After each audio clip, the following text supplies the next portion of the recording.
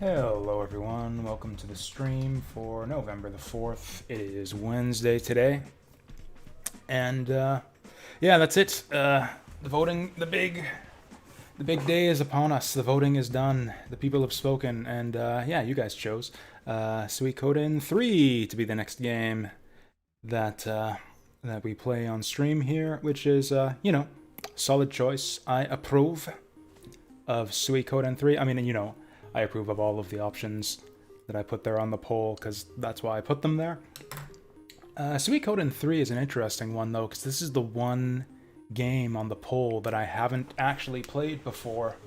And it's also the one game on the poll that's a PS2 game. I have never actually streamed a PS2 game before. I do have PS2 emulation set up on my PC, but I don't know, it's a bit iffy sometimes. Some of the games, you gotta tinker around with them a bit, get the right set of options and flags and everything set correctly before the game works. And I don't know, I just haven't... I think I might have one time tested out PS2 games on stream before, and yeah, it was a slight hassle, but I think I got this one working right. I guess let's actually get the game up here so we can see just how right I got it.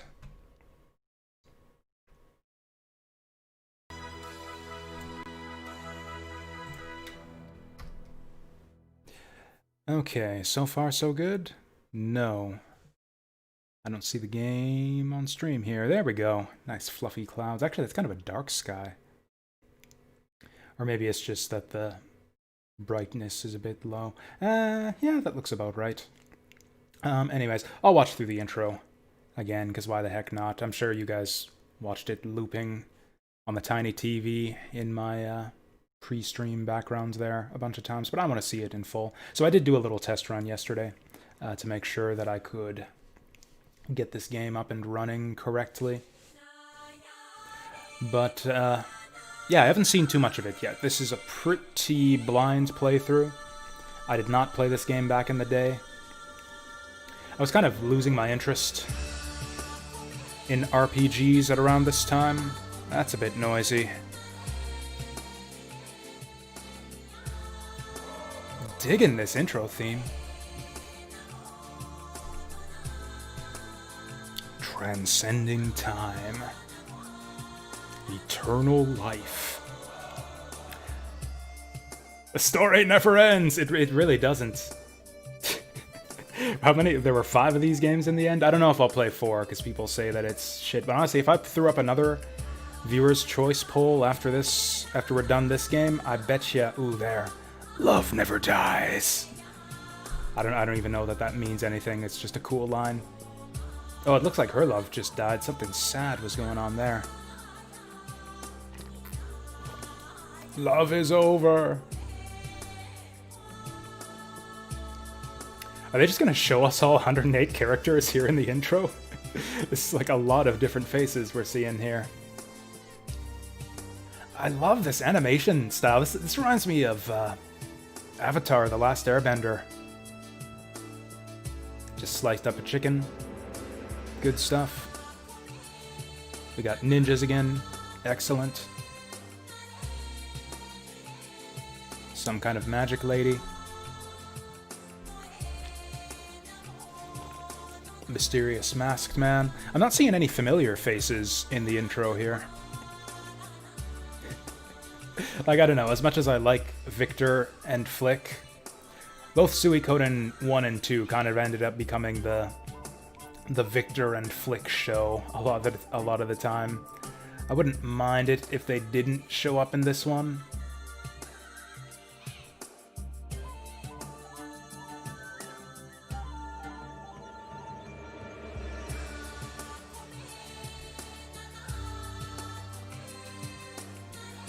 Oh, this is a pretty long intro.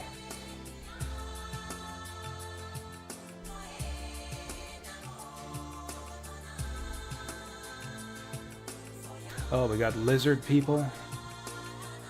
I hope we get to recruit some lizard mans into the army. I don't see any dog people yet, though. What happened to the kobolds? If they swapped out my dog people for lizard people, that is not a fair trade.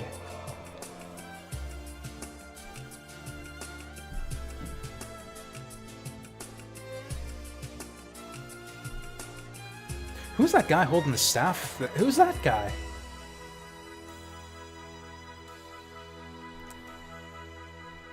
He looks like a Suikoden 3 hero, but there isn't... Or maybe there is a main hero later on? Like I said, I'm going into this blind. I know almost nothing about this game other than that it's a Suikoden game. It, I believe, is a sequel to Suikoden 2, so like it takes place after the story of Suikoden 2, but in a different place of the world. Actually, I read a little bit about the story of this game in the manual, because that's a thing I do, because I'm a big nerd. I don't know if you guys read video game manuals back in the day. I don't know, I didn't talk to a lot of people about games back in the day, but I remember reading in magazines, like a few people making offhanded jokes about, yeah, who reads the manuals, honestly. It's like, I always read the manuals, and I still do to this day when they're available. Anyways, the point being, the little section about where it gives you the premise of the story, the land and its past, name drops a few locations that we've heard referenced before in past Suikoden games. Yeah, Grassland and Harmonia, but which we haven't visited before. So, yeah, this will be interesting. Also, just from reading the manual here, we've got character choice right off the bat here. If anyone's lurking in chat, feel free to drop a vote as to which character we should pick first. I actually didn't come up with a good name this time. Who is is the Flame Champion that kid with the stick in the intro? Did we get like a proper Suikoden protagonist, but he doesn't show up till later? That would be cool. I don't want to just call him Jasu, because that's lame. What default name do they give us? Oh, they don't. We've got to name him. I guess I could call him President, in keeping with the lame election joke I made on Twitter about the poll for the Viewer's Choice RPG. Well, you guys have elected the Flame Champion as your president. Maybe we could go for that. Does President fit? Probably not. No, we can be Preside. Oh, never mind. I thought we were stuck. We can be Presiden. So that gives us, what is that, 8 characters to deal with? Let's see, we've been chat, we've been viewers. How about if we are... Maybe we'll just be Jasu this time. Or maybe we could be PogChamp. What if Flame Champion's name was PogChamp? That's a bit silly, though. Well, since Vic Dole didn't get to show up last time, maybe we could have Vic Dole make a comeback. That'd be a bit stupid. Is this a character that's actually going to appear in the game though? Like as I understand it, we don't have a main protagonist. We pick from these other three characters, and they each have their own stories that we play through. Just in case he's an actual character that shows up later, though, we'll just give him the boring old default name. Jasu being the default for any character that doesn't have a proper default name. So apparently you can load Suikoden 2 data in this game, which I didn't know was even possible. From what I couldn't get a clear answer online as to what this actually adds, but the consensus seems to be not much. Like a couple extra story scenes and some recipes, so I'm not gonna stress out too much about missing out on whatever it is we would have got from that. Alright, so this is a bit interesting. We got 6 slots here, but 3 of them are empty. So we can be Geddo, we can be Hujo, or we can be Chris Joe. Kind of want to go for Chris, because, I don't know, she's the coolest looking. Although this guy has an eye patch. That's pretty neat. It's weird, too, that they got fire here. Normally, on a character select screen, you would expect to see, like, a model of the character. So you could actually see who you're picking here. But yeah, I think we'll pick. So this isn't, like, a big decision point right here. It's, kind of like a Sonic Adventure style character select, as I understand it. Like, you have to go through all of them eventually. It's just a matter of what order you choose to play through the stories. Alright, and now as you can see, yeah, this is a PS2 game. In all of its PS2 looking glory. Yay! Who are we waving at? Also, where are those falling cherry blossoms coming from? Yeah, it's cherry blossoms, not confetti.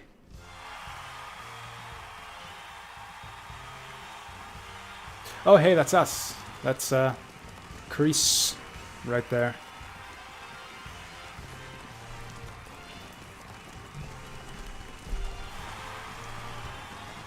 I actually do like the graphic style of these old PS2 RPGs. I don't know, just something about the proportions of the character models and their faces. I don't know. It seems like it has a lot of charm to it.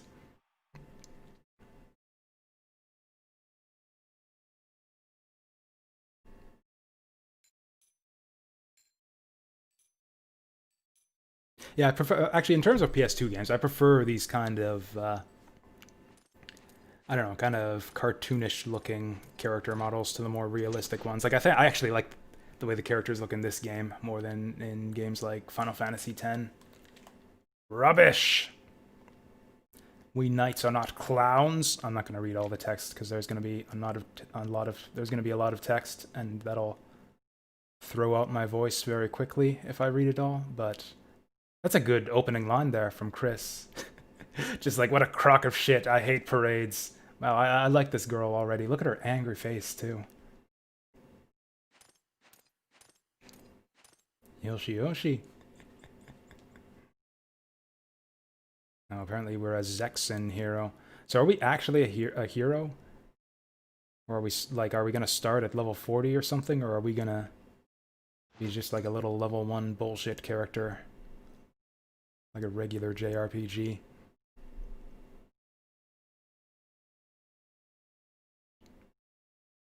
So according to the manual, each of the 3 playable characters is from a different nation. We've got Grassland, the one place, and the other place. I can't remember the names of the other 2 countries, but I definitely remember Grassland.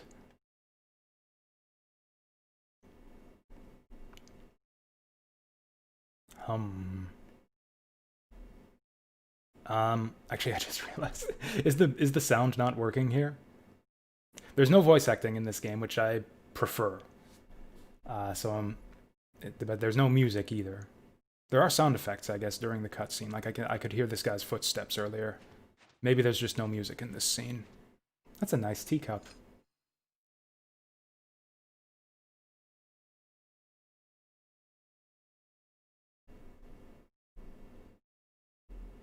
I got so distracted by worrying about whether we had the sound working correctly that I missed what that guy just said to her. We don't. So I'm not using RetroArch anymore. This is a different emulator called PCSX2, I think it is. Which means I don't have a lot of my usual functions that I like to abuse, like rewind and that kind of thing. Normally I would have rewound to to reread that line that I missed there. Oh, look at her grumpy face there, like on the character model.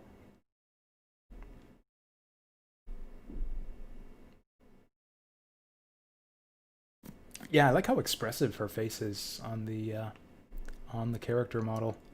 Reminds me of Mega Man Legends a bit. Hmm.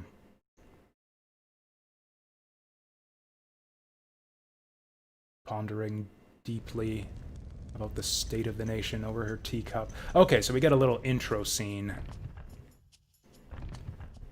And then we can go to chapter 1 if we want. I mean, I guess I could go watch all these guys, get to know them, and then decide who we want to go with, but I think we're going to have to play them all anyways. So I think we'll just go right ahead with Chris's chapter. Before I forget, I guess we didn't really learn anything. We didn't really learn anything in that scene there. She is a knight.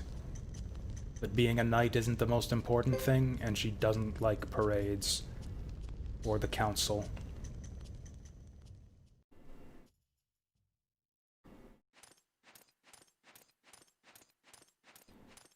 Still no music.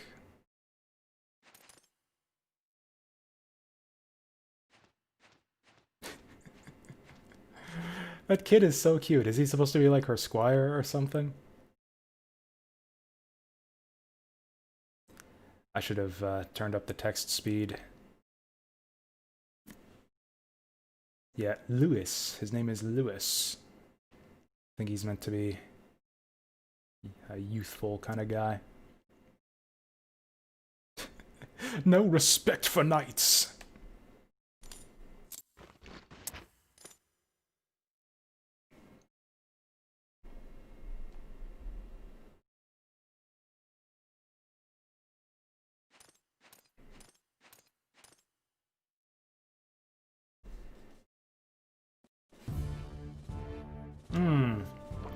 There we go. Oh, apparently we belong to House Baratheon or something.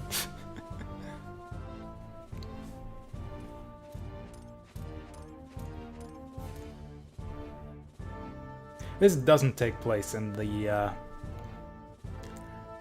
like any of the countries from Suiko 1 or 2, right? Because this meeting room looks familiar. This actually reminds me of the meeting hill in, Muse in Suikoden 2. The mighty Zexen Knights. This guy looks like a douchebag.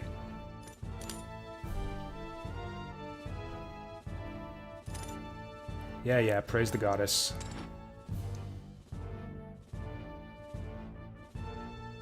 Oh, none of these guys have portraits.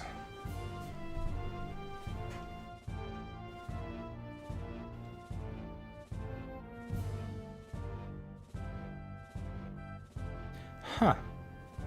Okay, so we're at war with grasslands.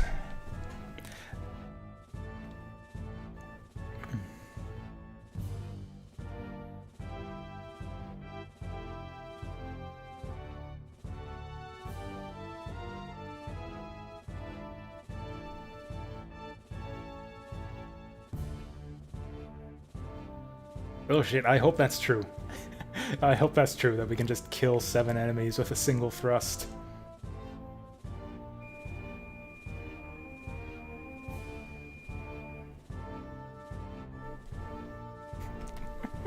Wow, she just cuts right to the chase. Yeah, you guys are all full of shit. What did you call me here for? That was my laundry beeping here. Hey there, Wall. Huh. I guess you must have just showed up. I was just talking about how much I liked the graphics style. Like, a lot of this is that we're not playing on a CRT. Like, normally all of this would be a bit blurred out. Like, I could enable scan lines or something, which darkens the image, which I don't really like at all. I actually got a few different options for that. Like, this cleans it up a bit, but it also darkens it, which I really don't like. This one actually looks a bit better. Although it looks bad on the preview window. So actually, one trick you can do in the emulator, which it's kind of a bit of like a little bit of a gain and a little bit of a loss. So I'm using the software renderer right now, which renders the game in its original resolution. Basically, just as close as possible to original hardware. If I use the hardware renderer, I can do crazy things like increase the display resolution, which sharpens up the character models tremendously. But it results in like these weird little artifacts in the text boxes and text and stuff. But yeah, it does clean up the character. It does make the polygons look a lot sharper. Or just results in, yeah, a much clearer image. I actually think this looks a lot better. It also takes a bit of a performance hit. So when there's actually stuff going on in the game, like combat, or even just running around town, the game tends to chug a little bit. I thought I might discuss with you guys over the course of the playthrough, like which option we want to go for, but if you really don't think the graphics aged well, we could make it look like this instead. Anyways, you can ponder that while I go grab my laundry.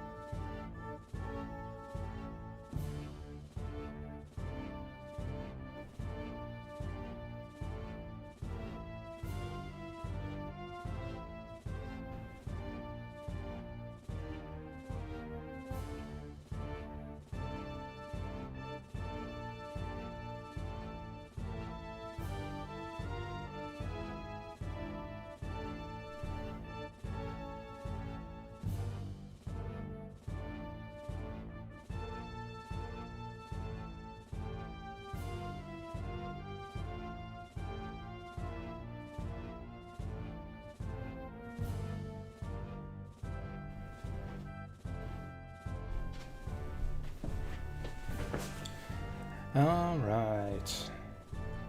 Hey there, fantasy girl. Yes, we are playing Suiko 3 right now. Yep, that was the winner of the poll. Weirdly enough, the voting distribution was completely different this time, whereas Star Ocean 2 was a close runner-up last time.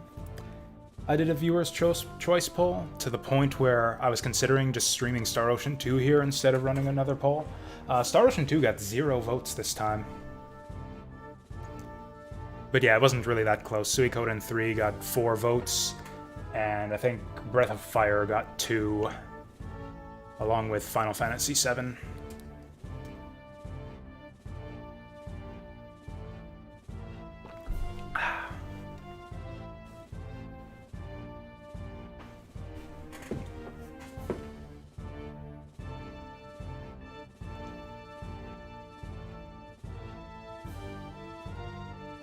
Oh, cool. Sounds like we're gonna go on a barbarian slaughtering mission. Oh, negotiate with the Council of the Elders of the Six Clans. That's gonna be like the leader of the barbarian nation. I probably shouldn't call them barbarians. That's actually probably offensive, but I don't know. That's all the council guys have called them, so I don't know what else to call them. Grasslandians, maybe. Grasslanders, there we go.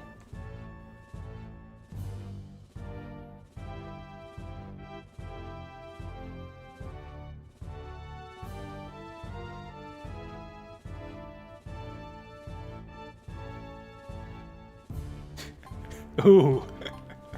Got the difficult choices, just like in Suikoden 2. Do we say certainly or certainly but? I think Chris seems like the kind of person to say certainly but. Also, we've got a real, like, character for our protagonist now. Like, she actually has lines and a personality. Yeah, she's like not your standard silent, like Suikoden silent protagonist at all. Yeah, I haven't played this game yet either. Never played it before.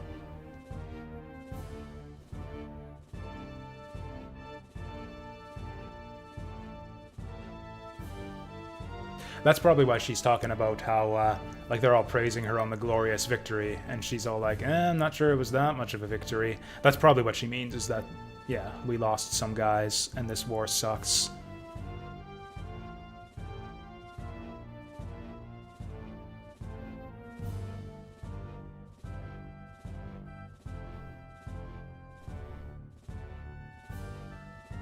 Oh, what a dick. Yeah, that's right. You shut the fuck up.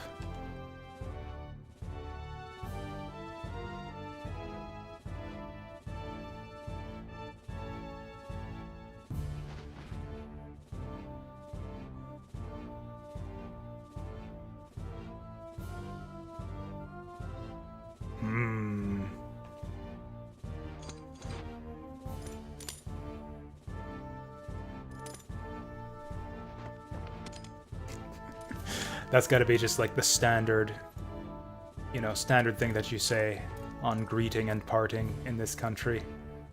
None of these people look thankful for this meeting at all.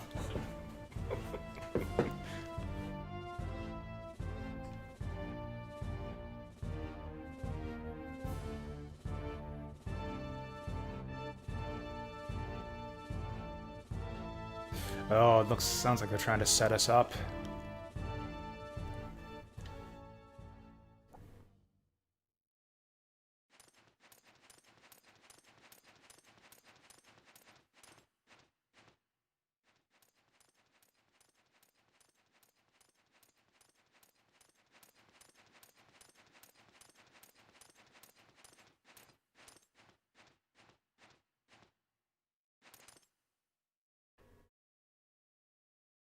Ooh, we're departing already.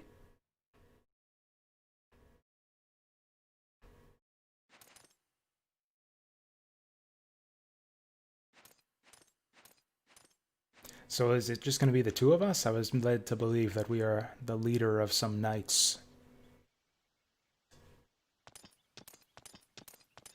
There's the rest of the party, probably.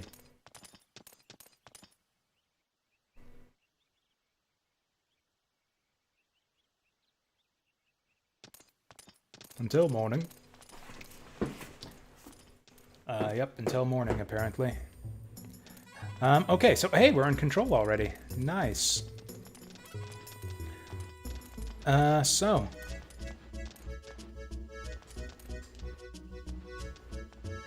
Vice Cap... We had a... Did I read that right? We had a captain named Ghastly.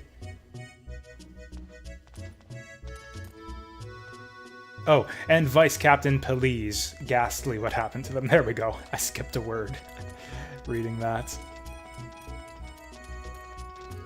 So yeah, this is about as far as I played, doing my little test run off stream.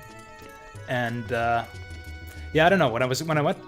So the game certainly looks a lot better when you run it at double the resolution and all. I was getting some performance problems, though. Like, the game was kind of slowing down a bit, especially in big open areas where there's a lot of stuff to see. That could just be how the game was. I don't know, maybe I should read some reviews so I can get a sense of what sort of performance issues this game might have had.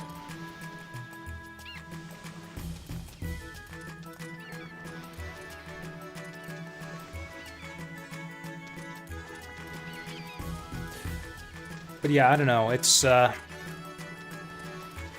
is gonna be an interesting experience. I largely lost interest in JRPGs during the PS2 era. Which is part of the reason why I never played this one back in the day. Also, I never played Suikoden 2 back in the day either, so I wasn't exactly a tremendous Suikoden fan or anything. I really liked the first game. But yeah, I kind of... I don't know, lost track of the series after that. It wasn't until years and years later, when I was in college, that I played Suikoden 2. If I had played Suikoden 2 back in the day, I bet you I would have been all over this game. Where am I again? Oh, this is the rune shop, isn't it? Wind Migic, Water Migic, Earth Migic. Oh wow, we got a lot of money. I guess as is appropriate for the captain of the Knights of Zexen and a hero. Yeah, apparently being a war hero has its perks. We're actually rich. Actually, do we still have the one-handed controls from past Suikoden games? Oh, we do too. Yeah, so I can confirm with L1 and cancel with L2.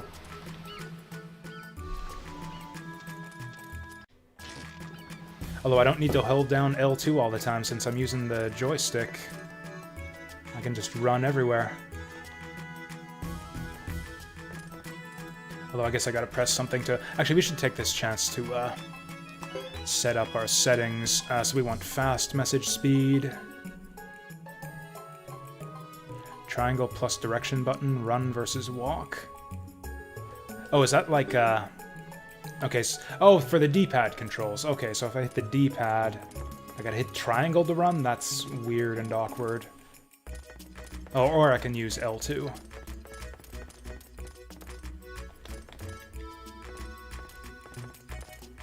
I actually don't think I like that. Because, yeah, the walking speed is painfully slow here. I think I'd rather just automatically run everywhere.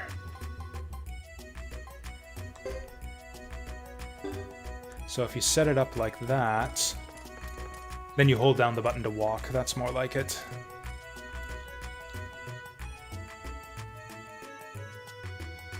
Oh, apparently I got nothing to appraise.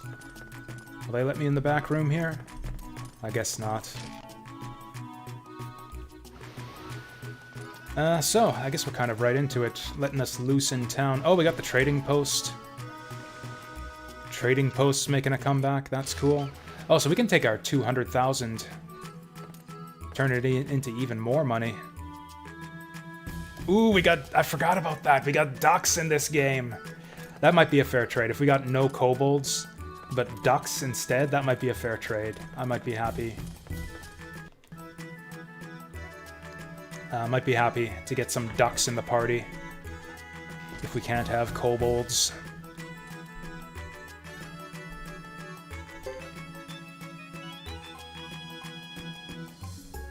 Oh, hey, you can bundle trade ingredients. That's fantastic. You can get grape C. Or holly berries. I have no idea which of these are valuable. Candles seem like a good deal. Holly berries. I don't know. Maybe we'll wait. Maybe we'll wait until we actually know what the good deals are. Oh, rumors. Maybe I want to hear some rumors. Oh, he doesn't have any rumors for us. That sucks.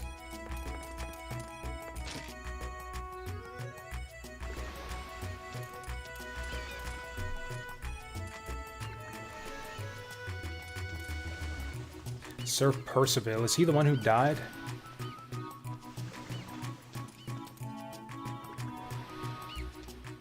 Or no, it was Galahad, right? Actually, we got a Percival and a Galahad so far. Are we all just going to be named for Knights of the Round Table? My whole Knight Brigade? This guy looks like a guy. Like a Star of Destiny right here. Yeah, look at that. He's got a face and a fancy hat. I wonder just how much freedom we have this early in the game. Like, can I go outside and run around on the world map? And climb over the mountain, just like in Suiko 1?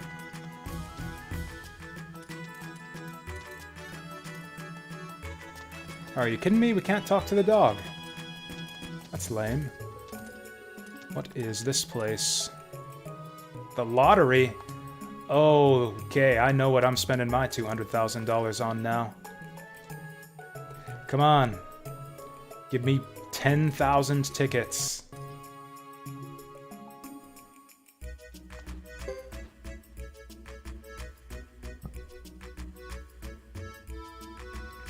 I can't even read half this crap.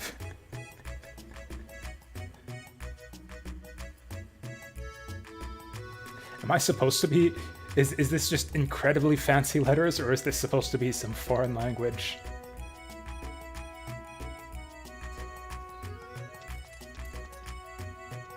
You know, the text artifacts in this game actually aren't too bad. You can see there's a few little dots next to all of the eyes, but other than that, it's not too bad.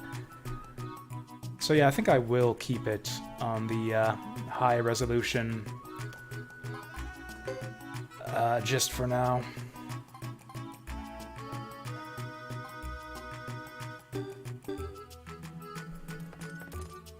Oh, look at that kitty cat. He's adorable. Actually, you know what? We got a ton of money, so I think the first thing I'm going to do is sharpen up my weapon. Because I saw a blacksmith over here.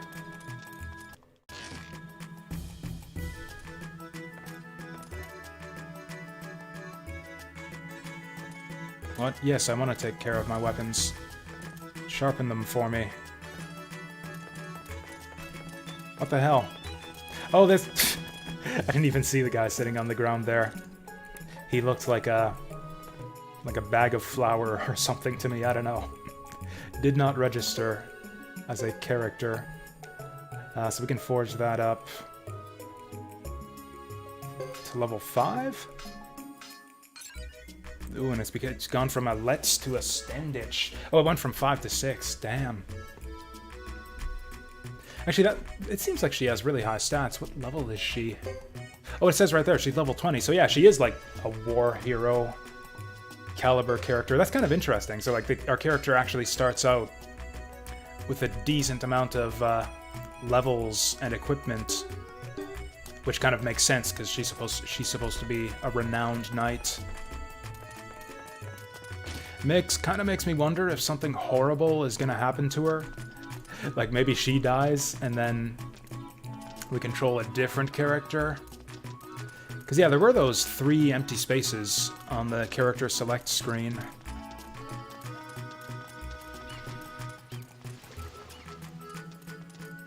Actually, I might as well grab some armor too, because I think what I'm gonna do is try to go outside and see if they'll let us onto the world map yet.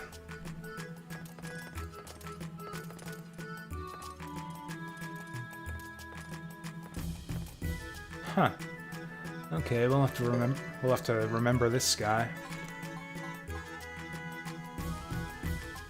Wow, this guy's got nothing but a bunch of junk. $4,000 for a damaged robe? Yeah, this is actually worse than the stuff we start with. Which again makes sense that the captain of the knights would be would have better gear on than anything they would sell in this town. Yeah, I don't know, the game is chugging a bit at times, and this screen in particular gave me problems. Yeah, you can actually hear the music slowing down and then speeding up again afterwards. So it was when I came to this that I decided to use the software renderer instead. Because actually if we compare here... Oh, it's actually still chugging a bit. Actually, if anything, it's even worse. How the hell did that happen?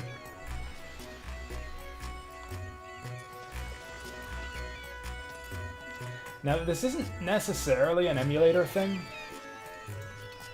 Like, some PS2 games, not a lot, but some did have performance issues like this back in the day. Like Skygunner, for example, had, like, would seriously slow down when you had a lot of stuff on screen at the same time.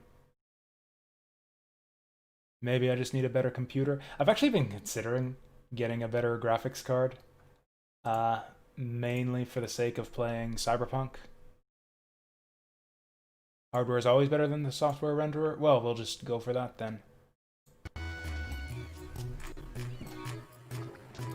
Okay, what if we go hardware renderer at 1x resolution?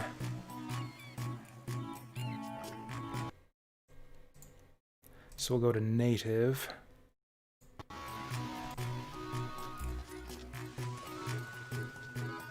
Like, my computer is not that bad. Like, most other PS2 games I've tried don't do this when there's a lot of activity on screen at the same time, which makes me wonder if the original game wasn't just like this.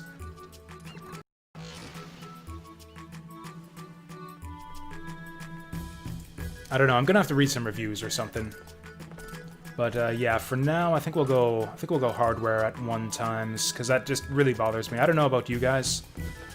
Like, I'm not bothered by the image quality. This looks fine to me.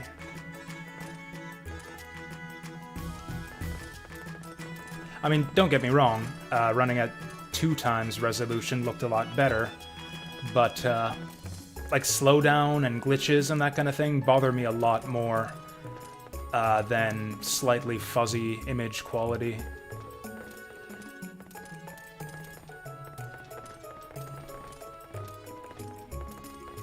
Get out the way!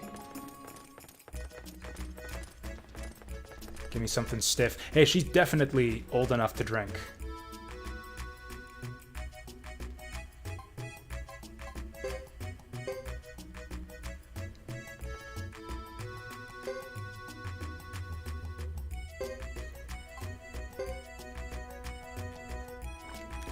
That's right, no grape juice or milk or whatever they were serving for us. Like in the last game. What? No, I didn't want to talk to you. I wanted to talk to the kid.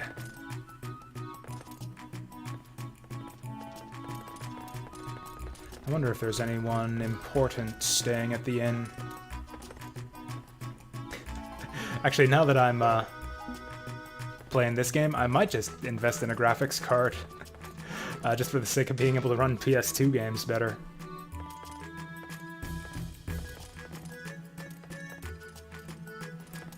And no one in here. I mean, I can almost guarantee you that we can't recruit anyone this early in the game anyways. I'm just curious to see if there's any interesting faces we can see, so we know who to look out for later.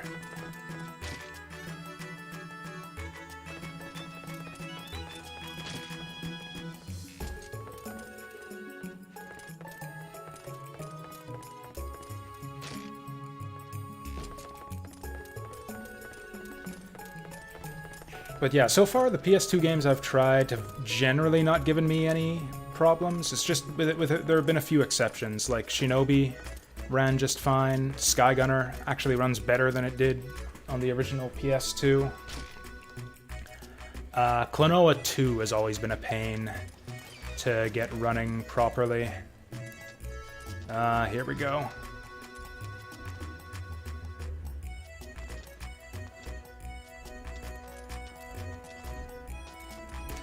It's actually the sound that really bothers me. If the sound would just play at the right speed, it's really just the shifting speed of the background music that really bothers me here.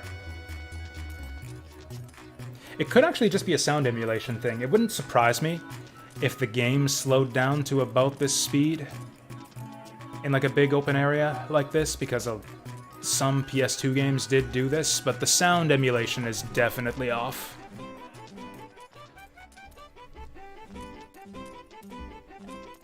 Like, yeah, they didn't tend to fuck with the music when you got slow down. I wonder if there's not a setting I can flip.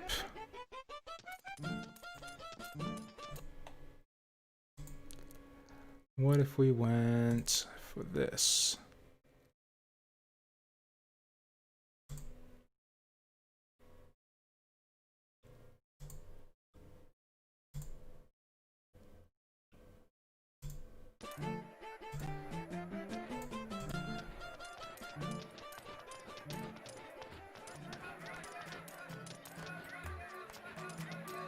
Cool. I think I've made it worse somehow.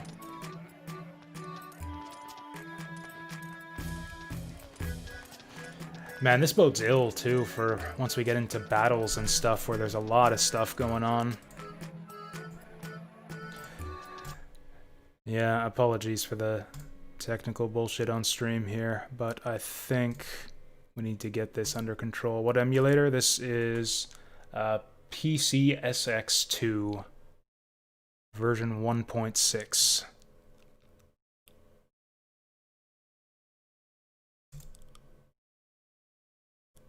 Let's see, latency, what does that do? What if we increased the latency? Or decreased it? What if we decreased the latency? And it gets all crackly. Wonderful.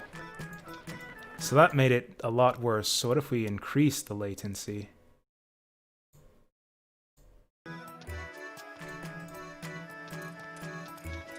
Less crackly.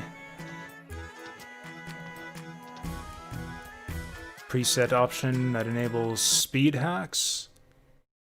Where would that be?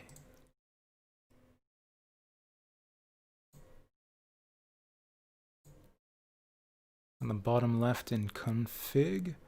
Oop, enable debug options. Forget that.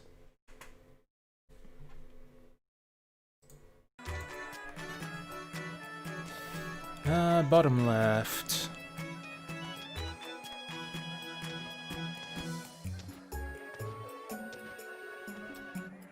Okay, presets. Safest. Safe. Okay, let's go balanced. Oh, hey! I think that's done it. Yeah, thanks for the pro tip, Wall. Yeah, that's amazing. Wow. It was that simple. Cool. Thank you, Wall. You have saved the stream. Set it to aggressive? I actually set it to, I just set it to balanced. I just set it to balanced and it seemed to work fine, but we can go aggressive.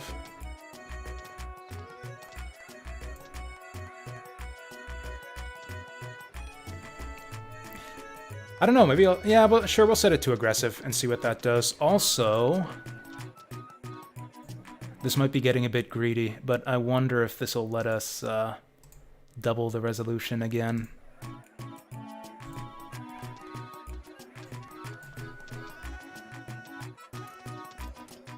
Still good. Wow, this is actually amazing.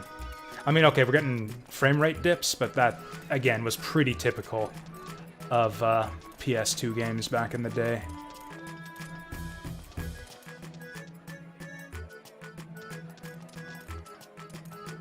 And it's really, we've only encountered this kind of issue in this one kind of big open area. But yeah, we'll keep an eye on it. But yeah, this is actually great. This is a huge improvement.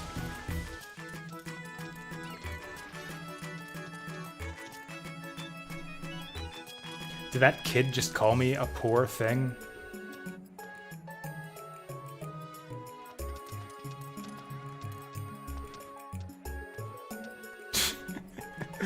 Oh my god, you can tell this guy's a dad. It's from Karaya for crying out loud. Oh, she's into it too.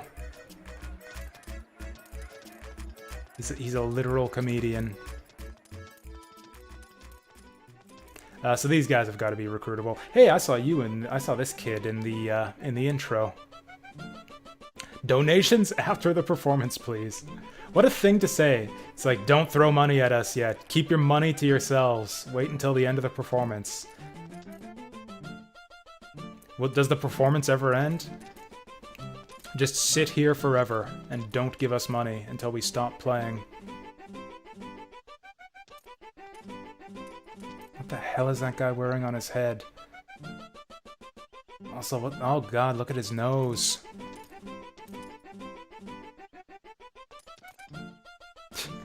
So for a second, I was thinking, when it was right here, I was like, what the hell's with all those red dots on the map? Are those NPCs or something? Are there like a bunch of more people here to talk to? But yeah, it's actually just a bunch of roses behind the map. Sure, give me your seeds.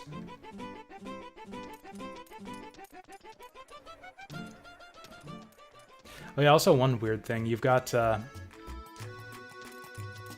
oh, you don't have it here. Actually, no, it looks like you don't have camera controls at all. Might have been confusing this with another game. I tried out a few different games the other day when I was getting PS2 emulation set up. Right, it was Dark Cloud 2. No, it was the original Dark Cloud. I played a bit of the original Dark Cloud, and man, that game is an excellent example of like a game where they were still figuring out how to do 3D camera controls.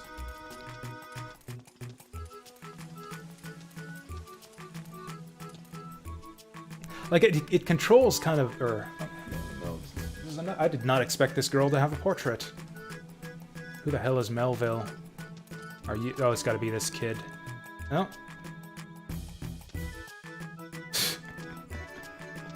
What an intro.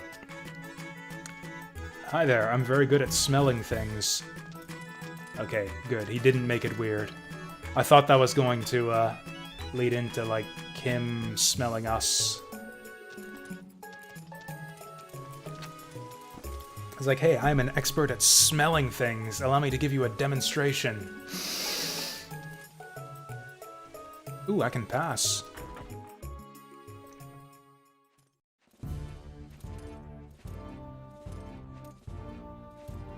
Oh, is this where we just came from? Yeah, Galahad. That's the one who just died.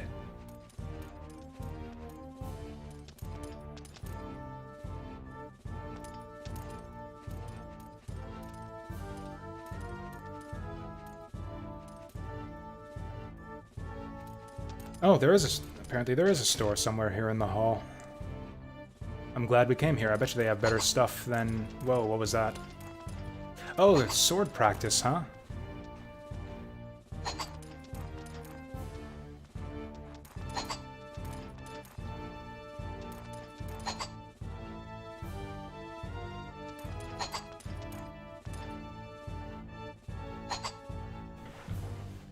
Yes, let's do some training. Do what? Give me a lesson. Oh, what the heck is this? Parry, swing, damage, repel. So we got like some kind of skill system here? Cool. Oh, okay, and I've got 100 skill points. So we can actually improve one of these. I want to do more damage.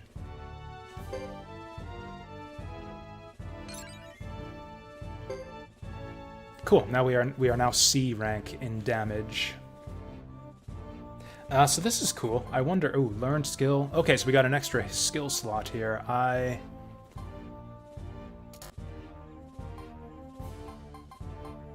probably should have saved my skill points to grab a new skill, but whatever.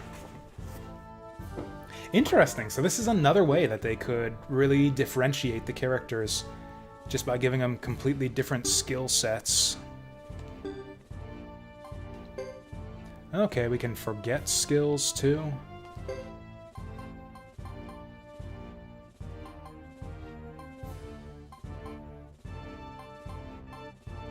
So up top it says average or fairly good match. Natural ability exists.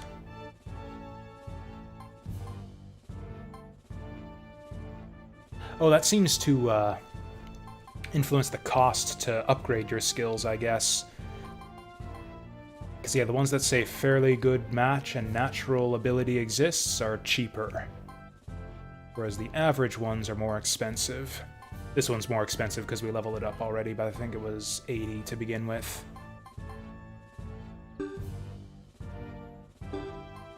Or we can test our aptitude.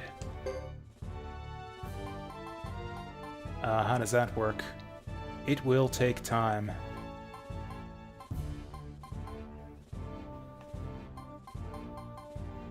Okay, I don't know what that did. Test whose aptitude?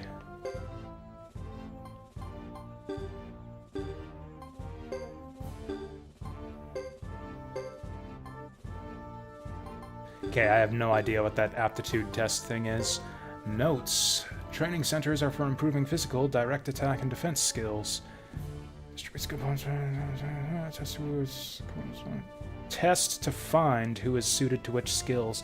Okay, so maybe our recruits, we won't get to know what their aptitude is good at unless we test them. So it's not useful for our main characters, but it'll maybe be useful for recruits later on.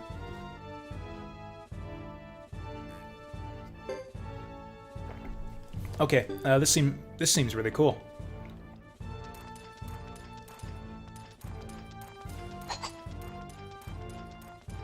Hey, stop slacking.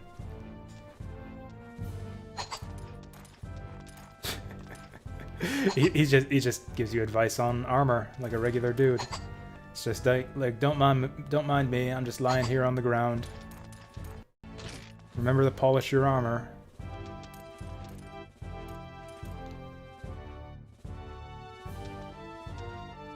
Oh, is this a tutorial guy? Yep. No, this is just another skill guy. The heck?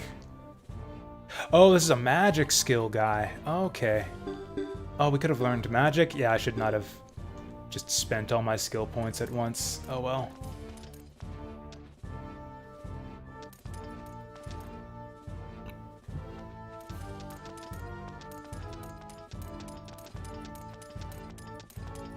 Get out the way! Oh my god.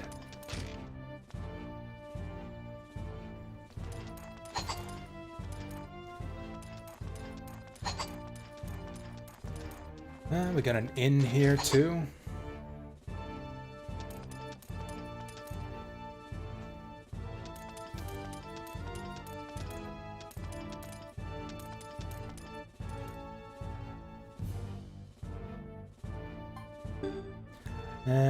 We don't need to stay at the inn. Honestly, we probably don't need to do any of this stuff here. What are we supposed to do right now anyways?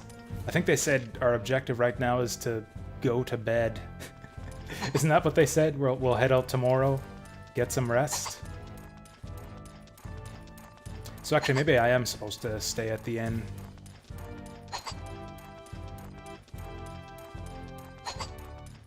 But before that, they said there were shops in here. Okay, so I think what I actually want to do right now is I want to upgrade my armor if there is indeed shops here. It looks like there are. And then I'm going to see if they'll let me outside of town, and if I can't go, like, wandering around fighting monsters alone, like in Suiko 1. This is a rune shop. Ah, there we go. There we go. Here's the good stuff. Oh, I've got a new helm already. Oh, did I hit sell? Whoops. No, there's buy. Oh, what do I want to buy? Okay. Oh yeah, we can totally upgrade our stuff here, except this is pretty expensive.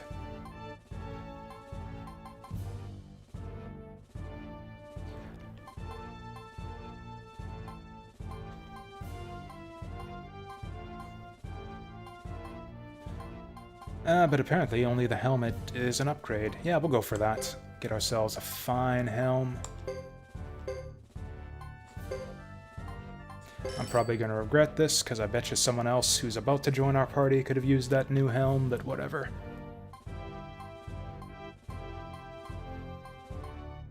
We'll get ourselves some winged boots as well.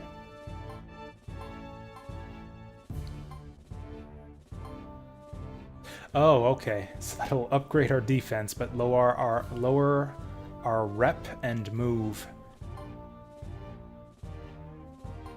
Also, it looks like I'm not allowed to wear 2 boots, which, you know, makes sense, but is a bit disappointing. I'll go for the defense, just cuz, but I'll put the old boots in the bag.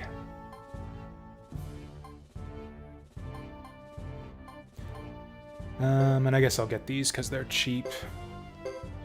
I will also put the old gauntlets in the bag. That also lowers our rep and move.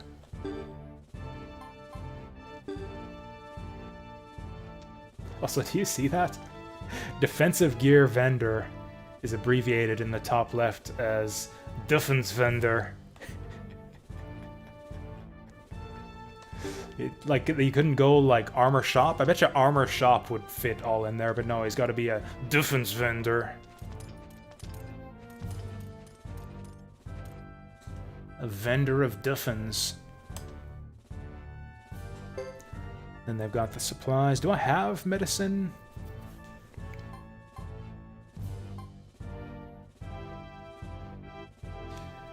Miscellaneous defense 1 heals 5 per turn. And I'll buy some medicine just cuz.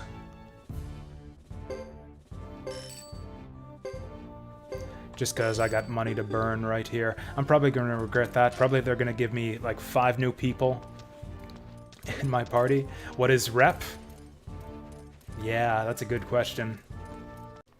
That's a good question with a very interesting answer. Maybe. I don't know. I don't know what it is. That guy's falling asleep in church.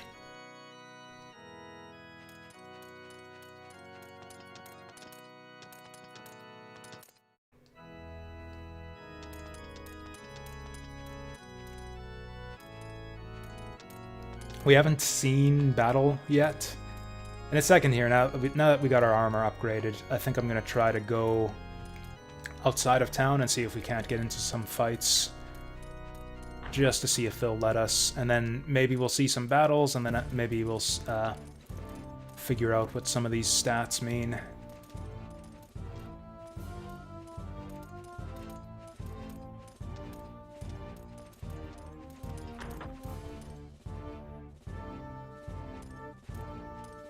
Okay, camera please.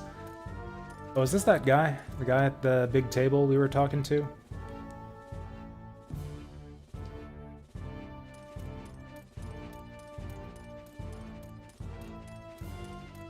Or is that just a generic model?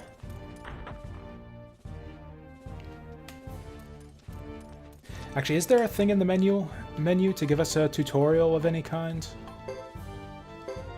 Or like a button I can press to get tooltips on the different... I guess I've got the manual open. I guess I could check that. I do have the manual PDF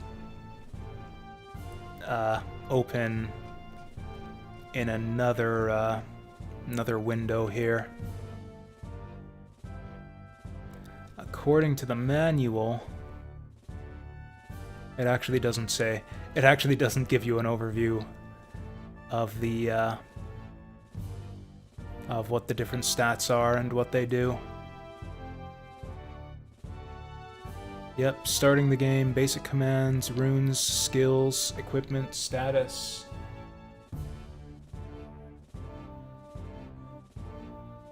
Different types of shops, fighting. Yeah, it does not say what the stats do. So yeah, that'll be exciting.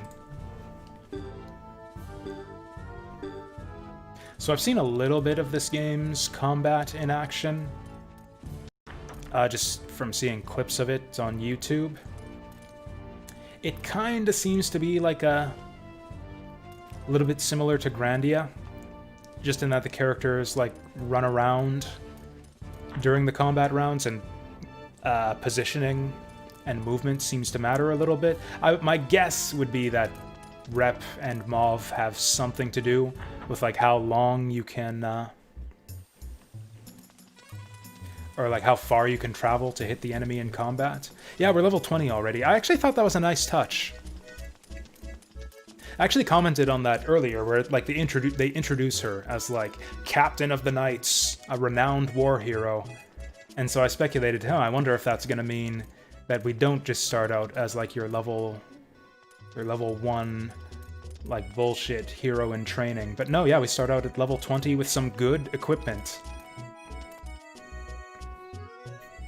Like we got a couple equipment upgrades in the shop in the mansion there, but if you go to the shop in town, they sell like a bunch of like shitty armor that's worse than the stuff you have on already. So yeah, we are well leveled, well geared.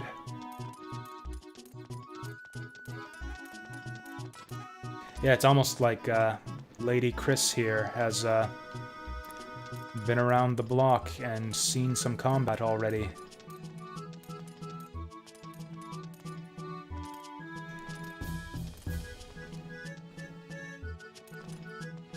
Okay. I'm having some trouble controlling my character. I don't know, I think things were so much better and simpler when you just had good old top-down camera view. That's all sprites, and you don't have to worry about stuff like camera angles and pointing your character in the right direction. There were just 4 directions. Oh. Apparently she wants to head back to the house. I don't want to head back to the house, so I'm gonna go outside. Ah, that's lame. Oh well, I guess we're heading back to the house.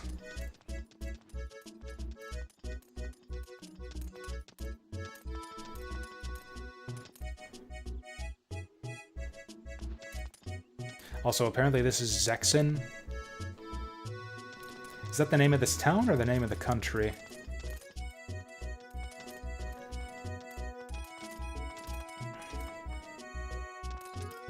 So yeah, there are 3 main countries that are named in the intro text. Or it's not really intro text, they actually don't really give you an intro to the story in this game. They just kind of plop you right down in the character's point of view. But in the manual, there's a little write-up. Maybe I'll just read it right here. Just so that we're all working off from the same starting point. Yeah, the land and its past. Grassland, a region of vast plains and sparse woods where gales blow strong and nature thrives. The 6 clans spread across grassland symbolize the wilderness that they inhabit. To the east lies the mighty holy kingdom of Harmonia, and to the south the Republic of Tinto. Situated to the west beside the sea is the Zexin Federation. Okay, so that's us. We are to the west beside the sea. Zexin Federation, a mercantile nation prospering remarkably from recent increases in continental trade. Military aggression by large nations toward grassland has been turned back narrowly time after time.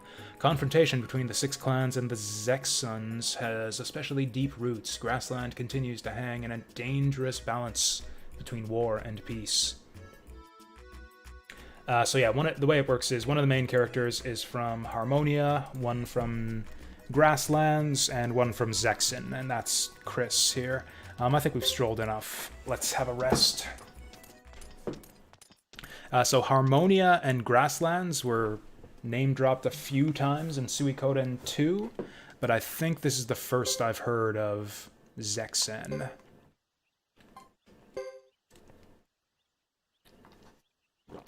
And yeah, we never got to travel to Grasslands or Harmonia in either of the previous Suikoden games. They just, like, briefly referenced them. Like, I think Grasslands might have come up twice in the, and just, like, offhand mentions in the dialogue in Suikoden 2. Huh. It's a diverse-looking crew here. They're all wearing the same thing. Actually, this guy's got spiky shoulder pads, so I guess he's a bit different.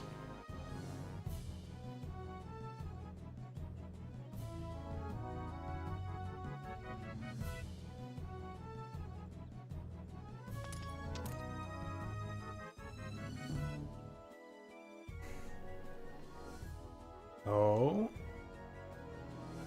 I have no idea what they're talking about. Oh, are they talking about Chris? Does this guy have a crush on Chris? Ha ha ha ha ha.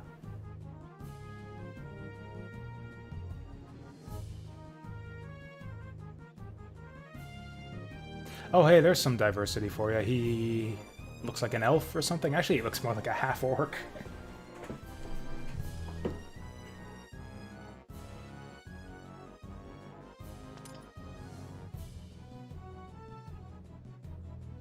I don't mind.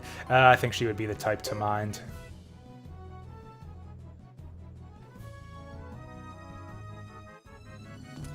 That's right, shut the fuck up, Percival. Know your place. I'm not entirely sure what they're talking about here, but at least what's-his-name seems to be having a good time.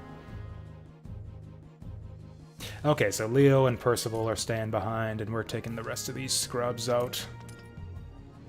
Oh, and of course, they're the two toughest-looking guys. Yeah, so we get this loser, the kid, and the elf-looking guy with the crossbow on his back. And Blondie over there. What's she looking at?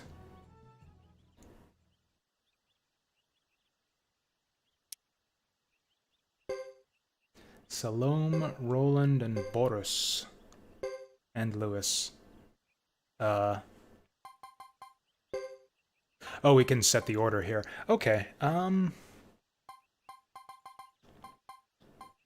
Oh yeah, so the way combat works in this game, I read in the manual, it's a little bit different. Instead of the, like, frontline, backline thing in previous Suikoden games, where range was kind of, I guess, the central defining trait of a character, there's no, like, frontline or backline formation here. Instead, you set your characters up into pairs, and they kind of work together as a duo.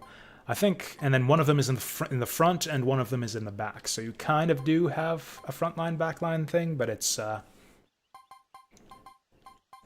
yeah, a set of 3 pairs, as opposed to a formation of 6. Or I guess 3 pairs as opposed to 2 rows, I guess, is a better way of describing it. I think I like the idea of having one strong guy in front for each one. Oh, we can also set up someone alone. Maybe that's the smart way to do it, is split up our 2 strong guys.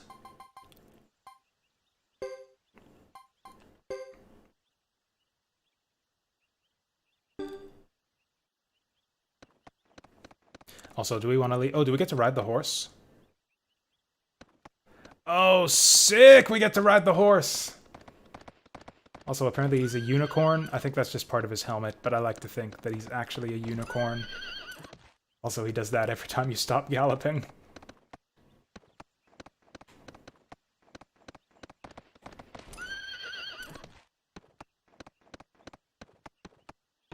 Awesome. I can't remember the last time a JRPG let me ride a horse.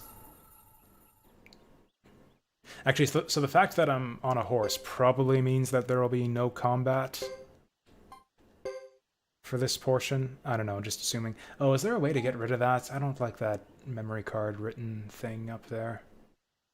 Ah, whatever. It won't come up that often.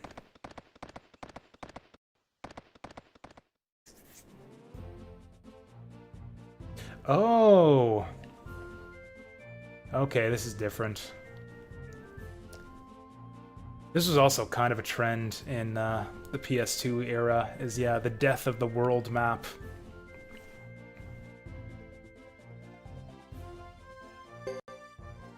It streamlines things a whole lot, I guess. Like, I spent a lot of time, especially in the early parts of Suikoden 2, just getting lost on the world map.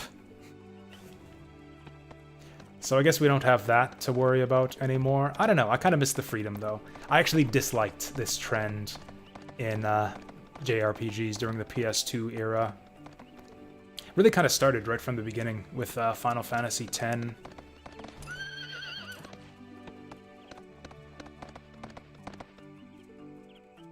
So it seems like we do have, like, kind of a foresty dungeon here. So that's a dead guy. Dead in his tracks. What a shame. Can I dismount? I want to grab that bag off the ground. Oh well. What a shame. Dumb shit.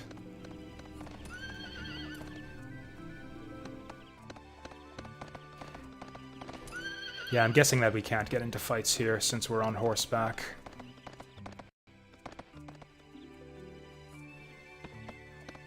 What if I want to fight, though? Can I dismount?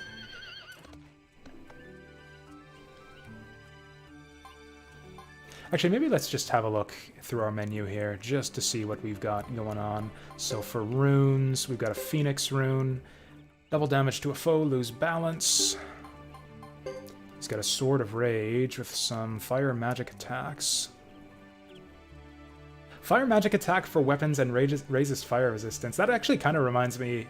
The idea of having fire weapon attacks makes me think of Luca in Suikoden 2. This guy's got Great Hawk. Damage foes in an area. Similar... I think that rune was in Suikoden 2. This guy's got water, so he's our healer. Oh, those green dots. Yeah, those, or the green squares seem to be your magic points. So yeah, he's got 5 level 1, 2 level 2, 1 level 3. Yeah, water rune is the same as ever. Well, yeah, so how are these guys doing for armor anyways? Fine and new, new and new, new and new, new and new. So this is basically the best stuff money can buy. We could replace some of these guys' boots and gloves.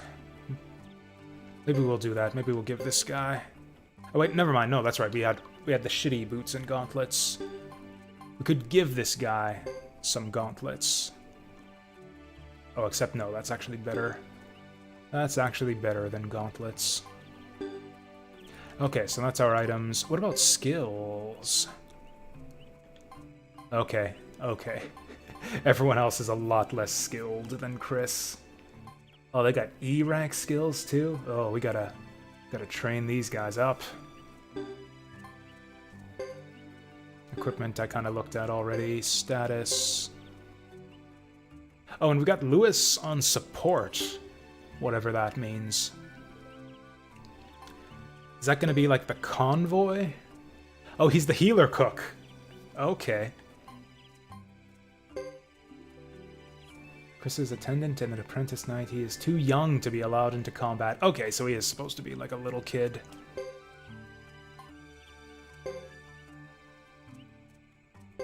Cool, I like this. I like how they give you a little description of each person. Also, they seem to have roles or something.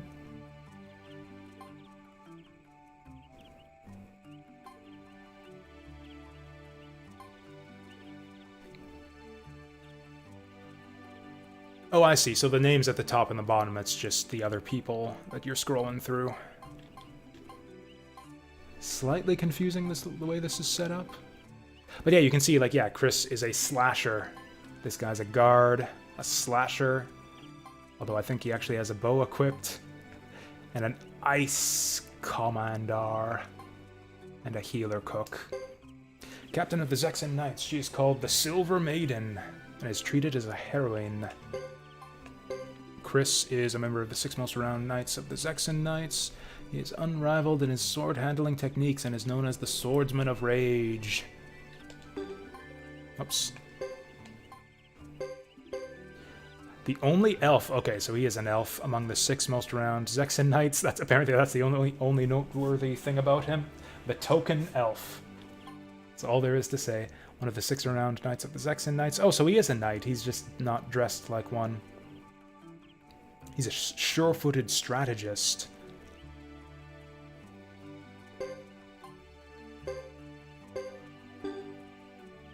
Okay, so that was from the status menu. We can mess with our formation.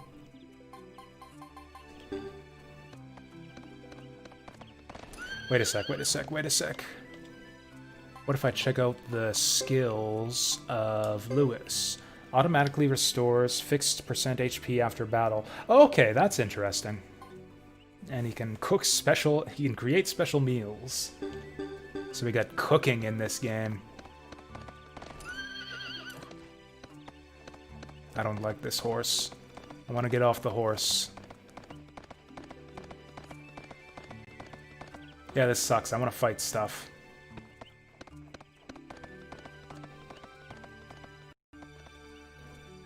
Oh, that herb was glowing. I missed it. See, if I'm running with the horse all the way through, I'm gonna miss items. Is there a way to... Oh! Oh, we can get into... Oh, wow! Oh, this is actually really cool. Okay, we'll see. So this is just a bunch of holly shrubs. I kind of assumed that riding a horse was like riding a chocobo, where you just don't get into fights. But yeah, not only can we get into fights, we get into fights on horseback. Okay. Honestly, let's just attack everything. Yeah, in terms of your options... Oh, there's these weird bars at the bottom. 1 turn, 2 turn, 3 turn.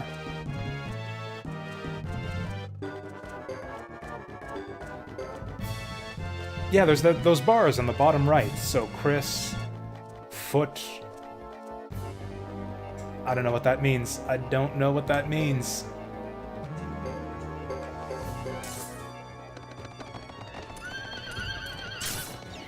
No, they're all acting at the same time. Get maced. Ow. Oh, that's like a fairy. That's cute. Okay, actually the Holly guys aren't that threatening. We should go all in on the Holly elf.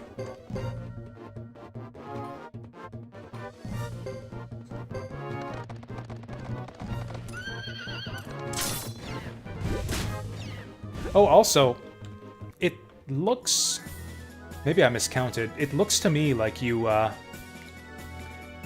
assign your commands to each pair as opposed to each individual character. Could be wrong about that. Also, what's with these stars? See, Chris has got 2 stars, Boris has got 2 stars. They've all got 2 stars except for Roland.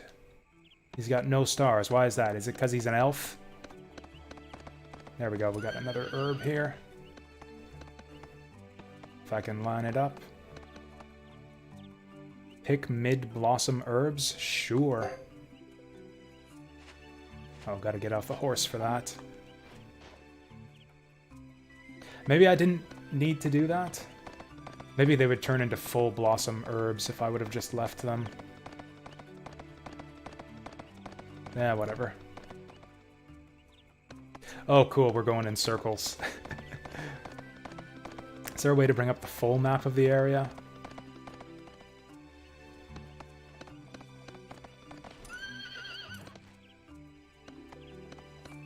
Ah, there we go. This is the right speed.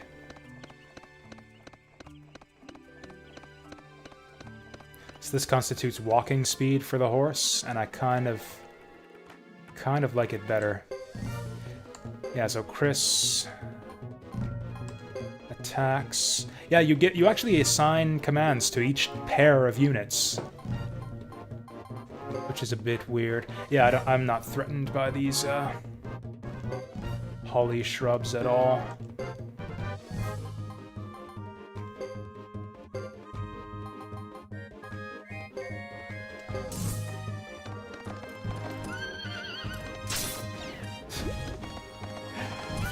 I kind of like this, the way that the characters all move around.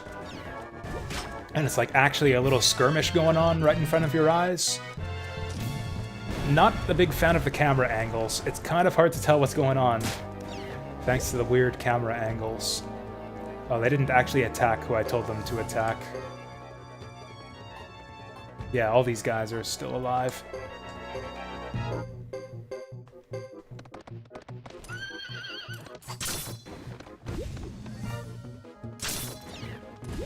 Is there a way to change the camera during combat? I didn't see any camera options under settings.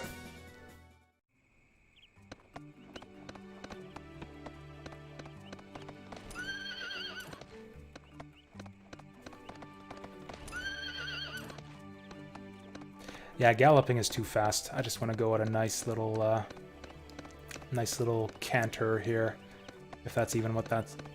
I don't know. I don't know my horse riding terms. Ooh, we can pick another herb. Ooh, it's only budding, though. They're only budding herbs. We'll stop. We'll let those herbs grow. Or I wonder if leaving the herb will, like, leave it available for another character to pick it up later, maybe.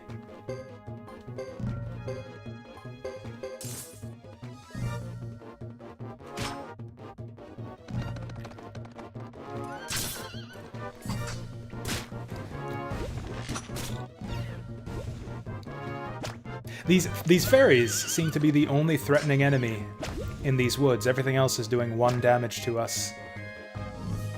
We can just auto the rest of this.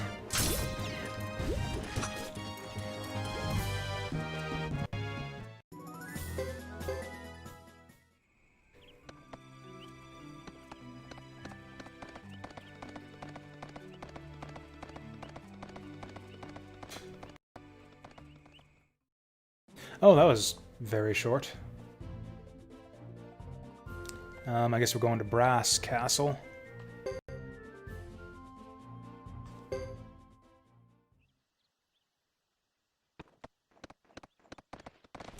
Hey there, Thescally.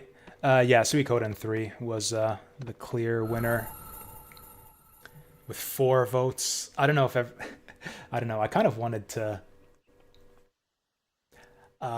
like do some more evening streams throughout the week, because I know there are some regular viewers I haven't seen since last week who might have not gotten a chance to vote, but whatever. I tweeted it out.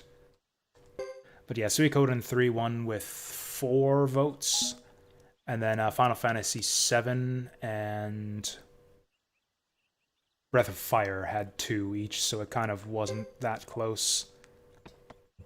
Nobody voted for Star Ocean 2 this time, which is kind of weird, because that was the second place finisher last time. Like, I actually thought that... Like, I was considering not doing another viewer's choice poll this time and just streaming Star Ocean 2, because that one was, like, the very close runner-up last time. But yeah, nobody voted for SO2 this time. What did he just say? Young people these days, wasting their times on things like dates. How indecent. Incel. Very careful when you go out into the forest. I don't know if we had to be that careful. I think we'd be just fine going through the forest carelessly.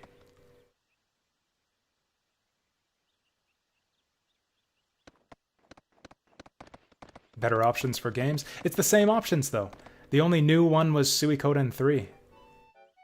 Oh, you know what? No, I added FF7 as well, and Suikoden 3 and FF7 were the 2 that got all the votes this time.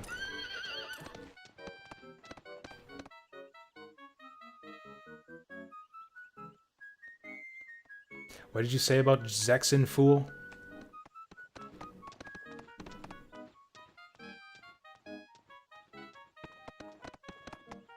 I keep getting them confused. There's a Galahad and a Percival in our Knight Squad. One of them's dead. I think Galahad is the dead one. Okay. No matter how much I tilt the joystick, I can't seem to... Yeah, you have to... Like, you have to tilt the joystick a tiny, tiny amount to maintain walking speed, which makes it hard to turn. Yeah, as soon as I try to turn, it starts galloping out of control. Maybe I'll just use the D-pad to move around. Oh wow, this is like a serious problem. Yeah, these town guards do not like all these kids smooching around here.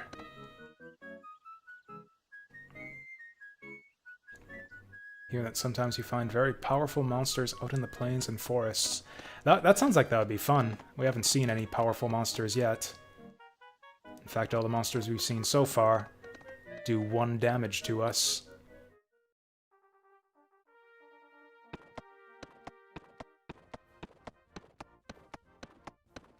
This guy's even more angry and serious looking than Chris. Look at those angry eyebrows. Oh, the text is like automatically going away. I don't like that at all.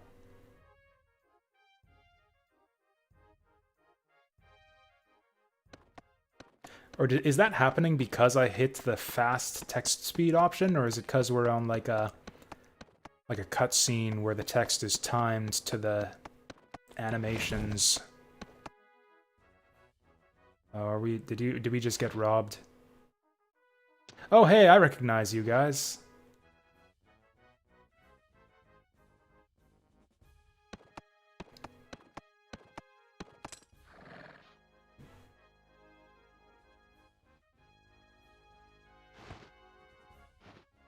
Ooh, Ironhead. They've got their own slur for us. I like that. Ironhead. I haven't played this game at all either. This is going to be completely blind.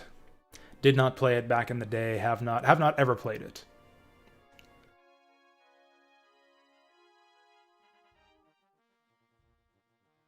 This was actually the one game on the poll that I've never played before. Which kind of makes sense, because I didn't play Suikoden 2 back in the day. If I had played Suikoden 2 way back in the day, I would have been all over this game. But since I only played the first one, and had never played the second, I was kind of like, I don't need to play another Suikoden.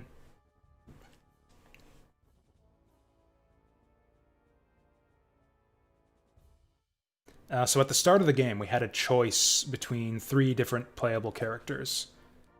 It's not a permanent choice, as I understand it. We'll be like switching between them throughout the story. Kind of watching their different stories unfold in parallel. And Hugo here is one of the other main characters. He has a duck in his group, which I'm really excited about, so maybe we'll choose him next.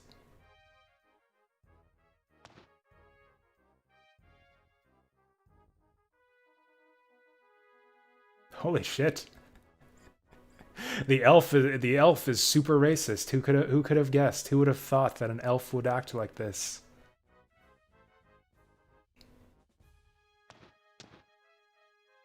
Heh. Are you threatening me?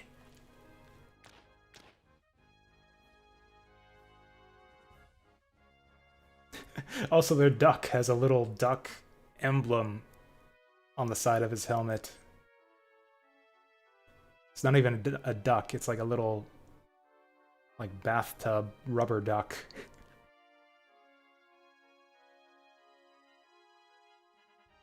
Hugo is Lucia's from Suikoden.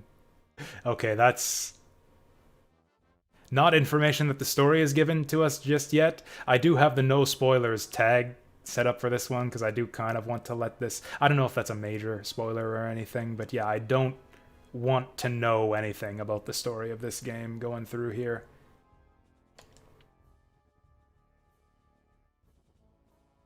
That's actually not at all a spoiler for me, because I don't remember who Lucia is. I don't remember who Lucia is at all, to be honest, so that doesn't mean anything to me, but just as a heads up for later.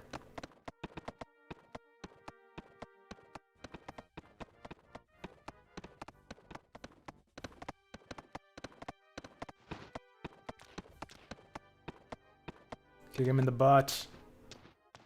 That duck has got some nasty looking feet there. That would actually hurt if he kicked you in the face or something.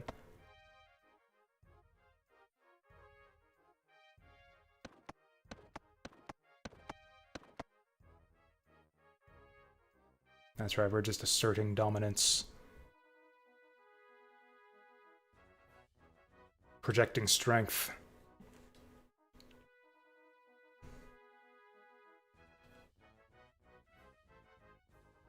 Oh, she's just going along with it, too. Geez, you should just make Roland the new commander, then. If you're just gonna do what he says. God, what an iron head Roland is.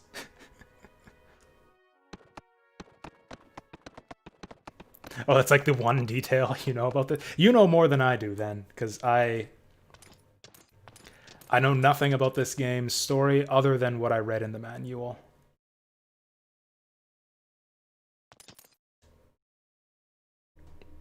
What? He's like your squire or personal assistant or something. How is tidying up the room not his task?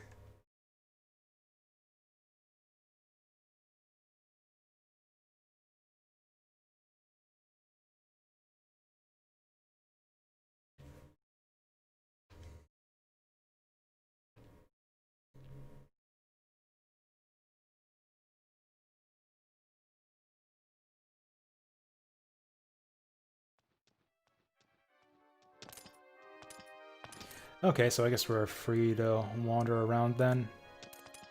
Again.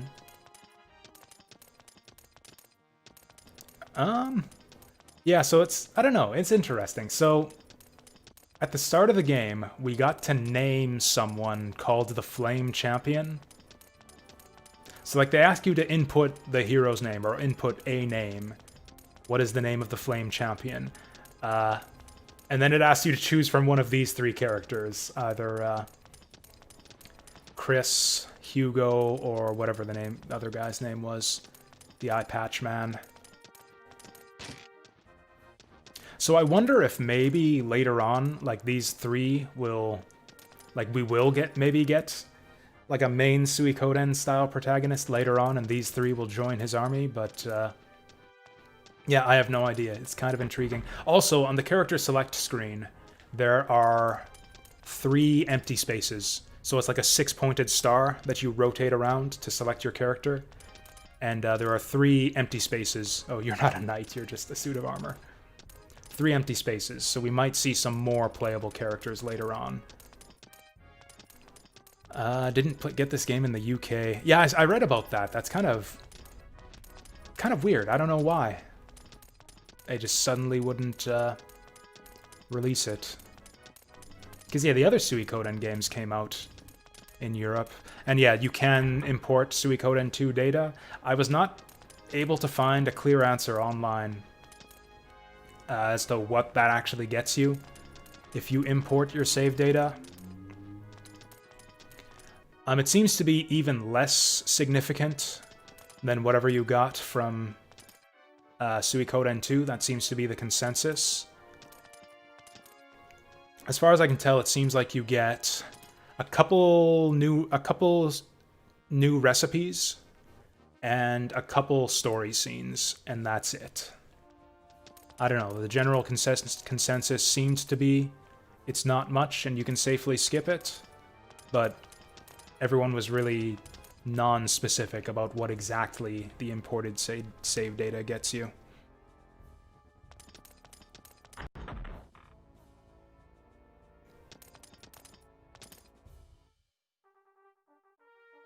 Do we need a room? Also, we got a bunch of skill points from those few battles we did in the woods. I wonder if they've got a skills shop around here. I saw a guy in a white shirt defeat a monster by somersaulting. That does sound awesome. Did I just rotate the camera there? I think that was just a coincidence. I think the camera just happened to change when I hit L1 there.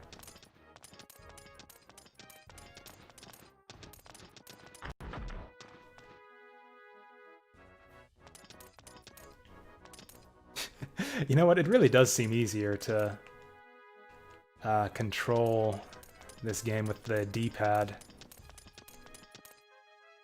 Like, I don't know, when I've been using the joystick, it seems kind of hard to get an angle. Like, it's... Yeah, the D-pad doesn't actually... Like, I don't know, it seems like it's hitting all the right angles, if that makes any sense. Like, you can see the camera's kind of tilted here, but if I just go diagonally, it kind of takes me... I don't know how to describe it. It's like the axes along which your character moves changes with the camera rotation. So it's, I don't know, just the D-pad seems a lot easier.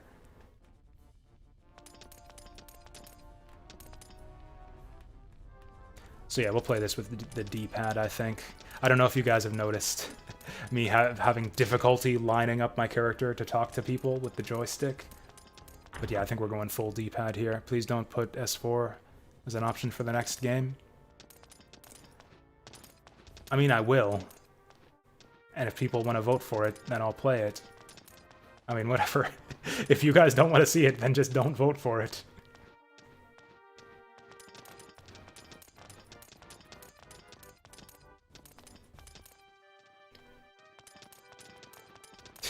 I might just...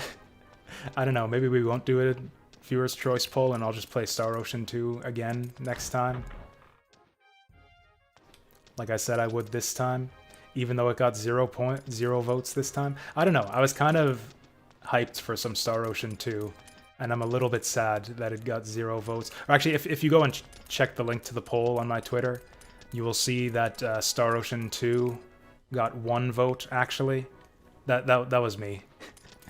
After I closed the voting, or right before I closed the voting, I just threw in 1 vote for Star Ocean 2 because I felt sorry for it.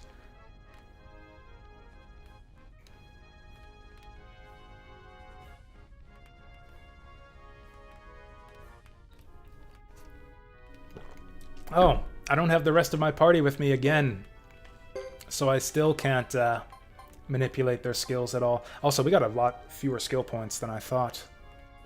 I thought we got like 200 or something. Still enough for Holy Dash, though.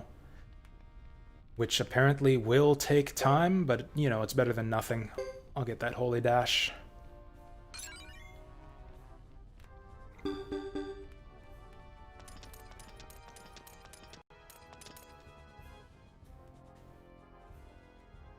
Oh, we got a storage vault already, too.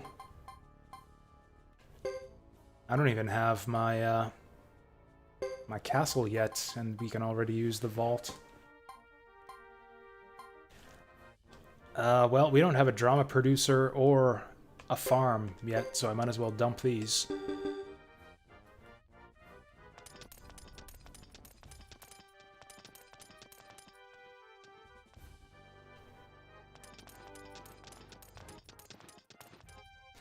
How long am I streaming for? Hopefully quite a while. Like, we got started basically as long as my energy holds up, which I'm hoping will be like another 9 hours. I got a bit of a late start today, later than I wanted. So, I would like to go into overtime here just to make up for it. We'll see. But yeah, I would like to go till like midnight. So I'm kind of done wandering around the castle now. Can we just go to bed?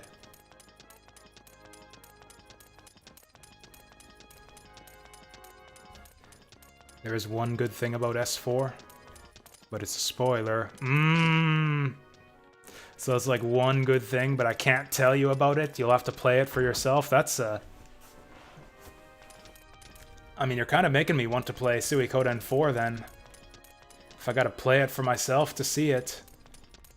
I mean, what does a spoiler matter if everyone's saying it's a shitty game that I shouldn't play in the first place? Like, that would be good to get spoiled for it then, right? It's like, here, let me just tell you the good thing in this game so you don't have to play this shitty game. Whatever. Don't tell me in case I do play it, but that sounds very intriguing. Maybe we do need to stay in the barracks after all. Yeah, give me a room.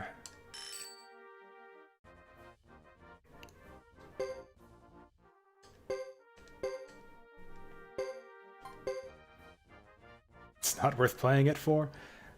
I mean, maybe I'll be the judge of that. Like, how bad is it? Like, okay, say I load up Suikoden 4 and decide to play it for myself to see how bad it is. How long do you think I'll last? How much of Suikoden 4 do you think I could tolerate before I decide that I've had enough? I'm not willing to play any further. Keep in mind that I played Fire Emblem Gaiden all the way through to the end, like 1.5 times even. I played it halfway through, and then threw that game to the side. I threw that game in the garbage where it belongs after playing it about halfway through the first time, and then I picked it, and then I decided I regretted it, and then I picked it up out of the garbage and played it through again.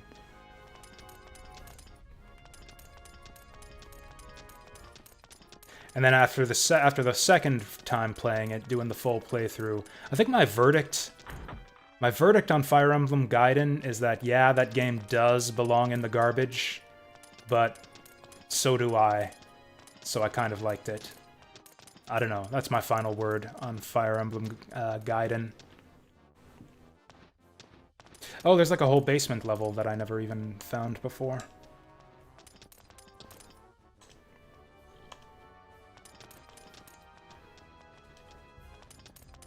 I've got a few games like that, where it's like I acknowledge that they're shitty, but I kind of learn to deal with them, and there's enough good stuff in them that I still like these shitty games. Biggest example is Mega Man X6. I really... Oh no, this is just the vault again, just from a different angle. Yeah, Mega Man X6 is a game that I kind of learned to like. I'm actually lost. I have no idea where we're supposed to go now.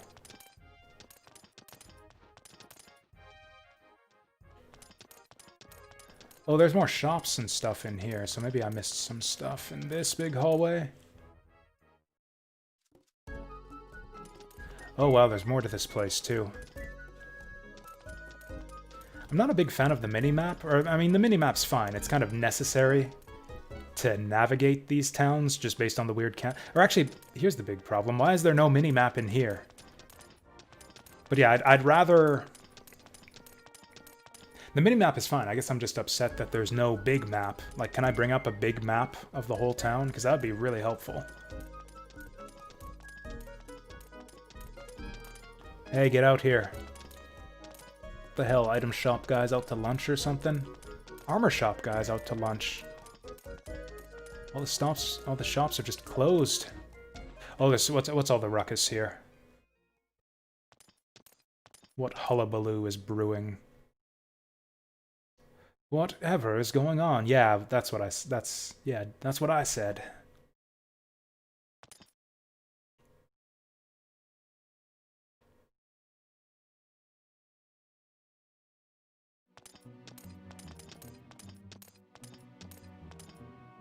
Oh, it's a lizard man. Oh, our guy's getting in a fight with the lizard man. See, didn't I say this guy looks like a dick just from the expression on his face? Is this how you behave on the grasslands? I mean, yes. You do call them barbarians. I don't know what you expected. These barbarians have no manners. It's like, yeah, no shit.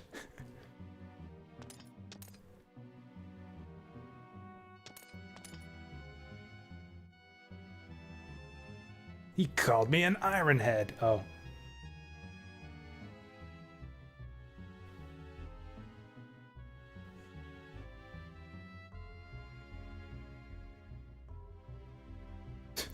The left fighter in Unit 1 of the Lizard Clan's 3 Bodies Fighters.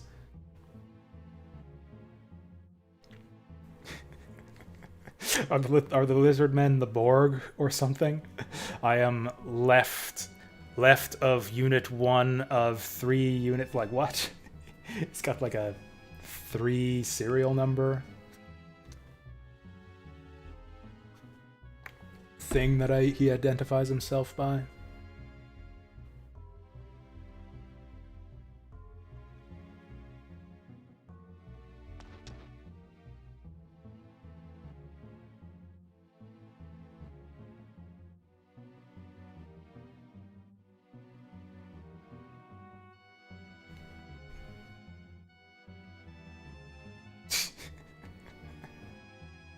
I don't know, I kind of like it. I wouldn't mind. Like, if anything, she should be flattered.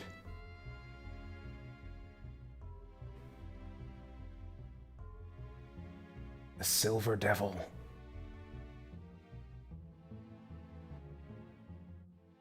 Yeah, isn't that a good nickname in terms of being a battle? Actually, there was that's like a historical thing. In Japan, there was the Red Devils from the Warring States period. What was it? It was Nagamasa I's army, if I remember that right.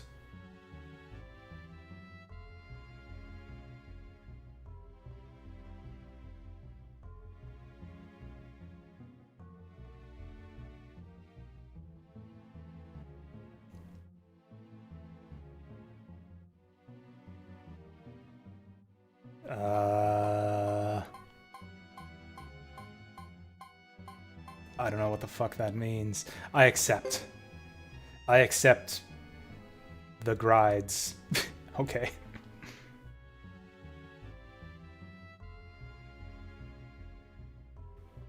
Did we just agree to, like, a peace negotiation or a duel?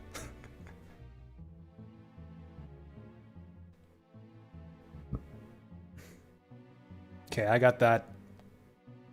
I got that much. Oh, the Gride is a weapon used by the Lizard Clan. To rest the Grides means to sign the truce treaty.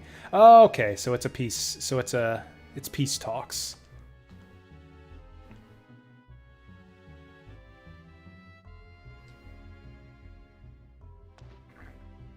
I thought I might have just accidentally agreed to a duel.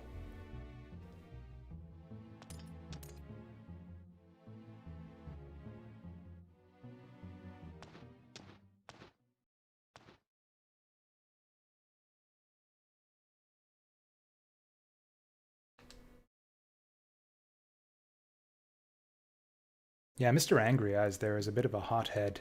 Speaking out of turn. Messing up our whole peace talks. Being rude to the messenger. This looks familiar. Oh, this is Bell, apparently. Like, that barrel looks a bit suspicious. That barrel's got a spiky hat. I don't know, I kind of thought this might be Meg and Gadget again. Although I guess Meg would be grown up by now, because I think this game takes place like 10 years or more after the events of Suikoden 2. Oh, are these guys back in the party yet? Damn it. Is this blacksmith better than the last one, at least? Oh, yes, he can. +1 level.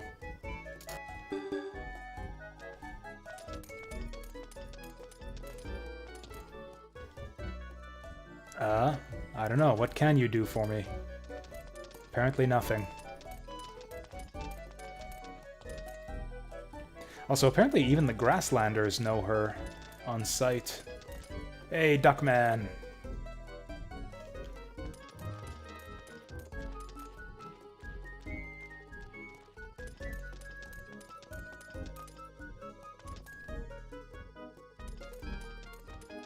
Okay, now the shops are open.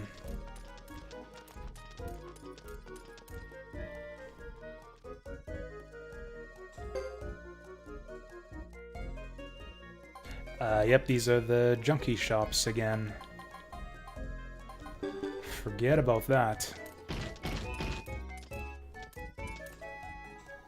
So I guess maybe the other characters will be weaker, and maybe the armor shops will actually be useful for them.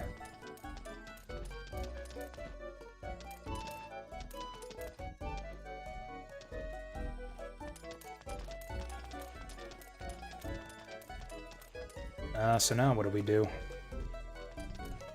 So I guess we're leaving? I guess we're leaving to go to the hill in 3 Suns and rest the Gris or whatever he said. Whatever, let's go do that. Oh, except I don't have the rest of my squad with me. Or do I? No, I bet you they're not gonna let me leave. Well, shit.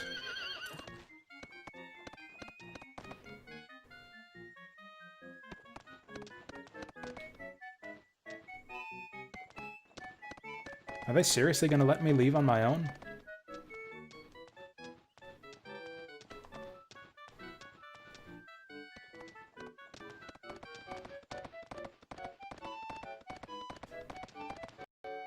Oh, here we go. Alright, we're taking off. Never mind. This is a long bridge.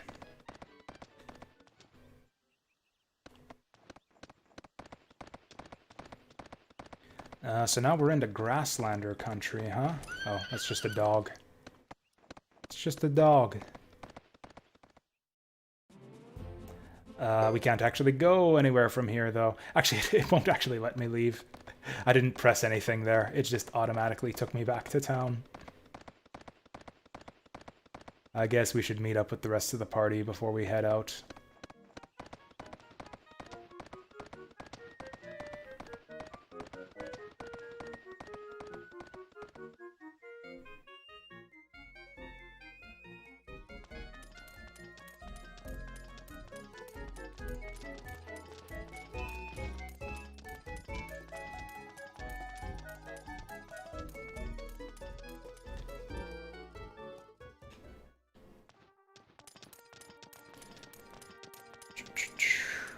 Yeah, man, why did they take away my mini-map? I am completely lost now. Okay, so this is the way to the vault, I think? Oh no, this is the way to the mess hall. Oh, yeah, we've been in here before.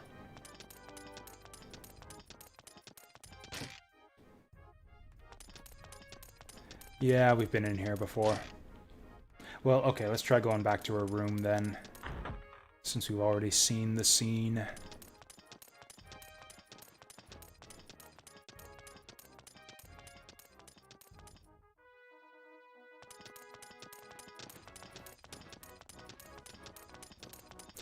I think it's this door. Squire, is my room clean yet?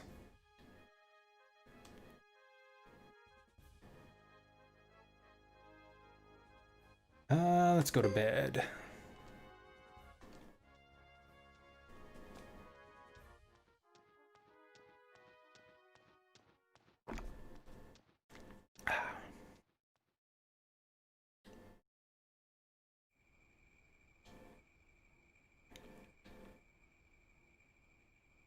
Oh, is this it? Are we on the hill doing the peace talks already? Oh, that's my horse.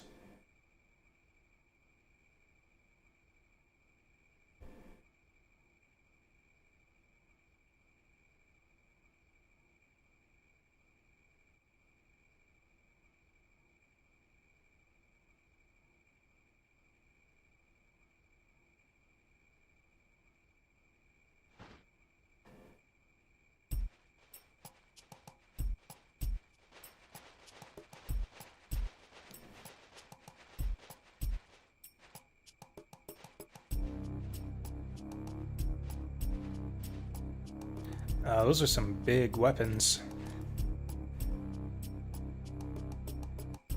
Kind of feels like we're here for a duel after all.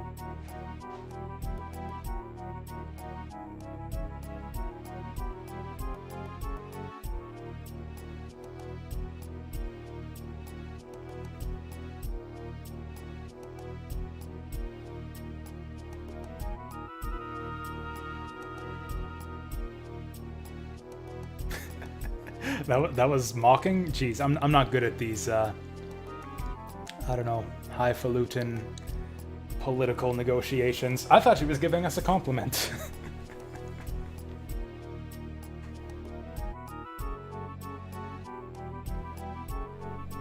Um, I don't know about Ferocity, since we haven't seen her fight yet, but I don't know. Lucia here is super hot. I don't think she has anything to be jealous of in the beauty department. Yeah, see, it was a compliment.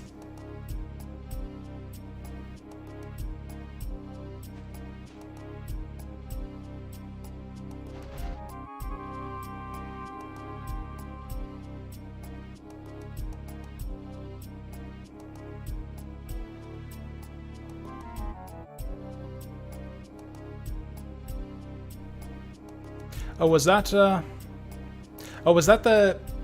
Ah, yeah, what's her name? Actually, maybe I should get this Suikoden, because I'm bad with names. But yeah, is that actually the same character from Suikoden 2?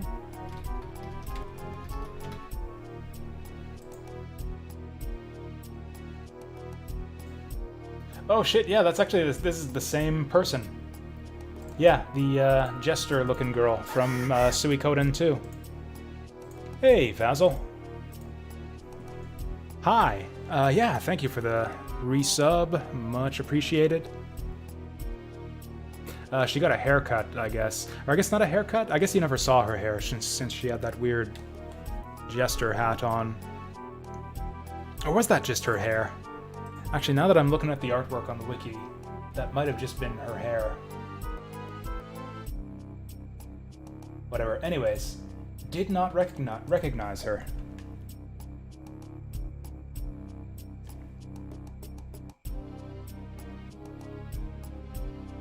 So what's with these 6 tribes? Anyways, I only see 2 tribes, the Karayans and the Lizardmans.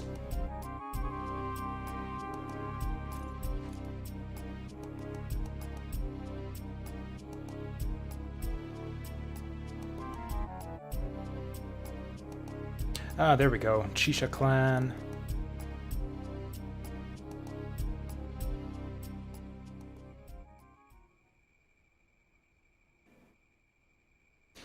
Yeah, I don't know if I'm... Yeah, you know, the dark-skinned girl. She was like an assassin. She tried to assassinate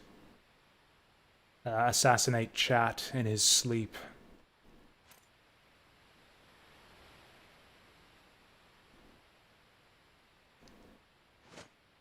No, you! Oh, he's got the angry eyes now. Haha.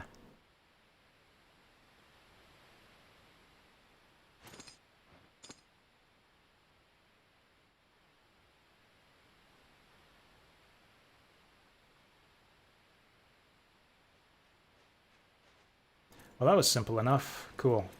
War is over. We can all go home. What a quick game.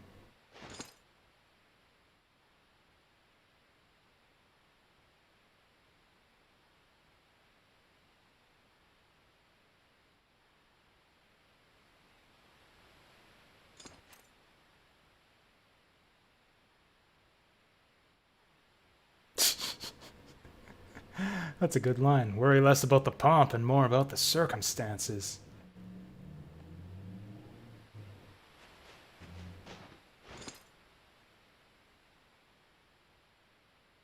Dun dun dun.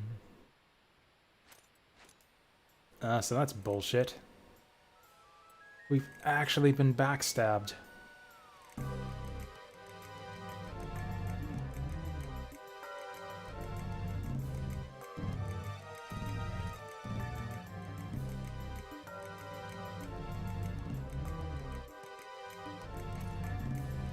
I don't know. Kind of looks like they were a trap. Ooh, she's mad.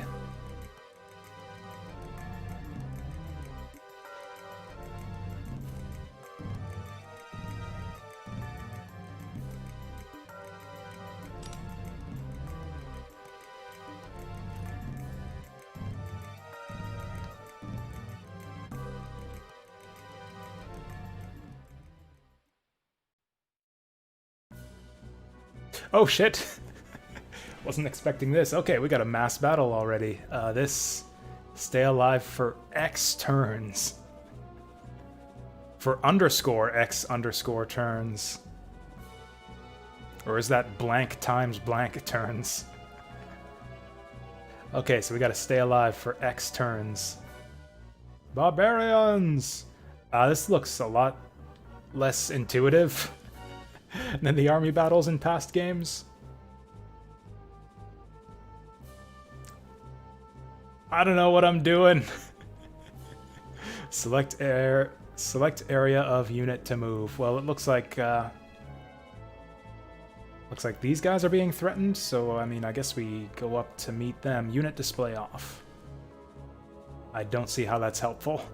Oh, I see, because because the unit display is like obscuring the paths here. Okay, so he's gonna have to hold out. So are the units just numbered? Yeah, it looks like they're just numbered 1, 2, 3, 4. I don't think that's like their strength or anything. Anyways, this guy's being attacked on 2 sides, so I guess we'll reinforce him.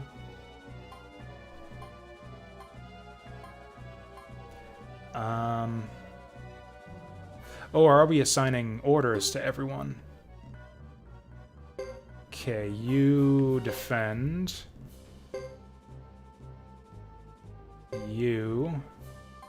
Oh, we issue commands one at a time. Okay. I think we should just consolidate all of our forces into one big blob, maybe.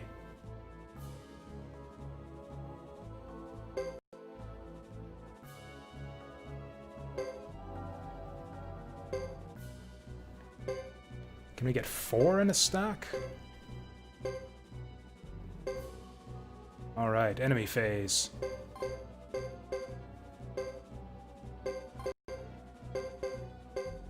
Oh, we're being attacked! Select a unit to intercept.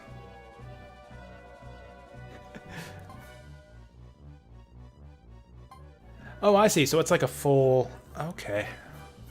So we can send in Boris and Chris and the one Zixenkun with Lewis supporting.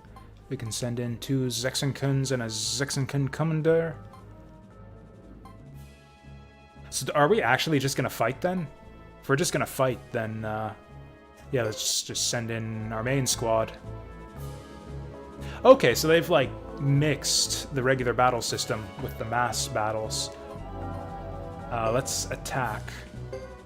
Oh, never mind. This is actually completely different. Or maybe it's not that different. It didn't give me the option to input specific commands. All I could do was attack or defend.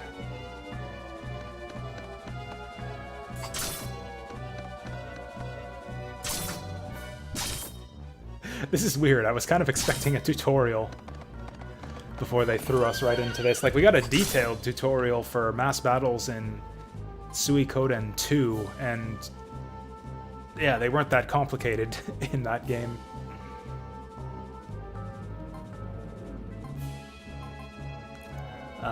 We're getting our asses kicked, and we've still got a bunch more fights after this. Maybe let's just defend. Although, actually, we could get another group. We could get another group to fight for us, so actually, let's... Although we are getting our asses kicked, let's just go in. Oh, there we go. That's the good stuff. Come on, 7 with 1 thrust. Or I guess that works too. Oh, she's unbalanced now. That was her rune. That was her rune that just got triggered there. Down goes Boris. He was a jerk anyways.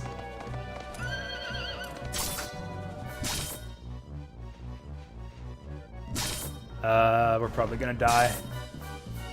Maybe Chris can solo this?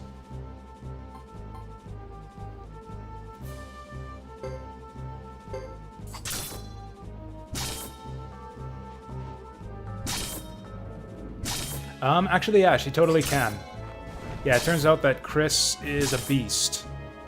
Never mind, we just got lucky with those 2 defense. Those 2 perfect guards there. So, fuck. Roland, you're on deck. Man, this is gonna take forever at this rate.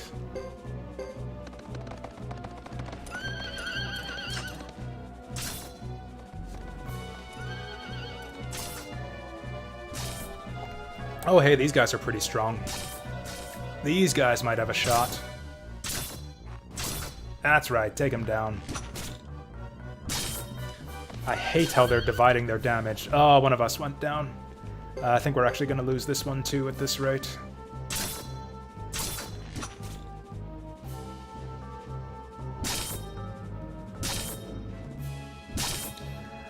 Yeah, so we didn't get... Cool, we didn't take down anyone that round, and also they're getting 1,000,000 hits. Okay, let's defend. Okay, defend didn't really do anything. We're still taking all the damage, and we're not getting any counterattacks. I don't understand this mass battle system at all. Hey, enemy reinforcements. That's not good. What? No, the Lizard Clan's doing just fine. They don't need your help.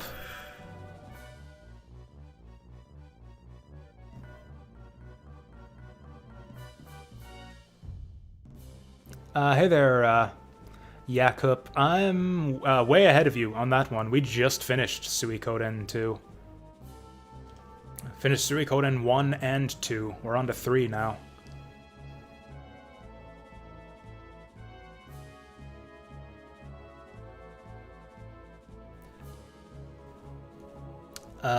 Oh, is that the plan? Well, I guess I went in the wrong direction then. He's played this again. I mean, I'm playing this. I'm not playing it again. This is my first time playing Suikoden 3, so this will be kind of interesting. This is the first like classic game I've played in a long time that's been one that I haven't played before.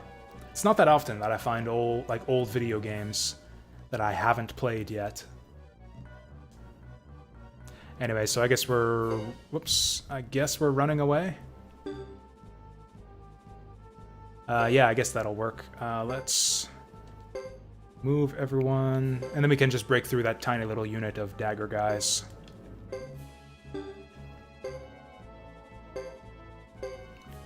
Also, we got a couple healthy units still, so if we get attacked, then we should still be fine.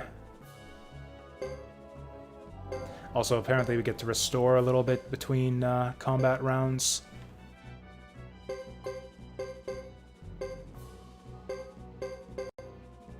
Yeah, that cover thing seems to be the reason why we're getting our asses kicked. I don't know how that works, but I'm guessing the enemies are getting some kind of bonus out of that. Infantry commander, knight commander. I guess we'll pull the knights in instead of the infantry? I don't know.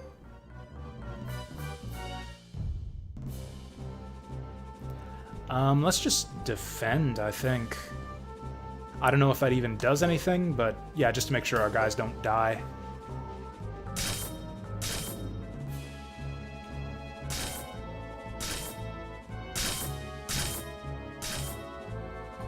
Yeah, so as far as I can tell, defend just means that you don't attack, and last time it didn't look to me like we take any less damage. What if we attack? Okay, no, we actually do take a lot more damage if we don't defend. That was a mistake.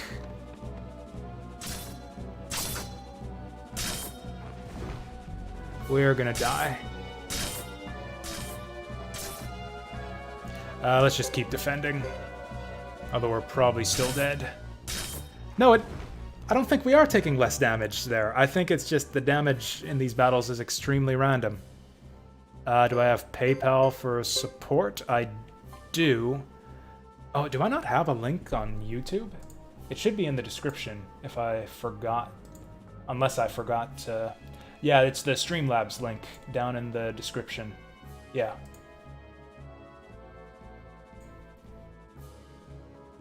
Yeah, and then on Twitch, it's in one of the info boxes down below. I think the one that says donate. So this sucks. I guess we'll just keep defending. Yeah, the main thing is to not get our guys all killed. Yeah, they're still taking 40 damage a pop. Although these are different units. These are infantry instead of knights.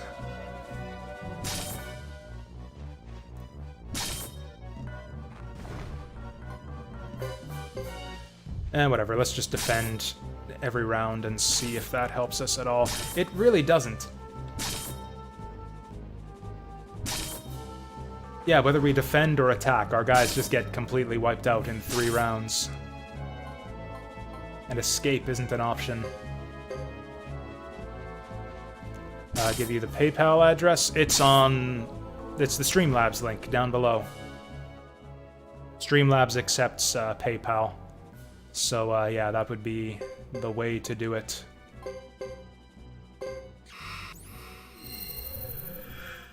Oh, you can just heal your guys, apparently. Or maybe that's just a ability that that unit has. Oh, you can move 2 spaces at a time. I didn't expect that. We might have to redo this. We might have to redo this whole fight. Alright, Chris, you can do it. Take him out. This is probably going to be a game over. Okay, let's see. Oh, retreat is an option, I guess, if you're the attacker. Okay, Chris, you can do it. 7 in 1 thrust. I believe in you.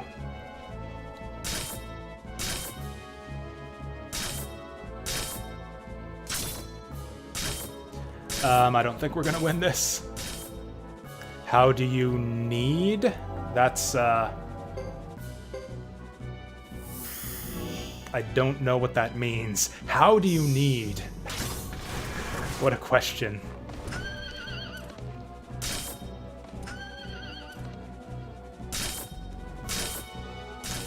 So we're getting super lucky here. Although I think she's still... Man, if you're gonna do the double damage thing, Chris, you should do that on the enemy leader. We're dead. Arrgh! Are we supposed to lose this? Captain! Defeat. So is that a game over, or were we supposed to lose that? This looks like a game over screen to me.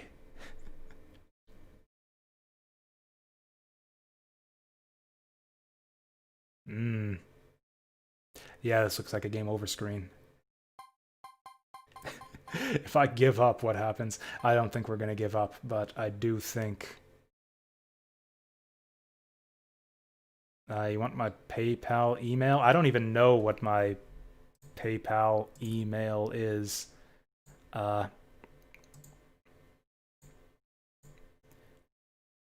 For donate.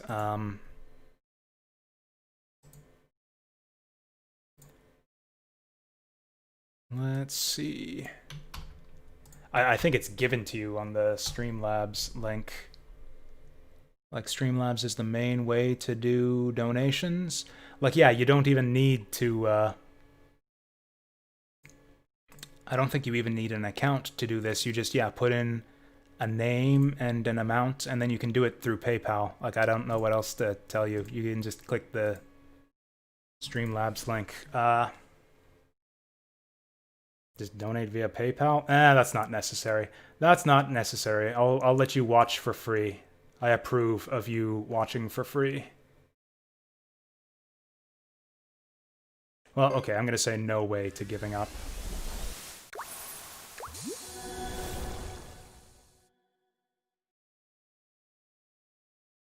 Actually, speaking of giving people stuff for free, it was kind of funny. I got an email from, oh wow, this save file takes us way back. Oh, you love me? That's great. I love you too, and that's why I'm gonna let you watch the stream for free, without having to donate.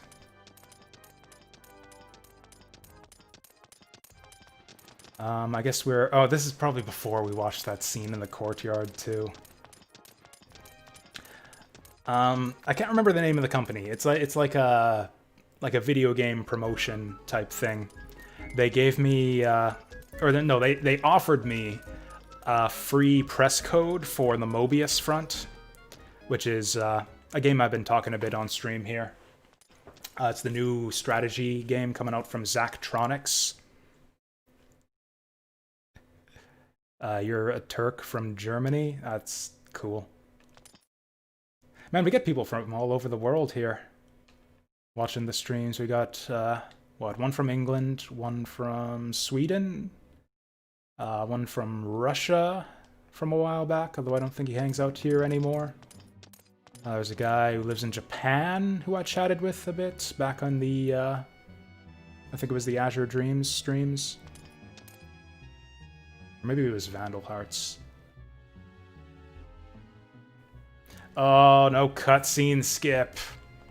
Damn.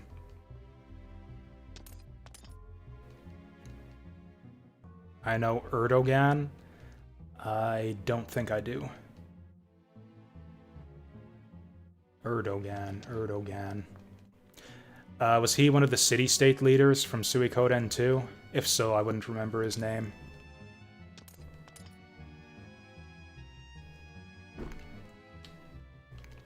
Or who was the fat knight? The guy who was the leader of Matilda?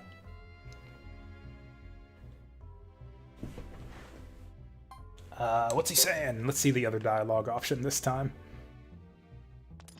Oh, you just get the same explanation. It's just the dialogue comes in a different... This is literally... It literally just changes the order of the text boxes, where it's like, if you choose the one, she accepts, and then he explains what you accepted, and if you choose the other one, he explains, and then you accept.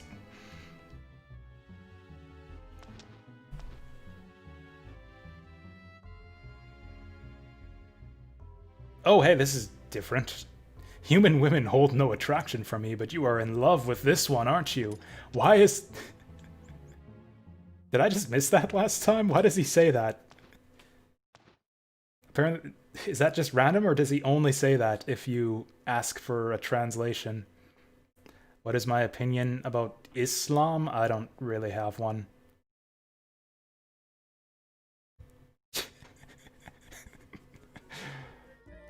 I slam, you slam, we all slam for Islam. That's my opinion on Islam.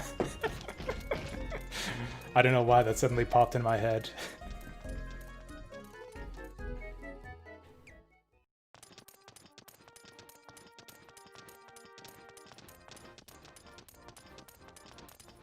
Hey there, Vassal.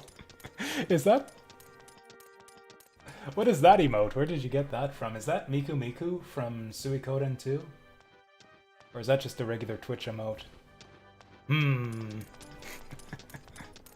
Actually, I should save. I should save so we don't have to see all that again, because I might have some... Might continue to have trouble. Oh, it's a bear going, Islam is the real religion. That's what every religion tells itself, isn't it?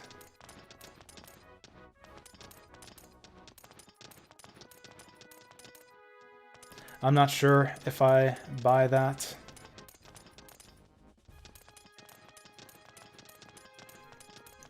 I think, I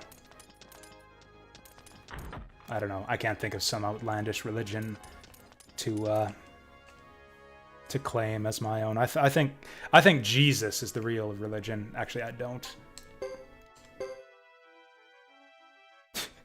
I think Satan is the real religion. What's Dracula? That's my religion. You know the line from Symphony of the Night? You steal men's souls and make them your slaves. Perhaps the same could be said of all religions. I agree with Dracula there. I agree with Dracula in Castlevania and Symphony of the Night about religion.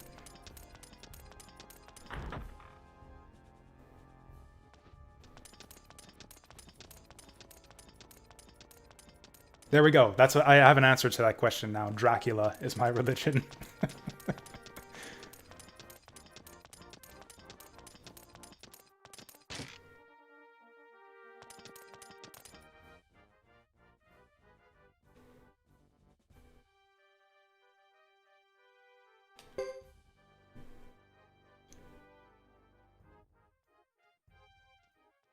What is a man? Man, it's like all these big philosophical questions coming up today.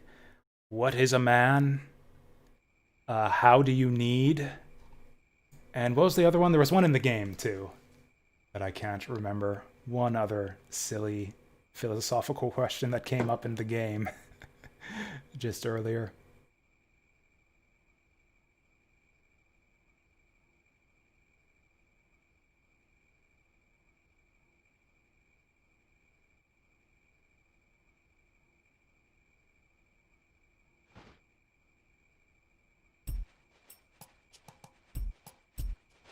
So now that we know what the objective is going to be,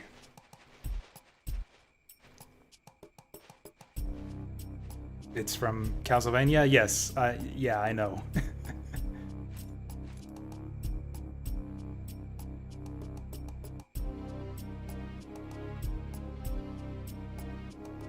I guess that is the most famous line from that exchange. The one that always stuck with me more is his thing about perhaps the same could be said of all religions. And you steal men's souls and make them your slaves. But yes, what is a man is the meme from that scene in Symphony of the Night. Yeah. I forgot, you're right though. Yeah, that happens immediately after the line about perhaps the same could be said of all religions. Actually, no, that's not right. Richter says... what's Richter's line? Richter says something, and then Dracula says, what is a man? Your words are as empty as your soul. Mankind ill needs a savior such as you. And then he says, what is a man? Which doesn't make a lot of sense, because Richter... I guess that's a response to Richter talking about mankind. He doesn't say anything about individual or specific men, though, so I don't know.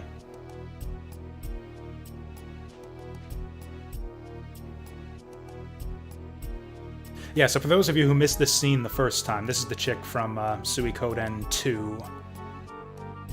The leader of the Karaya tribe, or at least the leader of their army or something. She tried to assassinate Chat. She looks way different in this game. I didn't remember her name offhand, so I didn't realize that this was the same character.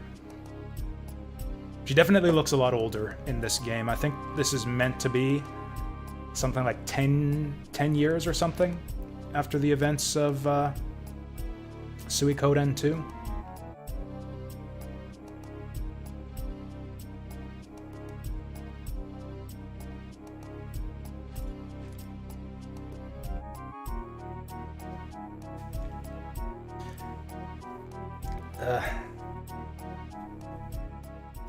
This is one of the things that got me to stop playing RPGs in the PS2 era. Like, cutscene skip didn't really become a standard thing until a bit later on. Like, some games were starting to give you the ability to skip cutscenes during the PS2 era, but a lot of games still didn't. The character Beecham is mentioned in Suikoden 2 by Lucia. The name sounded familiar. I couldn't remember where it came from, but it sounded familiar. I wasn't sure if I had heard it in Suikoden 2, or if I had just read it as in regards to some discussion about Suikoden 3 online.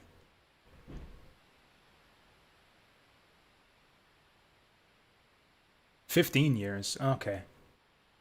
So yeah, that's quite a while. So then all these guys, probably all of our party members here, probably would have been just kids during the events of Suikoden 2. Maybe?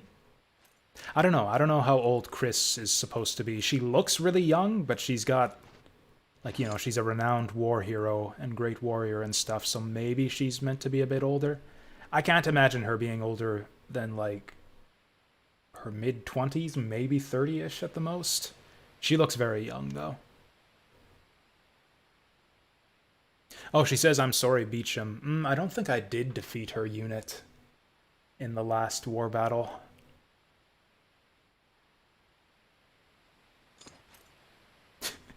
That's a funny line now. Well, we can't leave. That would be rude. It's like, yeah, literally get our entire unit slaughtered because she didn't want to be rude. Nani?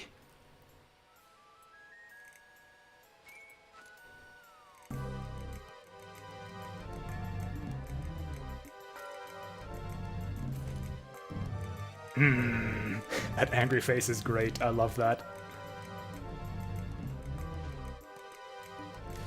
Whereas Boris there has got an angry face, like he just tasted something like really, really sour.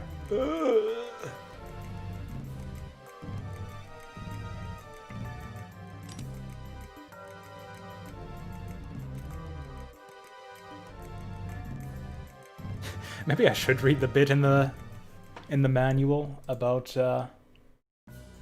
mass battles. Like, how the fuck does this work?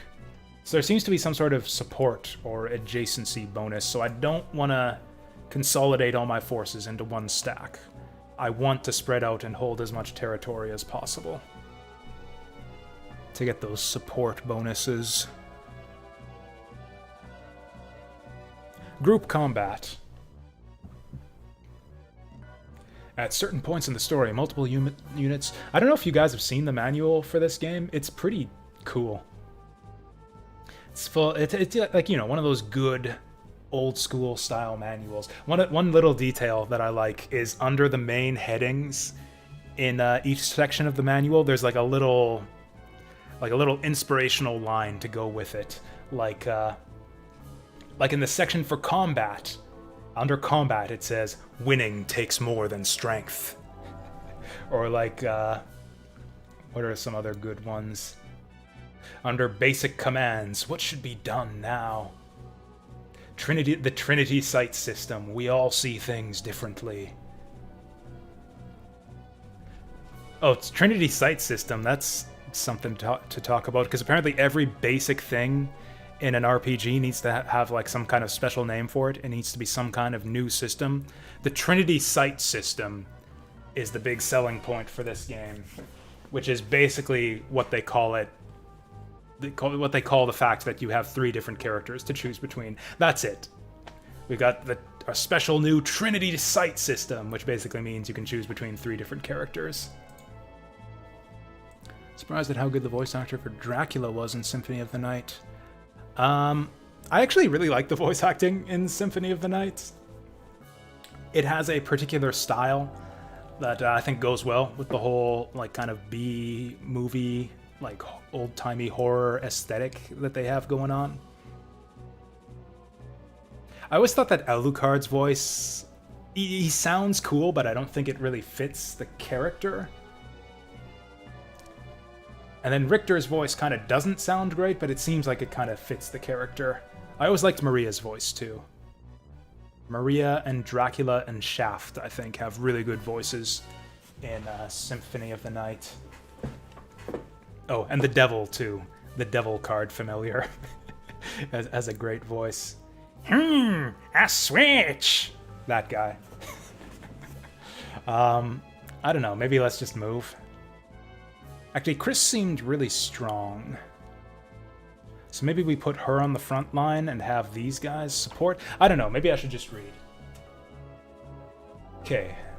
Individual unit movement is carried out on a turn-based system for moving units area to area. Group combat commences when you try to area occupied by the enemy. When you move into an area, this is... I can barely read this.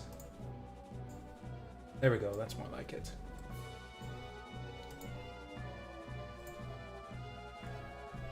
If unit's movement results in the enemy being surrounded, the adjacent units are assigned to cover or support that movement. A unit receiving cover has higher offensive strength than usual. What? If a unit's movement results in the enemy being surrounded, the adjacent units are assigned to cover or support. So basically, adjacent units will support. For defending the present area, group combat commences when the enemy tries to enter the area being defended. Tries to move. Choose which of the units will intercept. For utilizing group combat skills, which I don't think we have any. I don't think the manual is giving me any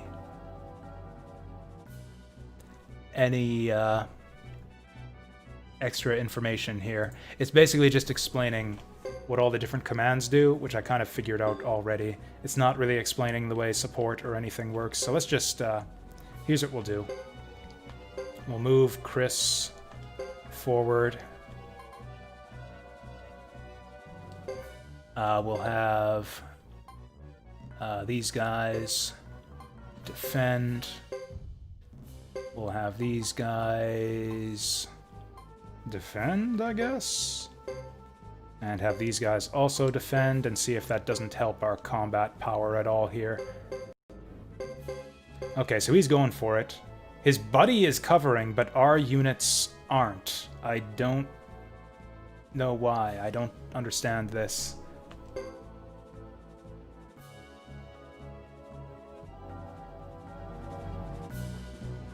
Also, the big guy's coming out to fight us this time. But apparently we can just retreat. Okay, let's retreat.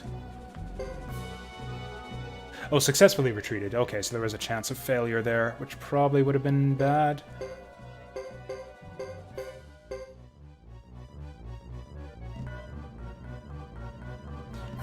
I guess we can just retreat again.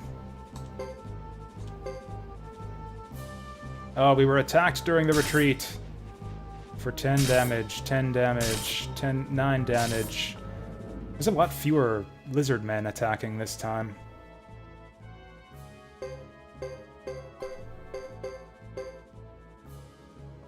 Select a unit to intercept. Maybe the knights? Maybe this guy? I don't understand why we're not getting our cover bonus, though, from our guys. Maybe it's only the attacker gets it? I guess we'll just retreat again. Like, I don't know, it looks to me like we can't win this anyways, so I might as well just hold out.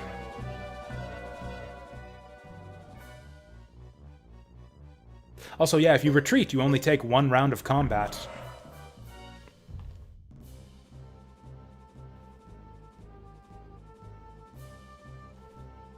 Okay.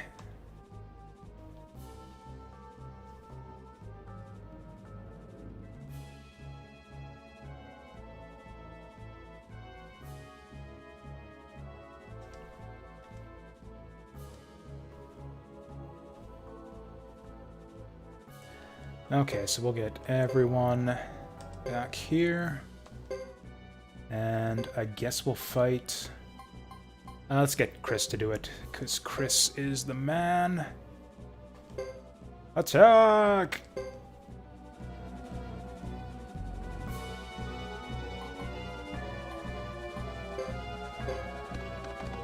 So I don't know why they let us retreat this time, but not last time.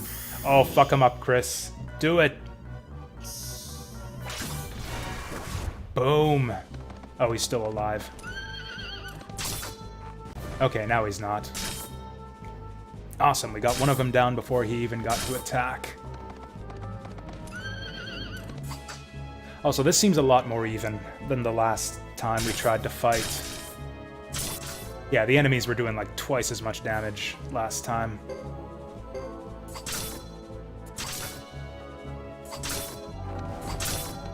Yeah, so it seems like that cover bonus counts for a lot.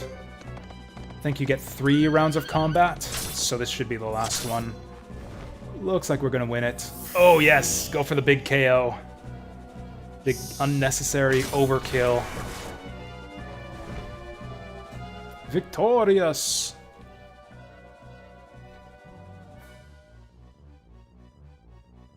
Okay, but you don't march in, like, over top of the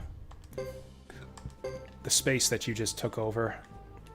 Also, it looks like we can't move 2 spaces.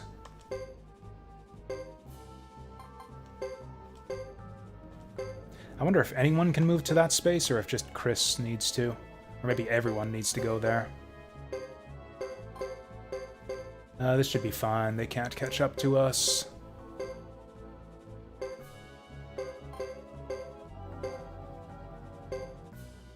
I don't know. I think I like this even less than the mass battles in Suikoden 2. Maybe this will make more sense as we go on and I start to figure things out, but yeah, this is just a clusterfuck of nonsense. We're through!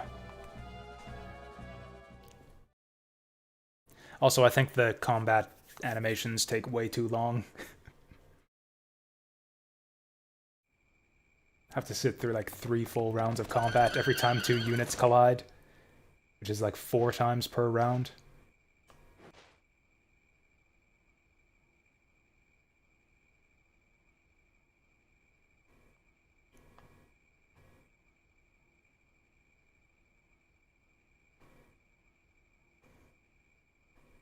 Oh, nice.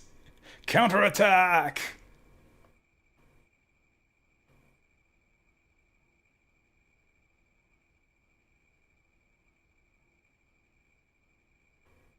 That's right. Slaughter the women and children.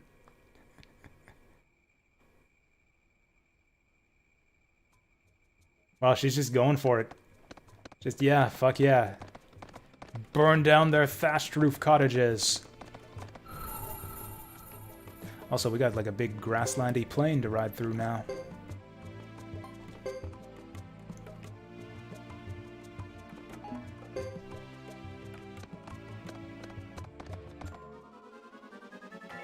Oh.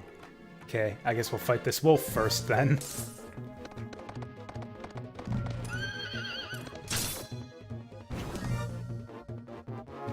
Man, wild animals in JRPGs are freaking stupid. Like, what does this wolf think he's doing? It's like, oh yeah, 4 heavily armored humans on horseback. Looks like we're eating dinner tonight.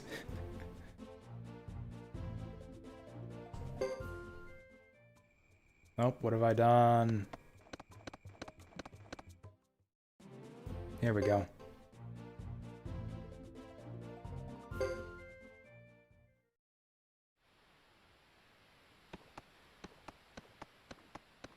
Wait, did it take us all day to ride here?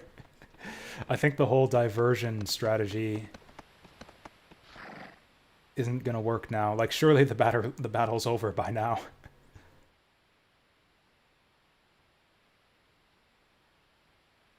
Why are the wild animals holding money and items? I mean, clearly from all of the other travelers that they've been assaulting. Maybe that's it. Maybe they're just greedy. Maybe they just like to hoard money. It's like, oh, these travelers look loaded. Let's go attack them.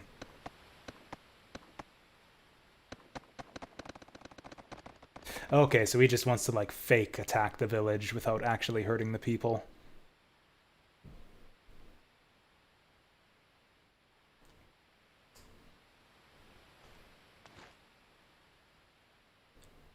Sir, yes, madam.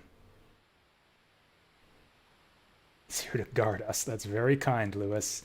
Lewis doesn't actually even fight. Big decision here. What should our formation be? I think that looks just fine.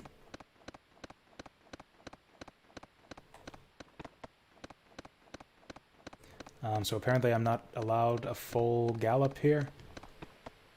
This guy... Oh, the guy who rode ahead must have taken him out. I guess we're being real quiet. We're having our horse tiptoe into town. Oh, Fantasy Girl, thank you for the cheer. Oh, hey, our man's... Wow, way ahead of the game. Yeah, he's been busy. He like went ahead, what, 20 seconds ago, and he's already done all this? I think this might have been like this already. I think they're trying to frame us.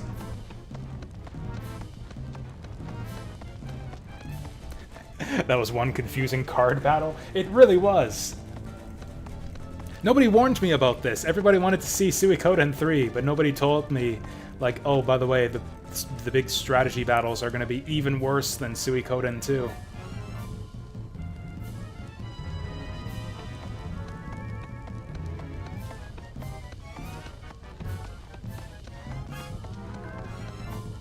I don't know, maybe it gets good once you understand it.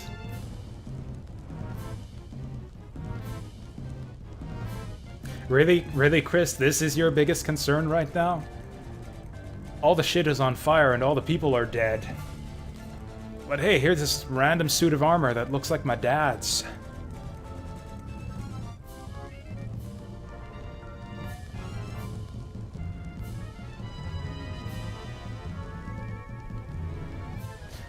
That's right, they dishonored your dad.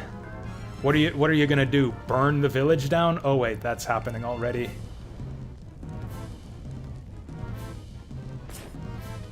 Oh, it's that kid from before. Oh, she looks mad. She looks really mad. Oh, this kid's fucking... His ass is grass.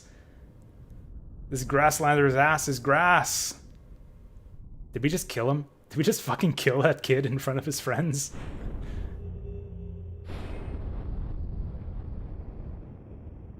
I didn't see the blade swing. It looked like she just drew her blade and shoved him, but with the dramatic slow-mo, and I think we just fucking murdered that child.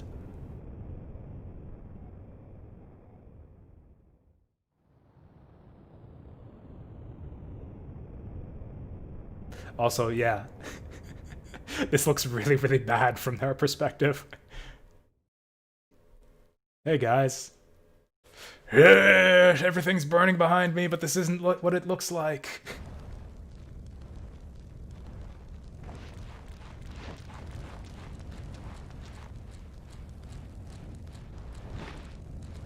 This is interesting. I think we're gonna have to pick Hugo's story after this, just to get his perspective on all this.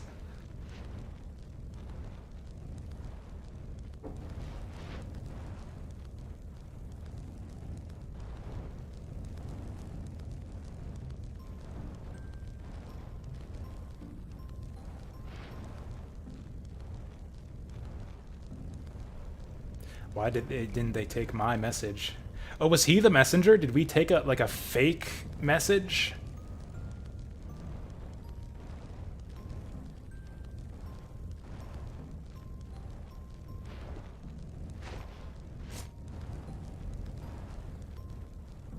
No, not true.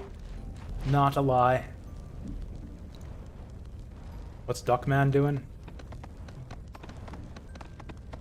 There is absolutely no way that this situation doesn't end with a big battle between us. Oh, we have to make haste, reinforcements. Okay, I guess that's one way that this ends without us fighting him.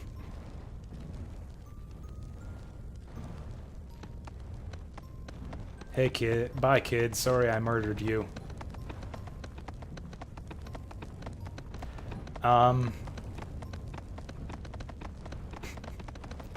I feel this maybe bodes ill for our squire friend, the kid who's hanging around Chris.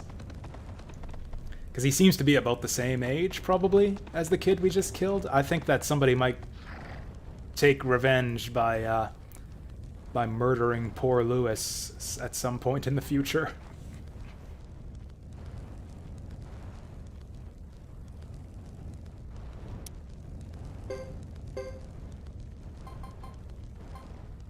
Wait, what about our other friend? What about Boris? I guess he went off and he'll join us later. What about our dad's armor? Pick up the armor. What are you doing? You went through all that long dramatic monologue about your dad's armor and you're not even gonna pick it up?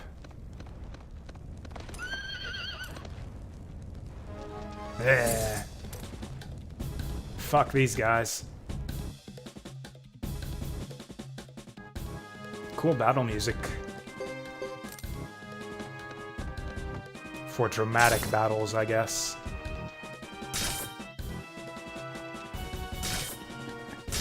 So other than that fiasco in the mass battle, this game has been super easy so far. Every enemy does like 1 damage. I can only guess that Chris's chapter ends up with her dying or something, and then we get the real hero for the Zexen side. Like, yeah, she's just too powerful. Either that or we end up fighting some real enemies after this.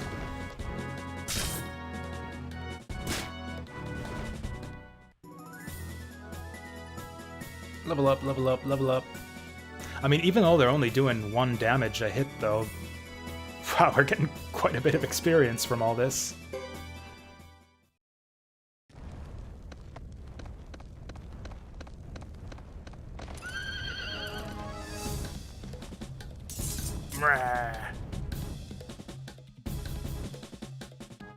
Oh, was I supposed to be going the other way? They did tell us to get out of here. I think maybe I'm not supposed to be fighting these guys. Although this is a bunch of free XP.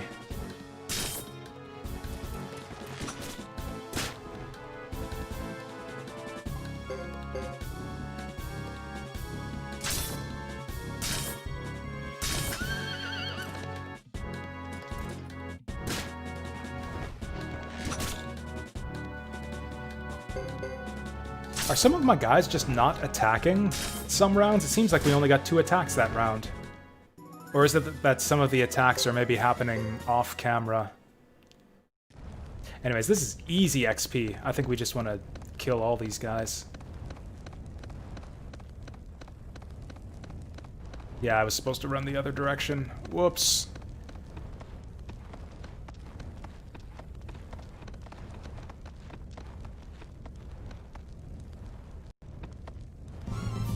What on earth? Oh, we've been framed.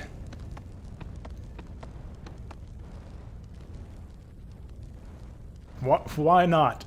Why not, Selome? Why could Boris not have done this?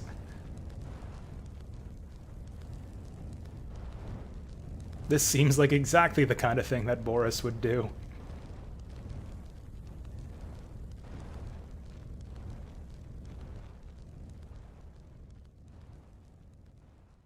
I don't know, it's starting to look like someone's setting us up.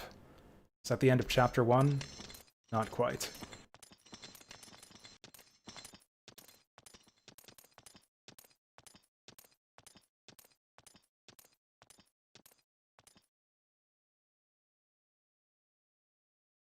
Have we met Miriam and Lanchette yet?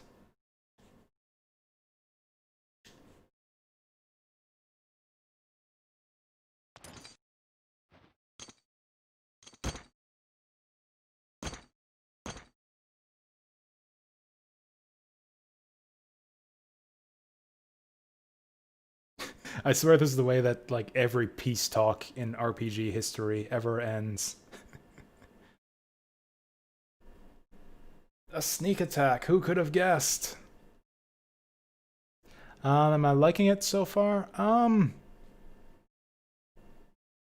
It's tough to say. It's weird.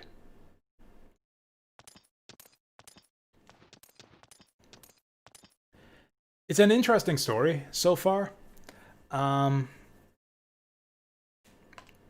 There's not much to the battles yet. Like, I don't know.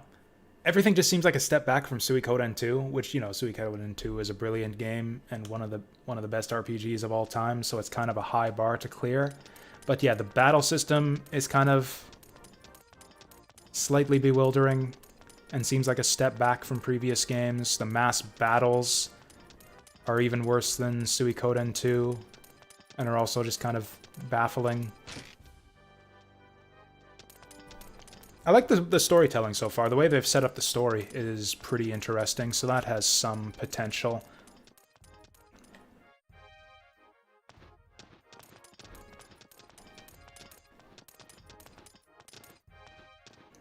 Like, it's still early in the game, is the thing. Like, we're still on rails. So it'll be tough to make a totally fair comparison to previous games until things open up and we start... I don't know, do we get a castle in this game, though? Because we got 3 heroes, unless they join up together later on. Like, I don't really see us getting... Or unless maybe each party will get its own headquarters to recruit people to. The main interesting thing is I like the idea of there being 3 different heroes and seeing the story from 3 different perspectives. Also, having the 108 stars divided between 3 different heroes will kind of give each character a little bit more time to shine. Like, there were a lot of kind of nothing characters in previous games. Like, characters were just completely had no impact, completely non-memorable, and just weren't important at all. You can basically recruit and forget about them because, you know, they're 1 out of 108. In this game, if you're dividing it three ways and you're like 1 out of whatever it maths out to, 30 something, 1 out of 38 or something like that, then it'll kind of give each character a little bit more of an impact.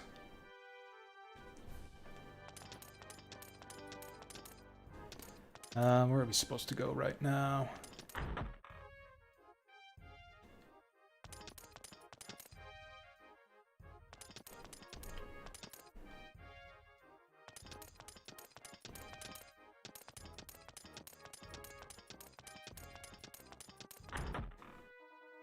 We're probably just supposed to go back up to our room.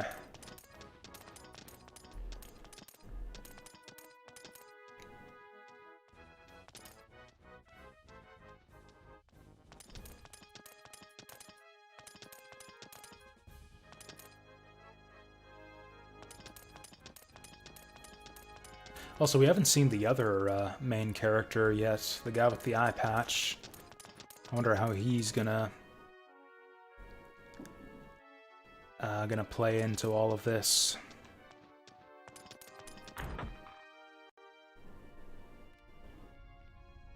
So yeah, the kid... Yeah, the tanned kid is from Grassland, and the other guy is from... what's it called? Holy Kingdom of whatever the fuck. Which doesn't really have a role in this whole conflict just yet.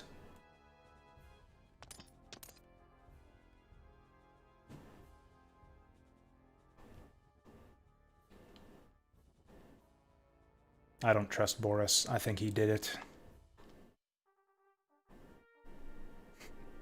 Actually, that's just me BSing. I think he probably didn't. He's a jerk, but probably not a liar. If he did it, he would just tell us that he did it.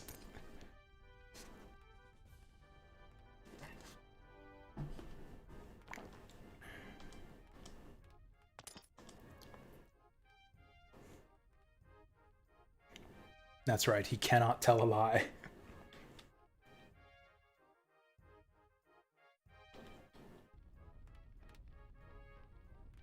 Started playing Gordian Quest. I've never heard of that one. That one's on Steam then, I assume, if it's like Slay the Spire?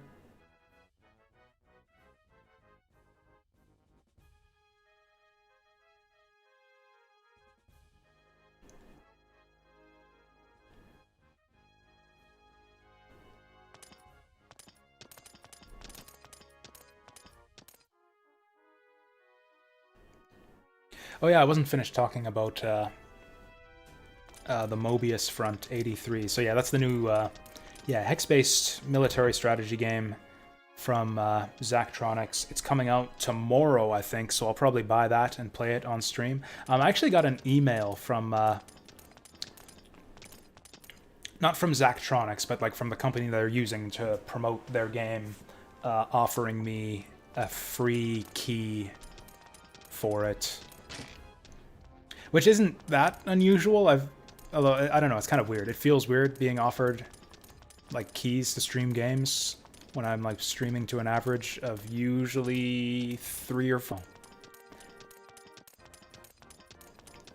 But, and yeah, I kind of looked into it, and yeah, they seem legit. Although it's been the first time that they asked for a response. Like, normally, or I guess normally, the other 2 times where I've been offered free download keys to stream games, they've just given them in the email. It's just like, hey, we see that you play this kind of game, perhaps you would like this one too, and they just give me the key or a link to the key in the email. This time they actually asked me for like a response. Hey, mail us back, respond to this email if you're interested, which seemed weird to me.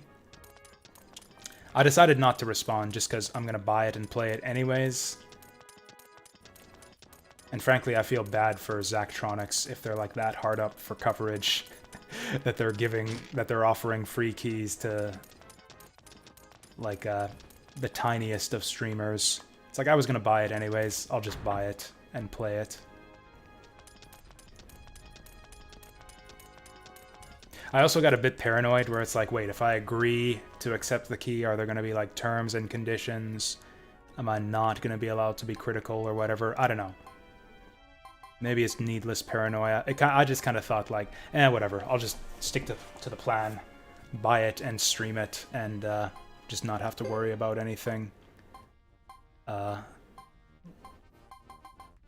So they're giving us like the party setup screen, even though we don't have a party to choose from.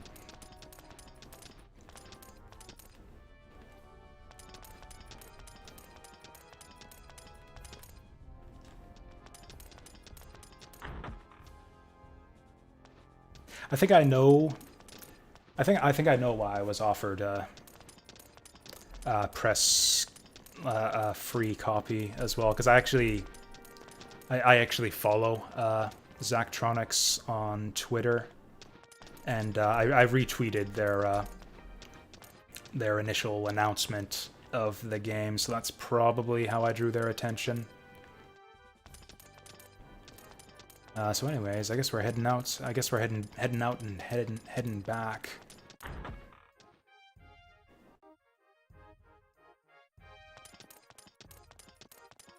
I should probably spend less time just wandering around and talking to everyone. Oh, it's these guys again.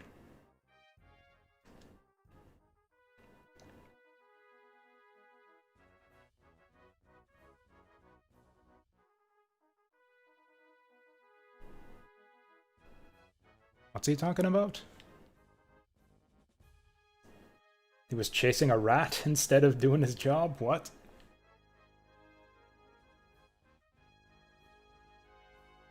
Oh, a literal rat. He was actually chasing a rat.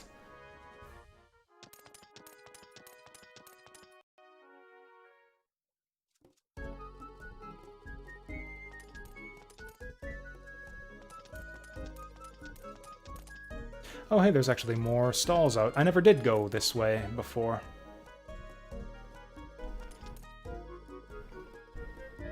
Wow. This guy really, really likes that horse.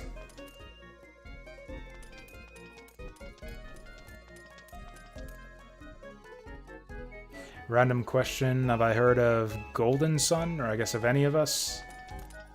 I've heard of Golden Sun.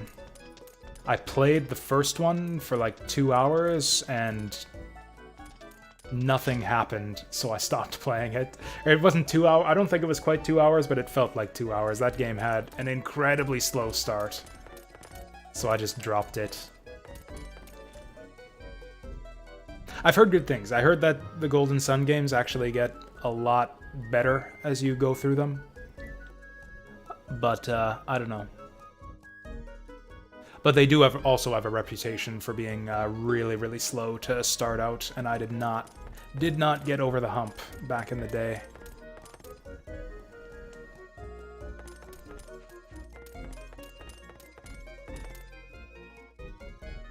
If I remember right, the first one is on Game Boy Advance, and the second one is on DS, if I remember that correctly. Ooh, a cookbook on red pepper. I wonder if that's actually on the shelves here somewhere. Yeah, give me some recipes. You know, there's so many details in the environments here, all these stacked boxes and books and everything, but you can't actually interact with them like you could in Suiko 2.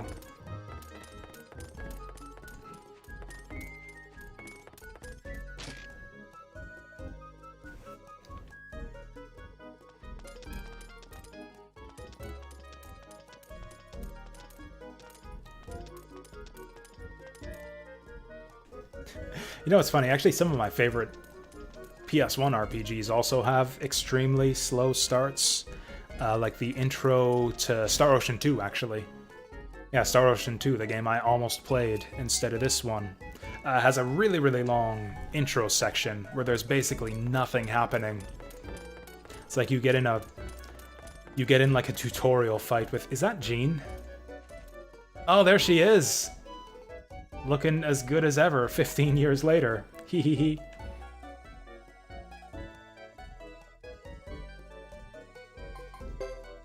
Oh, she's got runes for sale too.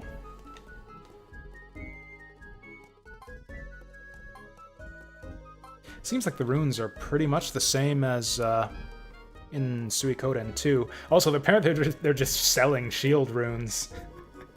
in this game. It's probably not the bright shield, the same as the bright shield we had, but it's weird though. Like we can visit shops and like gear up Chris, but we never have our full party available to us during these sections. It's only when we're about to leave town that the party joins, so we can't actually gear up the rest of the party. Not that it even matters, because the monsters at this point in the game are all trivially easy.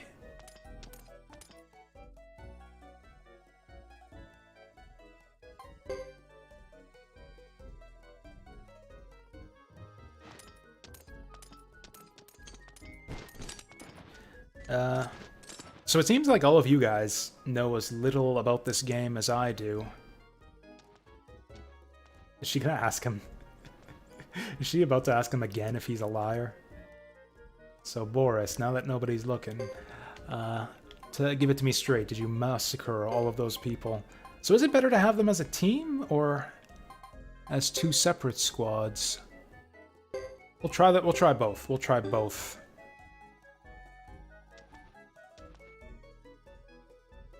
Jean's clothes aren't as revealing as in 1 and 2. Maybe?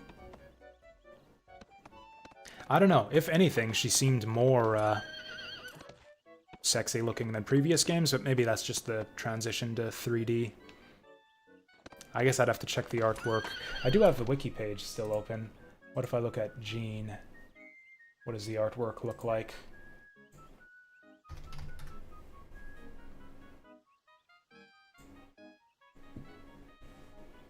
Wow, she's... What is GSP?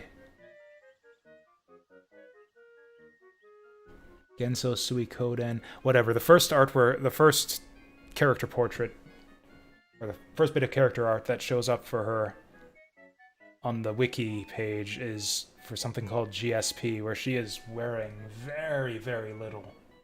Wow. Oh wow, Suikoden 5 too. Wow. She looks like a... What do they call them? Like one of those gravure models. Like a Japanese swimsuit model. Oh yeah, she is a lot more clothed in this game. Got a long black dress. Suikoden 1 and 2, she's basically wearing the same thing. Wow, Jean is hot. Man, I might have to play Suikoden 5 now. I mean, you know, I'll probably play it eventually anyways. But yeah, that's just one more on the list of reasons to play Suikoden 5. Do you guys seeing this shit? This is the wiki page I'm looking at right here, if you guys want to have a look. This is Jean on the wiki page. If you click like the little tabs up above her character artwork off on the right, you can see her, the way she looks in the different games. Yeah, GSP, whatever that is, looks interesting, and yeah. Suikoden 5 looks really interesting.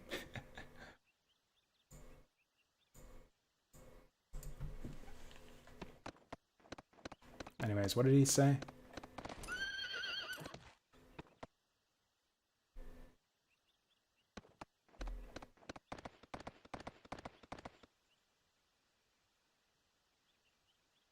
No, these guys are... That guy's saying the same thing he said last time.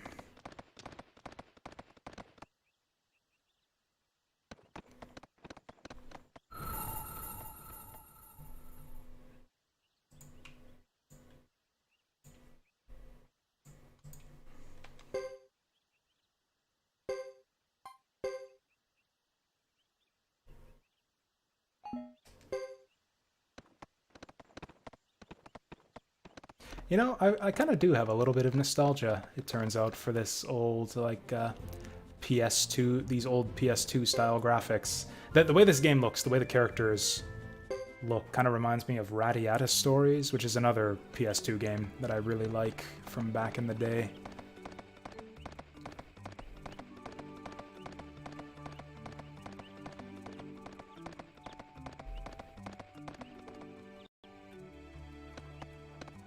Oh hey, I wonder if that herb that I passed up last time grew up.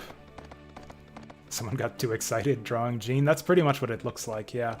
Yeah, but didn't I leave an herb here last time? So these are different looking. We got a dark hair. Okay, so these bugs are kind of new, sort of. But yeah, the dark hair is like the dark rabbit or the dark bunny from Suiko 2.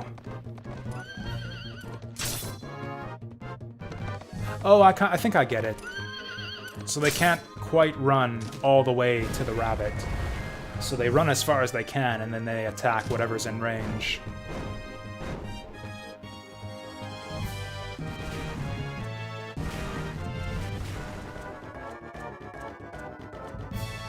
Okay, I guess they're starting to do a little bit of damage now, but not a lot.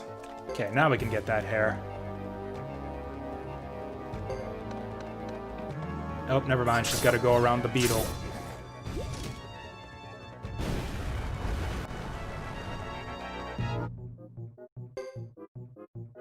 Like, what I would like to do here is get each of them to attack a different target. Get Boris to attack the rabbit and get Chris to attack the bug. Oh, the rabbit's dead. Never mind.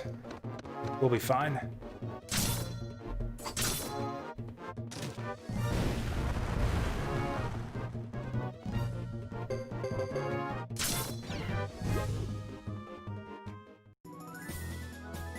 Holy shit! We just gained like 4 levels in that fight! And that was a super easy fight! Also, didn't I leave? Yeah, here it is. This is the herb that I left behind last time. Or was it? No, this is the herb that I took last time. The one I left behind was up here. But yeah, if they're just giving us free XP here, yeah, let's just go for it.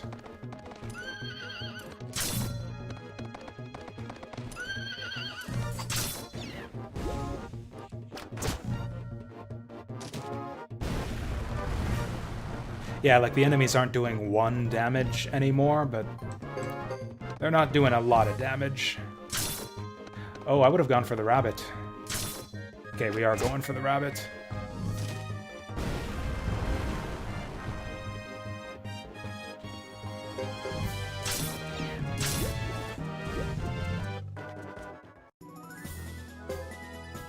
Ah, there it is, more level ups. I mean, the monsters have been easy enough so far that I don't think we probably need to grind. But we did get our asses kicked in the last big war battle. Oh, dear. Oh, dear. That's a lot of dudes. Boris was the one with the healing crystal, wasn't he? Also, okay, so if I have her do the rune... Oh, he's got a Sword of Rage, that's right. Okay, so he wasn't the guy with the... Enhances Chanter's direct attack with fire magic. Does that use up their whole turn?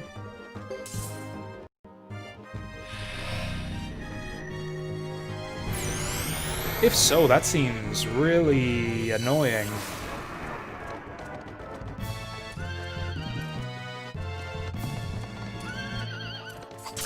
Okay, so she still gets to attack, but we can't have both of them use their runes. You think they're a Monty Python fan? Just with, what, the killer rabbits and stuff? Maybe? I mean, I don't know. RPGs seem to use all kinds of just regular animals as monsters.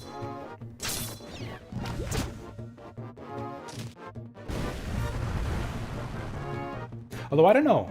Is there any other RPG that's used rabbits in particular? I actually can't think of any.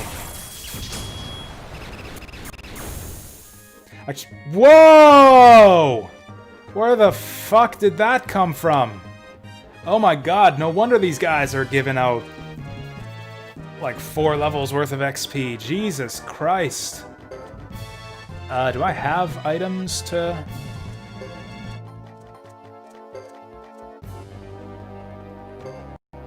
But only one of them... Wow! This is tricky all of a sudden. So yeah, the downside of... So I can't issue individual commands to my units. It's like basically one of them can use an item or a spell, and then the other one just is screwed. Okay, the missiles are fine. It's the, Okay, so I think it is definitely going to be way better to split them up. I think we avoid putting units in the same team if we can help it. Also, I think we want to kill these guys before they use that spark attack again. But yeah, if you ever play Dragon's Crown, Dragon's Crown has an explicit Monty Python reference in it. Basically, you fight the Killer Rabbit. In fact, you fight the Killer Rabbit, and right before the Killer Rabbit boss fight, you get to meet Tim. And he looks like Tim from Monty Python and the Holy Grail.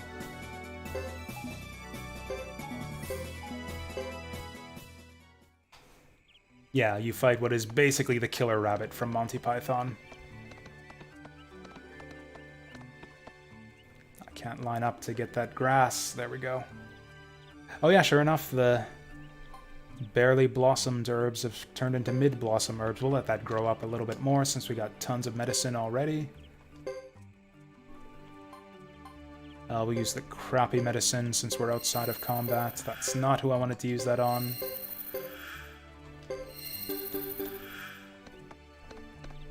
Man, combat balance in this game seems really weird. Like, the enemies can barely damage us, and then all of a sudden, they almost one-shot us with one spell. Oh, right, I was gonna change our formation. Ugh. Whatever, we'll do it after this fight.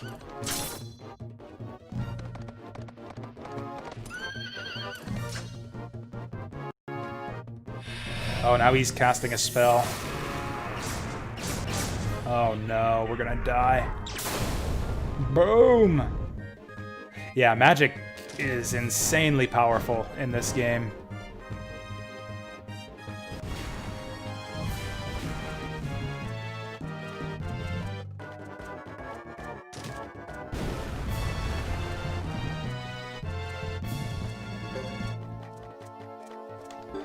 Let's just auto. Let's just auto it. There we go. Yeah, like, what a difference. He's doing 4 damage with the axe attacks and, like, 150 with the spells.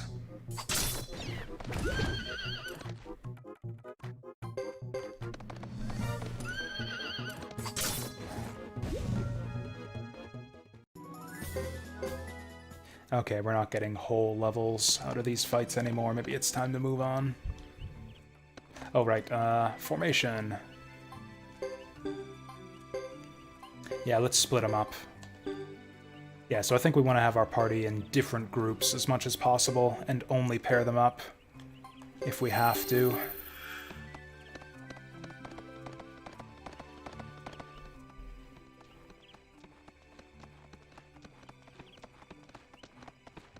Now what?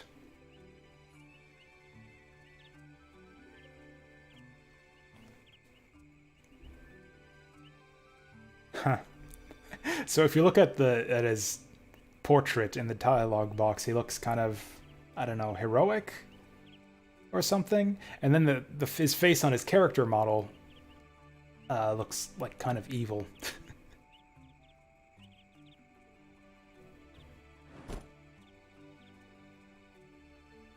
I don't know, that is a wicked smile he's got on his face, I would say.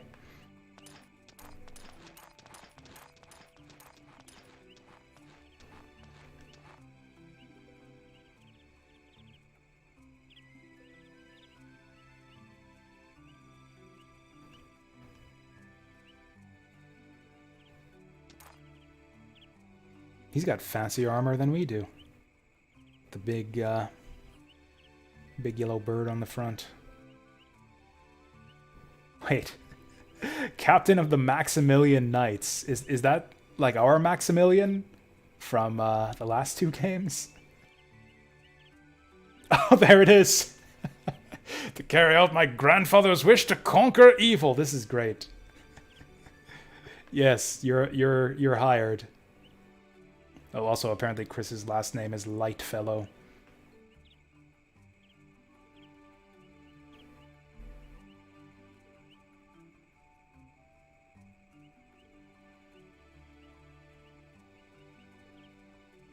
What? Seems he calls himself a Firebringer. His master is the Flame Champion, an ex-knight who crossed over to the evil side. So if I remember right, the Flame Champion is the character that we named at the start of the game, or I'm assuming it's a character. That would be a funny twist. If, like, the character we named at the start ends up being the final boss or something.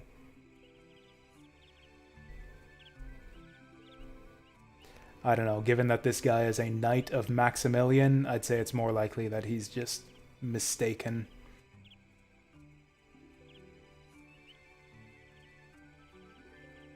What?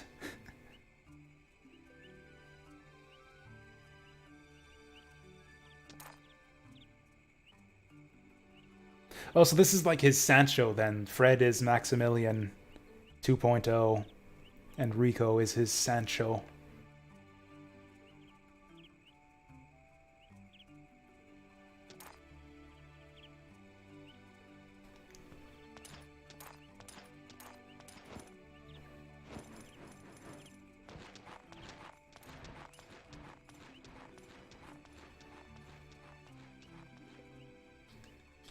So that was a scene.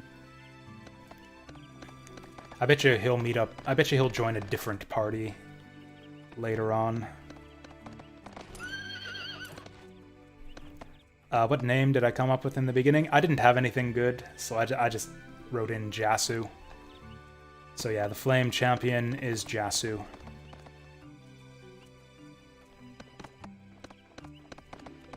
I didn't think that we would have to name a character in this game since there's, did I go the wrong way here?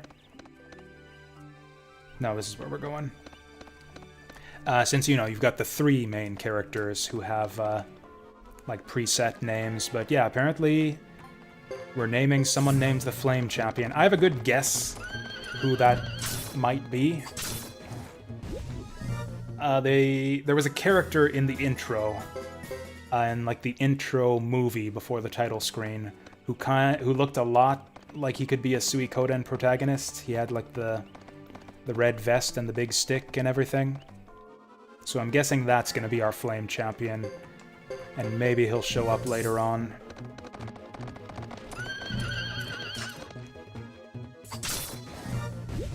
Oh hey, just double damage out of nowhere. And we got a painting. And we're going back home. This is a long chapter. I thought that we'd be changing characters again by now.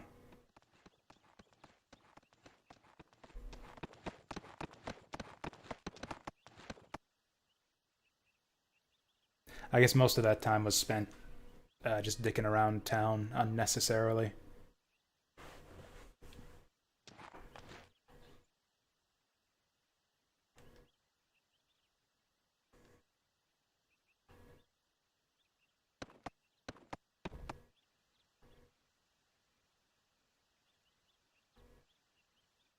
With all the ruffians around, I don't know who he's referring to there.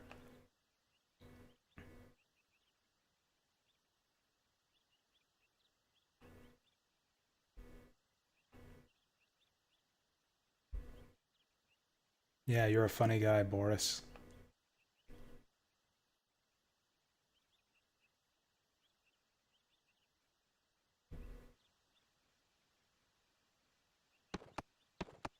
Actually, that's right. After our last council meeting, right after Chris left, the guy said something vague about how it was a hero's duty, or the role of a hero, to die in battle, or something like that, which kind of suggested that maybe he was looking to set us up and wanted Chris to get killed for some reason.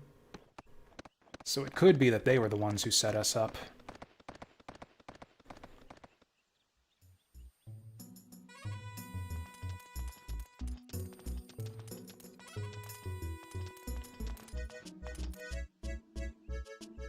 Yay, another war.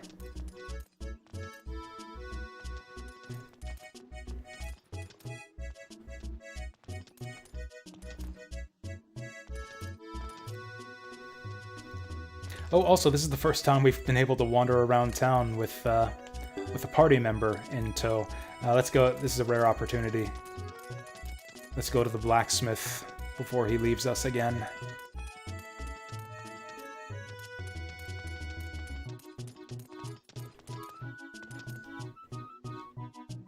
It looks like everyone's still saying the same thing as the last time we were here.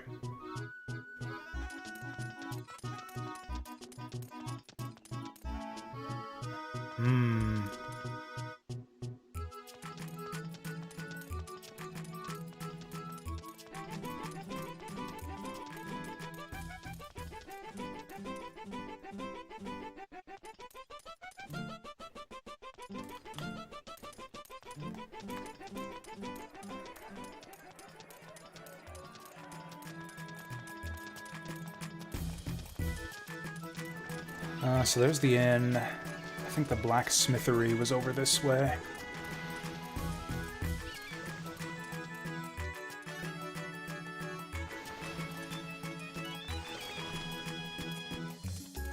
Okay, this shop had nothing but garbage in it.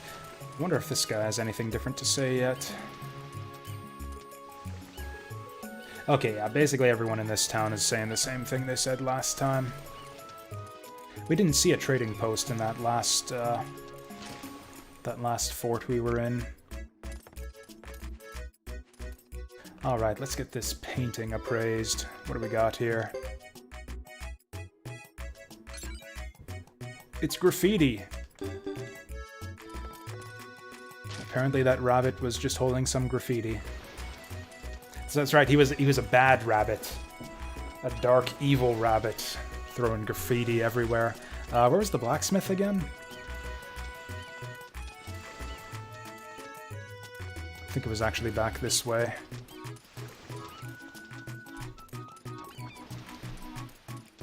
So as far as getting the 100% in this game, I don't know. I think in the past, when I've done blind playthroughs of Suikoden games, like way back in the day when I first played Suikoden 1, I think I actually did have a guide when I played Suikoden 1. I had a magazine.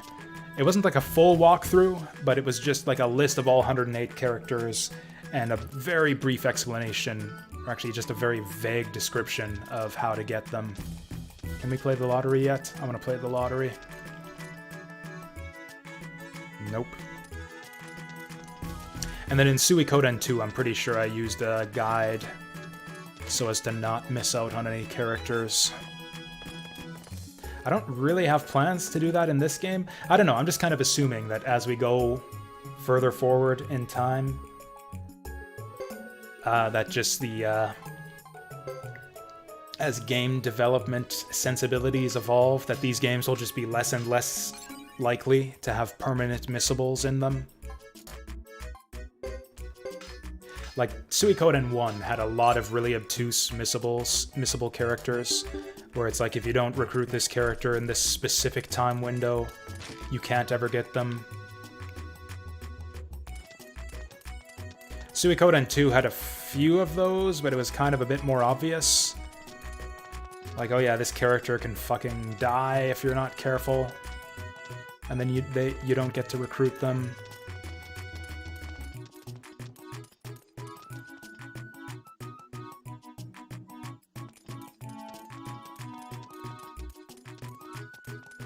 So yeah, I don't know. I don't know how many really egregious missable characters there will be in this game.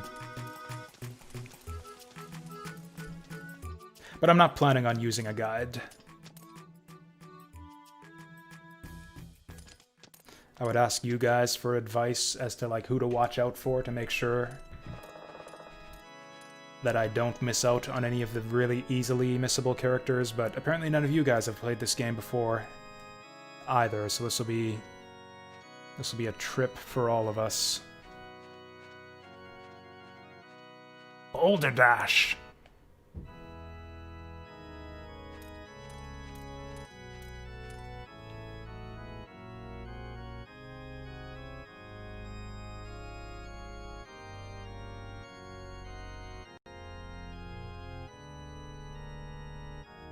So this ain't right. Oh, you know what that was? That was the lighting effects at the top of the chapel here. It looks like kind of showing up when they shouldn't in that little flashback there. Or maybe not. So this ain't right. Actually, if you look on the wiki page for this game, there's actually a good wiki for this emulator that has like a description of all the games that PCSX2 can emulate, and like all of their optimal settings and all of the known bugs and workarounds. And one of the ones listed for this game was, yeah, weird transparency glitches during flashback scenes.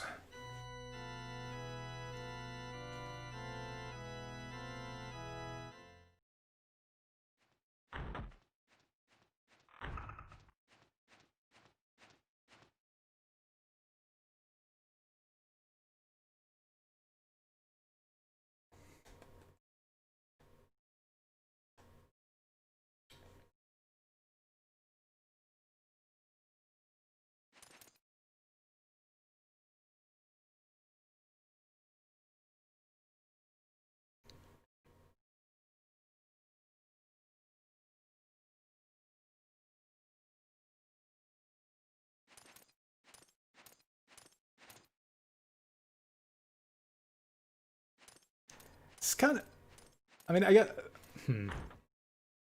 as much as I've been talking about how there are so many steps back from previous Suikoden games, the story's pretty interesting this time around, right off the bat. Like, it almost seems like they're setting her up to, like, split off from Zexen, like there's some corruption going on. It's a bit reminiscent of Suikoden 1's story, where it's like she's on the Imperial side, and then she's, like, it's slowly dawning on her that these guys are actually the evil empire, maybe, if that's the direction they're taking it.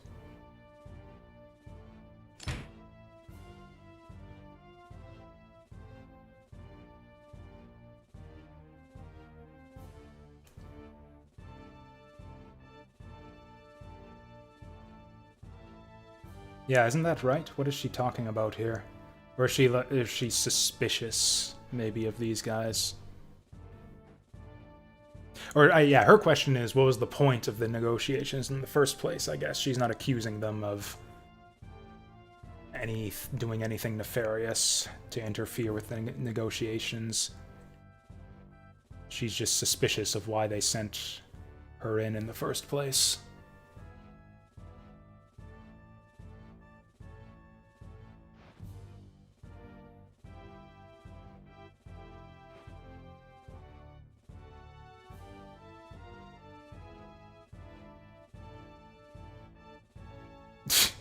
Is he being sarcastic here?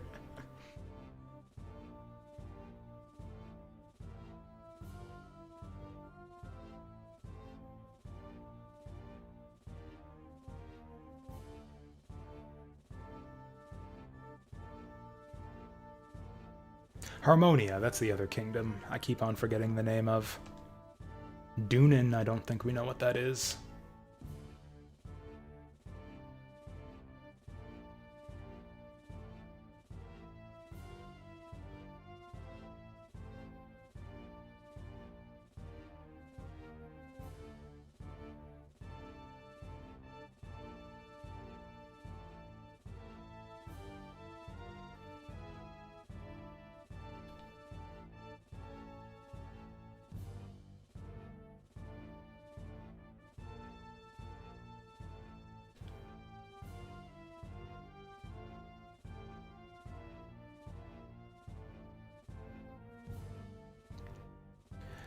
Oh yeah, so this council thing... whatever, I'll refer to the manual later. Man, they just have us going back and forth to this castle. Go to the castle and make peace. Now go back to the council and report. Now go back to... now go back to the castle and make war.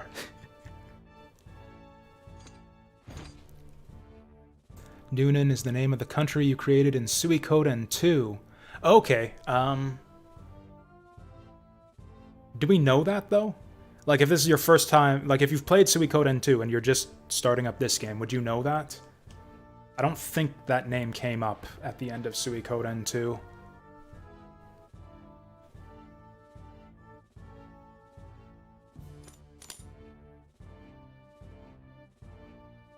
If it did, it would have been, like, only in the epilogue.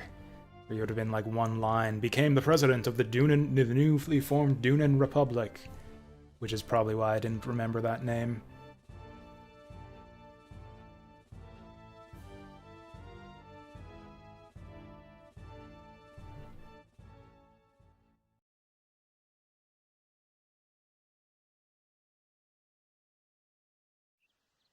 So is that the end of Chapter 1? No.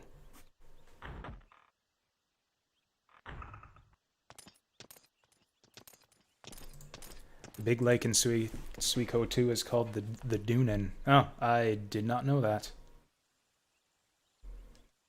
Again, I can't remember that name coming up at any point in Suikoden 2. If it did, it might have briefly, and I just forgot about it.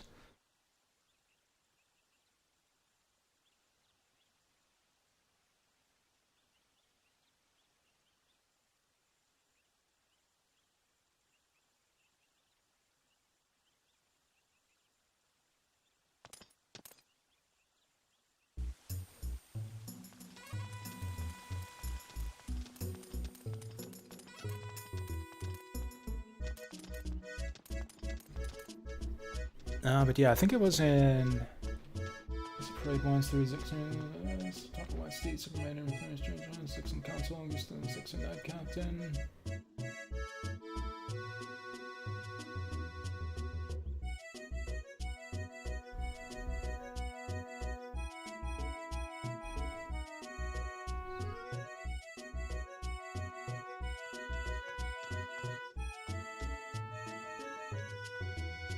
I thought I read something in the manual, in like the story text in the manual, about there being some kind of relationship or alliance between Harmonia and Zexen, but I could... Or no, I think it was just that grassland, that the grasslands were being harassed or were at war with both kingdoms, maybe, and not necessarily that they were...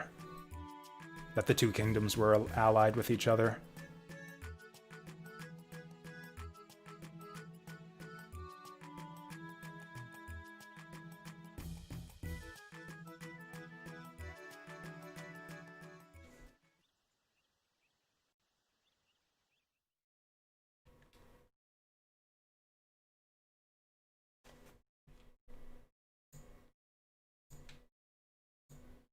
Oh, so this big fancy building is our house, then.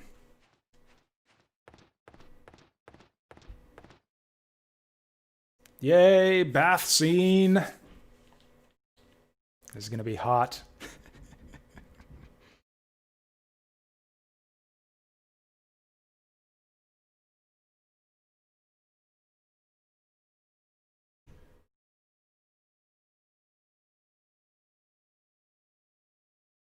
I don't think they're actually gonna show anything. There it is. End of the chapter. Fade to... Okay, so read bio. Captain of the Zexen Science, Chris is known as the White Hero and Silver Maiden in her country on the way to meeting his clans.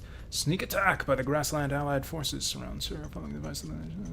Escapes and burns a village, destroy the enemy's front. That's not exactly... To destroy the enemy's front... That's not exactly accurate, but for those of you who missed it, what happened is that we basically destroyed the village. We charged through their... We broke through their ambush and burned down one of their villages to divert their forces, is what happened. We went to burn down the village to force their ambush forces back so that our other guys could escape. And then we unintentionally killed a child who was actually one of the entourage of one of the other hero parties. We'll meet him in a moment. Cool, so this is what I've been asking for in like in the previous game, where it would help to have a plot synopsis to help keep track of things. But yeah, that is it. That is basically what happened. So this is what I've been talking about all along. We've got this rotating thing here with 3 empty spaces which is kind of interesting.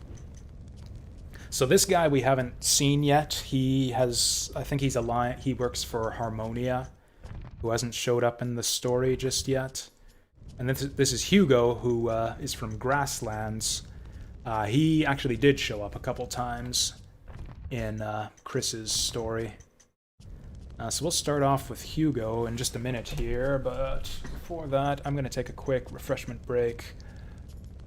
Just a couple minutes to go to the bathroom and refresh my drink. Yeah, I guess you guys can take a minute to do the same, and we'll be right back.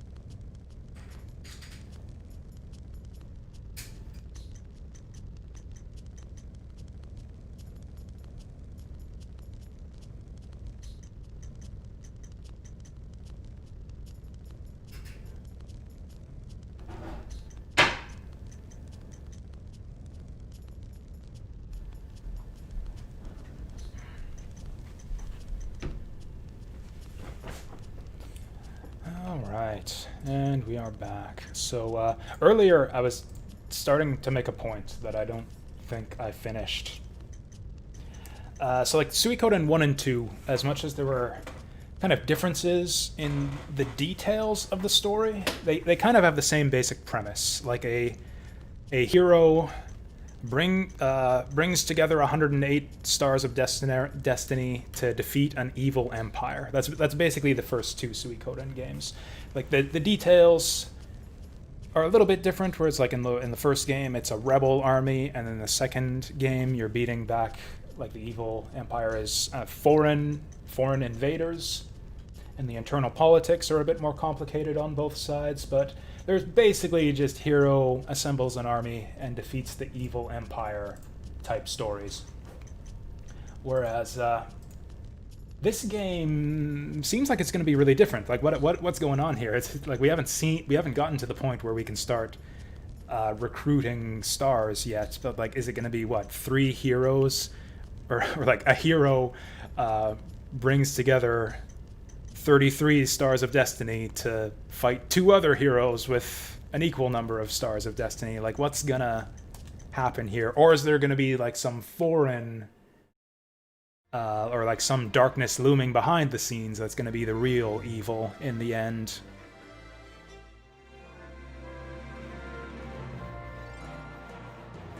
Also, when are the true runes gonna come into this? That's the other thing that was the same in the first 2 games. The hero picks up a true rune along the way that kind of signifies him as the, I don't know, the focal point, or the, I don't know, the destined hero or something. Oh, the duck just starts in your party. We get a duck and a griffin just to start off with here. This is great.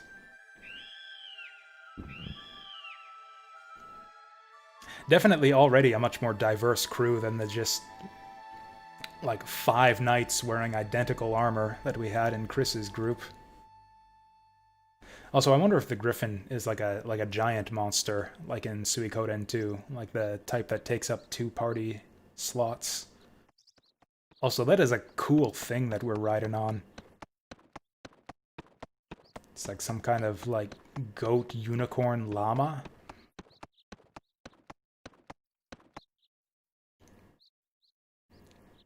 I mean, the first couple games were the same way. You don't really get to start recruiting until you get to a certain point in the story.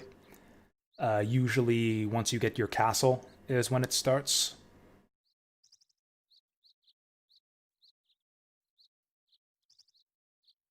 So that's probably going to be the same in this game.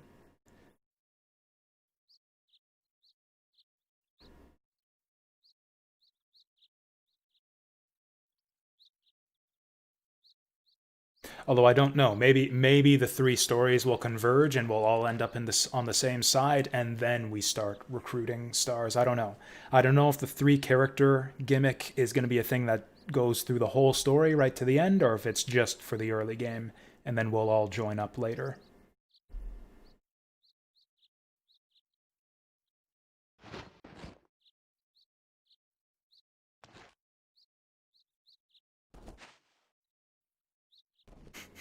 Wait, what's the Duck Clan's problem with spirits?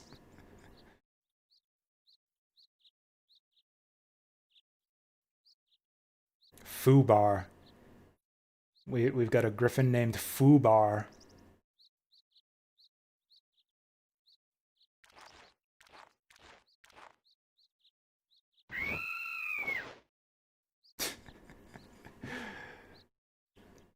Buckle your beak, you insubordinate griffin. That's, I don't know, I kind of got weirded out there. I got kind of weirded out when the duck petted the griffin. Like, I don't know, for like one feathered creature to pet another feathered creature, that's like a dog petting another dog. I don't know.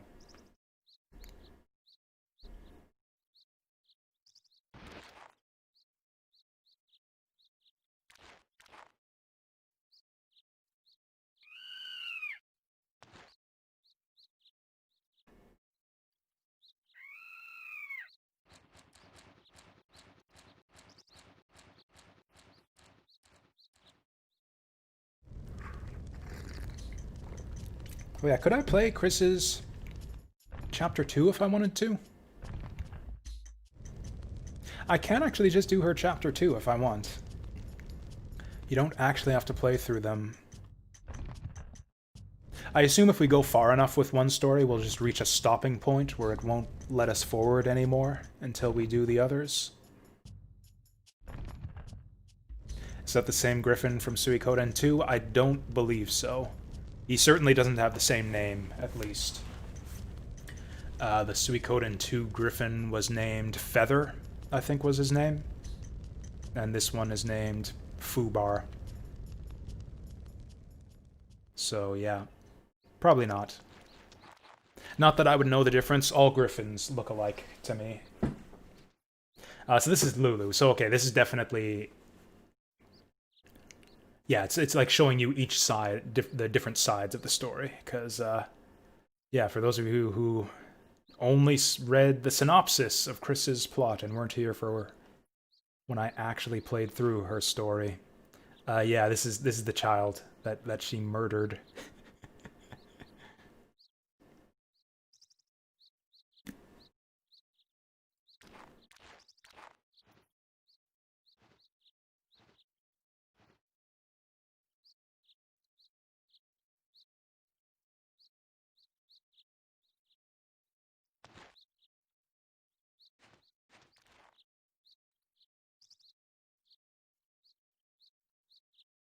Oh, this is his mom. Hmm.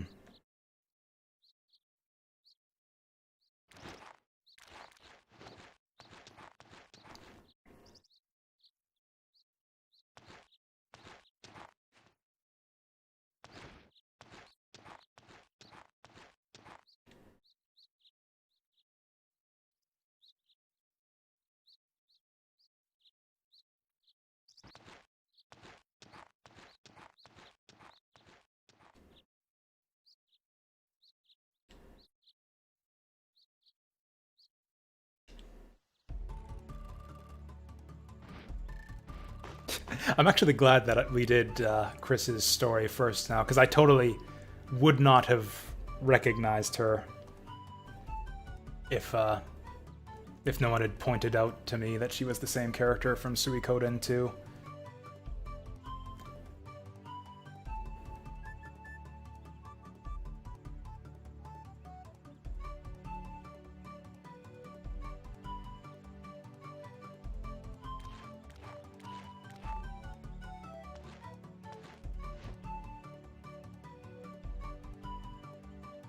Quack? I need to get a soundboard. I need to get a soundboard with that quack sound for when you cancel out of menus in Suikoden 2. And just every time he says quack, just hit that button.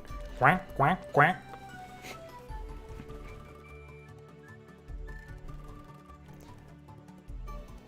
Oh man, even these... I thought that these kids would be like level 1 to start off, just to show the contrast with the mighty war hero Chris, but... oh, also, it looks like Sergeant Joe is actually our strongest guy. We'll put him into his own group.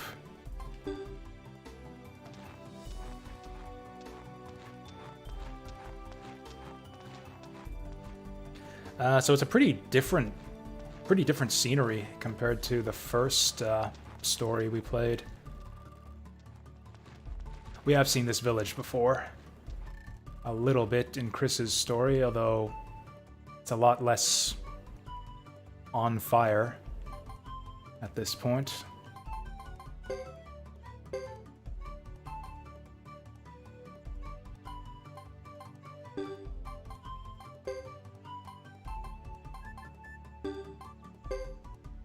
Oh, Lulu's a party member too. Oh, excuse me. We got skill points to spend right off the bat too. Let's see what we can learn. Oh, he doesn't have damage. Oh, never mind. He has heavy damage. I wonder if damage stacks with heavy damage.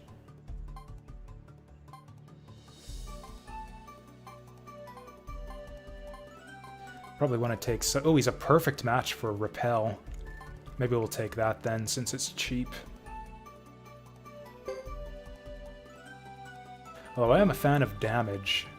Although he's only average in damage. We'll just take the cheap skills. The skill system seems interesting. I can't wait for us to get a bit more freedom to mess around with it. Average, natural ability, average, natural ability. Obviously, a griffin's got to know how to dash.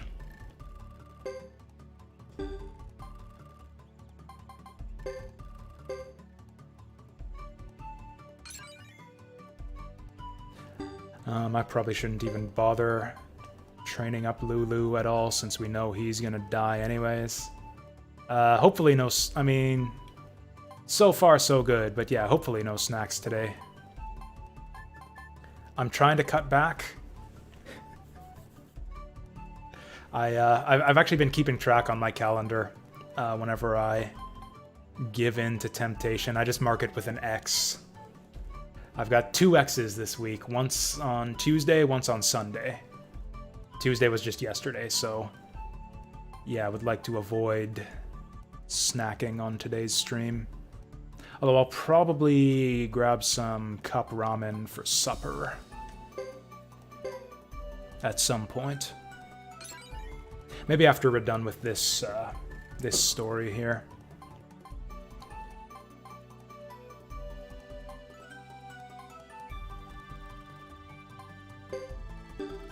Let's give him damage. And then Sergeant Joe's got water magic. Oh, raises chance, speed, and power. So you don't need to have this skill to use rune magic, but it helps.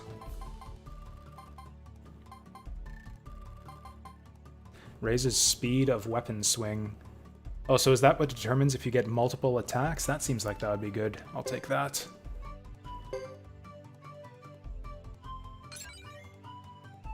And we still got a bunch of points to spend. Why can't I do this? Oh, try the education center. That's right, because there's one skill guy for magic and one skill guy for physical skills.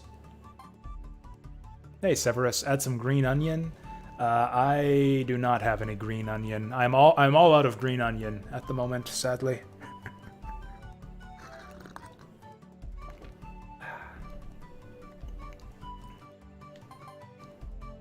Actually, if you look inside my fridge, I think I've got nothing in there but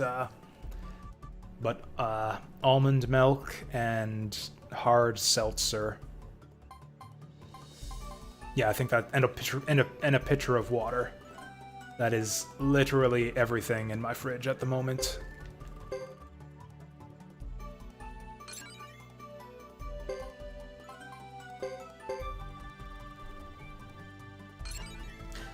I have no idea what I'm doing with these skills right now, but you know, we got the points, we might as well spend them.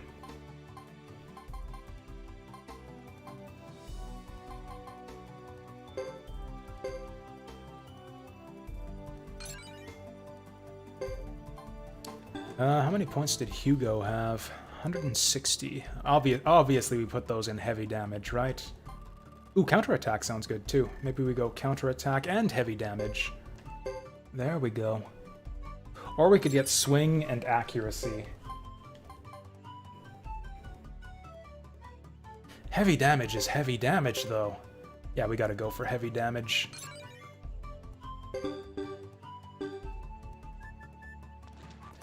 So anyways, that's the skill man.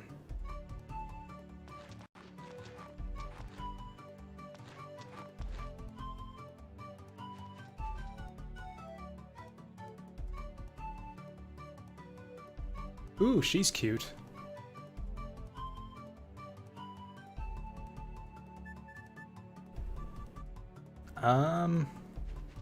So she's got a portrait, so maybe she's recruitable?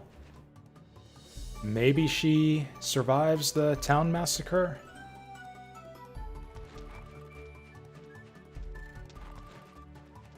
Got this old lady here teaching her granddaughter to say the N-word. The I-word, rather.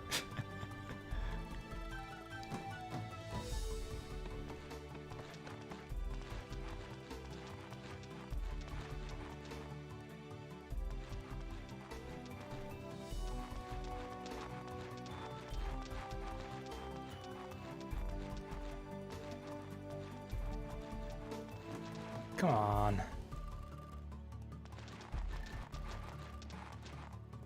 Are there no stores in this town?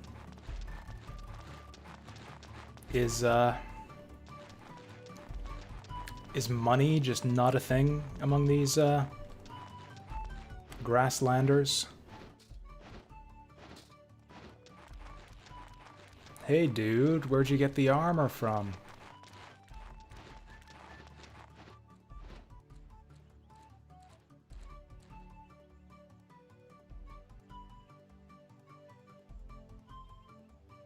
Yeah, how'd you get that armor? Oh, a past acquaintance. They must have been friends.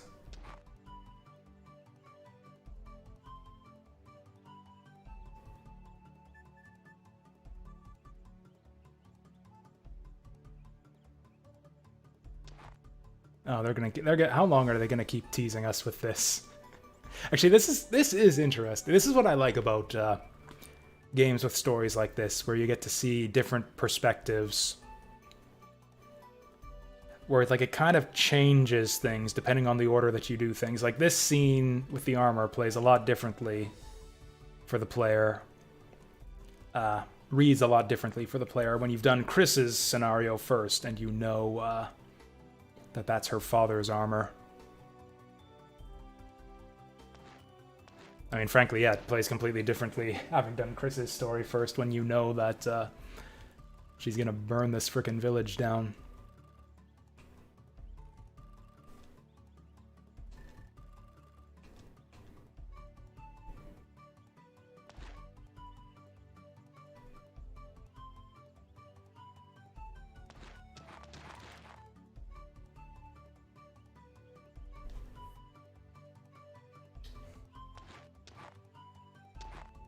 Oh, no I'm not. I want to wander around town first. God damn it, Hugo.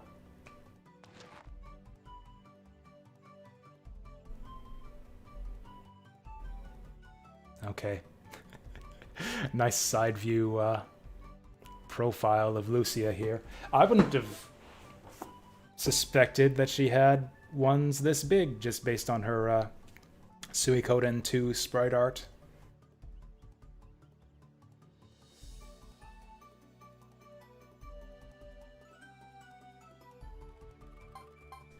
You want me?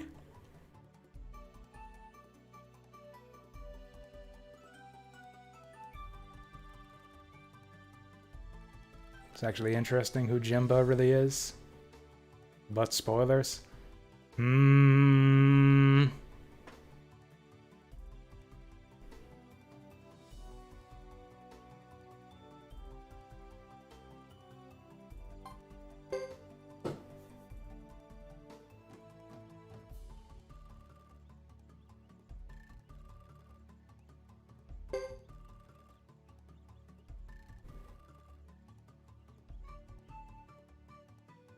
Now you've got me, like, scrutinizing his portrait and thinking, like,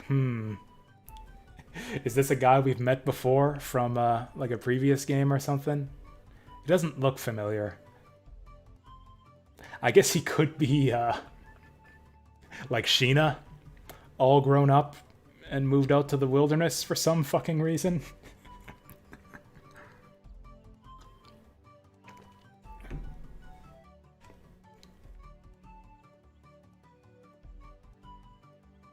Hey, Jadis. Yeah, it's interesting so far. So far, I'd say I'm enjoying the story more than anything else. Like, the balance of combat seems really weird. And it's super linear so far, although the other Suikoden games kind of were also in the early bits.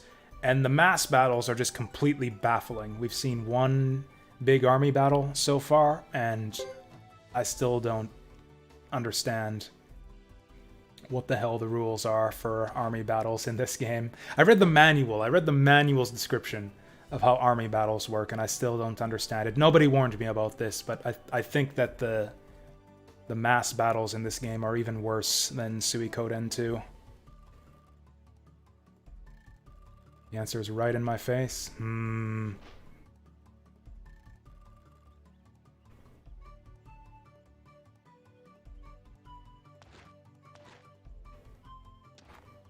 Yeah, that's the thing I'm interested to see, is like which characters will return from the last game and how will they have changed, because there's a bigger time lapse between this and Suikoden 2 than there was between the first and the second game.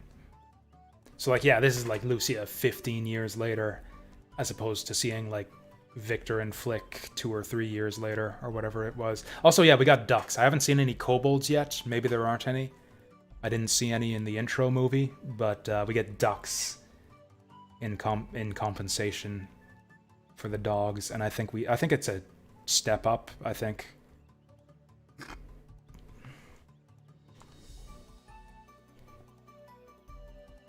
That's right. As long as you don't do anything stupid, they'll protect you.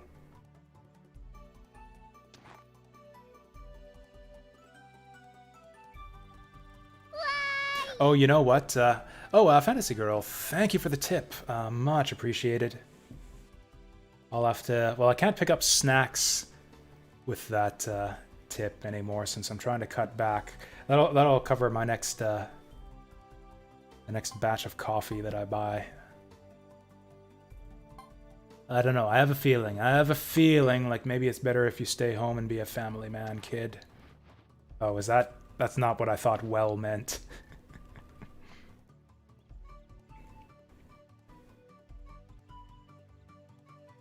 Also, thinking back on the scene where Lulu dies in Chris's story, it happens right in front of this house. Like, Chris is there making an angry face in front of this house, so probably there was like a... He probably mistook what was going on and thought that, like, she was the one who had just burned down his house and killed his mom or something. Hence why he attacked her.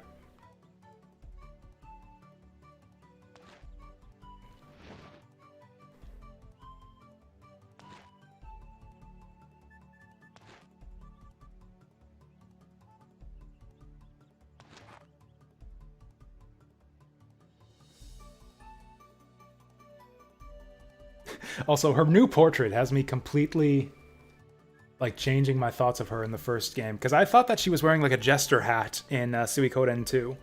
That's what it looked like to me. She was, like, some kind of, like, weird, like, trickster, like, jester-looking type character. But I actually think she probably just had a weird hairstyle. Because, like, the way that she's got the silver hair coming out of the headband, that's pretty much the way her hair looked in the first game. It's just not quite as long and not quite as... stiff.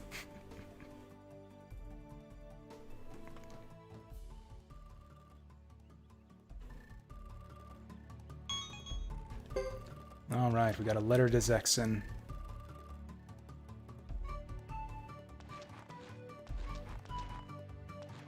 Oh, we got a big spinning wheel. Honestly, this does still feel quite a bit like a Suikoden game, just in 3D now. Like, all of the details around the houses. Just like the way the story is structured so far. Like, you know, the 3 characters thing is completely different, but I don't know, it just feels somehow familiar, despite the complete change in the graphical style. And the battle system and pretty much everything else.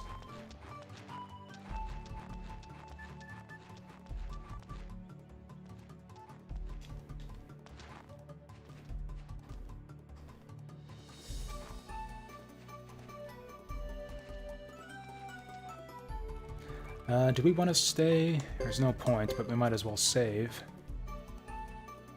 The battle system is still weird to me, though. I don't know if I like the new battle system.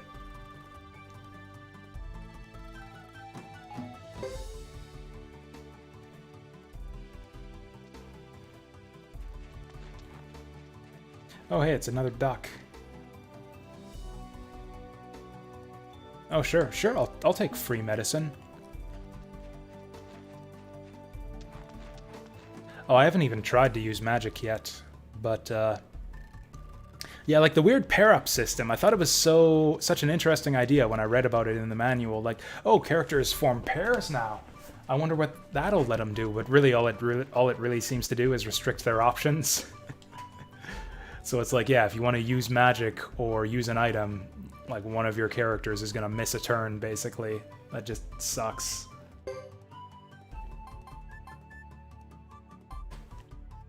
Oh, this kid's poor. Poor as fuck. What did he say? Look at those curves. He's admiring that urn like the way I was admiring Lusa's character model earlier. Look at those curves. Are any of these even upgrades? I can't, even if they were, I can't afford it. I can't even afford a damaged tunic.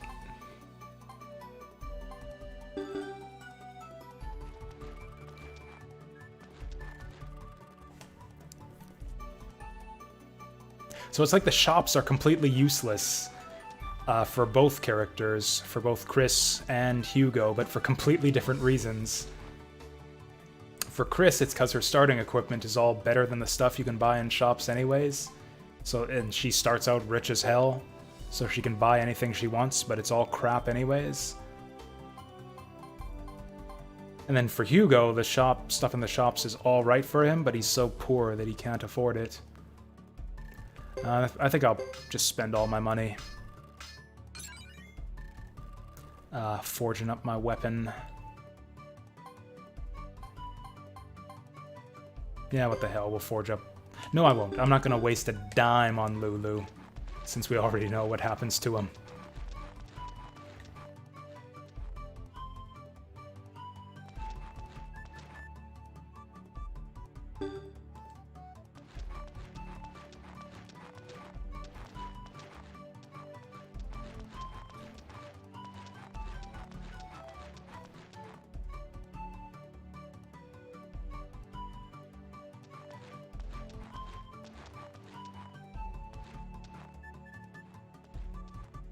It's great to have a wife who cooks.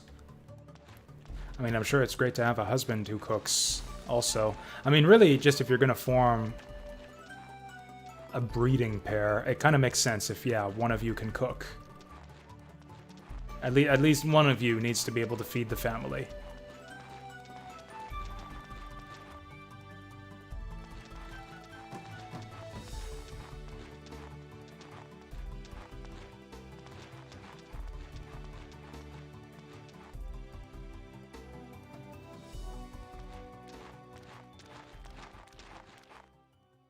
What's going on here?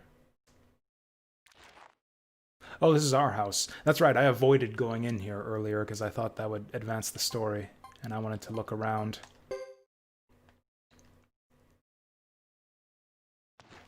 I'm probably wasting too much time looking around the towns. It doesn't seem like there's anything to find, or like any items to get or anything.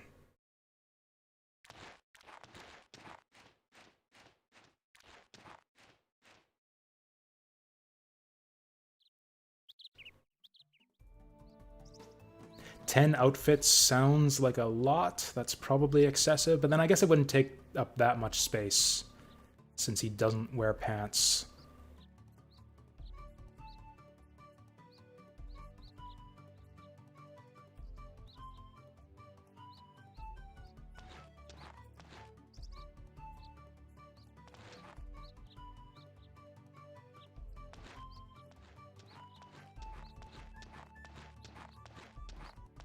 That's a good question. How much medicine do we have?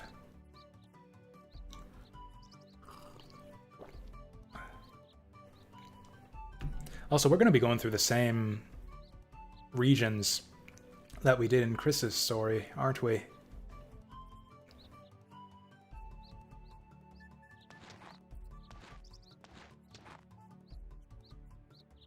Which is kind of disappointing.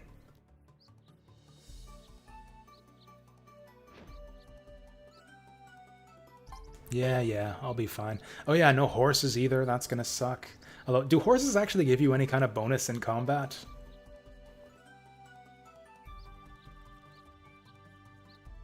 I guess we'll find out. And even apart from the horses, we're somewhat lower leveled than Chris and her party. And also much more poorly geared as well. Is this actually going to be like really difficult this time around?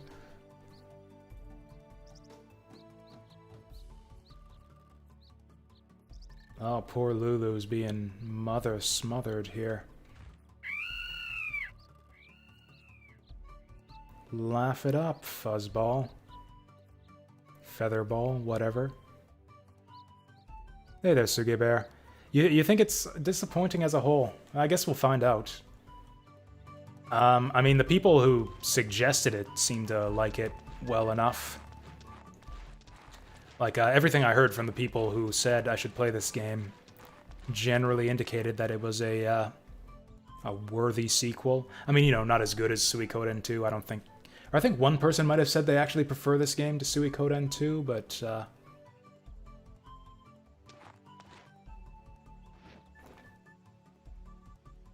But yeah, to me, Suikoden 2 is like one of the all-time greats in the JRPG genre. Take this to the Lightfellow family. Wait, he was supposed to give that to Chris? He never did. He withheld this treasure from me.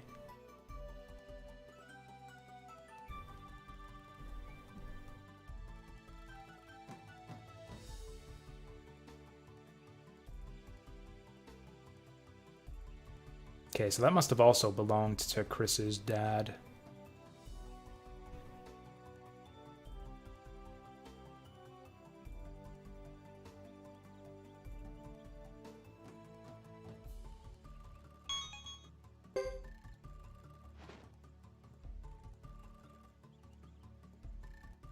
That's not a rune, is it? We've never actually seen, like, a rune. Like physically, what they look like. Like, I guess crystals are involved somehow. Like, you get a crystal and somehow that gets transformed into, like, a rune on your body. But, like, we've never actually seen, like, what a rune looks like on a person's hand or whatever, or what the crystals look like. So that could very well be a rune that he just gave us. Although it looks more like a rock.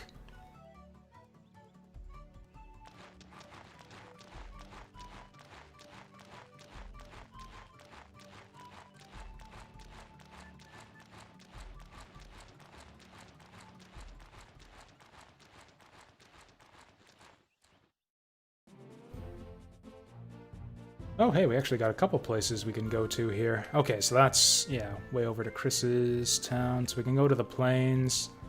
We can go to Duck Village for some reason if we really want to. Is there any reason to do that? Can I save? So what's so bad about 4? People keep on telling me that 4 is such a shitty game, but I don't think anyone's... I've asked a couple times, like, what's so bad about it, but I don't think anyone's actually given me like any specific answer. I mean, will I see eventually? The way people are talking about it, it sounds like I don't even want to play it. Although apparently there will be some kind of fun, special, spoilery surprise if I do. Oh, he's got a... Duck's got a halberd. That's cool.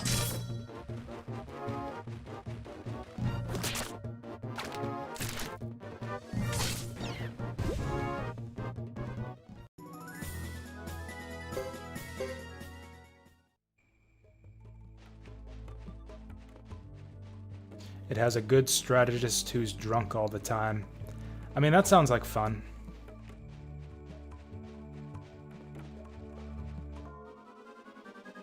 I don't know if that if that answers my question about what's so bad about it, though. Random battles while traveling on a ship? I mean, that's fine. I mean, if anything, I like aquatic battles on ships in RPGs, because water monsters are cool. Like, weren't the water battles in, like, Xenogears cool? We got to fight, like, all kinds of weird, like, giant sea dragons, and, I think there was a giant squid at some point. Combat is 4 party slots? Well, I can see how that's a step back. I'm on patrol.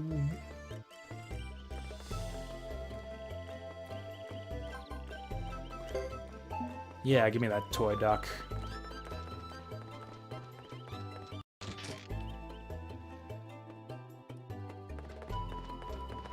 It's just mechanically really bad.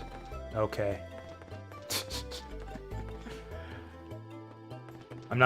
I don't know, maybe I will have to play it and find out for myself. Mechanically really bad. It doesn't really tell me much.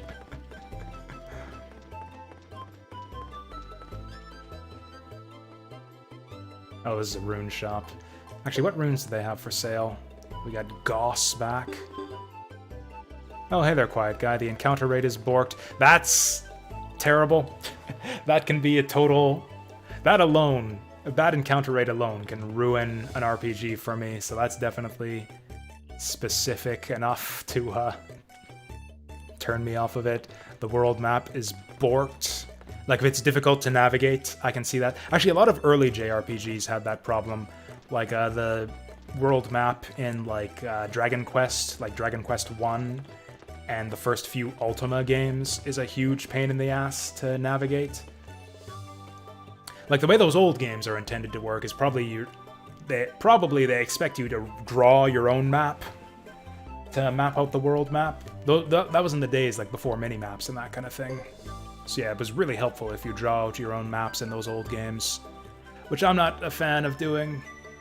Voice acting's not great. Actually, there being voice acting at all is a turnoff for me. I am not a fan of voice acting in RPGs.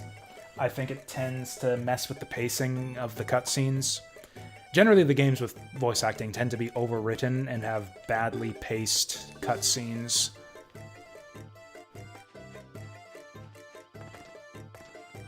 Okay, I wasn't paying attention there. Oh, this is just a skill shop, just a magic skill shop.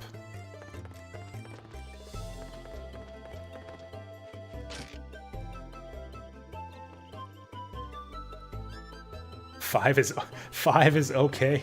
See, I've had like half a dozen people tell me that 5 is like the best thing ever. Best game in the series, brilliant, you gotta play it. Like, yeah, people have been hyping up 5 for me a fair bit over the course of my last 2 Suikoden playthroughs.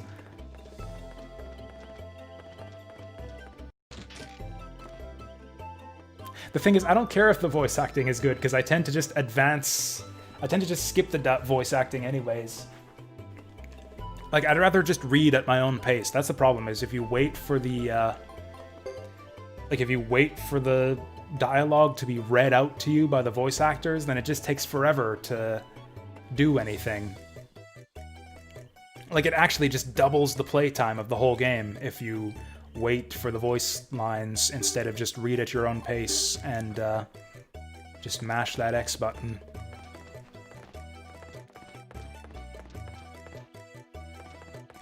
In my own opinion, at least. I know that it's not shared by hardly anyone.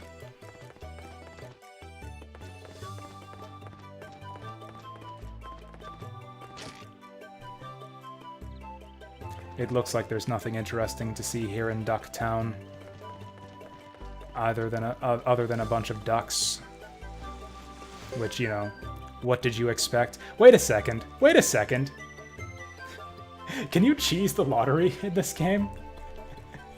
Like, if I go through as Chris and I see, oh, the lottery numbers for this week are this, can I go through with another character and, like, replay that section of time with another character and buy a lottery ticket with the right number?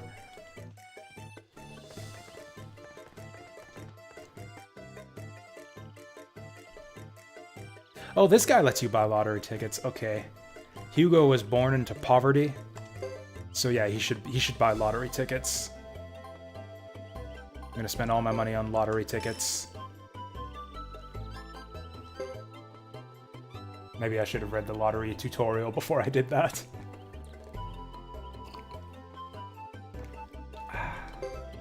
Okay, can be cashed in at any time. That's good because I'm probably gonna forget about it.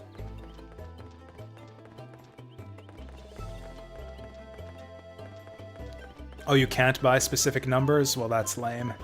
Although it makes sense, because otherwise you could cheese it in the way that I just said.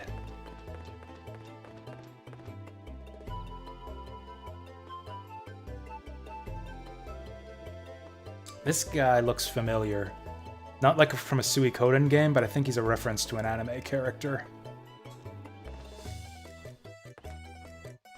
I'm sure I've seen this kid in an anime before. Maybe he's just very generic looking. I will say this, some of the character designs seem to have taken a bit of a step back. I don't know, the three main characters look cool, but most of the other characters we've seen so far don't look that interesting. I don't know, they seem a lot less distinctive than the recruitable characters in past Suikoden games.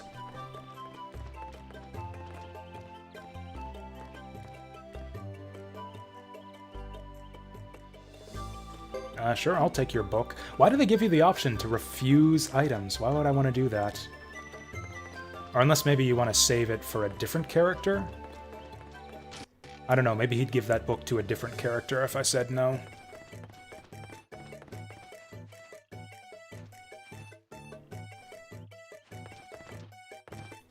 That is a meditating duck. Can I not climb the ladder?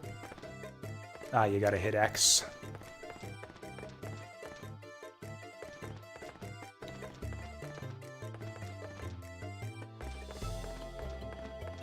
Detective Conan, that's the one I'm thinking of. Yeah, that's right, Detective Conan. The little, is he supposed to be a child or a midget? I'm not sure if he's actually a child detective or if he's just really, really short. Or both, really.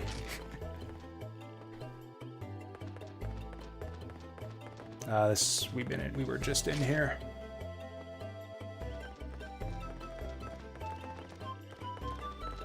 Oh yeah, this is the whole place. We gotta go through here to get back.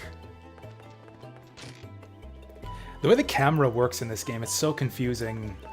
The way to navigate these areas, you really do need to refer to the minimap quite heavily, I find.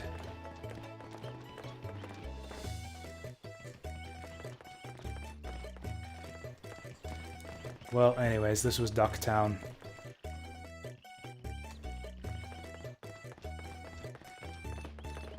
Things are a bit less exciting here than I was led to believe. I like the color palette, though. Like, it's just a pleasant place to look at. Just, I don't know, I like the shade of green that the buildings are painted. It just seems like a pleasant place to hang out. But yeah, not terribly thrilling.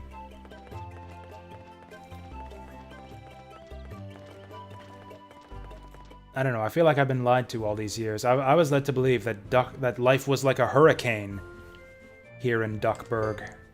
But instead it was more like just a pleasant breeze.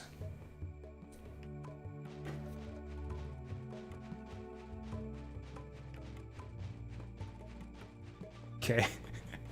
This is what I was talking about with the weird camera in this game sometimes. That was me just holding forward. If you just hold forward, the camera like curves forward.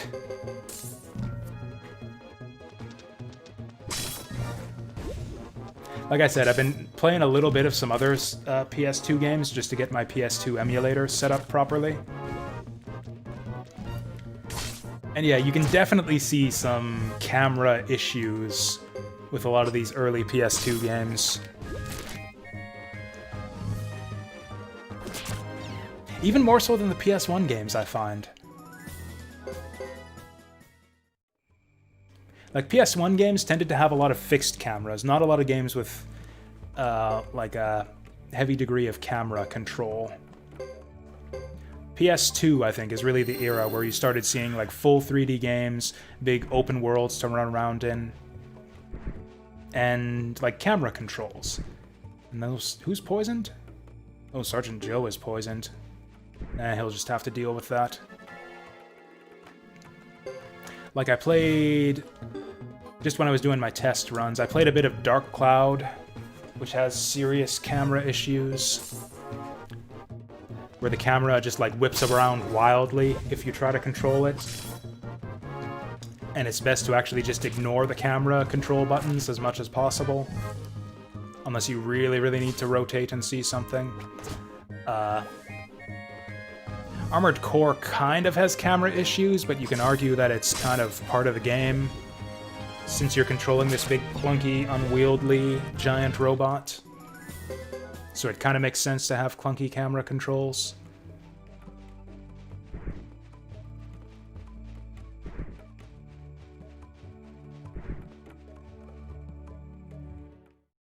But yeah, look at this. Like, I can't stay on the frickin' road because the camera keeps slowly rotating cinematically.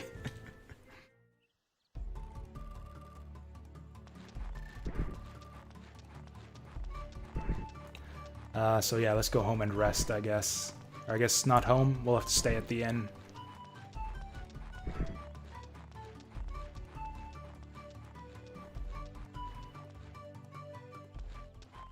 Oh, are they gonna kick me out of town? It's like, what are you doing here, Hugo? We had a job for you. Yes, we are literally homesick. Oh, the inn didn't have a sign in front. I guess these grasslanders don't believe in signs. Is there a sign outside of any of these places?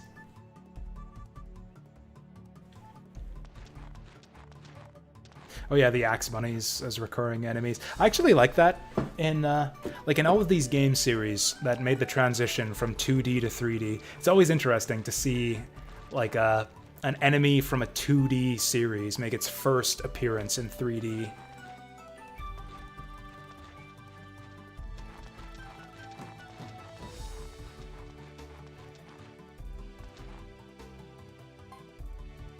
Ah, this is the place.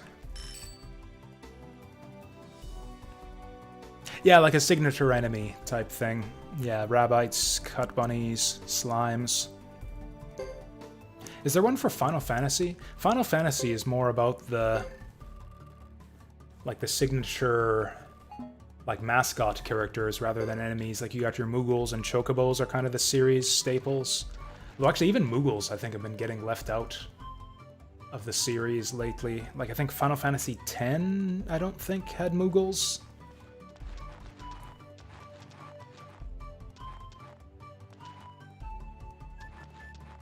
Oh, no flying squirrels in 3? That's lame. That's a disappointment. So what, we got duck people, lizard people, dog people, but no squirrel people in this game? Actually, I guess we don't necessarily have dog people. That remains to be seen.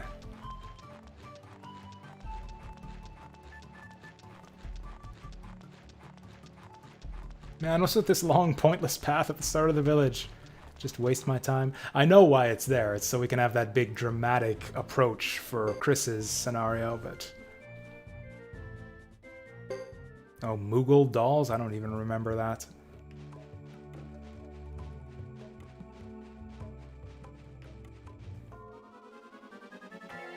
Oh, hey, it's these guys. Yeah, they call them fur flies in this one, but these are like the bonbons from the other two Suikoden games. I think they had a couple different names. There were the blue ones and the brown ones. Apparently they're flying this time. And they do 1 damage to us. Oh yeah, that's right, Lulu had the Moogle doll. That's right, I do remember Lulu's Moogle doll. Also, there was the Moogle suit in 10-2. Yeah, the Moogle suit costume.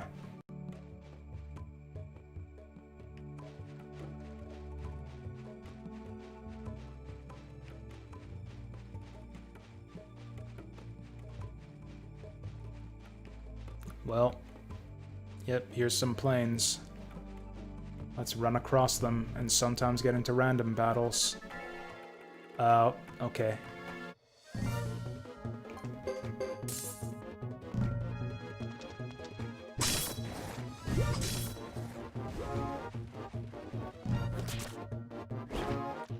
Oh no. Oh, these are like the man-eaters, or the fly traps from the first 2 Suikoden games. They're just a weird color and very tiny this time.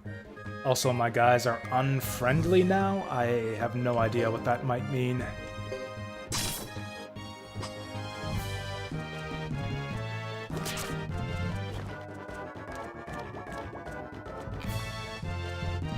Unfriendly. What a weird status effect. Like, most RPG status effects are kind of intuitive. Like, oh, I have sleep status. You can kind of guess what sleep will do to you. Paralyzed, totally self-explanatory. Poison, not entirely self-explanatory, but simple enough. Like most RPGs, poison works the same way. Unfriendly. What the hell could that possibly mean? Like, my guess would have been it's something like confuse, where you attack your own party members, but that doesn't seem to be how it works. You can't unite attack? That's lame. So it's like a silence for your unite attacks, then. Actually, I have the manual open. Why don't I just look up what unfriendly does? Rune skill status. Yep, there it is. Unable to participate in combination attacks. Yeah, I guess I could have just waited for you guys to tell me, too. My computer's freaking out. I don't know if you guys can hear that. Something's spinning like crazy in there. There's a manual? Yeah. That's actually, I don't know. Maybe I get obsessive about these things. I used to read game manuals back in the day. Apparently a lot of people never bothered, but I did most of my gaming when I was a kid through rentals. My parents bought me very, very few games. I would get like 2 games a year, one for Christmas, one for my birthday, and then I would get to rent a game like once every 2 weeks or so.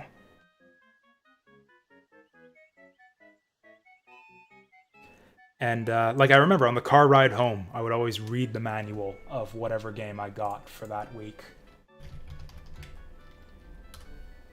But anyways, I usually just Google, yes, whatever game manual PDF, and it'll come up. Usually the first thing that comes up is this site called Replacement Docs, which has a bunch of manuals for a bunch of different games.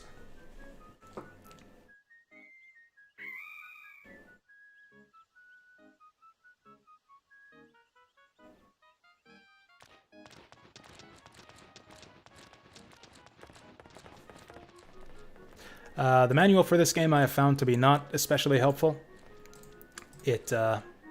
Anytime I've gone to it for gameplay information, it has not had the information I have been looking for. Like, I read the whole section on how army battles work in this game, and I am still clueless as to how army battles work in this game. But it's got some good story stuff. It does a good job of setting up the basic premise of the story and the different countries and factions involved. It's also got good artwork, which is honestly the main thing I like to look at manuals for these days.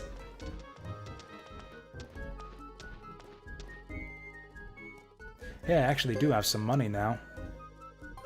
Oh, weapon sharpening is expensive. Forget about it.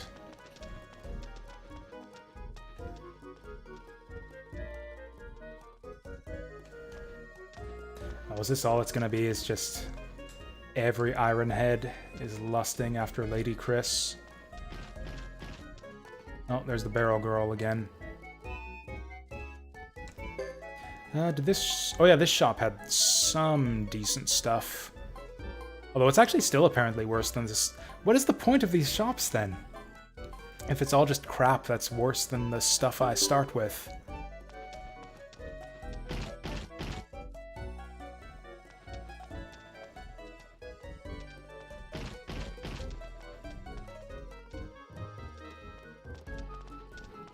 Grassland Riding Beast. That's actually a good idea. I read something in the manual, again going back to the manual, apparently characters can ride other characters. At least that's what it says. Like, you set up your guys into formation, teams of 2, and apparently some characters can ride other characters. That's the way they phrased it. Not just ride horses, but ride other characters. Oh, I don't see any way to ride Fubar. Which is a bit disappointing, but oh well. No tutorials at all in this game so far. Which is kind of refreshing, but I don't know. I feel like I kind of need them.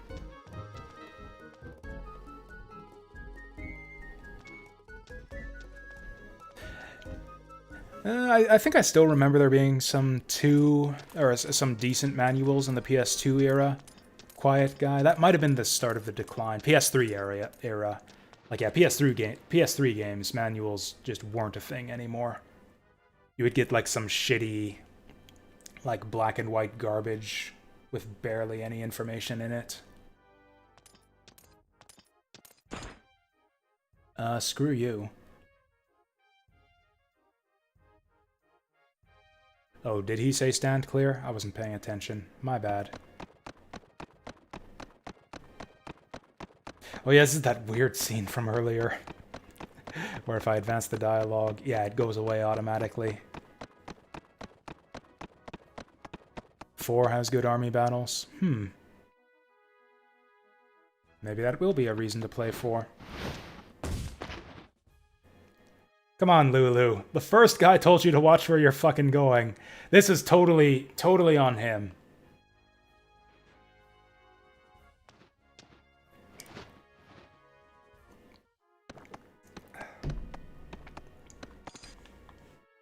And then she apologizes to him anyways. This kid's kind of a jerk. I actually kind of don't feel bad anymore for what happens to him later.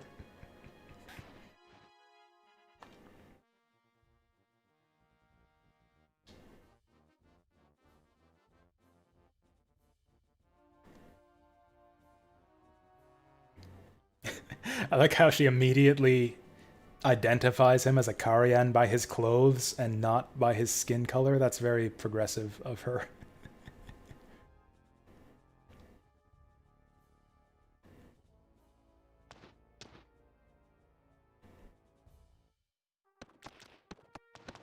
At least from what we've seen so far, at least. Like, yeah, the Iron Heads are all pale faces, and the Grasslanders are all tan. Or lizards. Or ducks. Just put Hugo and Fubar in the same pair, that's all there is to it. Done. Oh yeah, Roland was kind of a jerk too. I hope he dies next.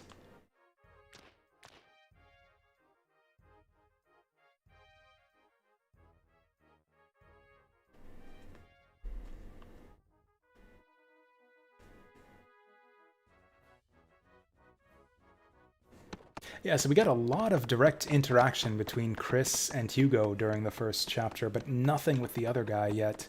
He must be off in, like, some other part of the world. Maybe he'll show... He must show up later.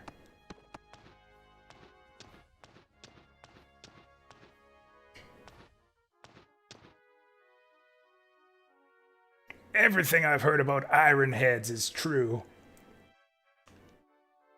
Like what, that, like if you get in their way, they'll walk into you? Yeah.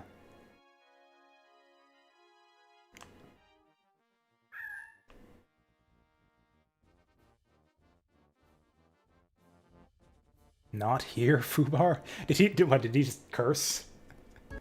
What did Fubar just say that was so inappropriate? Not here, Fubar.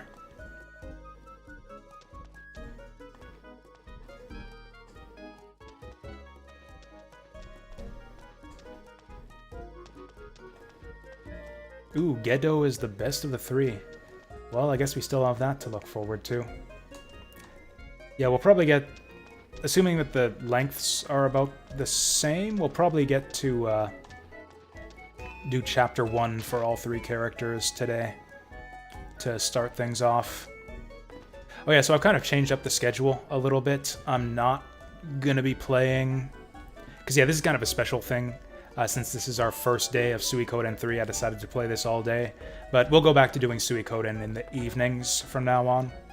And instead of doing Tier Ring Saga in the afternoon streams, we're going to be switching Tier Ring Saga to the off-day streams. So whenever I feel like streaming after work, we'll do Tier Ring Saga. And then I'm going to do the Mobius Front 83... for the regularly scheduled afternoon streams for the next little bit.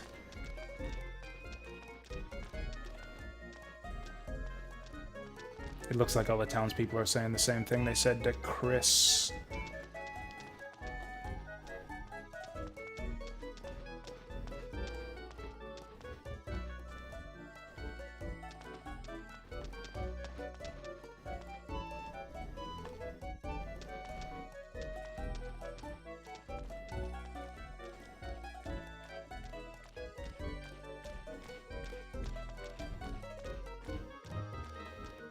Heh heh heh. He's being stalked.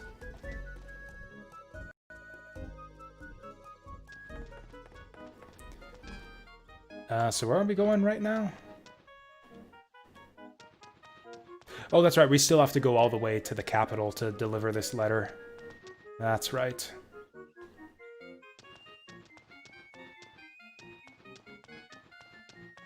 So I guess we're gonna go all the way to the capital and then go all the way back to our village. Just like Chris did in the first place. Just taking the same journey in reverse.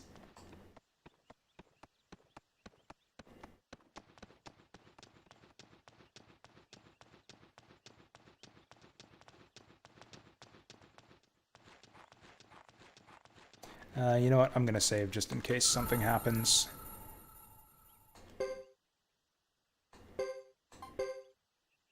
You never know, since apparently some monsters are just randomly capable of randomly casting spells that deal like 150 damage, which would actually wipe out this party. If an enemy actually casts like a lightning spell on us, like that one seed pod guy did, yeah, we would just wipe immediately. Yeah, nobody in this party has more than 150 hit points.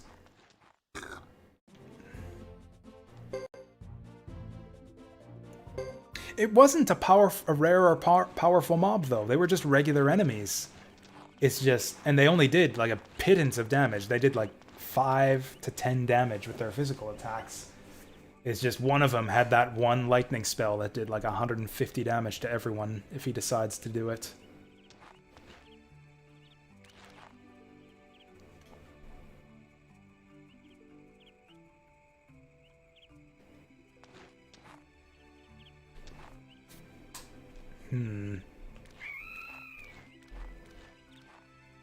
That's just how every one of these scenes goes. Fubar gets the last word. Oh, right, also... Put Hugo and Fubar on the same time, and then they'll ride... Then we get to ride him. Alright, let's try that out. Although I don't know if I trust Lulu to be the leader of his own group, but, yeah, screw it. Let's give it a shot.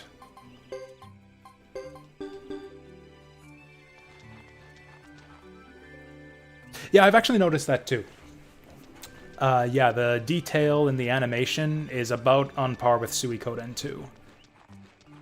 It's a bit less impressive in this game because, you know, 3D animation is a lot easier than sprite animation. We'll wait for the herbs to bud.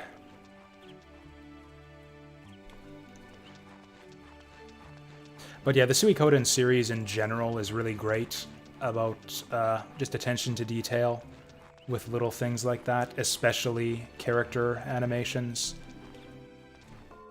God damn it. Okay, maybe this group fights easier enemies then. Oh, there he is! He's riding the griffin!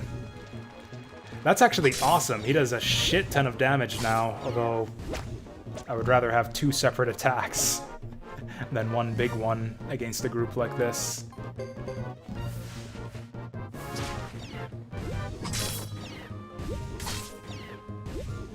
Not that that optimal damage distribution really matters for a group like this.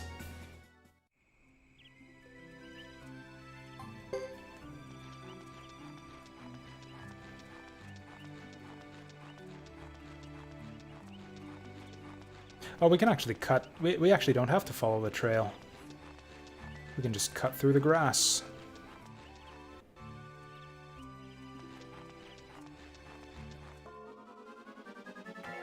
Same group of guys, boring. Maybe they'll just give us nothing but weaklings here.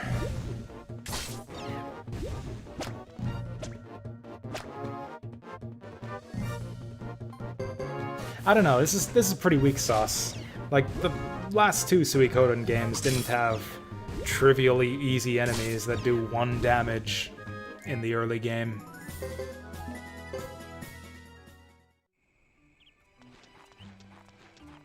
Like, yeah, this so-called dungeon content kind of feels just like padding.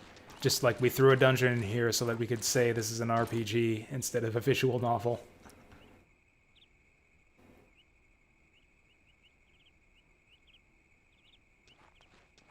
Interesting. So these guys are still hanging around in here. Like in Chris's story, they were just passing through here on her way back to the capital, I think, after she had burned down the village. And this is before that, right here. Maybe these guys are lost in the woods or something.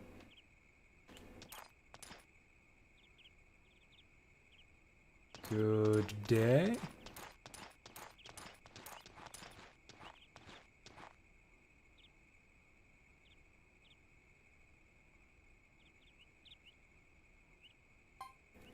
Sure, I'll play along. In the north there are stories. Oh, that's it. There is no second half of that sentence. Oh shit, apparently I didn't even have to finish that thought. What in spirits? That's a good, good WTF phrase right there. What in the spirits? Oh, this guy's got no respect for the dead. Yeah, just grab that recipe off of him. No comment on the sadness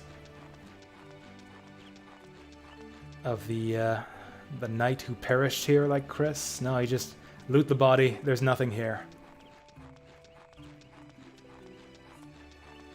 He doesn't even acknowledge that there's a body. He literally says, there's nothing here. All I see is a bag with a recipe in it.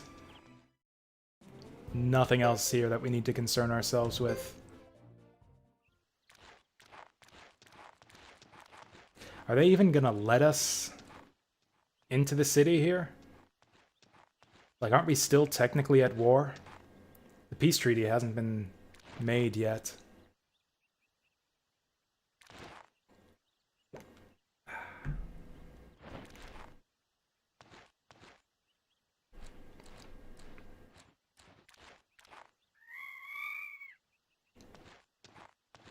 I like Fubar's fancy anklets.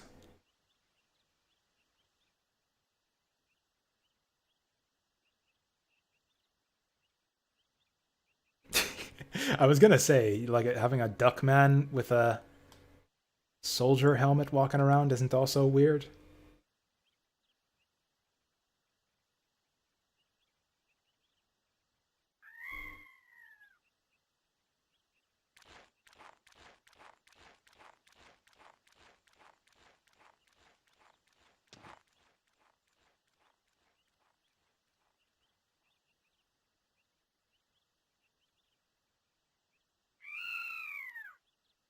Okay, I'm fine with the kid dying, but I really don't want anything horrible to happen to my griffin. Like, for real, don't get hunted, Fubar. I think he showed up in the cutscene where Lulu dies, so he should be fine here. I don't know, it seems irresponsible to just leave him outside here. We should take him in so we can keep an eye on him, take him with us.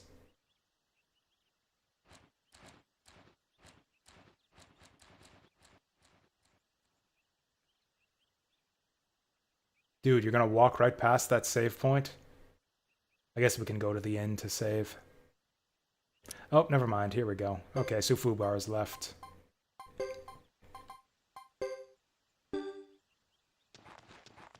Okay, apparently he's not gonna walk past the save point.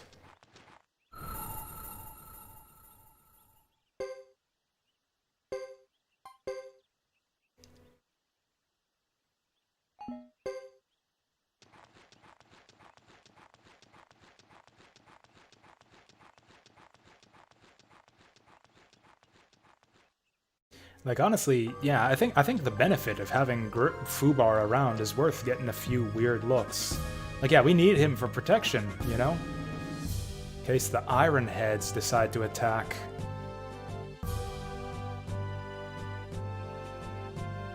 Whoa, fancy. I know, right? This place is so much cooler looking than that dump of a village that we came from.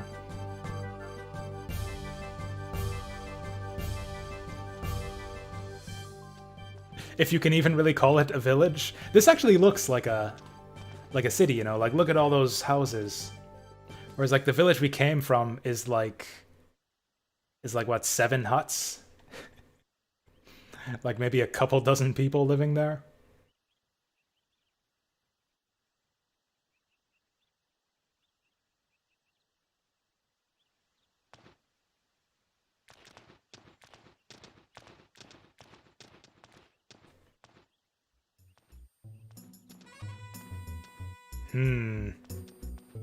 Surely the people in this town will have a different reaction to a Grasslander than to a war hero. Like, these people should all have different things to say. Oh, they do, too.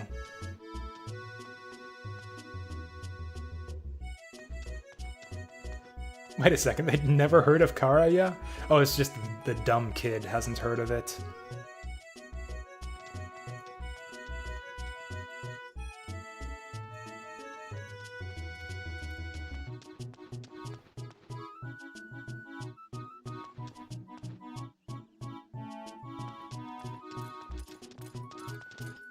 Hey guys. Hey guys. Humph.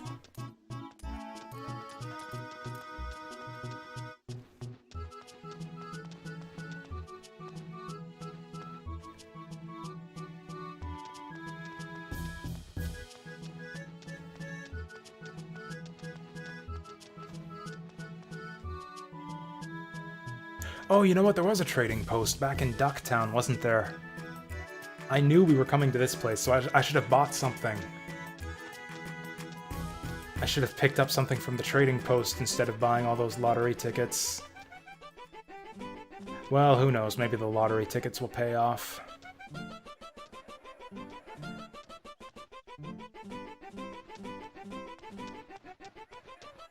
And at least none of these people seem to have anything interesting to say. Maybe this guy has a new joke.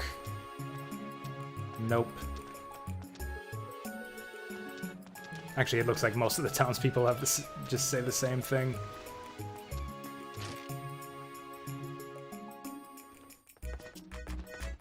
So where exactly are we going here?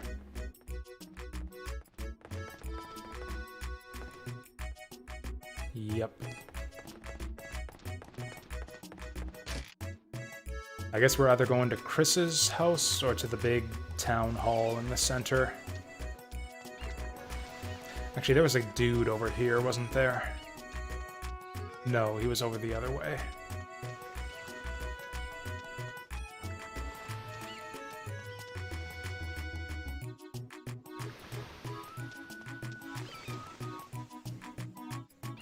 Yeah, everyone in this town is saying the same shit. Ooh, can I cash in my lottery ticket at a different lotto destination? Apparently I've got nothing to cash in. Though I could buy a bunch of lottery tickets here as well. Oh, I can afford the full 10 this time too? Let's do it. Let's just dump all of our... I've got hardly any money in the first place. I might as well dump it all on random tickets. There we go. I've got 16 lottery tickets in 2 different cities. I'm gonna be rich.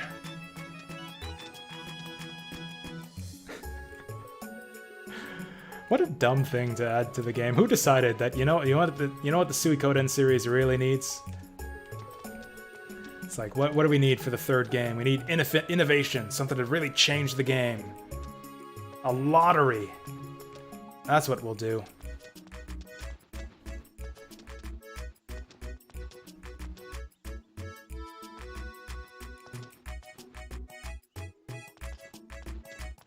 Actually, the thing that they added to towns, like the one major new building in Suiko 2, was the trading posts. Another moneymaker. Apparently, that's just something the developers were really concerned about. Like, yeah, there need to be more ways for the player to make money. That's what these games really need. Which actually makes sense. As a reaction, if they knew about like how easy it was to take Gaspar for all he's worth in the first game, it's like, okay, we're taking out the player's source of infinite money, so we need to put in new sources of money. We'll give him these trading posts instead.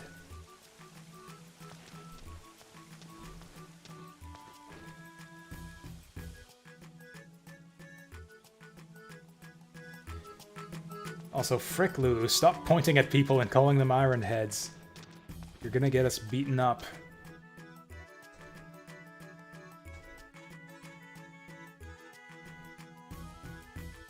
Hey, Buckethead, I'm here to see the mayor.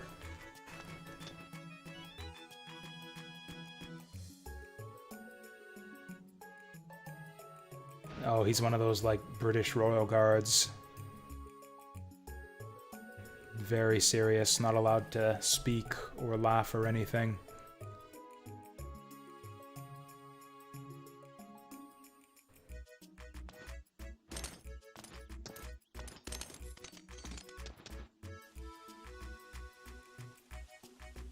Well, now he's just being rude.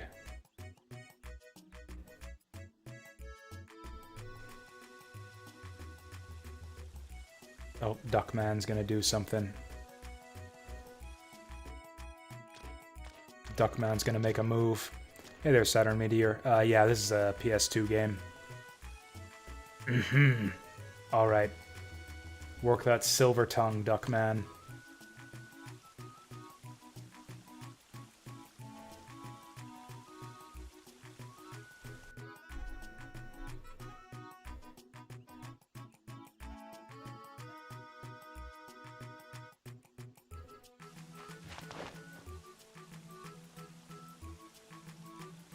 Okay.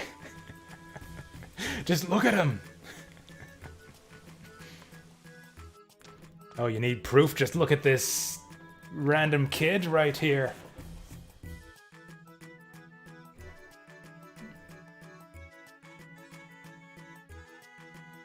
Kids, you're messing with Duckman's plan here. Oh, never mind, that was what did it. Lulu bragging about his strong legs is what got us in. Good job.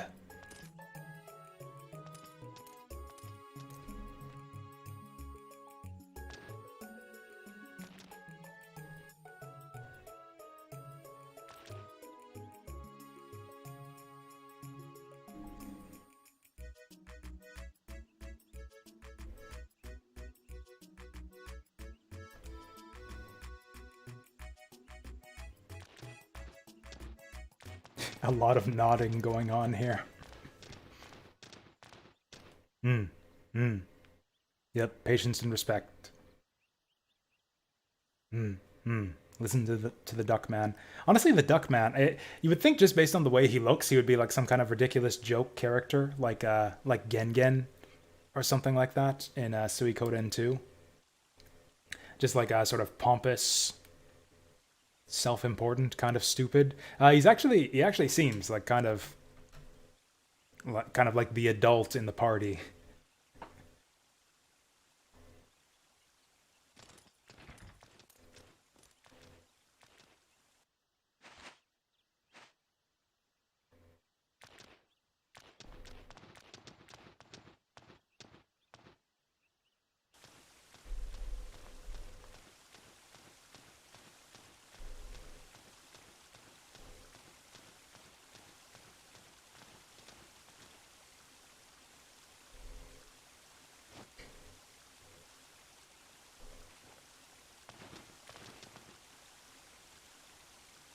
What haven't we seen before? Did he say, fortunately, we have the funds for it? Was he not paying attention when I blew all my money on lottery tickets? I actually don't know if we do have enough money for an inn stay. That is an adorable looking kitty cat there.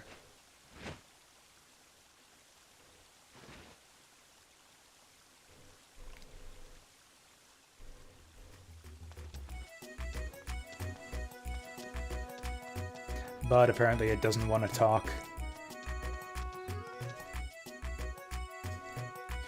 So apparently we're going to the inn, but what happens if we try to go visit Chris's house?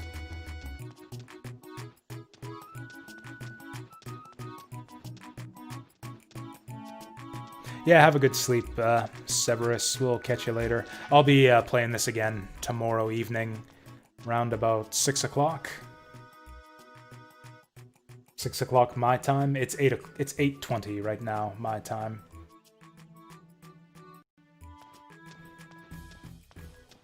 And then we'll be playing the Mobius Front 83 in the afternoon. Oh, apparently we can just visit Chris's house. Just wander into Chris's house randomly, apparently.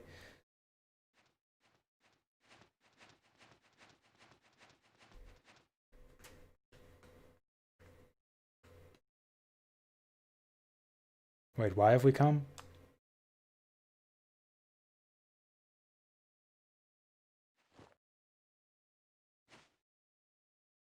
Oh!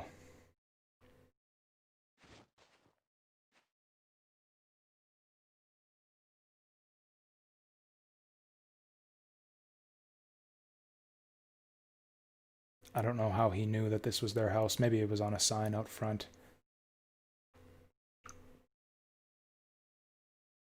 Sir Jimba.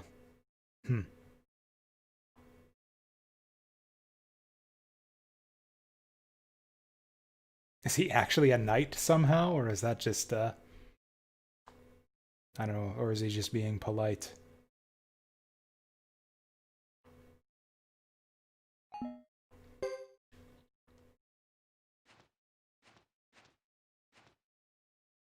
Yeah, give me money.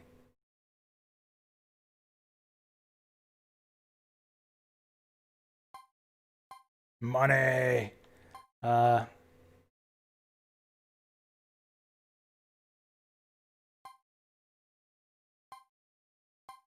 Is this a important decision? I'm not going to say money. He doesn't seem like the kind of kid who would care about money. I'm rich already, because I got all these lottery tickets that are going to pay off. Spoilers, what?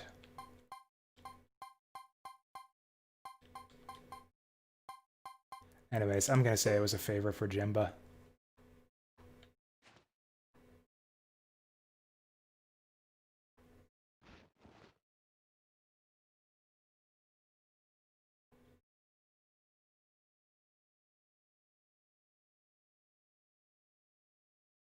I wonder if this was an optional scene. Because, yeah, I don't think we needed to come here. They told us to go to the inn.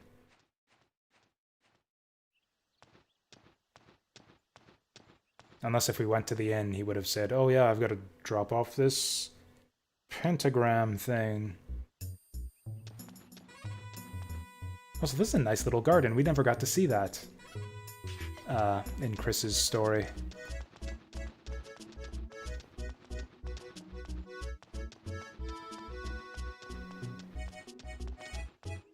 Get out the way!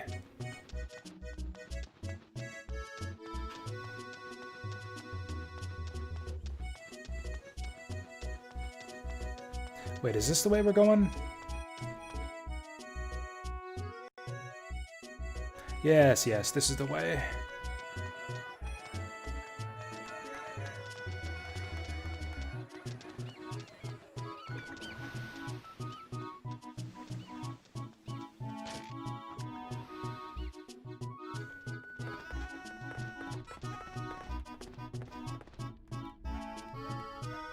Alright, I guess we're staying at the inn.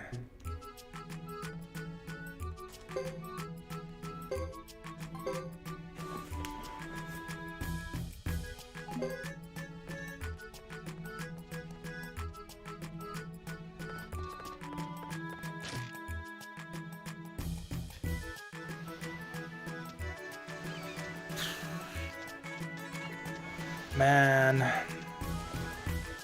I was kind of excited to see this whole first part of the story from Hugo's perspective, but it really is kind of him just visiting the same locations that Chris did. Like, I don't know, have we really learned anything of significance I don't know, maybe we'll see something interesting in this big meeting here. Yeah, I guess the big plot development is about to happen here with the peace talks and the sneak attack and all that.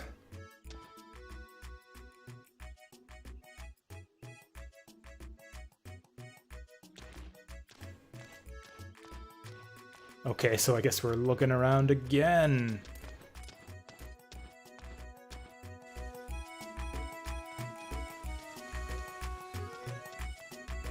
This seems kind of pointless. Is there something else I'm supposed to do in town here, I wonder? Or maybe some kind of other optional event? I don't know, it just seems so weird that they would be like, okay, go stay at the inn until it's time for your meeting. It's still not time, go stay at the inn again.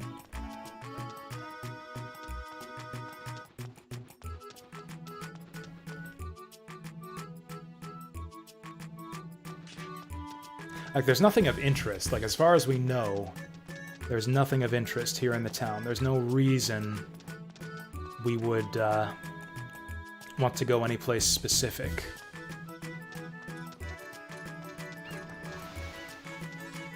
Oh, except, what is this up here? Got this little alleyway.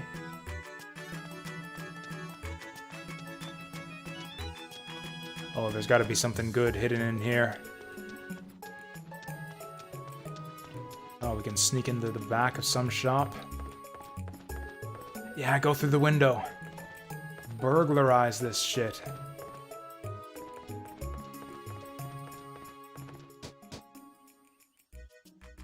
The White Roses for Warfare. No. Mer? I suppose they're not going to let us in unless we know the password.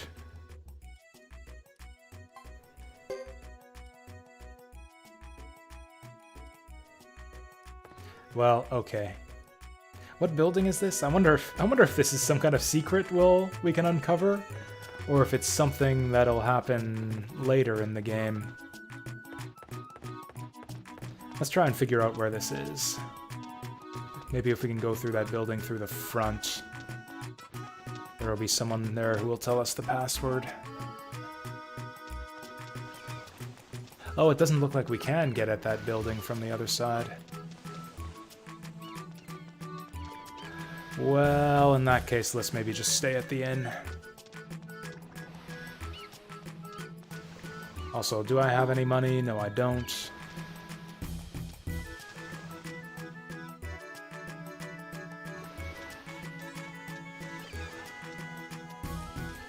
I'm getting hungry. Might have to take a break for supper right away here. It won't be a full break, I'll just eat and play. But, you know, take a break to make supper.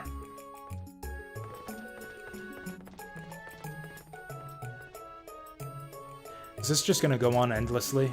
Oh god, I don't have enough money. So then do I have to, like, leave and grind and... I guess I could sell something. The inn stay isn't that expensive, so I can just leave and, Or is there something in town that they expect us to do? These guys weren't here before.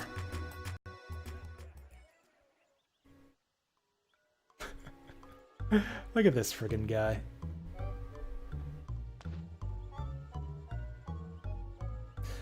This is that kid from earlier, right? In front of the mansion?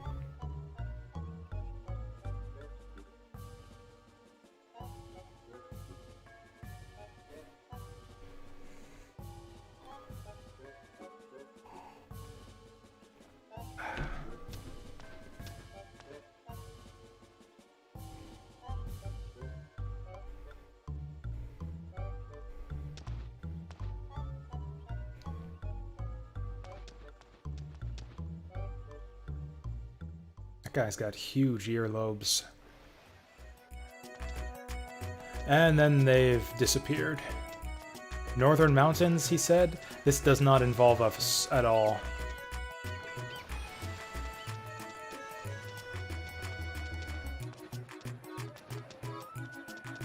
I don't know, this looks like it has all the trappings of like an optional plot flag that'll be important for recruits later.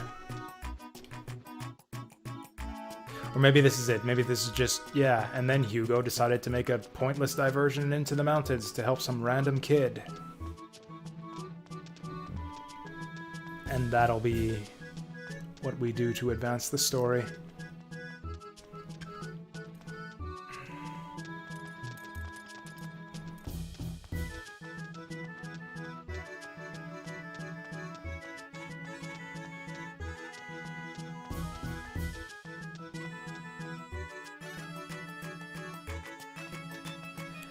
Let's try the big house again. Ooh, this fat man's going somewhere in a hurry. Oh, he's busy. That's why he's running, because he's busy. I guess we're busy too, since our hero's running everywhere.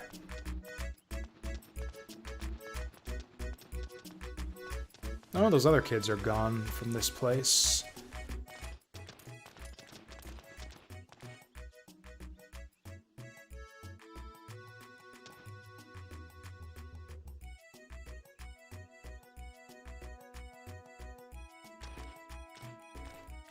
He says we have to stay another night, so I think we have to stay another night. I'll go to the shop and sell something, and then that will hopefully get us enough money for an inn stay.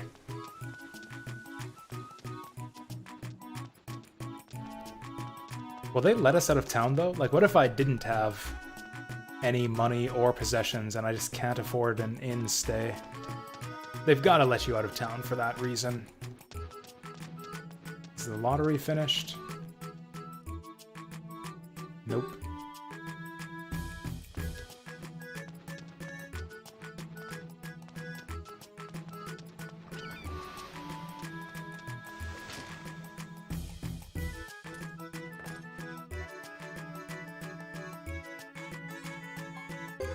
Oh, he's got rarities in stock. Turtle tunic.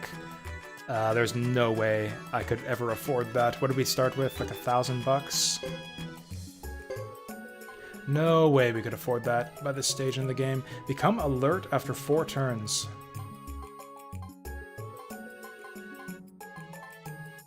Oh god, are these... It looks like this is actually taking up space in my bag.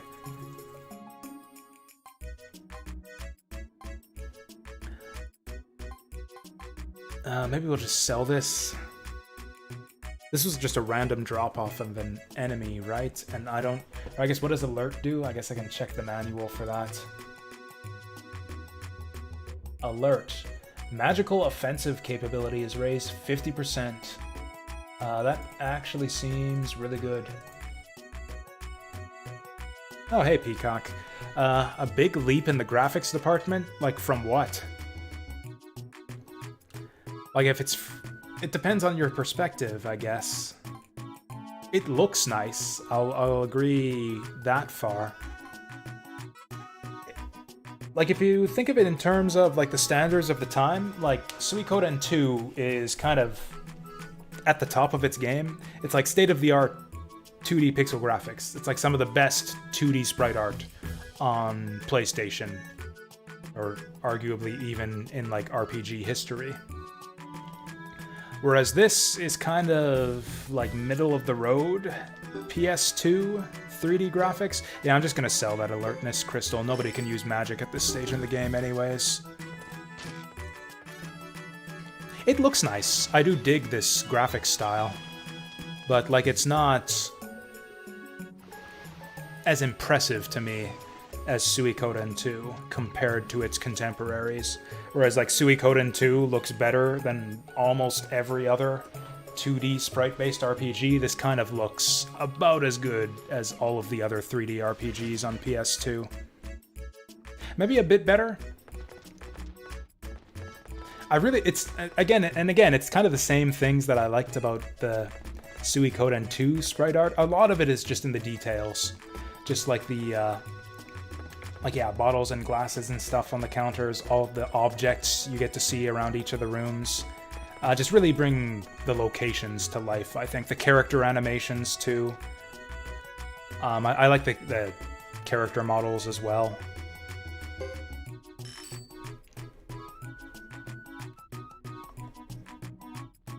Oh, see, I'm the opposite. I prefer top-down. I've actually been having some difficulty navigating the towns as a result of the dynamic camera.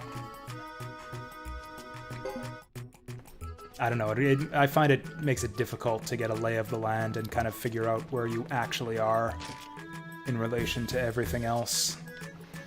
I mean, the minimap helps a lot. The minimap is essential for navigation in these types of games. Actually, can I actually buy fruit from this guy?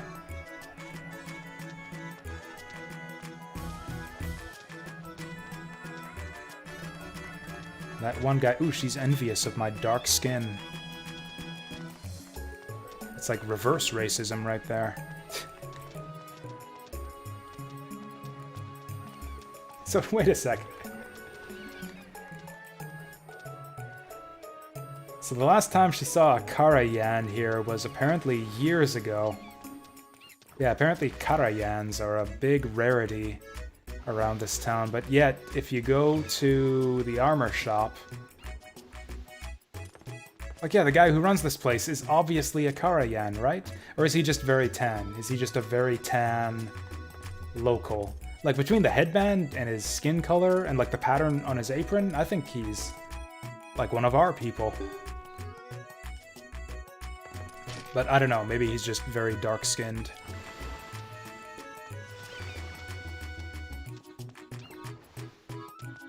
If this guy says no entry permitted again, I'm gonna lose my shit.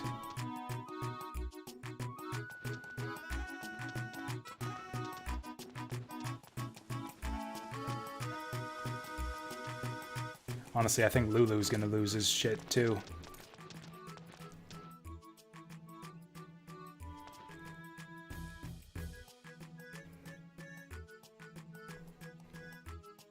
Oh, for fuck's sake.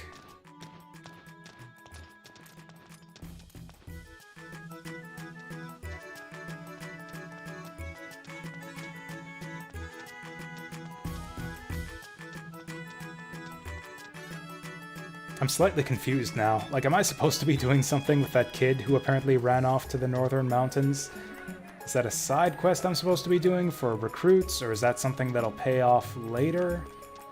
Are there other scenes like that that I should be trying to trigger around town? Like, I don't want to go around talking to every NPC after every event in the story. Anyways, apparently going back to her room again for like the third time.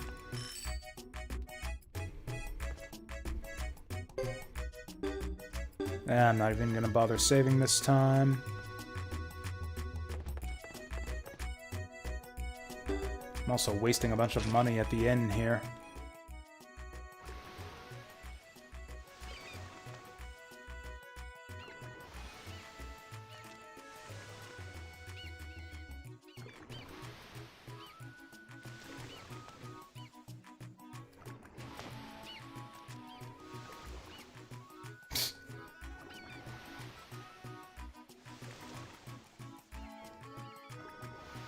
Oh, they've mentioned Fubar a couple times now. Should I have been going out to check on our Griffin buddy?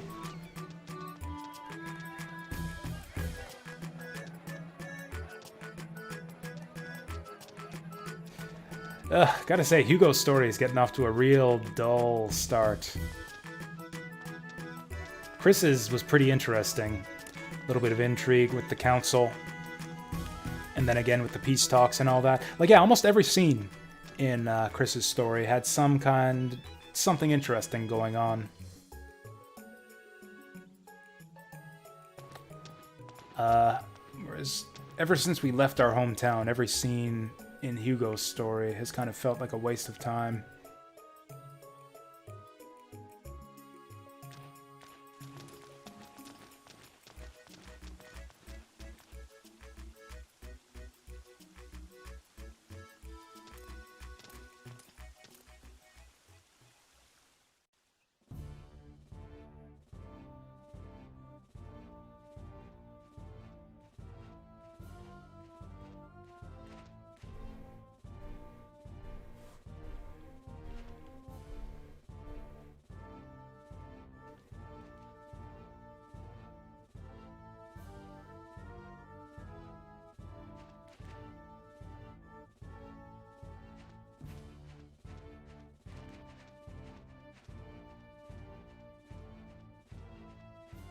Are we even here for a meeting? Like, we don't actually have to meet with this guy in person other than to drop off a letter.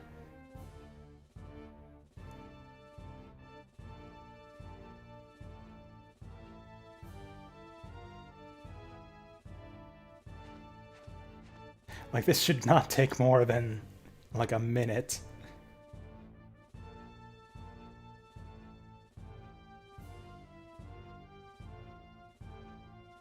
Time constraints.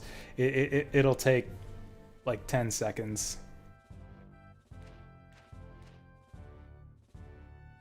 Look, screw respect. It doesn't... It takes 10 seconds.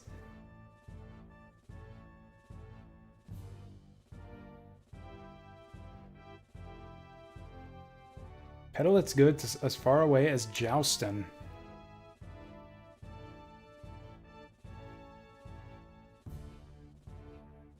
That's the first time we've seen reference to Joustin in this game. I'm actually not clear on the geography. So Grasslands is west of... I think it actually says in the manual. It tells you the geographic locations of each of these places.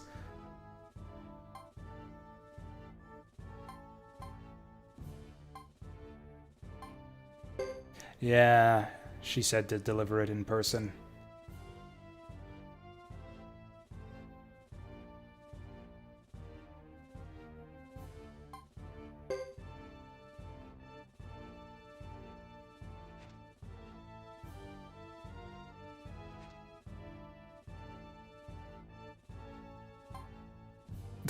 Wait, are we threatening him now? I'm gonna beat the shit out of you if you don't let me deliver this letter.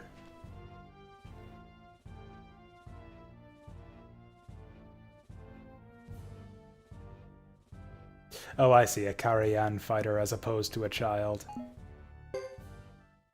What? No, I didn't tell you to do... I told you like 3 times not to give him the letter. Ugh.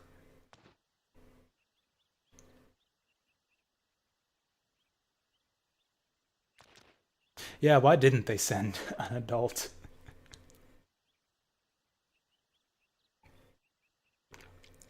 It was just a random messenger. Oh yeah, he took the message. I misread that as who took the message. Yep, he just took the message anyways. I told him 3 times, don't give him the message. He just grabbed it. He just handed it over. Suiko in 1 and 2 had a ton of decisions like that also. Where it's like, do you want to do the thing or not do the thing? Don't do the thing. Come on, don't you want to do the thing? No. Come on, do the thing. No. Does the thing anyway. Or just loops the decisions again.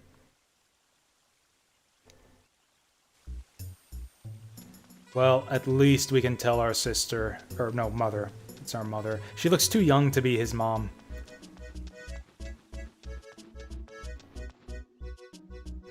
But anyways, we can tell Mom that we did our best at least.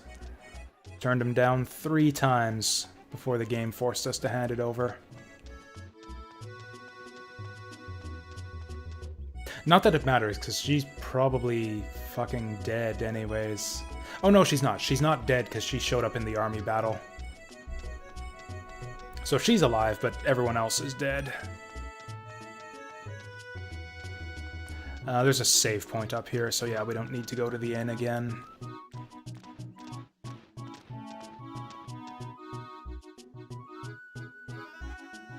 What? Why do we have to go back to the inn?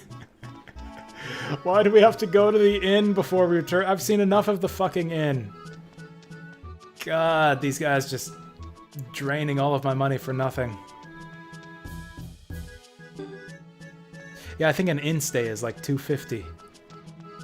$250. I'm getting ripped off here.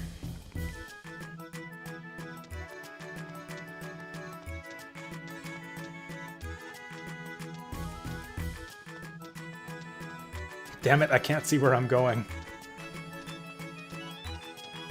Please let me through here. Hey, we found a way through.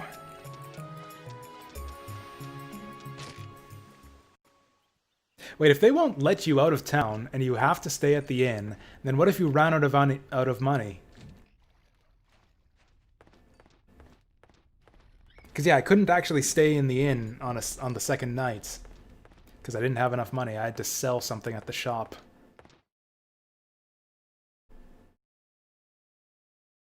Is he... Is he taking off his clothes or something? Scratching his back? What's going on there?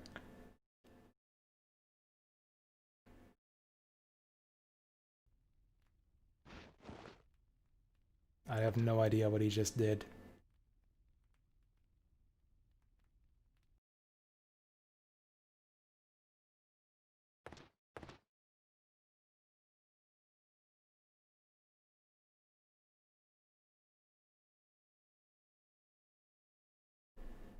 That's a good question. Yeah, so we got kobolds, orcs for pigmen. I mean, lizard men don't really have a special name either. Or do they? Is there a fancy name for lizard man?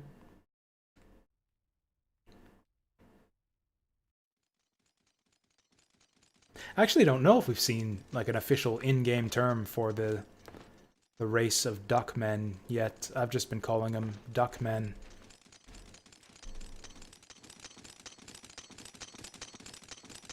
Oh, those guys seem in a hurry to get somewhere.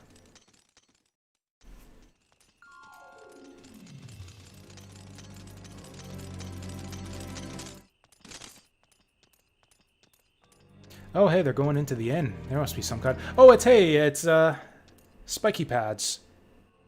Spiky pads and, hair dealy are here to... 2 children and a duck. Doesn't take much to get a grassy ire up. A grassy? Oh, wow, they've got all kinds of racial slurs for people in this game. Ironhead, grassy, barbarian... 2 men around the back? Sounds like we want to break out through the back. I mean, if it looks like a duck and talks like a duck, yeah.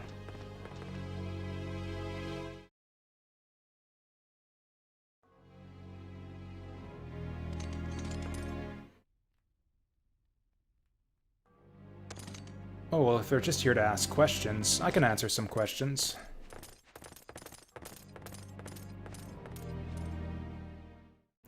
Where did they go?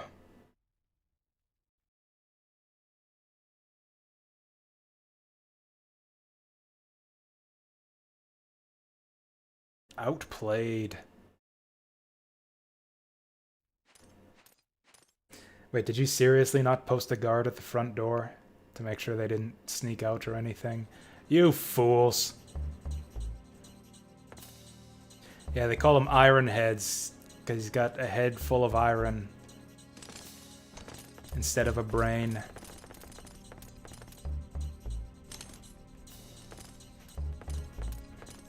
They've got iron instead of a brain inside their skulls. That's why they're so stupid.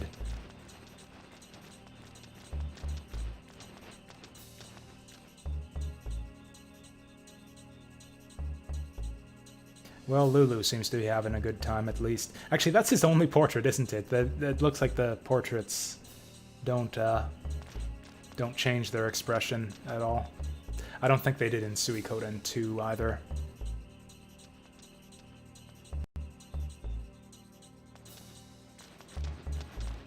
Oh, am I going the wrong way? Whoops. Halt!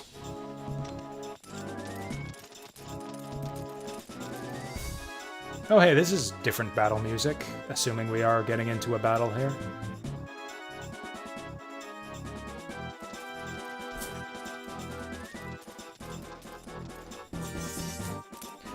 So if these guys are as good as the generic Ironheads who are in Chris's army, we're probably gonna get our asses kicked. Man, it sure be helpful if we had a griffin here. We'll pick off the infantry first, because they're probably the weakest. Ow. Ow! Oh, wow, I should have saved. Don't need to save at the end. Or I guess we ended up going back to the inn anyways. Oh, at least Sergeant Joe is pissed off, so maybe that'll help us. I don't know if we went the wrong way here, or if I was supposed to go to jail. Oh, that targets allies too. I should have used this in the first round. The kid's probably dead anyways. Let's just do it. Have him defend, maybe, to reduce the damage.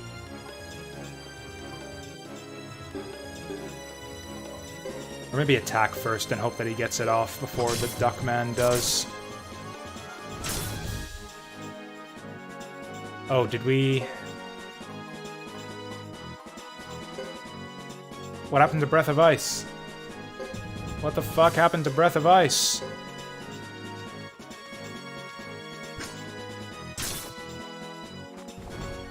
Down I go.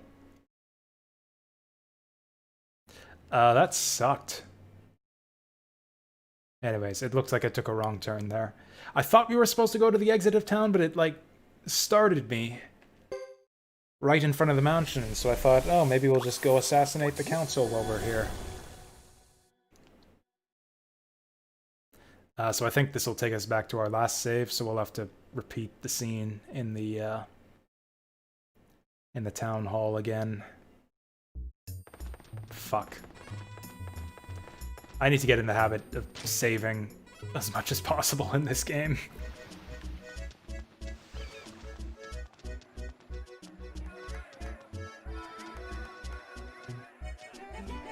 Yeah, ain't no fast forward to alleviate this time either.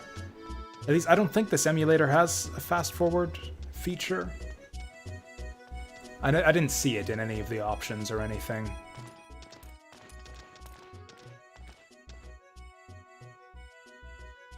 Oh, you know what? That's right. I didn't even bother saving on my second in-stay. Right, so we're gonna have to do this, like, the full thing again. Oh, God.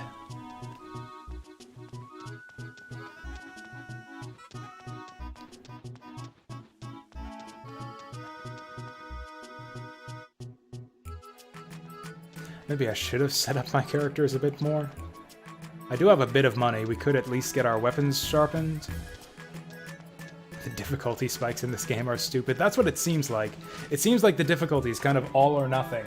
Like, either the enemy does, like, 0 damage to you, or they do 100 damage. There doesn't seem to be anything in between.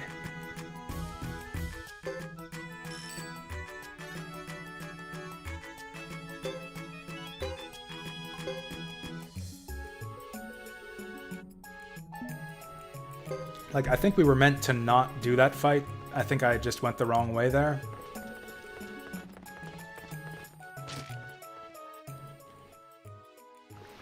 I mean, I kind of saw that coming.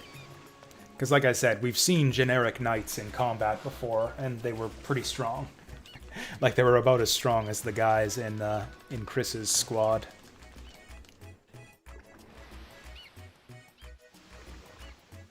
Like, remember that back when we did our first mass battle?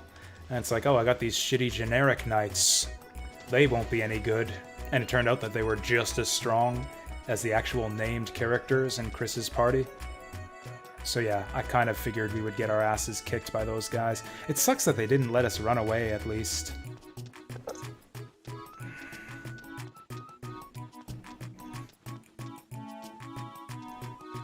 No cutscene skip either. Yeah, we gotta be much more careful about this kind of thing going forward.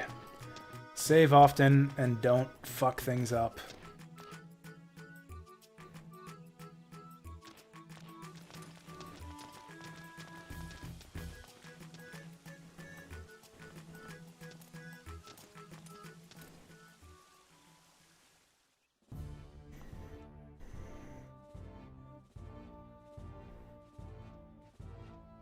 There is no fast forward, right? No spacebar, no tilde, no F, no tab.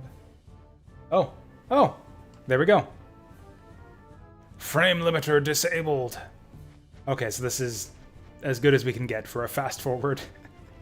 Looks like we were going at like maybe 1.5 times speed, which is probably, although my computer's making scary noises now, so maybe I should stop that. Man, PS2 emulation, who knew that it would be so taxing on the hardware? A frickin' 20-year-old system.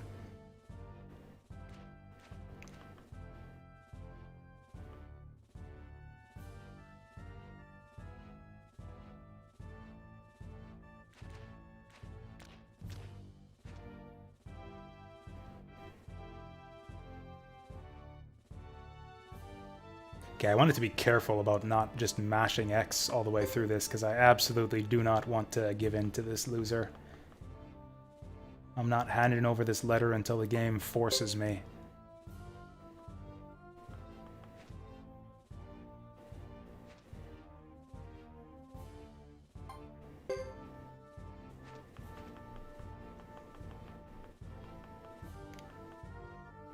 Actually, a lot of the stuff in this game reminds me of Wild Arms 3, which is a game that I did play back in the day. I didn't finish it or anything. It was actually one of the PS2 RPGs that kind of turned me off of the RPG genre at the time. But yeah, like the style of character models, like the way they're proportioned, is pretty similar to Wild Arms 3. Like the character designs are kind of similar too. Like, actually, yeah, Hugo here looks like he would fit right in Wild Arms 3.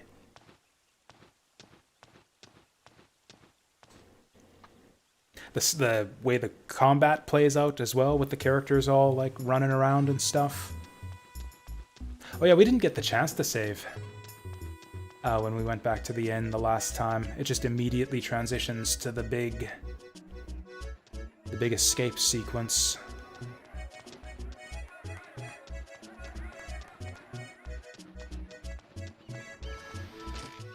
You know, if we had our Griffin friend with us, I bet you we would have won that fight last time.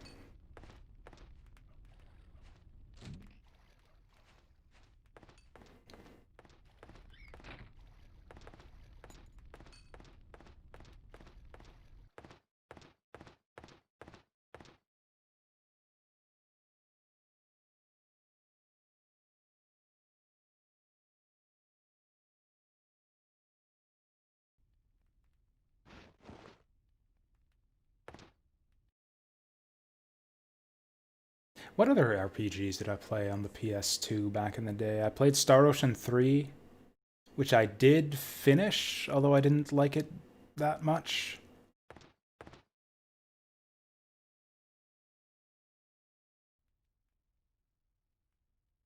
What else? I played Valkyrie Profile 2, which was interesting in a lot of ways, but I still didn't really like. I also didn't play that much of it, maybe the first 6 to 8 hours. I played Final Fantasy X, which I finished but didn't really like. I mean, it was okay. I didn't dislike Final Fantasy X. Oh right, Persona 3. Persona 3 was the big disappointment back in the day, because everyone was hyping that game up to high heavens. It's like the second coming of JRPG Jesus.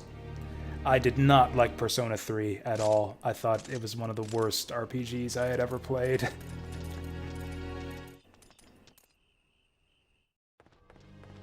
It was just, I don't know.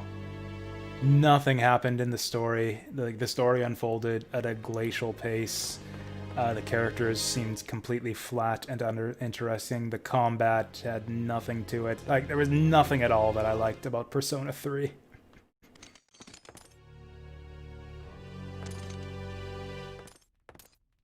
I think that might have been it. I think that might have been the last JRPG that I played on PS2.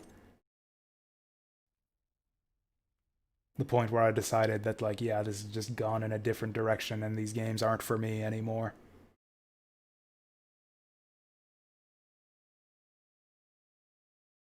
I think the only RPG I played on PS3 was Eternal Sonata, because it was a Tri-Ace game, wasn't it? I still liked Tri-Ace games because of the action-based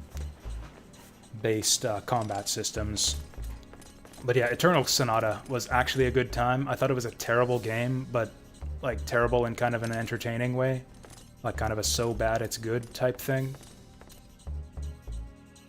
The story in that game was totally insipid, but again, in a hilarious, entertaining way. And the combat was alright too. Actually, I played Star Ocean 4 also on PS3, and I had kind of the same take. The story is completely fucking stupid, but it's kind of still entertaining, and I like the combat.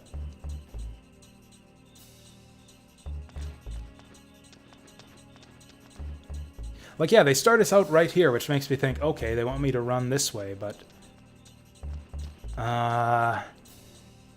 Oh, wow, so we actually are supposed to do this fight? Shit. Is there anything we can do to prepare for this?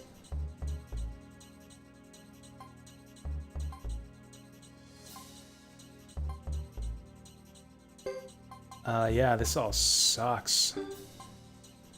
Okay, we might as well... And we've got healing items already. I guess I probably should have put on some accessories on everyone. Got our skills in order. Maybe let's use magic. Let's use magic on these chumps.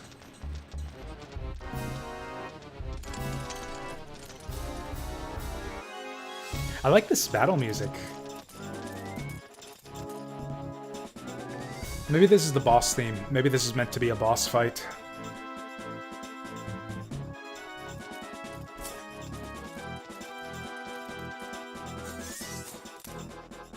Alright, let's get magical. Let's get magical in this bitch. So what runes do we have? We got a Wind of Sleep, we got a Healing Wind. Interesting. Yeah, let's just go all out. Just do all the magic spells. One of them's got to get through. 100 damage, that's not a ton. We'll even have the little guy buff up his sword.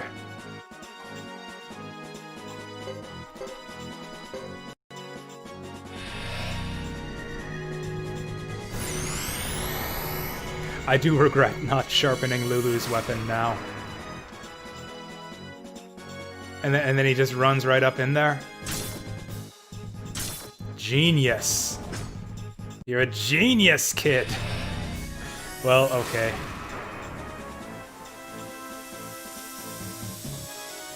Is this actually still hitting all three of them? It isn't. Oh shit, that actually worked. Except now the ice magic is probably gonna wake him up.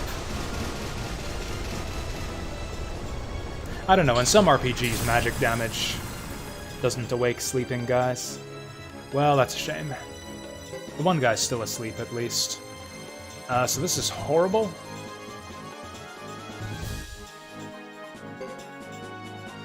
This is really horrible. I guess we'll get Duckman to do it. I couldn't even see what happened there. Full defense. Awesome. What the fuck is even going on here? How do I win this? Do I need to go out and grind? Well, whatever. He needs to heal now. I don't even know if he's fast enough to do it before he dies. We're only doing as well as we are because the one guy fell asleep, too. Cool, and now he got hit, and so he needs healing again. If we can just take out the one guy, we might be okay. That helps a lot. Fuck! Oh, I was looking at the wrong number. I thought he had 85 hit points left. Well, now Joe is berserked. So maybe that'll... Oh, this guy's faster than me. Well, Joe's getting a lot of XP off this fight, at least.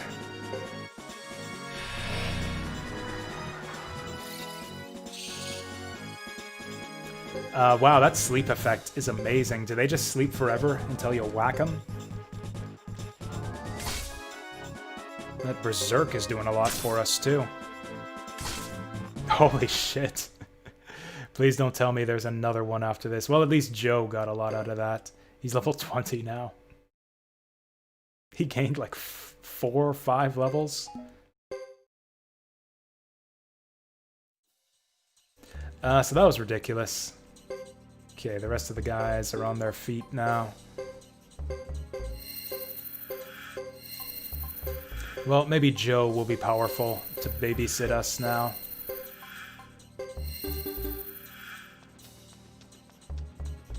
Like, where are we going now? Are we getting out of town? Are we assaulting the mansion? Oh, they won't even let us inside. What's with this guy? Shouldn't he be attacking us or something? What do you want? Okay, he has no idea what's going on.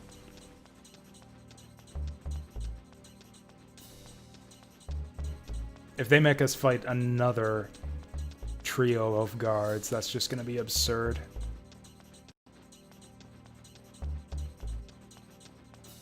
Yeah, I guess we're just heading out. I guess we're just taking the long way out of town.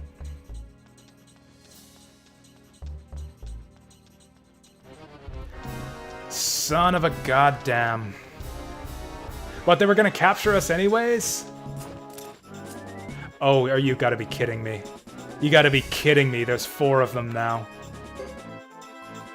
Well, okay. Winds of Sleep, and don't do the ice magic this time.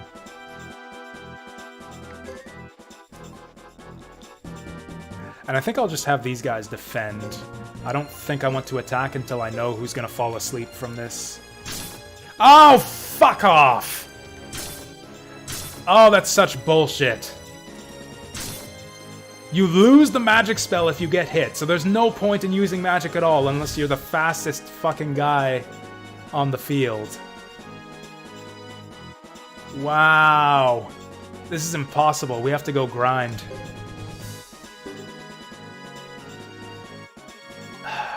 I don't see a way out of this.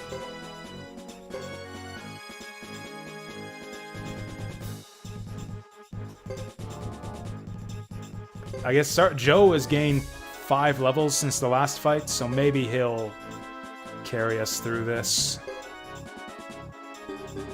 Also, I can't remember what we had Hugo do.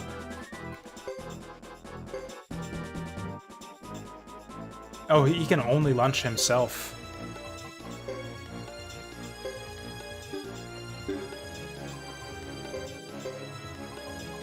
Well, we'll have them heal themselves and see how it goes.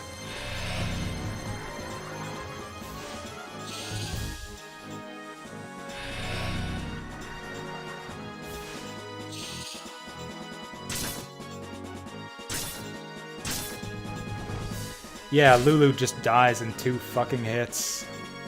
At least Hugo's angry. I guess Duckman can heal him for what it's worth, but I think he still dies. Oh, can he not heal his buddies? You can't medicine your other party members? Oh my god. Whatever, that's what water magic is for. Oh, it heals status. I wonder if that'll take away his berserk.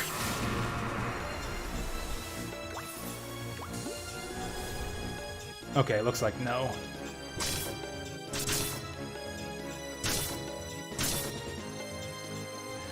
So that's fucked.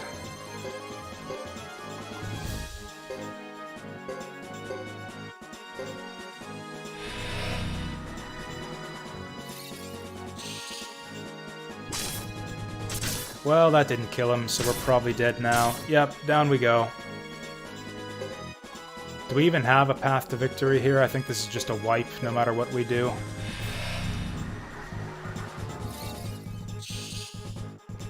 And they take away your griffin for all of this. We would maybe have a chance here if I still had my griffin around. Yeah, this is fucked. They've got to expect you to grind for this or something.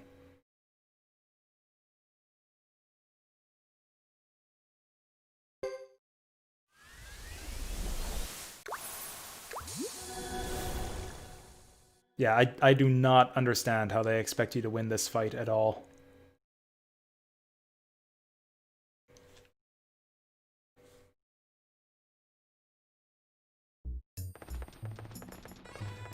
If they don't let us out of the city, then we might be completely stuck here, because I'm not going to be able to do this without grinding.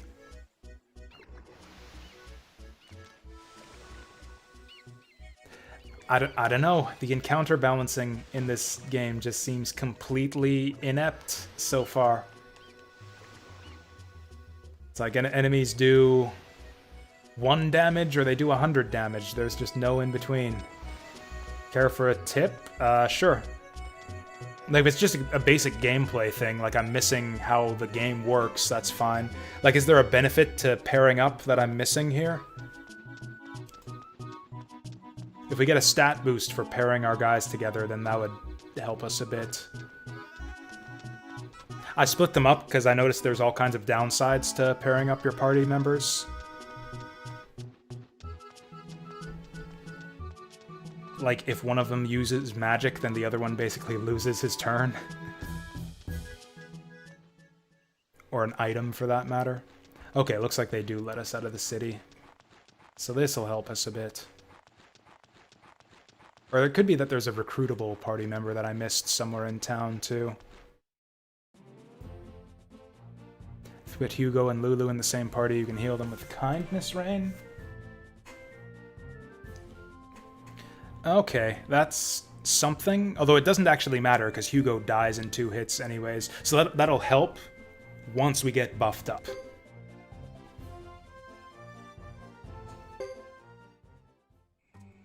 So yeah, that'll maybe reduce the amount of grinding we need to do. Because yeah, being able to heal Hugo and... Or to heal Lulu, rather. Heal Lulu doesn't really help us at all.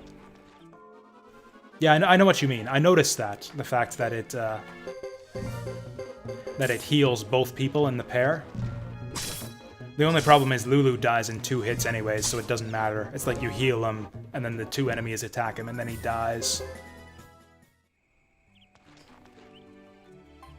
Other than that, though, is there any benefit to pairing people up?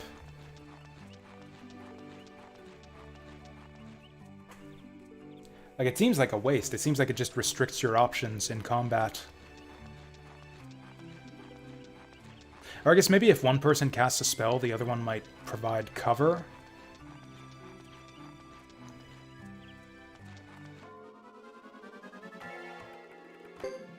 Also, we got in very few battles on the way here.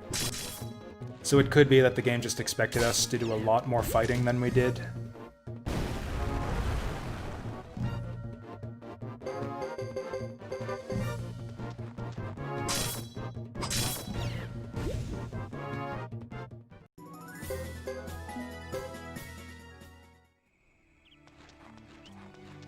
Also, I didn't sharpen our weapons or buy equipment or anything. I didn't think I would need to, though, based on how easy Chris's scenario was.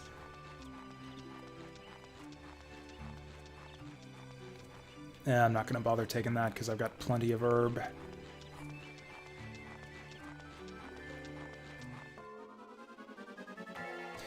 I've got a bad feeling about this.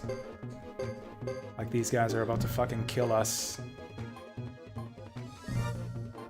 Also, what's with these bars? What do these bars mean? Like, down on the bottom right, 1 turn, 2 turn. So I guess the thresholds, like 1 turn, 2 turn shows how much stuff you can do in 1 turn, so like he'll spend that much of his turn moving and that much of his turn attacking, I suppose. So it looks like he has enough of a turn to get over there, so we'll do that. Yeah, let's just go all in on the one guy. Oh, nice. These guys are actually weaker than the red ones. Chris's chapter is easy mode. That's interesting. Because it seems like Hugo is the one that most people will go for first. Because, like, it's the one that's, like, the default cursor. I think like, the cursor defaults to Hugo, I think. On the character select screen. He's kind of front and center on a lot of the artwork for this game, too.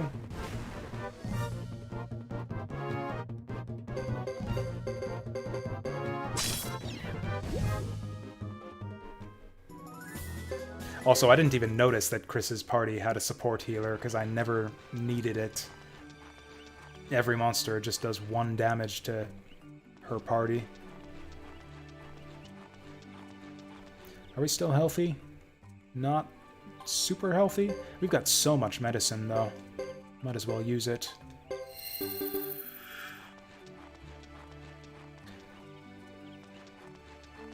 How much do we want to waste time grinding here? We'll go once around the block. and see where that gets us. Actually, mainly I just want to get a bit more money so I can afford some new weapons and armor upgrades also.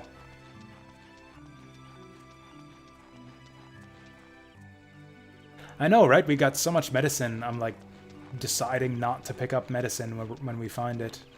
It's just like, no thank you, I've got enough already.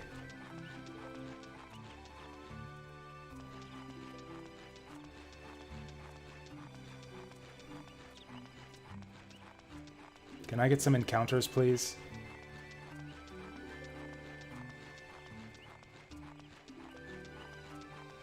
Or maybe you don't get fights on the first screen. Can't believe I'm annoyed by the encounter rate in an RPG being too low. Wow, this is actually horrible. Come on, I just need to kill some shit.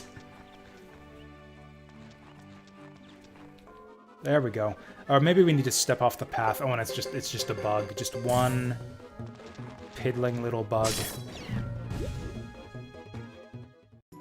What level are we at now? If I can get them both to level 15, I guess I'll feel happy about that.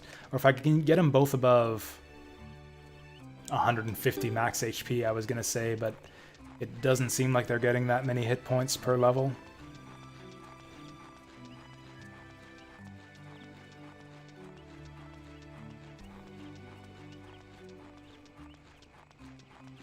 I know, right? You never get encounters when you actually want them. Maybe it's like Pokemon. Maybe we just need to stick to the tall grass.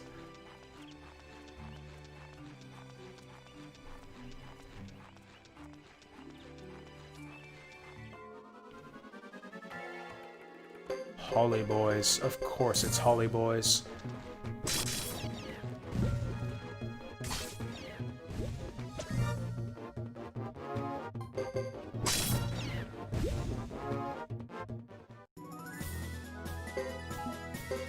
These guys aren't even worth my time.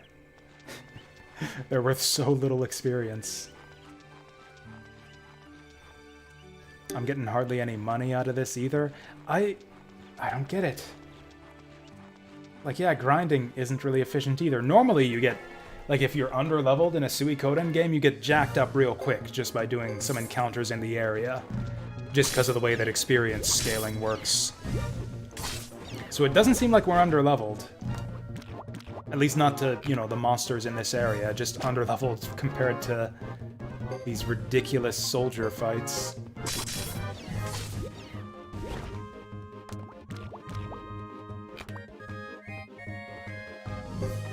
Actually, maybe we're under-leveled compared to these creepers, too. That does a lot of damage to us.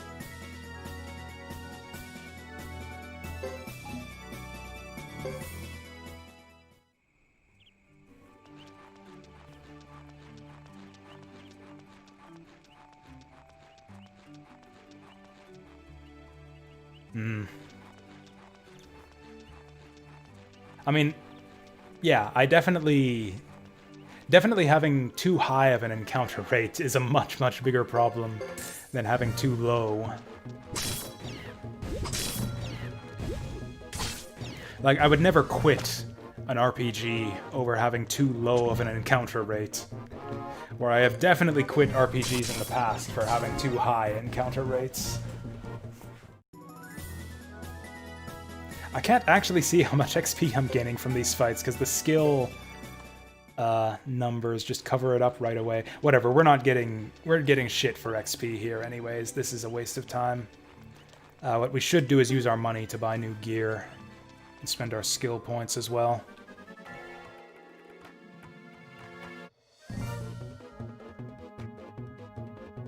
Oh, that's right, there is a Suikoden manga, isn't there? Alukanat. That's actually a thing I've been doing, or I did for a little while. If I would check out, like, the other media for whatever game I'm playing. Like, I read the Fire Emblem manga at the same time I was playing Fire Emblem. Actually, I read the Fire Emblem 4 manga at the same time I was playing Fire Emblem 4. Or right after I finished Fire Emblem 4. Yeah, old school RPGs have the worst encounter rates. Yeah, stuff like Final Fantasy 1, Final Fantasy 2, for that matter. The original Dragon Quest. Actually, most Dragon Quest games, to be honest. Anyways, yeah, we're not getting anything out of that forest there. Also, this is it. This is our last save point before this sequence of battles.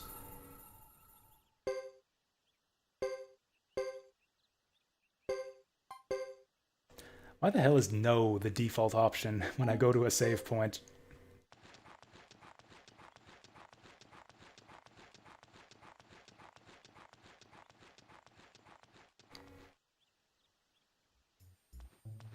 But yeah, the Fire Emblem games have pretty good mangas. And I saw that there was one for Suikoden. I don't think there was manga for Suikoden 1 or 2, but I saw the one for 3. It had nice artwork at the very least. I didn't read it because I didn't want to spoil myself for the game. Actually, this is not the way to the shops, is it? Is there a skill shop in town here? I think there is.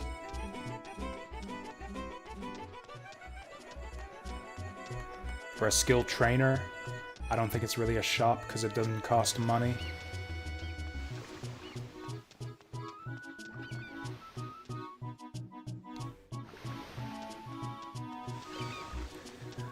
Yeah, let's go for armor first, because these guys are definitely doing a shit ton of damage to us. Oh, we'd have to go for the castle for that? Shit.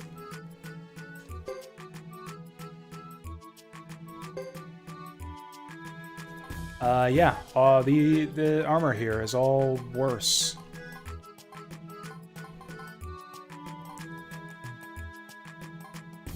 We can get sandals for Joe, and boots for everyone else, and that's it.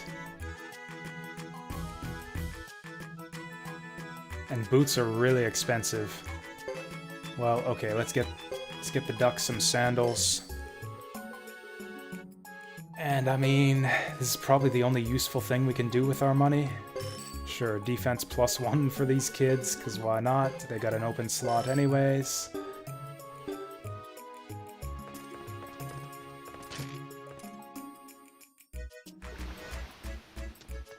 Oh yeah.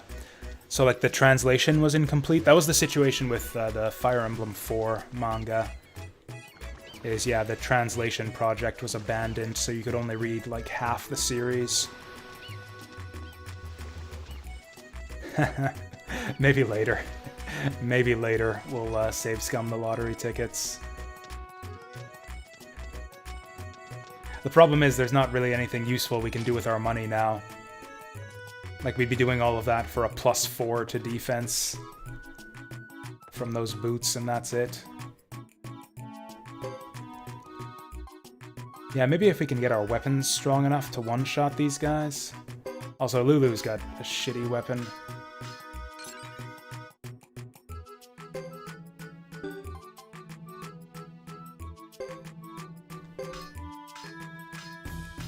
Not that it really matters what Hugo's weapon is, because he's gonna die in 2 shots anyways.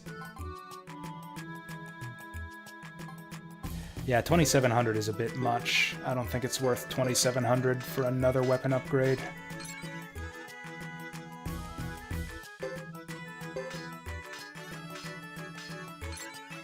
And there goes the rest of my money.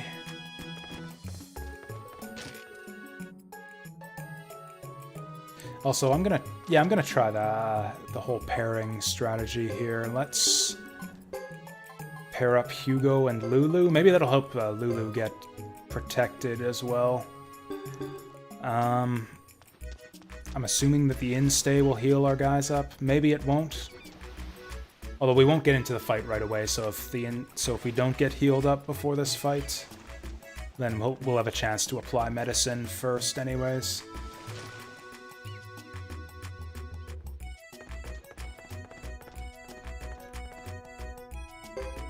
Oh yeah, have we still not done the first instay?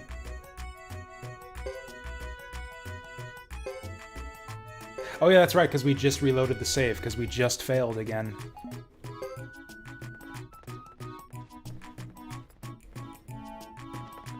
Although no, didn't I save? on the second day after my last attempt. Whatever. We're here now.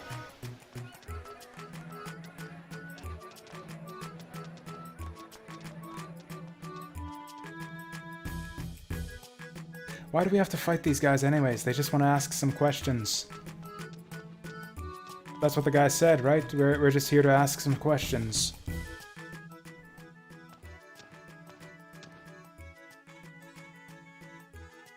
Oh, that's right. We just got out of the inn for the second meeting, but I haven't done the second meeting yet. That's right. Okay. We're gonna fast forward this shit.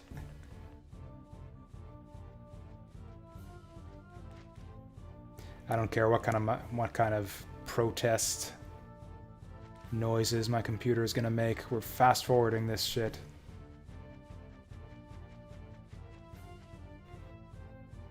Okay, that actually does worry me. I haven't heard my computer make revving noises like that ever before.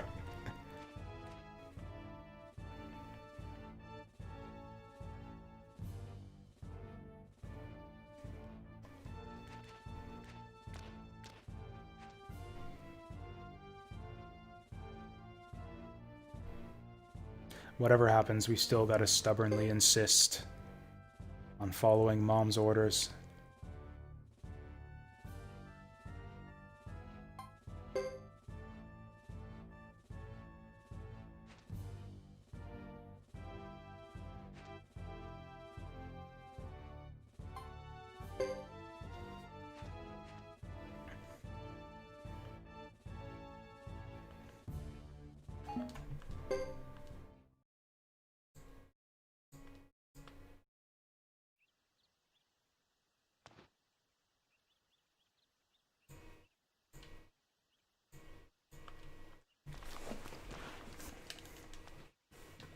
You know, none of this would be an issue either if these guys would just do what I said in the first place.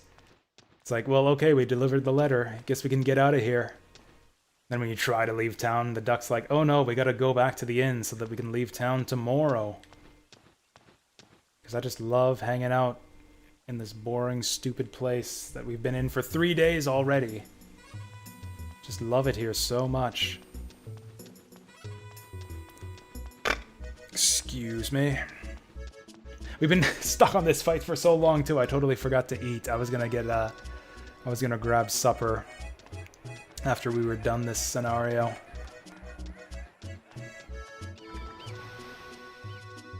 Okay, if we fail this fight again, or frankly, if we win this fight this time, yeah, I'm gonna take a quick break to make some supper.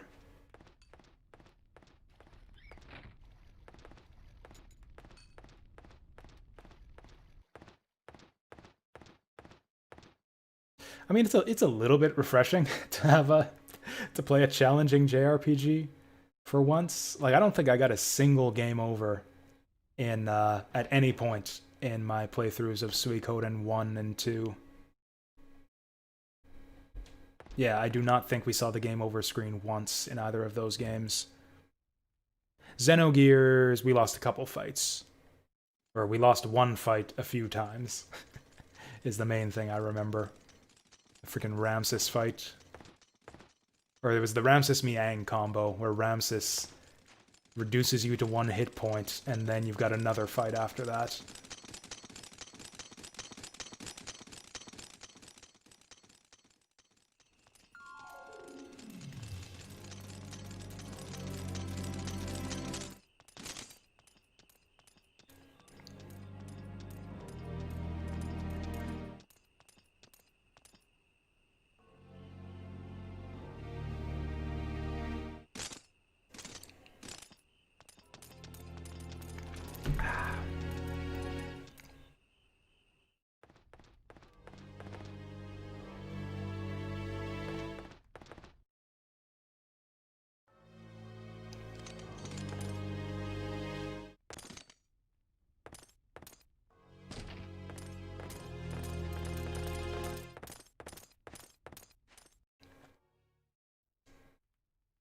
I'll tell you this, I'm gonna lose my shit if we get captured at the end of all of this anyways. Although I don't think that's going to happen because we meet up with Chris later on in the village, so we probably will escape successfully.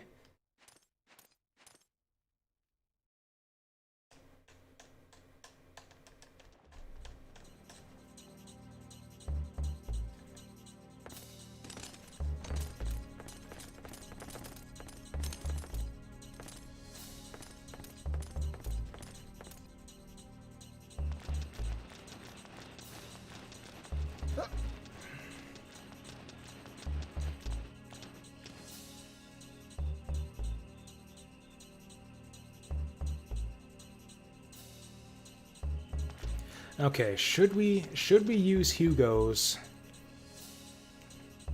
sleep spell here? It's a really big payoff if it lands, but it's a waste of a turn if it doesn't work.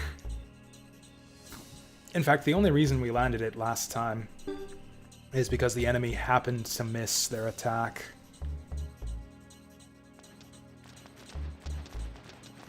Yeah, I don't think it's worth it to even try. Unless we can outspeed the enemies. Which maybe we can. We got a couple levels in that little bit of grinding we did. I guess we'll see. I'll do one round of combat, and we'll see if Hugo's faster than the enemies. Or no, it's not a matter of faster or slower. That's right, because of the way that time works in combat here. Like, yeah, if you look at...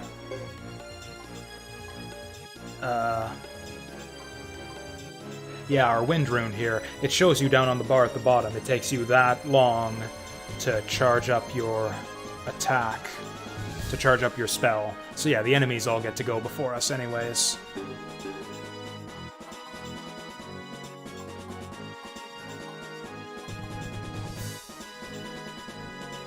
So in that case... yeah, we'll go for the weak one first.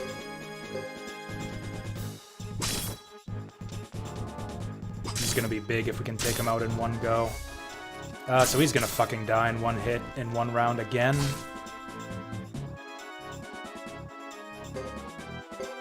The higher your skill with the rune, the less time it takes you. What determines your skill with the rune? Or, oh, that's the, like your wind magic skill, right? Right, I noticed that earlier. Like, Sergeant Joe has the water magic skill.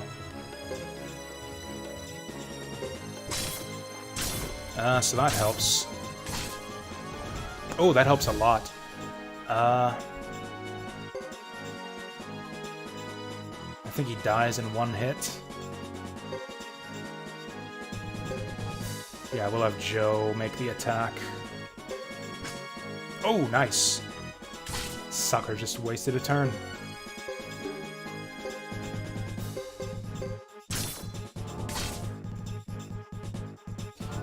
So this is kind of bad for us. Let's just go all out. He can't kill both of us. Nice. Okay, so now Hugo gets a bunch of levels too.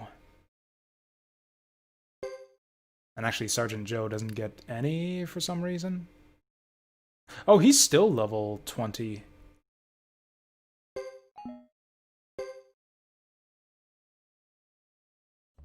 Wait, was he level 20 before? Do I get to keep my levels every time I game over and restart? Because yeah, I was pretty sure Sergeant Joe only got to level 20 by winning this fight on his own last time. Oh, you keep all your levels and stats. Okay, I didn't Suiko and game over. I didn't, like I said earlier, I didn't know that that was the standard for the series since I never got a game over in either of the previous two games. Well, okay, then I guess we can just keep... as long as we can keep winning this fight, I guess we'll make it eventually.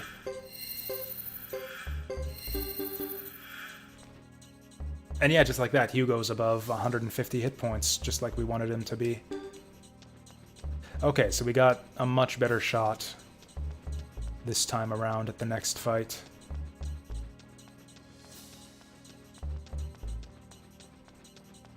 Yeah, I did not actually know that about, yeah, Suikoden game overs.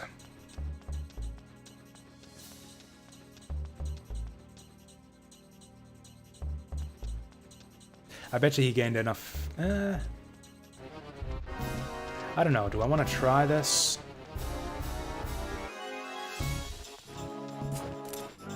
Oh, is that right? It even works with stat boosting items? That's actually funny. Okay, let's try this. With this fight, I think it's worth it to go for the big, sweeping AoE. We'll get Duckman in front. Actually, yeah, if we get Duckman in front, they've got to go around him. Well then. No! Yes! No! Fuck. Oh, of course, they all go for Hugo, since he's chanting the spell. At least Lulu survived, but yeah.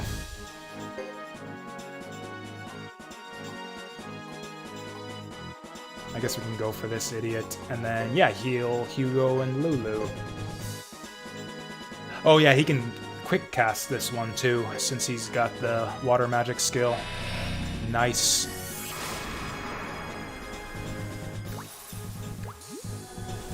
So that's handy. Lulu's dead as usual. Ooh, and Joe is Berserk. Fantastic. We can probably kill this guy with the 1-2.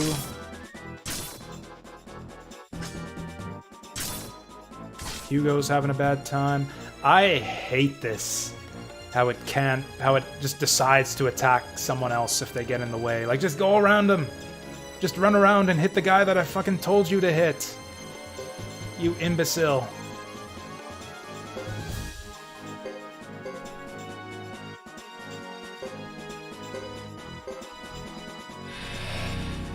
Oh, healing spells are faster in general? I guess that makes sense.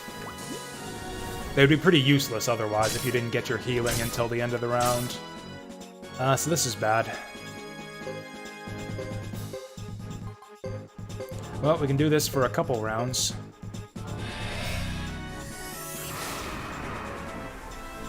One of these guys is weakened. We doubled up on one of these guys. One round. There he goes. Let's finish him. Double Berserk. Beauty. If we get a third fight with these guys, then fight 5 soldiers! I'm gonna actually lose my shit if we have to fight 5 soldiers after this. Look at all this medicine. Did we start with this much medicine? I don't remember picking up this much along the way.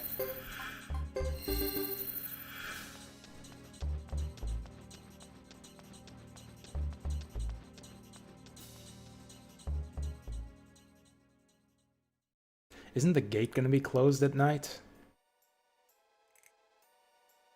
Piss off. Piss off. Huh, they got here before us somehow.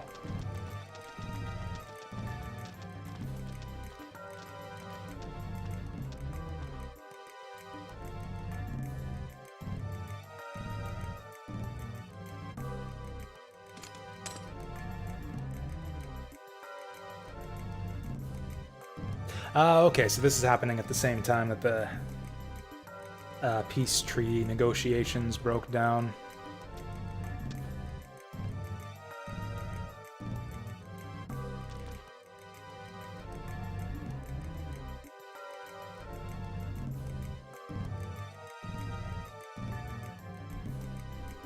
Yeah, probably better not to name drop the chief in this situation.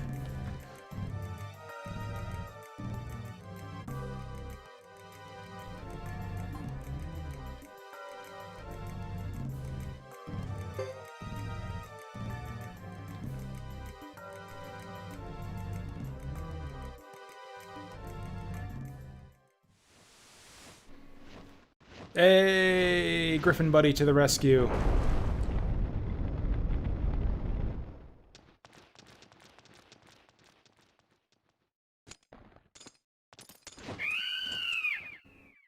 I didn't realize that our Griffin was that strong. Holy shit.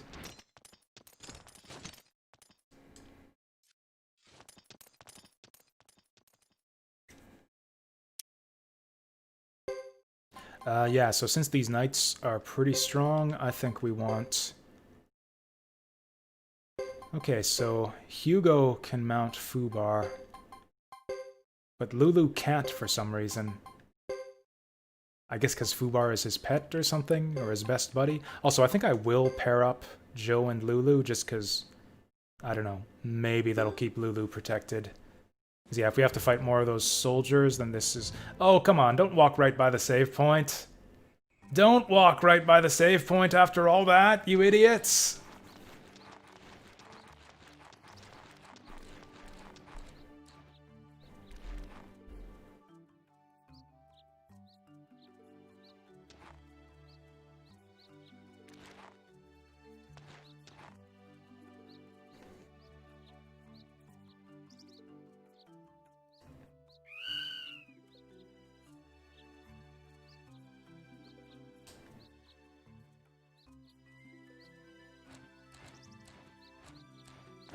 All mounts have just one rider. That's a bit disappointing, but meh.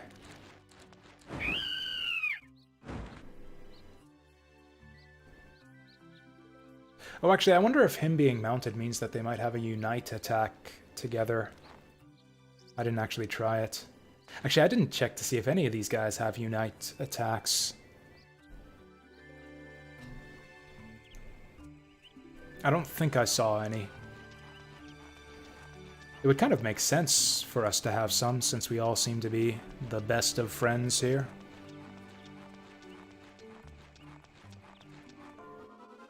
I guess we can check it out right here. That's a lot of bugs. Okay, no unite attack for those guys, no unite for those guys. Well then. Those knights got foobarred. Yeah, pretty much.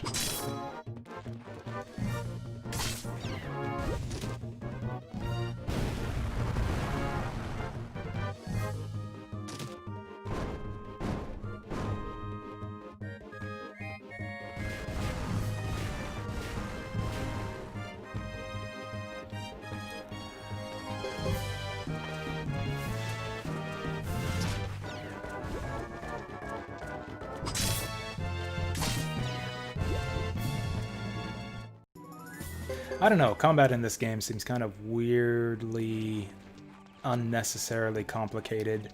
Like with movement points and your swing speed, and like whether or not it'll let you move all the way to your desired target.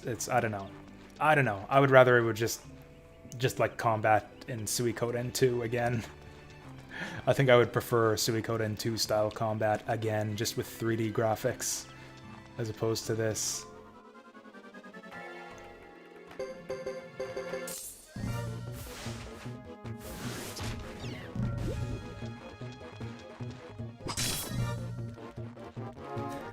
Now, mounting up seems to have all kinds of benefits, though.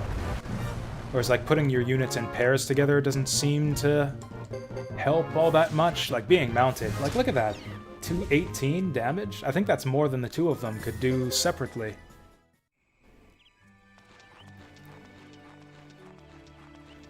It's like getting a free unite attack for every attack. Had them paired for basically the whole game. That's pretty much where we're headed, too, I think. Oh, are these blossomed yet? Mid-blossom? I bet you we're not going to come back here. I might as well pick these. I'm going to pick the other ones, too.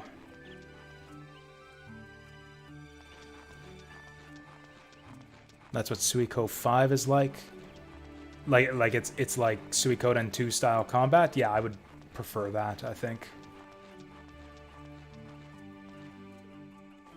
Is Suikoden 4 like this game's combat then, or is it something different still? Let's leave it as is then. We're overloaded already? I guess it's all these fucking lottery tickets. Whoops. Well, I guess I fucked that up. Well, I guess we'll just leave the medicine for someone else then.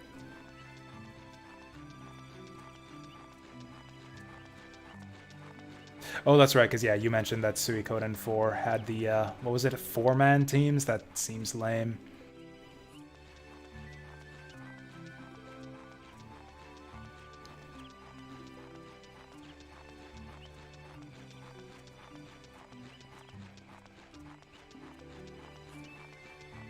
Yeah, like I like the 6-man parties. If anything, I would like 8-man parties. Like the bigger the teams, the better. The better. It just lets you see more of your different characters. The skill system I like. I like the idea of the skill system, so I hope that sticks around. I just don't like the new combat system. Hey, there's our save point. Okay, so I'm gonna go make some dinner, like I said.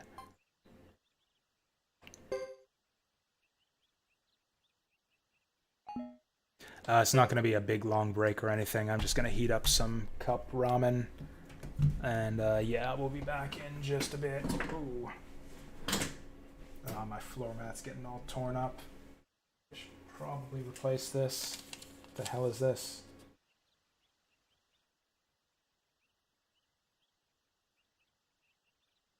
A liquor store receipt just fell out of my pocket.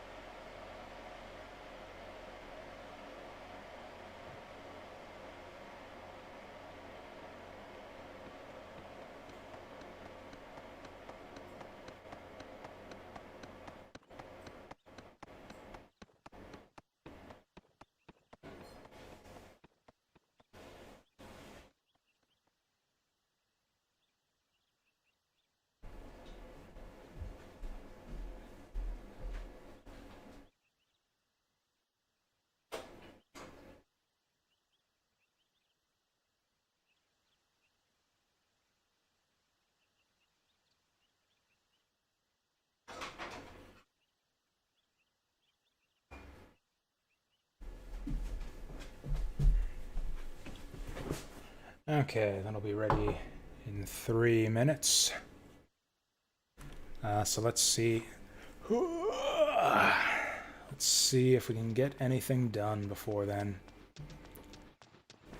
So there's not really anything for us to do now, like story-wise, that we're expecting to happen, other than to wander back home and find it burned down.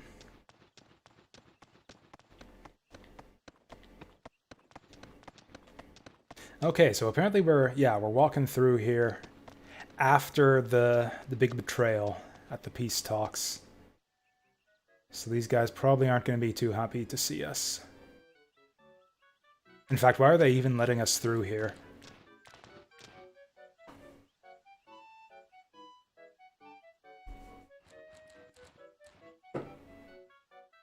Hey, Duckman actually actually acknowledged what I just said here.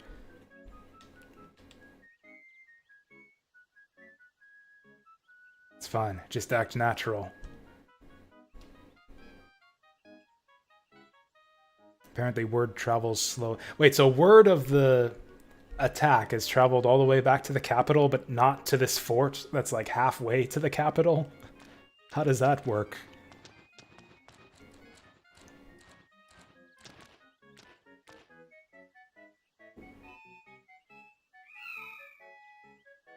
It's fine, just fly casual.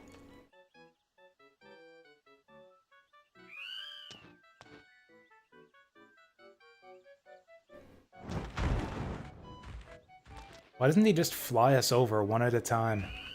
Or I guess it's because he only will let Hugo on his back. I guess that's it. That's actually that's it. The reason that that units will only allow one specific person to mount them is for story purposes, actually, because otherwise the story wouldn't make sense. Because then you ask questions like the one I just asked: why not just fly everyone over the fort one at a time? Because only Hugo can ride him for some reason.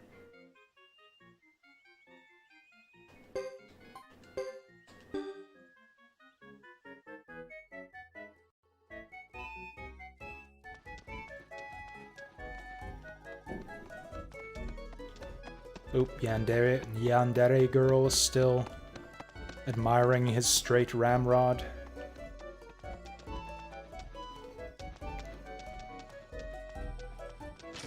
Maybe we need to get some extra runes equipped. Oh yeah, also here's Jean again. Hee hee hee. Oh, I can't afford any runes. But yeah, everyone's got magic runes equipped, but like something with a good active attack or passive upgrade would be nice. There's my noodles ready.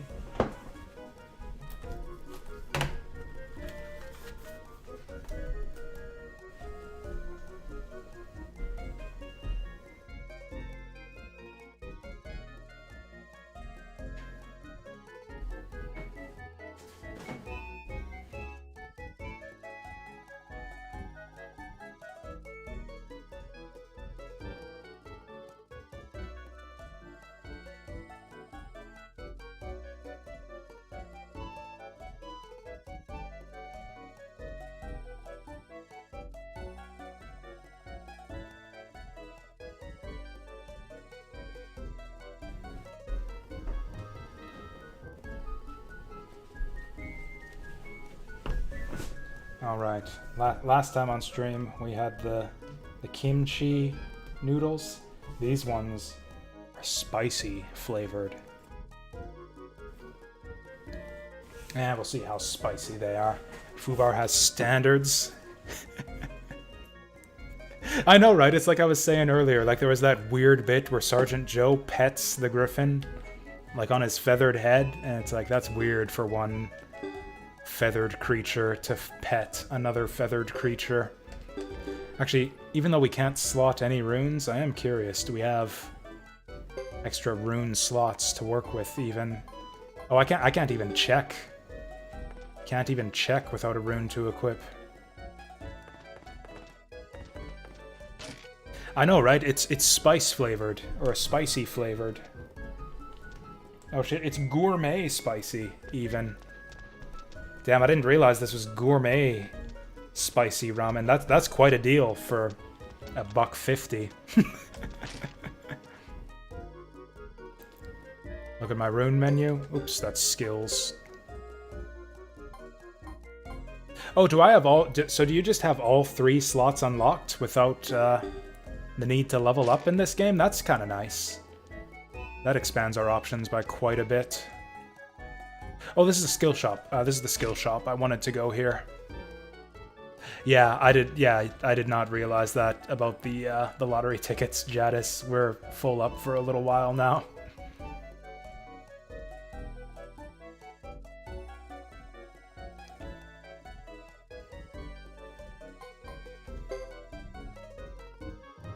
Oh, he does have wind magic. Okay, we need to jack this up to the max here. Although, is his aptitude good at this? He has natural ability. Good enough for me.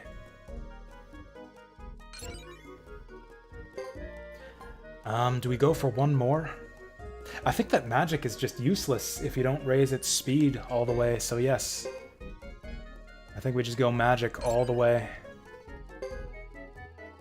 Sergeant Joe's pretty speedy with the water magic already, but he could stand to be speedier.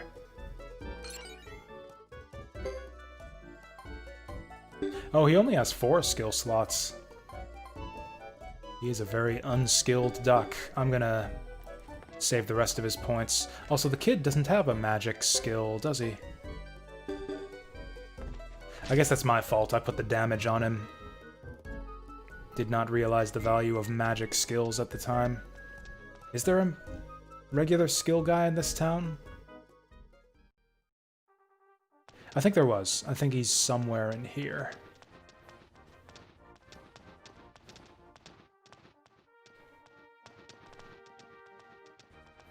Yeah, I think it's right around here, but apparently it's cutscene time.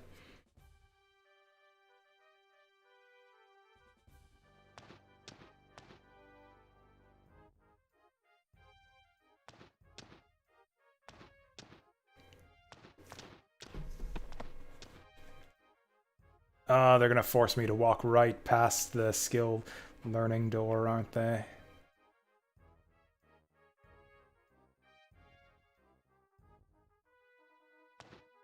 Don't freak out on us, kid. Doesn't that... He looks like he's about to freak out.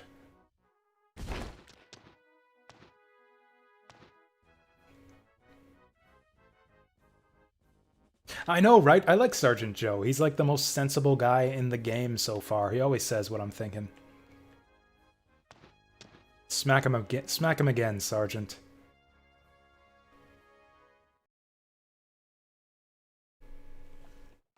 The Sword of X runes. Those have been pretty worthless so far. Oh wow, they caught up to us already. I guess they're on horseback, so it kind of makes sense. Sergeant Joe is the best Suiko babysitter. Now that you mention it, yeah, he does fulfill basically the same role as like Gremio in Suikoden 1. I hate it when scenes do this. They auto-advance the text before I can read it. I guess it's for cinematic reasons, because they're like walking forward on the horses. So they need to advance the text so that the blocking of the characters in the scene will match.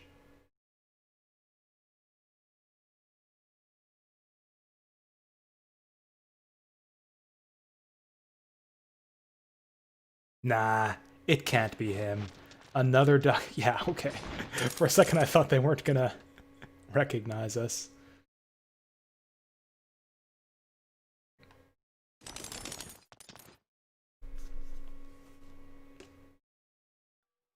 Like, running into the mess hall isn't gonna do much for us. Like, the whole fortress is gonna be on high alert now. The only thing for us to do is run the hell out of here. That guy's got a ponytail. We've never actually been able to see it till now. Thanks to that overhead camera angle. I like to think that they're all going to be wearing like chef's hats and mustaches here in the kitchen. But it looks like they're just hiding in a barrel or something. They're in those 3 bags of corn or whatever.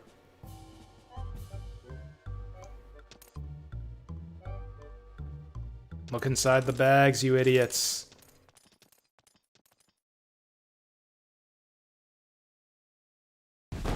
Oh, they're inside the chimney. Oh, that's clever. Quarg!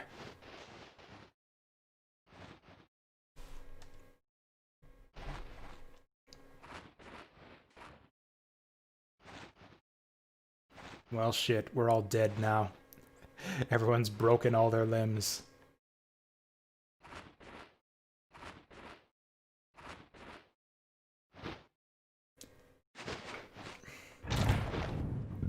Oh, that's lucky. Secret tunnel or something.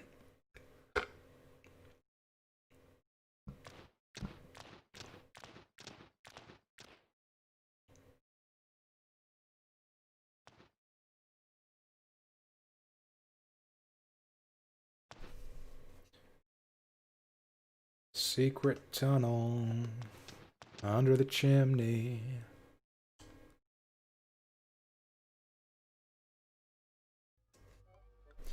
So is this a dungeon or just a free shortcut out of here? There's no map.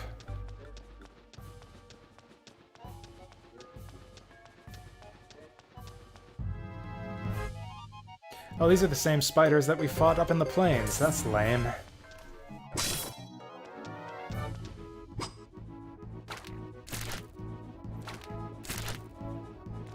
Also, is the battle music changed again? It seems like every second area in this game has new battle music.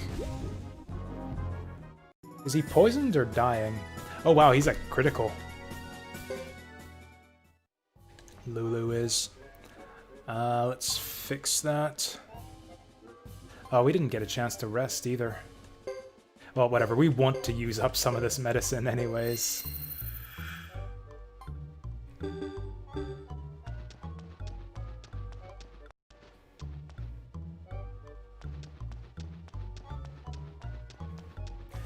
So this isn't much of a dungeon.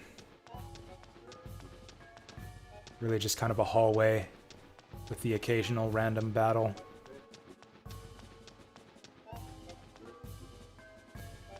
Which is basically what all the other dungeons in this game have been too. The forest, the plains.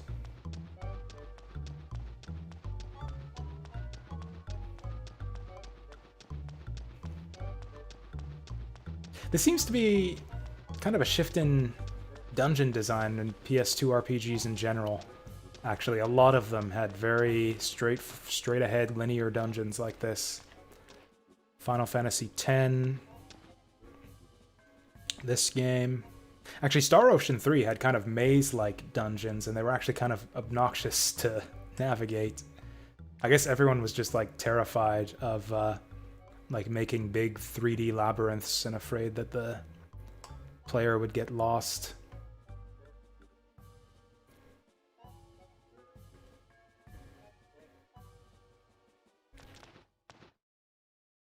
Break it down! We still haven't seen any bosses yet. I just thought this would be the perfect time for there to be like a big boss monster on the other side of the door.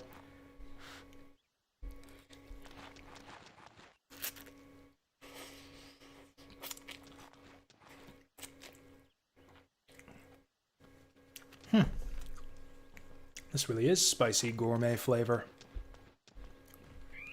It's very spicy and very tasty.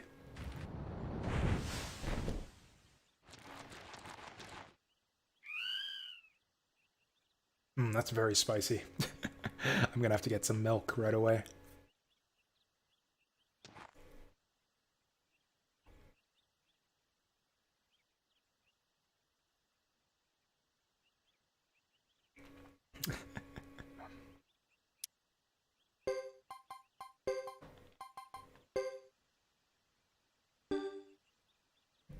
Alright, what's gonna happen now? Actually, before anything else happens, I should probably dump all my lottery tickets back in Ducktown. How do the lottery tickets work anyways? Like, like the lottery happens and then will it dump all of my failed lottery tickets, or do I just hold on to them until one of them eventually wins something? Whatever. Either way, we're gonna have to go back to Ducktown to free up inventory space. Also, now that we're at war with what's their names? Zek, whatever they're called. Are we gonna be able to go back to the capital to dump our other 10 lottery tickets?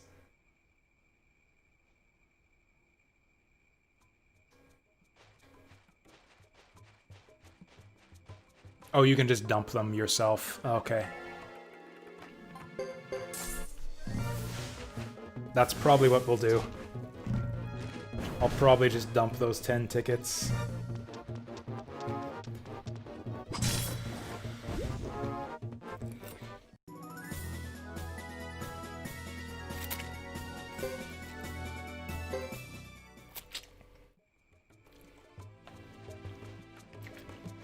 What do those little stars on the characters' portraits mean after combat? Is that like an MVP bonus or something?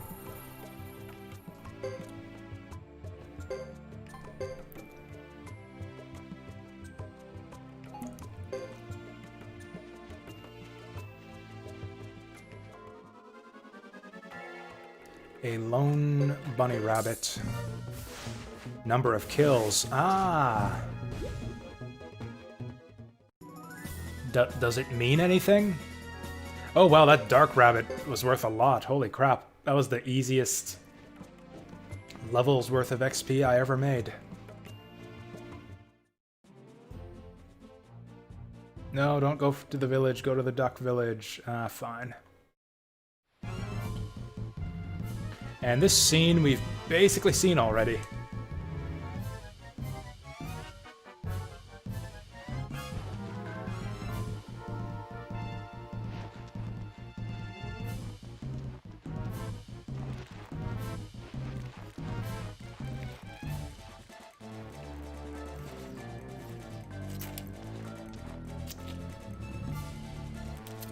Zexons, that's the word I was looking for earlier. Oh, shit. Okay, that's not him. That's not him.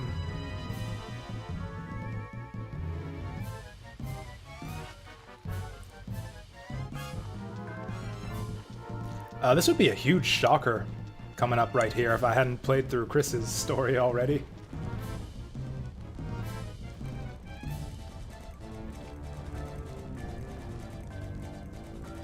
Oh, this... Oh, I didn't even think of this. How bad this line looks out of context. Oh, she looks guilty as hell here. You murdering bitch!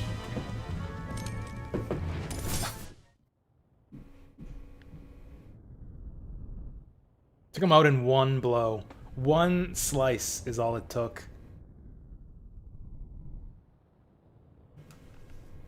That's how useless you are, Lulu.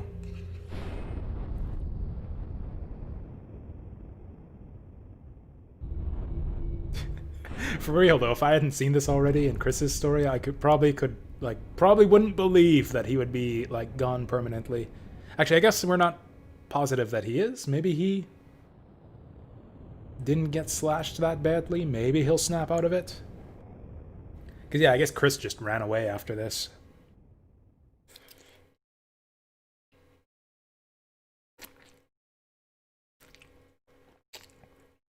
But yeah, out of context, this scene makes Chris look evil as fuck.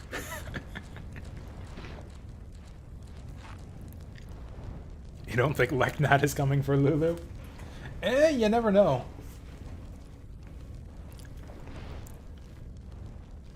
I guess we'll find out if we get if Luke joins us later on with his little tablet of the stars, then I guess we can see if Lulu's on it or not. That's the rule. If they're on the tablet, they get to come back to life. Or you get a replacement, I guess, in Ridley's case.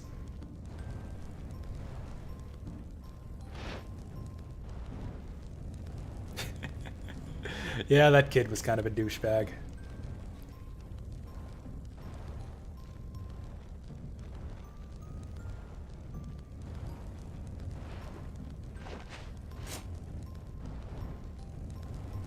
No, not true. I don't know what it is, just the way she phrases that sounds funny to me. No, fact check, not true. Fake news.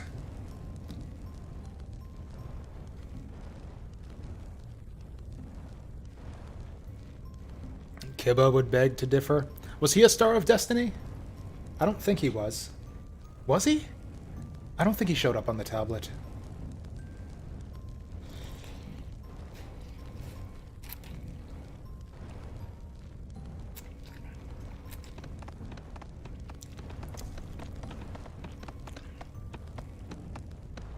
He was? When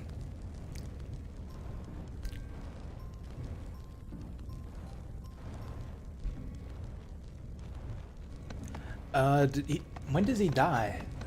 That seems weird to me.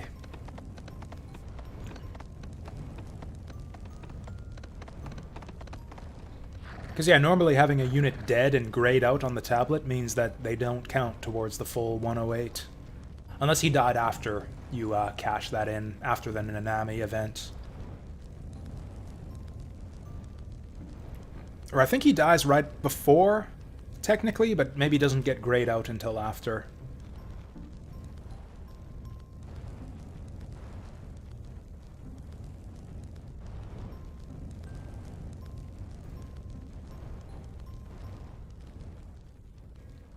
Yeah, I think that's right. Leknat appears and gives you your level 4 spell right before the big battle, and then Kiba dies, and then the thing with Nanami happens.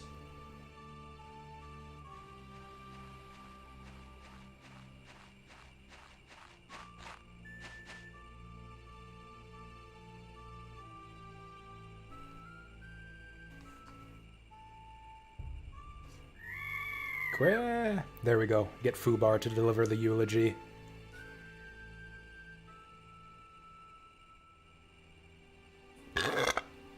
Man, I'm gassy today.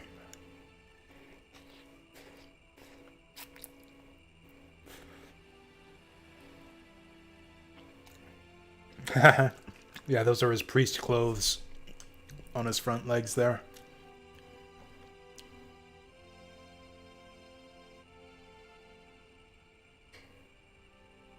He kind of brought it on himself. Like, his mother also said, yeah, don't wander off too far from your friends here, because they'll keep you safe. He just runs ahead and gets himself massacred in one shot.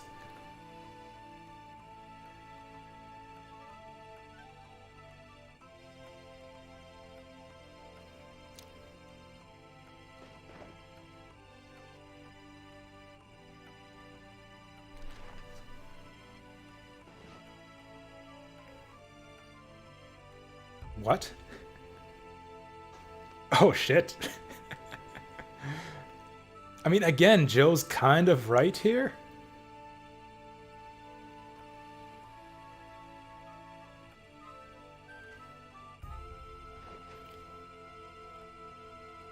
Or I guess you could have held him back, like kept him from running ahead. Just like physically restrain him.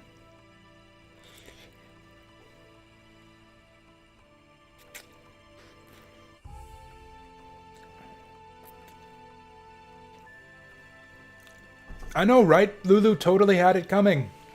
Joe is a boss.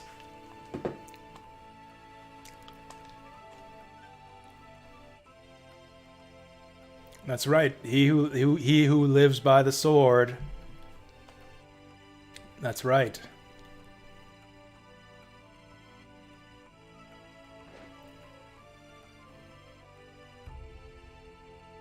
That's right.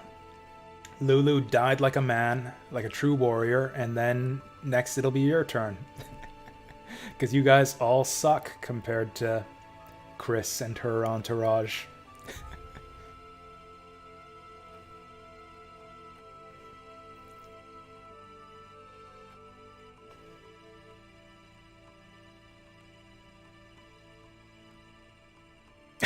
Oh, nice.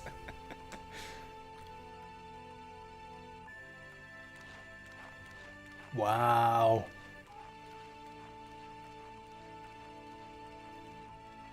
We just buried him. That kid just died like maybe 10-15 minutes ago, probably in game time. We just buried him. Dumped the body and moved on without giving him his proper funeral rites. Stop fucking crying. Stand up like a man. I refuse to walk us beside a weakling like you.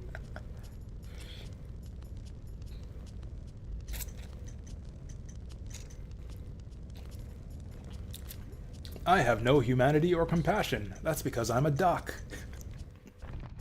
That's, I think that's Monokuma's line from, Danganronpa. He's a bear, not a duck, but the same idea applies. And now for something completely different, because we haven't seen this guy at all. Also, was it my imagination? Or did the flame get bigger after we finished that first chapter. Yeah, I think the flame gets a little bit bigger after finishing the chapter.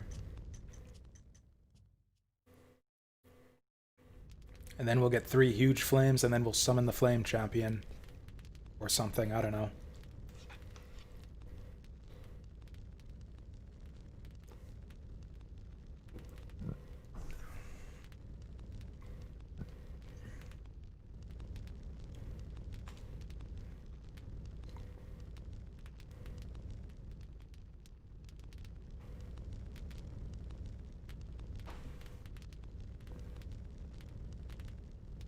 Can't really get a good look. Okay, so that kid in the center with the stick, you can kind of see the silhouette of his stick there. He looks like the guy in the intro, who I said looked like a Suikoden hero and who might be our flame champion.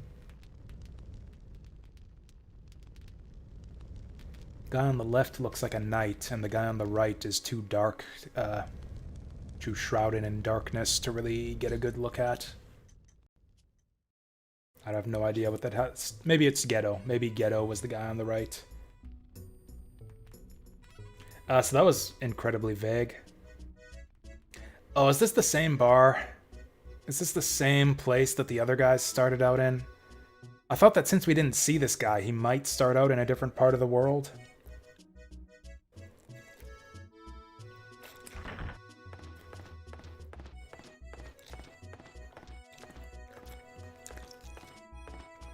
I don't want to just spend the whole game walking between, like, the same few locations over and over and over again.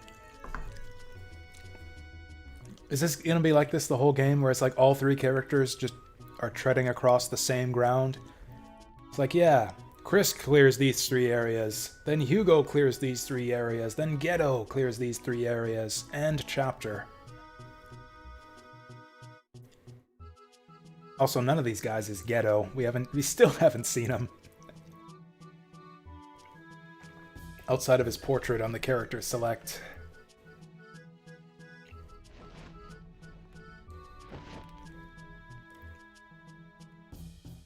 Queen.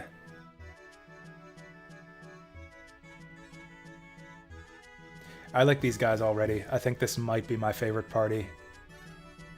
Already, just based on this scene and these, like, half-dozen lines of dialogue.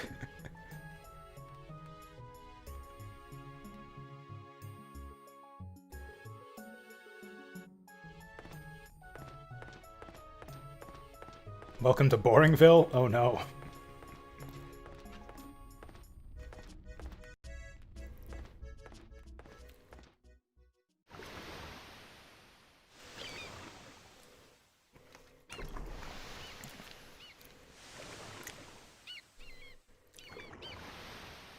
There's a fan theory that Queen is Julia Blight from Suiko too. I don't see it. I mean, I guess it would be tough to see resemblances from the previous games since the graphic style is so different. I guess the portraits would resemble the old ones a bit.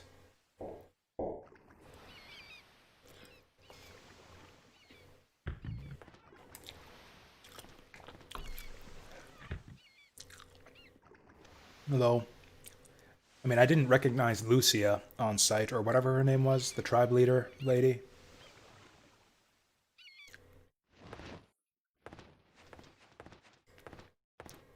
These guys are... It said these guys are, what, Knights of Harmonia or something. Or no, what did it say? They had some affiliation with Harmonia. What are they doing all the way down here? Ghetto, the captain of a small unit in the frontier defense force of the Holy Kingdom of Harmonia. Oh, so he's like a frontier defense force, so he's like a ranger. That Ace is Sheena? That one I definitely don't see.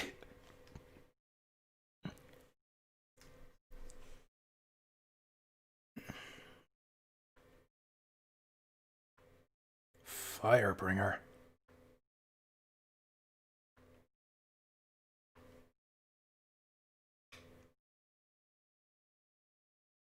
It sounds pretty necessary.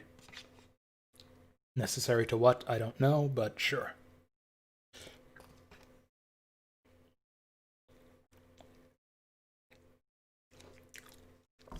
Actually, Ghetto here could almost be Victor, except he's probably too young, given that 15 years have passed.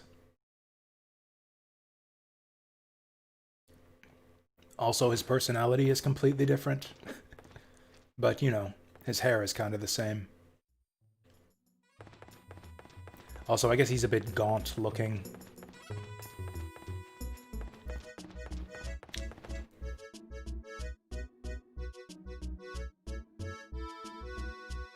Queen as Jillia, huh? Yeah, I don't see it. No bear-themed tapestries. Yeah, we'll have to be on a lookout for those. Yeah, this is the bar in the same town we started in before, right?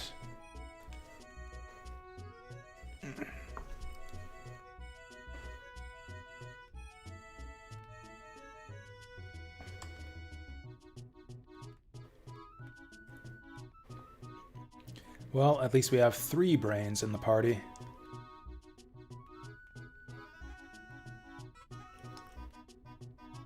Ixay, that's one we haven't heard of before.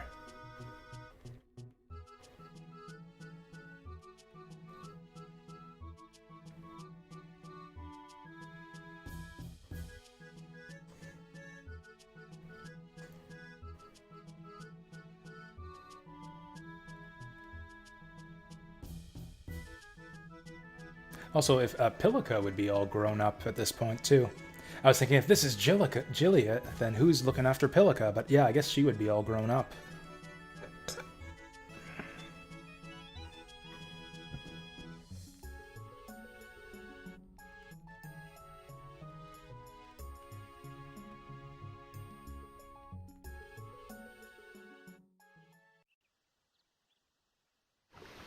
Oh wow, we're heading out already.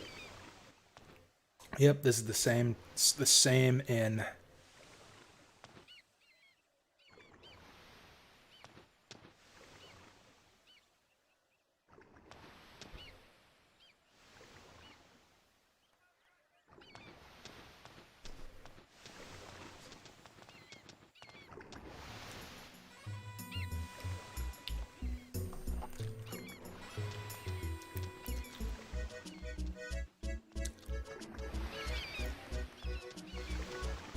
Actually, how do we start out with these guys? So around level 20, same as, yeah, pretty much the same as Chris's party. As far as equipment, pretty much the same stuff they sell in shops. Queen's got a fancy helmet. Other than that, everyone's stuff sucks. Do we have money? A little bit, so let's get our weapons sharpened.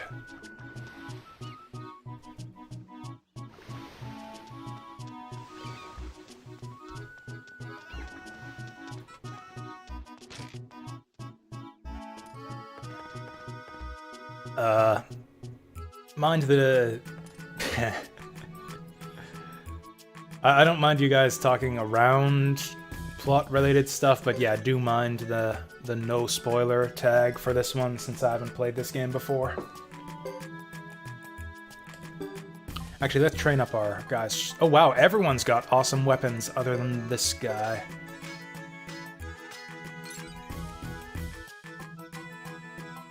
I mean, I don't know. Pilica reminds me of someone else making a reappearance is vague enough that I don't think that tells me anything.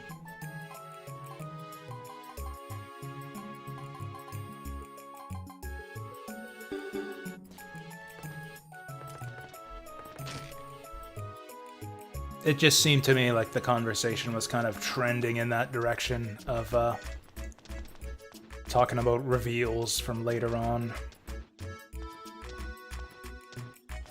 Oh, actually, how are we for skill points to start off?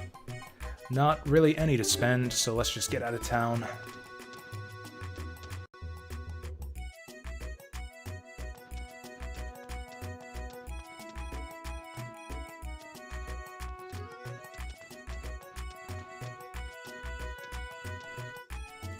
Actually, one thing that's really nice about the minimap, which is a feature I wish more RPGs had, is that it shows you which buildings you're allowed to go inside.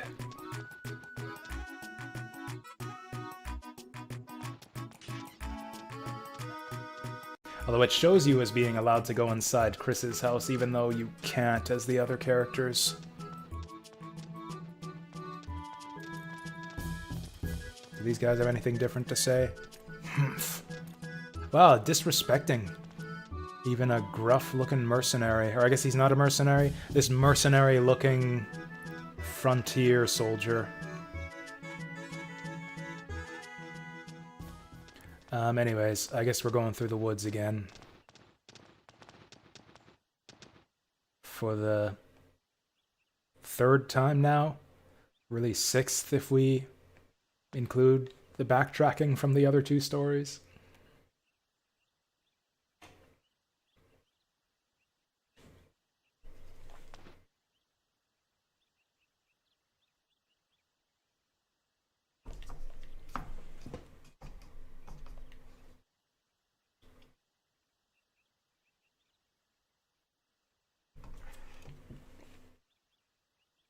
Wow, Gedo is really not very talkative at all. It's like everyone else in his party is doing all of the talking here. I think he has had like maybe 5 lines so far.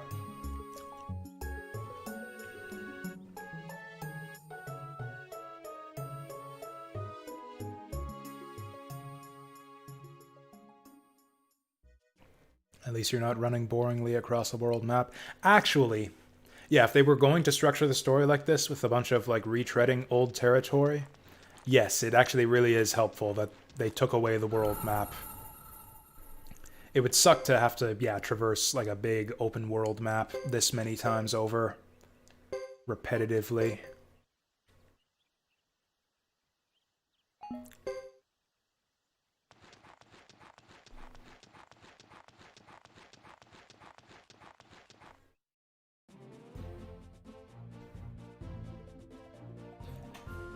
Great Hollow, that's one we haven't seen before.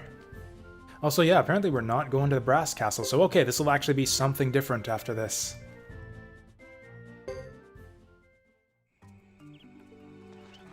I wish we had a horse. I wonder if this guy has anything different to say about the dead body down here.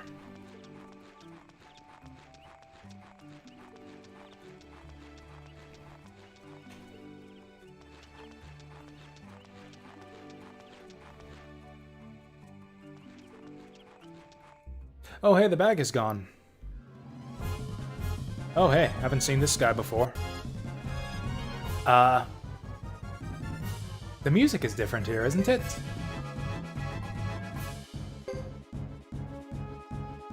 I guess go for the big guy? Nah, we'll go for the roots. Actually, does anyone have any good AoE magic? Double Tusk. Target foes in an area. That sounds like fun.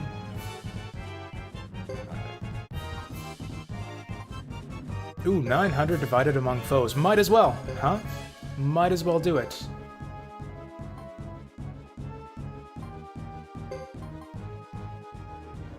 $400 to allies in an area. Maybe not. Maybe go for this. Let's just let loose with all of the magic and hope that one of them lands.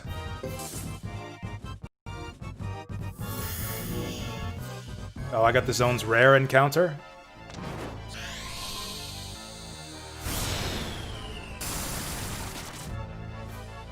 So that didn't do much. Okay, so they still get to attack while the other guys are charging their magic. That's actually fine. That's not as bad as I thought it was. Oh no, don't you hit him! Okay, good. Oh, they're still charging? Fuck, I didn't notice that. So yeah, I guess we're chanting. Yep, and my other guys are gonna get hit, also chanting. And the roots aren't getting hit anymore. I guess we'll attack this guy since he's damaged already.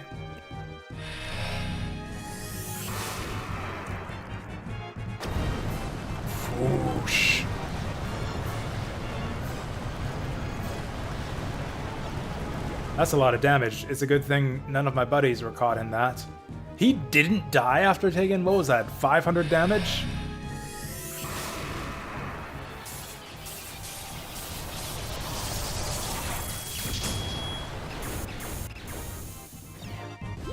Okay, that's pretty good. That's a big-ass crossbow there. That's a lot of holly buds. Oh shit, he's got like a whole holly army here. Ow. So that was a lot of damage.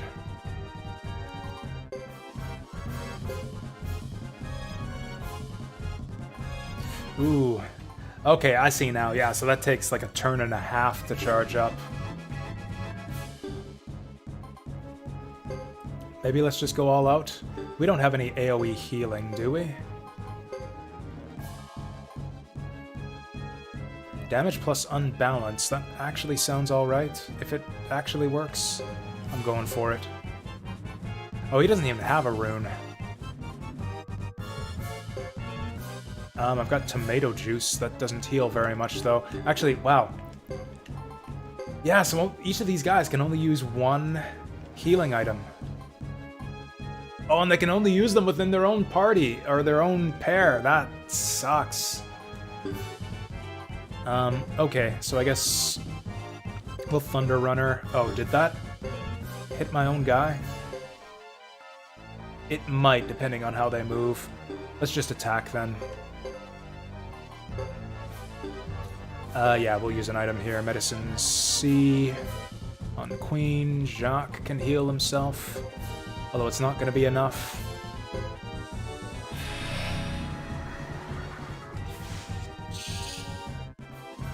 It's a good thing we got those demon roots taken out early.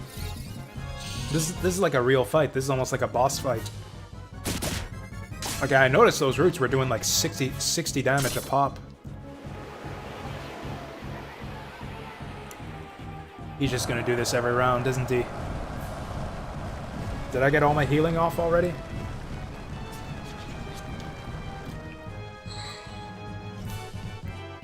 That actually does more damage than Jacques heals for.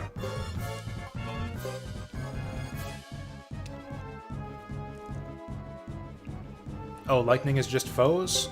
Well, that's kind of alright for us then. Except we're all fucked up, and I don't have any way to heal both characters. What the fuck? Well, I guess... Actually, Thunder Runner, he'll probably attack us before we get that off.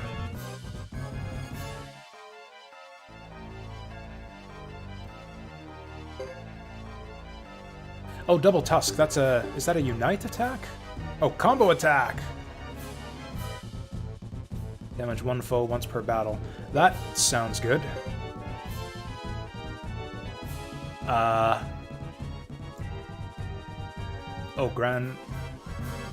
Okay, apparently these guys can't do anything for some reason, and apparently he can't do anything for some reason. Are we all unbalanced? Is that what's going on? We're fucked. We're so fucked. He's just gonna... Oh, this is like a full team attack. That's really cool. I hope this kills him. Oh, wow. Okay, that was cool. We probably should have been doing that from the beginning. Level up, level up. That's it, just one level up. It doesn't look like we got any items off that either. Also, we start with no healing items other than the ones our characters have on.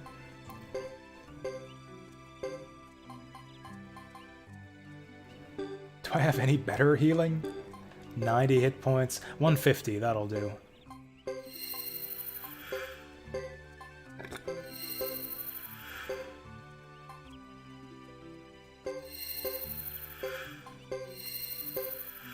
Well, that was pretty ridiculous. I hope we don't encounter another one of those. Someone beat me to it. Oh yeah, someone grabbed that bag. So I guess that recipe would still be there for him if Hugo hadn't picked it up.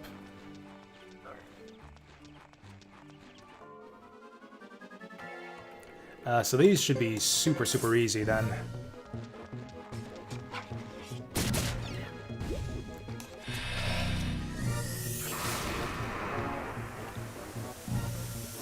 He says right before fairy magic gets unleashed on us. Awesome! I guess I should have recognized that spell animation since we used it once before.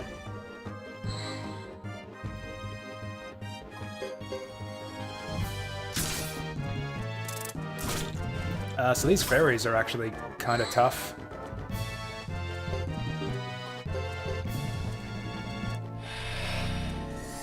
Don't you do it. Don't you sleep the rest of my party.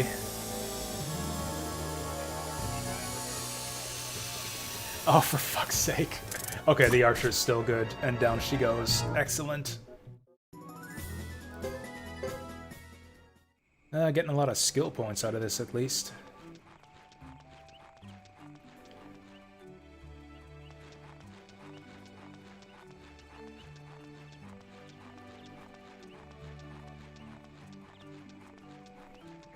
Oh, so the Suikoden guy, I forget his name, but like the director or whatever, the guy who's behind the new Eiyuden Chronicles or whatever, did he leave Konami at any point? Is it like a Shozo Kage situation where it's like he left and then they started making games after he left kind of deal?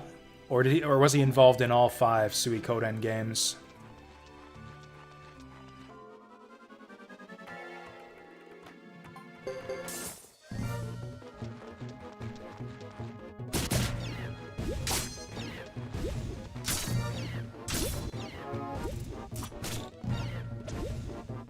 I don't know, it's just... something seems different about this one, particularly with the battles. Just like the balancing and like the weird mishmash of systems. I don't know, the combat system and the encounter balance just seems inept in this game. Like, I don't know, like someone didn't know what they were doing. It's still early. Maybe it's supposed to be.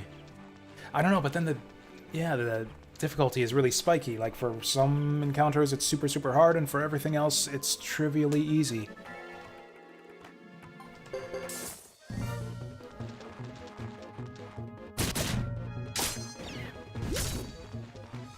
I like how Karate Man there barely moves his hands to attack the enemies.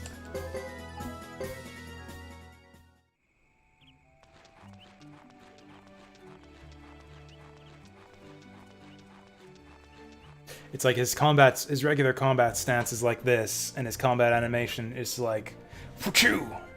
And then that's it. It's like less than a fraction of a second.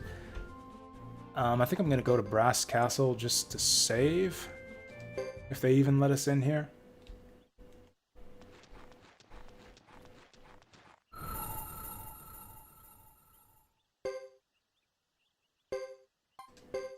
Also, I'm gonna throw out this cup and get something to drink.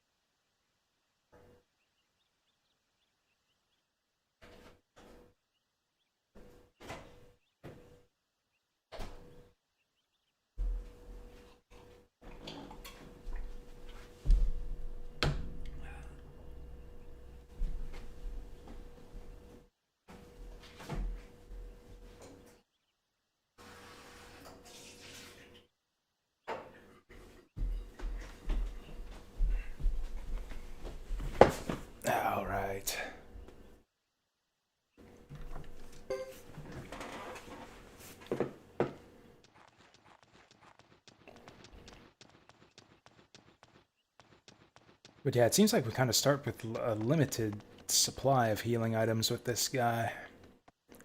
So I think I want to use the inn before we head to the next area.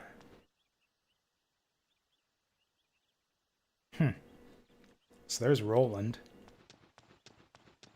So at what point is this in the other characters' stories if Roland is here?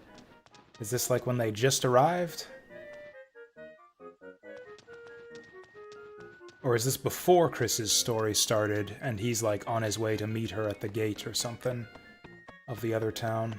Wait, what?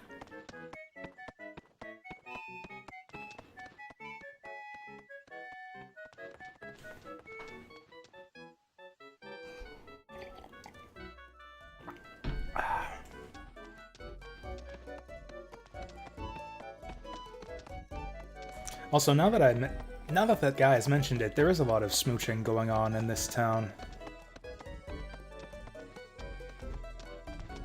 Her and this guy. She's like eye smooching him from the distance. There's these two. I think there's another couple up ahead. Your nose looks like a flower. That's not the best line. I don't think I'm gonna borrow that one.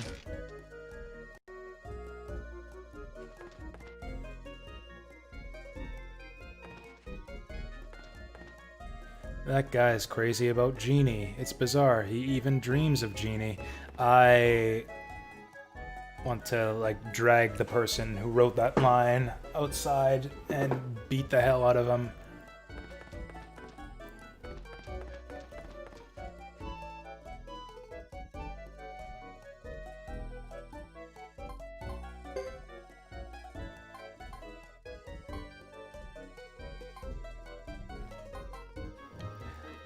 I don't think that anyone in the party uses any of these weapons.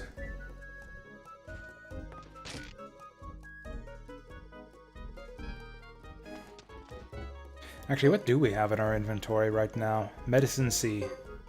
Lots and lots of Medicine C. Good enough. Do we have enough skill points to spend productively?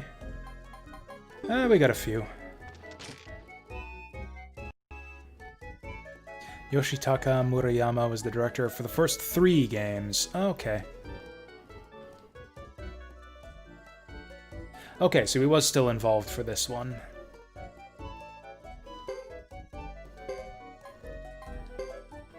Yeah, let's jack up everyone's magic. I think magic is going to be really important.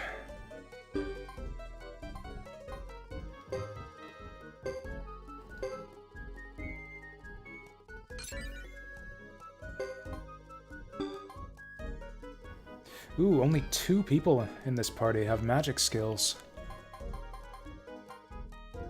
Well then. Actually, does anyone have open skill slots? Oh, actually everyone does. I should have looked at getting them some magic skills then. If any of them even have magic runes. I actually don't think they do, now that I think of it. Double Tusk, Ripple, Joker's got fire. Yeah, none of these guys have magic equipped anyways. So this guy probably doesn't have anything that we want. Magic, magic, magic, magic. Ooh, magic resistance. Aids, sword, magic chant, and magic power. Magic resistance, though, because we've seen how powerful magic can be in this game. I think I might want that on everyone. That's cheap, too.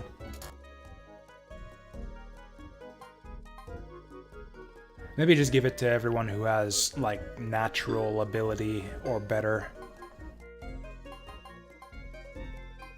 Average, no thanks.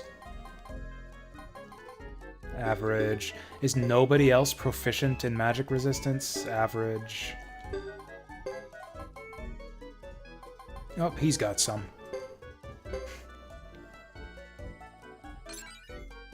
The triangle skill slots you can reassign? Yeah, I kind of figured that was the case, yeah. Big fan of not giving skills unless they're better than average. Yeah, I kind of figured that would be the case because, you know, you just get to level them up faster Leveling up skills faster means you get stronger faster. Get ahead of the curve. I mean, I guess if a skill was good and valuable enough, it might be worth taking it anyways. Even if it's got slow growth, but I have no idea what the good skills are in this game, so I think I'll just take them based on... I'll just assume that they're all worthwhile, and just take them based on aptitude. Yeah, this is the place I wanted to go in earlier with Hugo's party. Pretty sure this place has a skill teacher.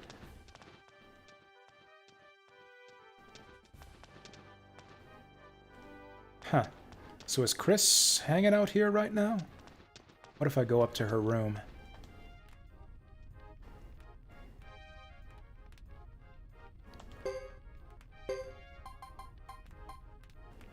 Is there even anything I can learn for 40? Oh yeah, there is. Repel, armor, holy dash. Raises speed of weapon swing, so I guess that means we'll get to double attack more easily, maybe? Whatever, we'll go for it. Yeah, if I understand the battle system right, swing is like your weapon speed, so the faster it is, the more attacks you get.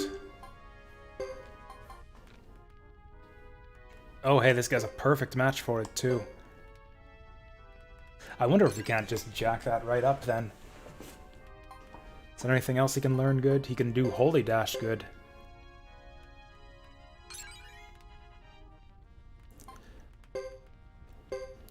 Cool, we can just level these right up, then.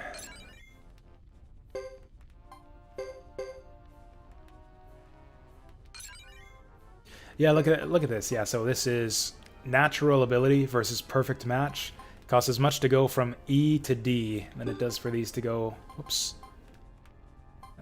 Oh, I just accidentally hit the cancel button there on L2. Is she good at anything? Wow, Queen is good for nothing. I guess we'll take this for natural ability, but ugh. I should have actually looked more closely at her aptitudes in the magic shop. I'll just leave those open for now. This guy's got nothing. This guy's got nothing.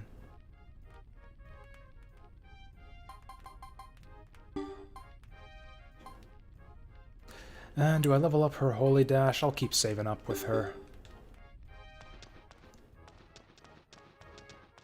Man, half my party just isn't good at anything.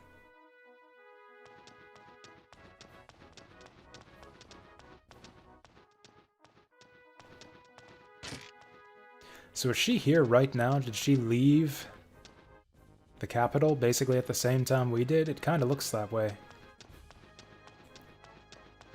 Where is she right now? I want to see her.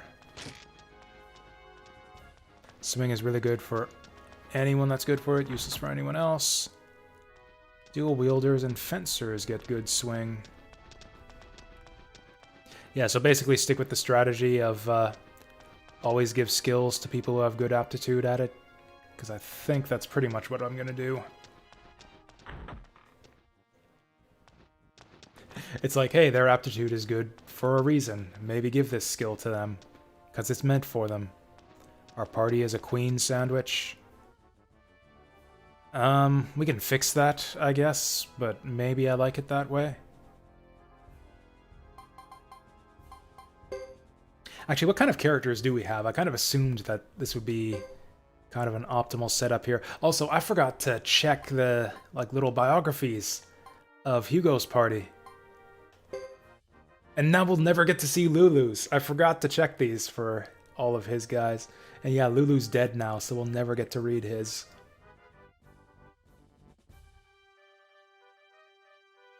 Nothing is known of his background, not even his age. Now that's mysterious. Now that makes me think that this is like a returning character, some mysterious returning guy from Suikoden 2, or 1 even.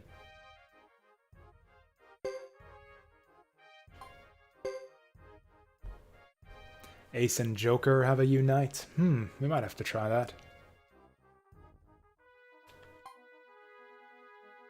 She is the only woman. That's like the biography the elf guy got. This is the elf in the knights. He is the only elf in the knights. This is the woman in the unit. She is the only woman in the unit. Oh, this guy's got even less to say about him. He's the oldest one. He's got a big bow. So none of these guys are especially interesting. Ace and Joker, you think?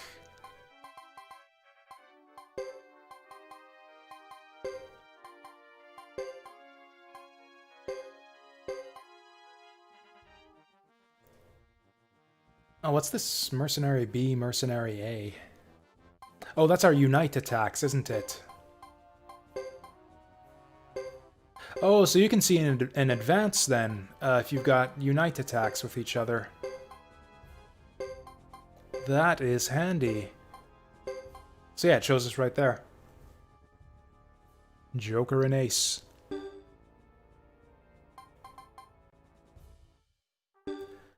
What else was I gonna do? I was gonna look for Chris.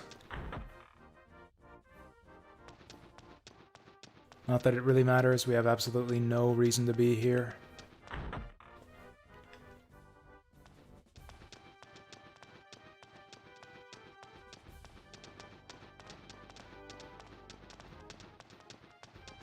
I wonder what happens if we try to leave through this door, though. Because there was nothing this way on the world map. Does Barrel Girl have anything new to say? Still upset about that screw.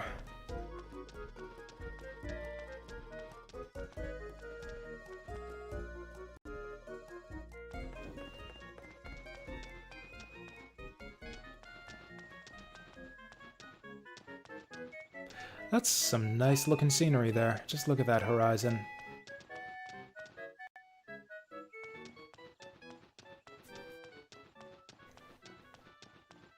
Actually, if they let us go back out the other way, it'll actually be faster to take this exit. Was that a squirrel? No, it's just a dog. Just a dog. Oh. That's right, we did this before. Yeah, it just automatically sends you back in if there's nowhere to go. Well, that was a waste. Bell just needs a good screw.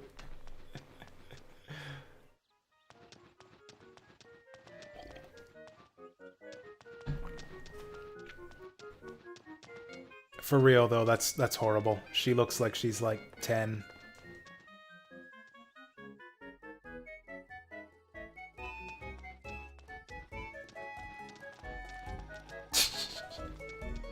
Actually, I guess it's hard to tell since she's not standing up straight. Maybe she's taller. Nah, she looks like a little kid. You've got a screw loose, or a screw missing even. It's even worse than having a loose screw.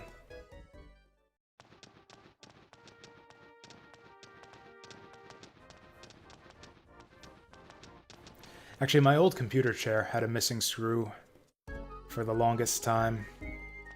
I guess forever, until I replaced it. It made the armrest all wobbly.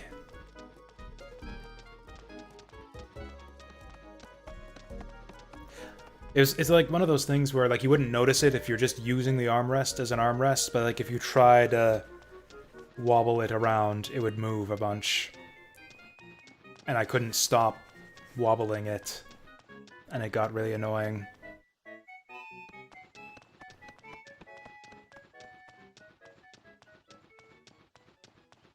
Okay, so it looks like we're pretty far forward in Chris's story. Yeah, we did nothing productive there, so I don't need to save. Yaza Plain, how exciting! A new frontier to explore. Actually, this looks familiar now that I look at it. Have we been here before?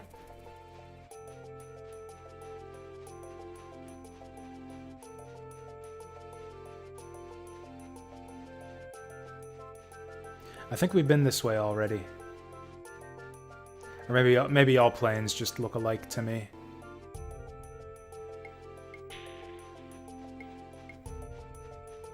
Also, once again, with the confusing camera rotations. Weren't we traveling to the left just a second ago?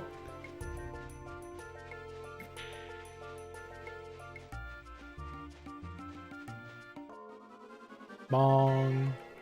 Oh, it's just rabbits. I mean, even if this isn't the place we've been to already, it's got the same enemies as the plane we traveled already. Am I doing this? Why is the camera rotating? I just want to run forward, and the camera is like slowly rotating to point me in the other direction. Oh, I took the wrong exit there. Whoops.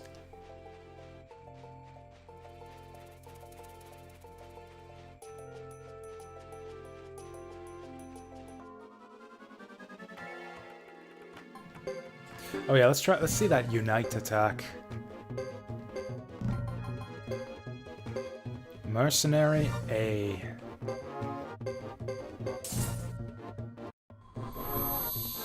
Let's do it.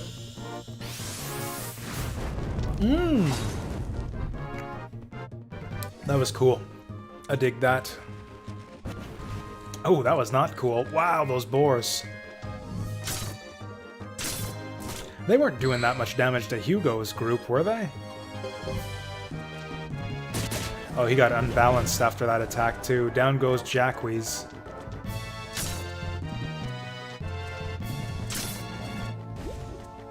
And more XP for everyone else, I guess. Well, we got some medicine to spare now.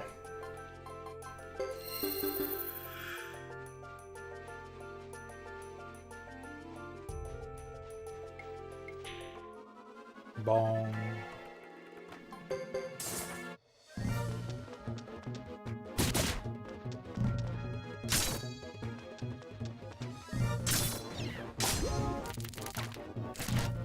Almost got him in one round. Damn it, archer guy, why can't you be faster? Though it doesn't matter, because that spider is still alive.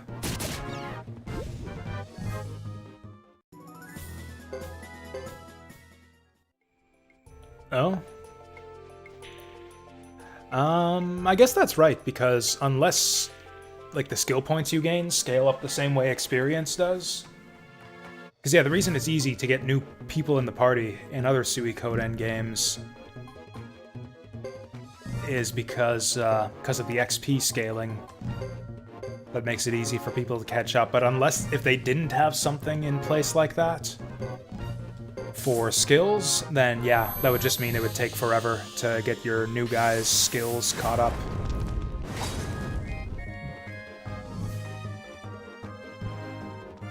Okay, so he gets unbalanced after that, which I guess is fine, seeing as how he gets lit on fire to do that attack. So that's kind of fair. Also, someone got stunned there.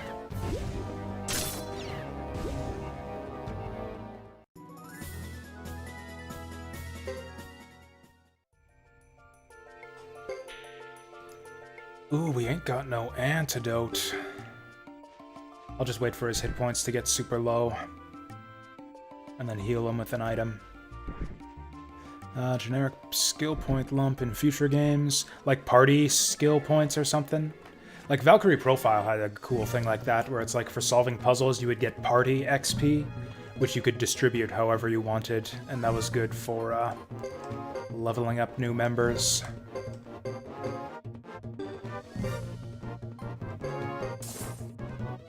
Also kind of sucks if you're grinding at all halfway through each of the chapter 3s.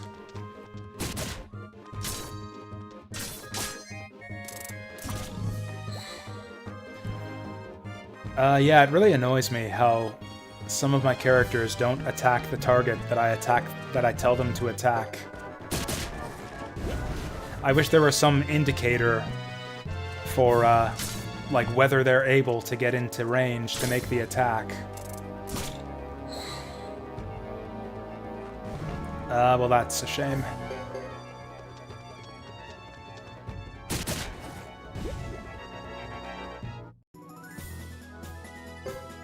On the plus side, I think that maybe heals his poison. Yeah, he's not poisoned anymore.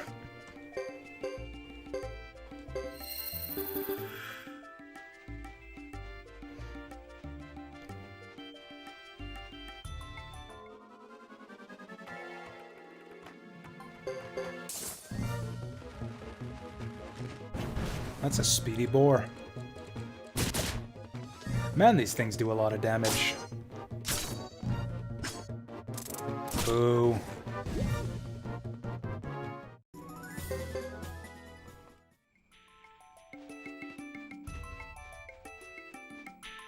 Death heals all wounds. Yeah, literally in this game. You just get right back up and yeah, you got one hit point left, but otherwise you're in perfect health.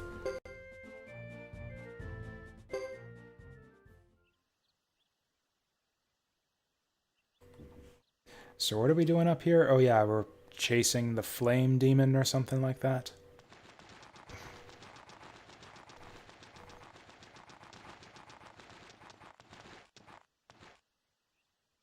Top ranking, we're just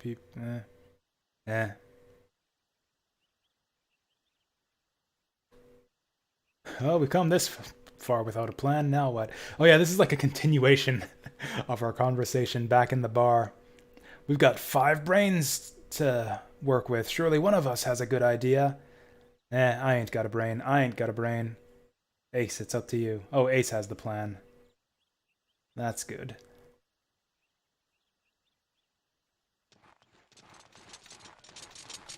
Oh, hi, guys.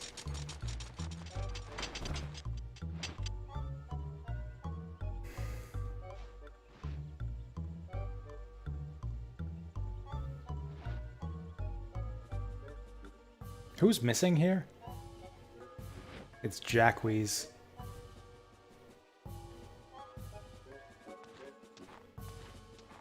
Why isn't he here? Is he out, like, taking up a sniping position or something?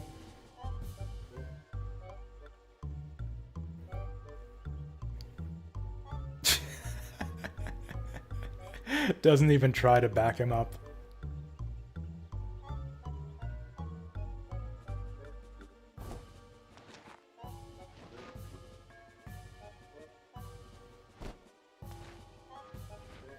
Didn't know Musk was the owner of PayPal? I didn't either.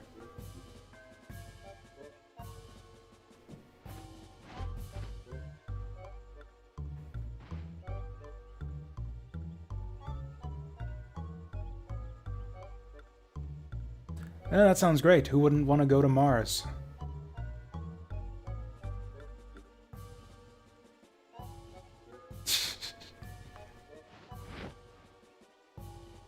Is this some ploy, or are they actually having it out here in front of the lizard men? Hey. Shut up!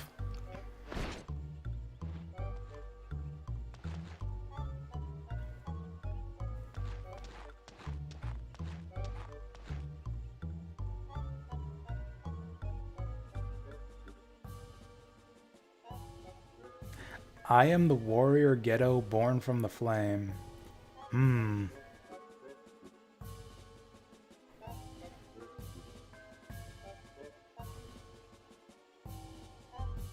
Oh, he speaks like the formal language of the lizard men. That's right, because they're all stodgy and formal like.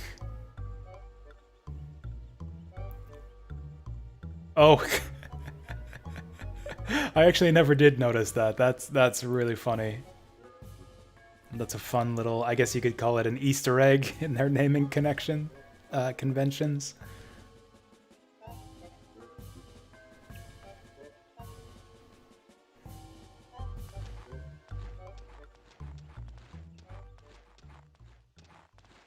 Cool, so now we're welcome into the Lizard Man clan.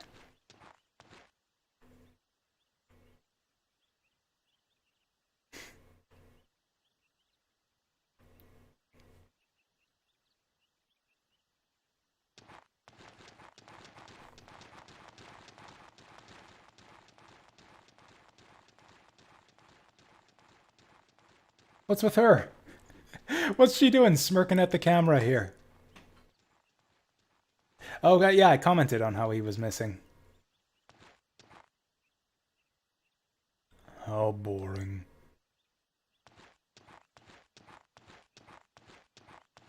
What's his deal? Was he ready to snipe from the bushes or something? Or is he like a enemy of the lizard men and didn't want to be seen? Who, Musk? Yes, I actually follow Elon Musk on Twitter. He is absolutely a meme lord. Hell, I watched him on Joe Rogan too,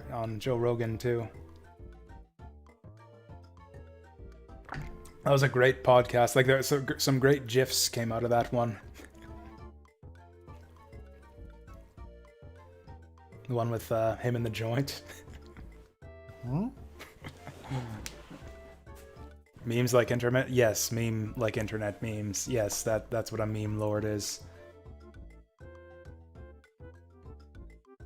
Someone who is versed in internet memes.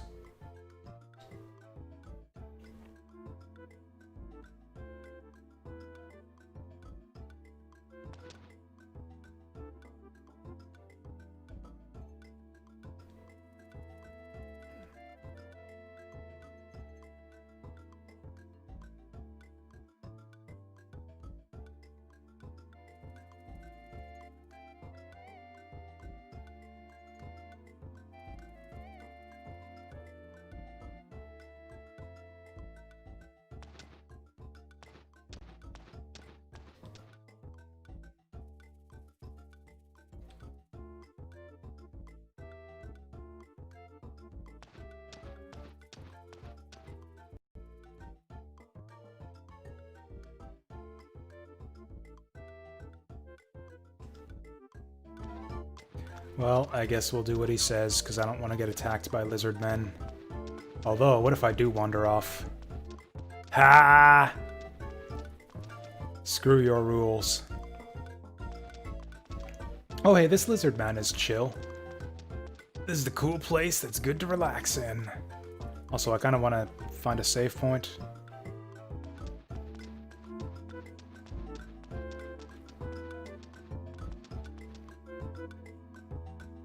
Oh, this guy's gonna give us a free book. I would never have got that if I'd have listened to that idiot's stupid rules to stay close to him and don't stray too far.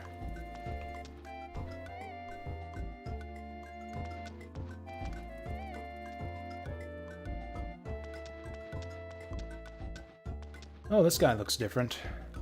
I want to get a lizard man in our party. These guys look cool.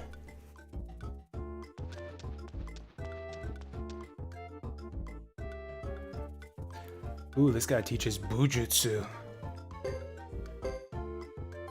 Can we learn any Bujutsu? I don't think we gained enough skill points in that little trek through the fields. Yeah, Bujutsu looks a lot like the skills they sell back in the other town.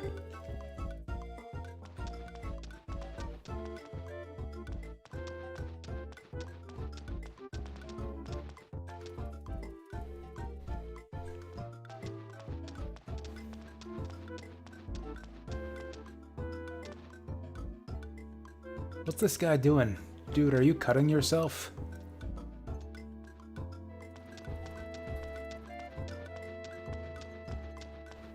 It was called Bujutsu there too? Oh, I just didn't notice, I guess. Well, that makes sense then. That makes perfect sense. That the Bujutsu here and the Bujutsu in the fort would be the same.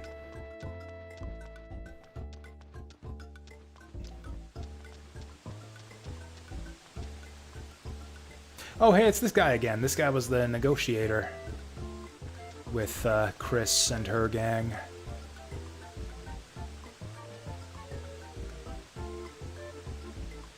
Oh, damn.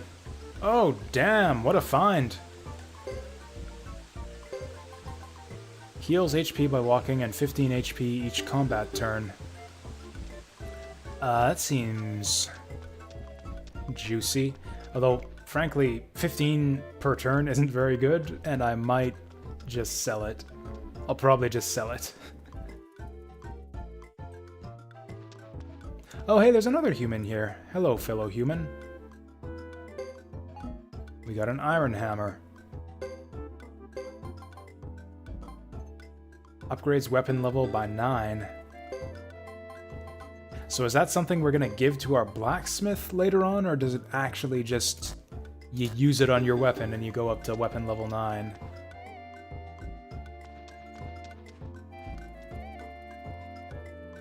Alright, what do the lizard men have for sale? Crystal balls. Ooh, crystal balls. Those are cheap crystal balls. Although I have no idea when we'll find a place to sell them. They sell holly berries cheap. I don't remember seeing any of this stuff in the other town, though.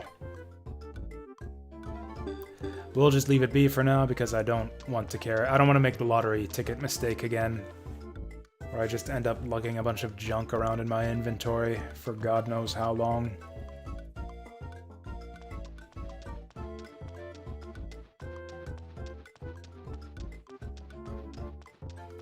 Oh, that's the door down below. Ah, get me down from here.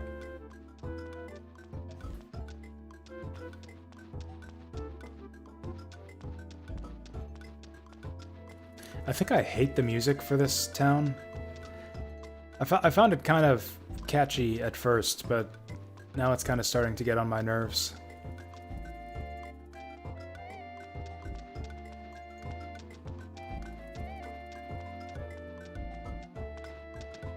The music definitely seems like a big step down from the first game. The first two games.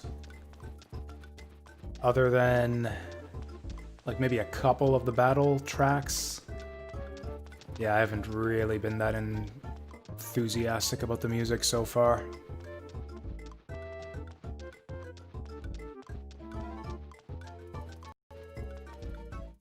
New composer? Yeah, that's kind of what I figured.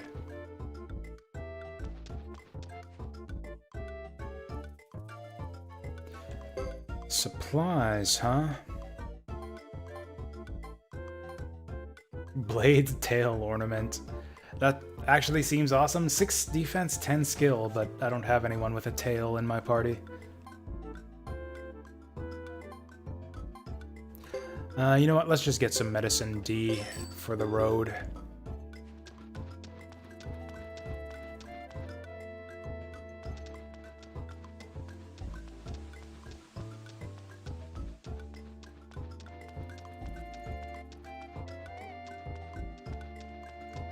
Oh hey, it looks like we got a weapon sharpener in here.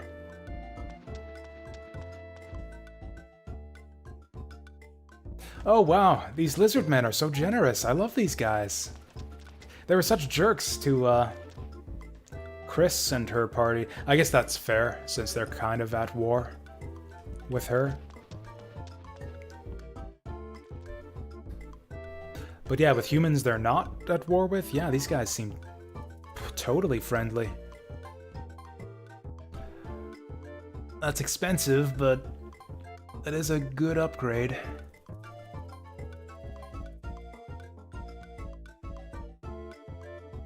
Gauntlet, huh?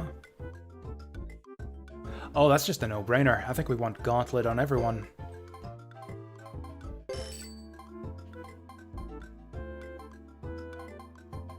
Yeah, +5, that's as good as I get from the big armor upgrades, and those cost literally 10 times more.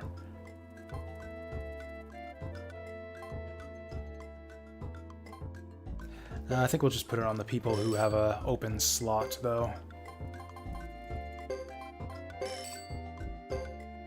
Maybe one on Queen, too.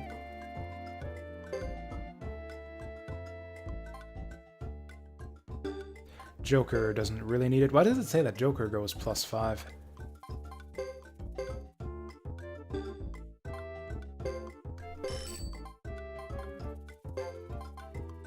I guess they expect you to take off his takoyaki. But, yeah, whatever. I'll replace his sandals. I don't know. Do I really need him to have takoyaki? 90 hit points. That's not really anything. Although stun kind of sucks, so maybe I'll leave it on him. Oh yeah, weapon sharpening. That's what we really wanted. This guy's got a portrait, too.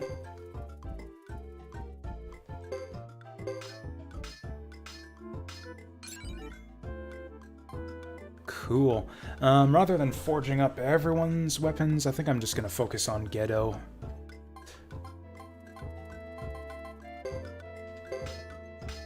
There's no telling how many of these guys are gonna stick around or for how long, but pretty sure Ghetto's gonna be with us forever.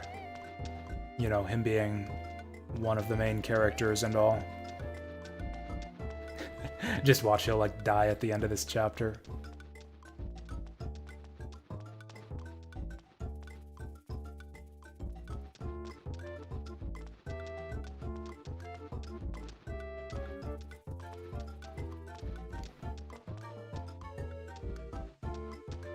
Lizard man, you walk too fast. This really irritates me in games where you have to like follow closely behind an NPC, but you can't perfectly match their walking speed. So you gotta be constantly speeding up and slowing down.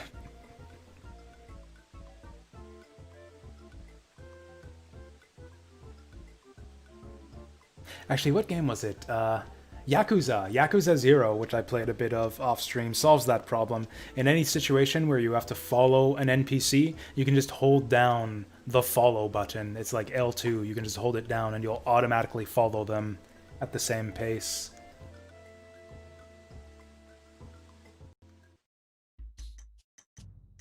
Rather than trying to figure out the exact amount to hold down the joystick.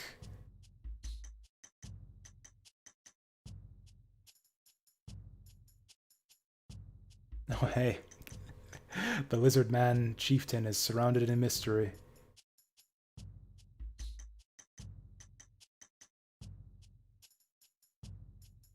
Well, this guy's useless.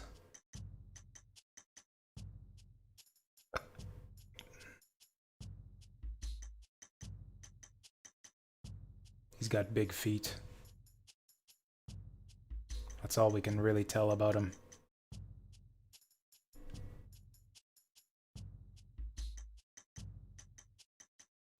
So is he shrouded in darkness and mystery just because... Or is it because there's like some big reveal that's going to happen later on and the Lizard Man is actually someone we'll recognize?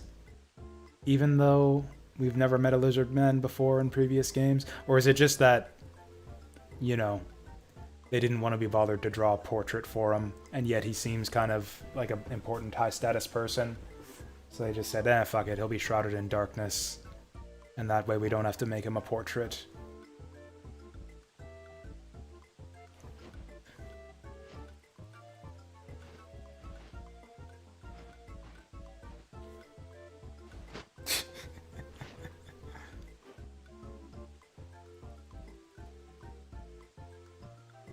Stallion in a costume.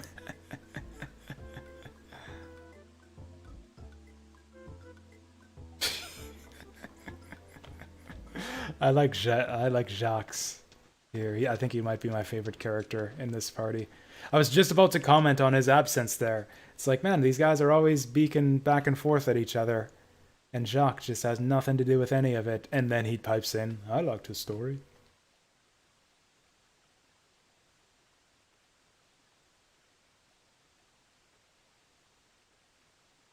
What? Who said that? Who said that, Queen? You don't have to sleep with anyone if you don't want to.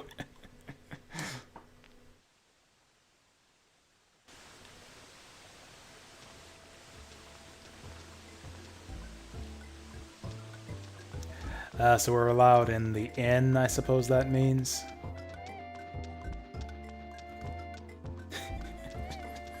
Well, the lizard men are letting us stay at their base. That means I gotta fuck all these lizard men, huh? You do whatever you want, Queen. How do I get down? There we go.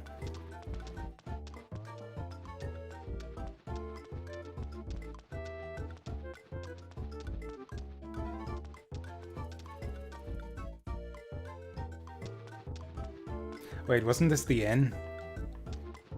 No, it wasn't. This was the item shop. I know I saw a door with an inn symbol above it. There we go.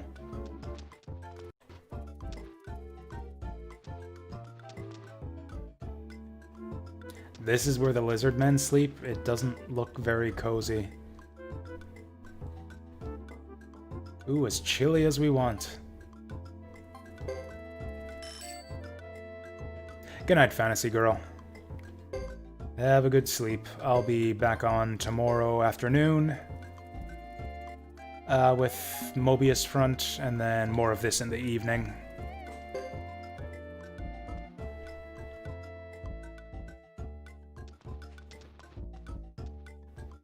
But I want to see the rooms. I'm not convinced that there are even real rooms back there. I think they just had us sleep on the floor.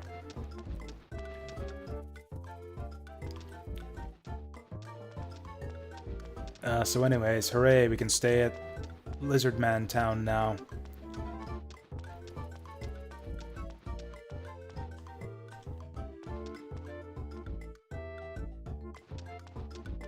So yeah, I think we just leave now. I don't think there was anything else helpful we needed from the Lizard Men. Chieftain doesn't know anything helpful about the rumor about the flame dude.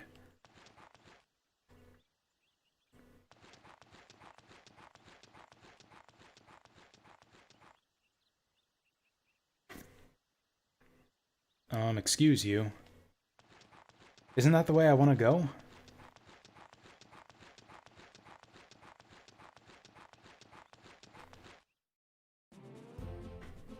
Oh. Maybe I missed something. Maybe there's something inside the cave that we need. Can you run? Oh, I was holding down the L2 button without noticing it.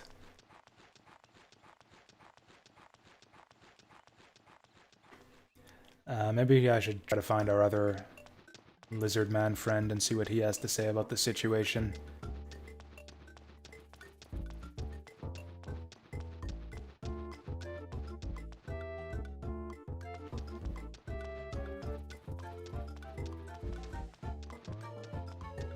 Wherever he went.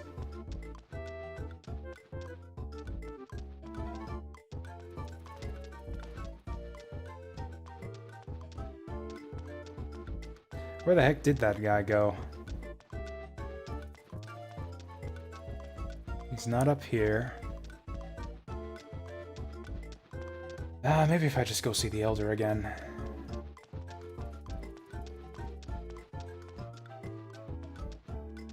Do we have something like a journal or anything like that that'll tell us where to go next? It doesn't look like it.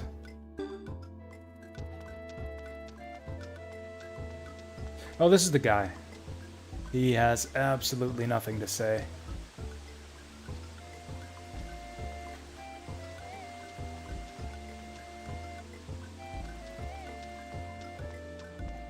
Oh yeah, there was another door. There was another door where they said, hey, you're not allowed inside there. Because the lizard men said so. Probably want to go through that door. Not this one, we went here already. I think it was this door up here. Top right.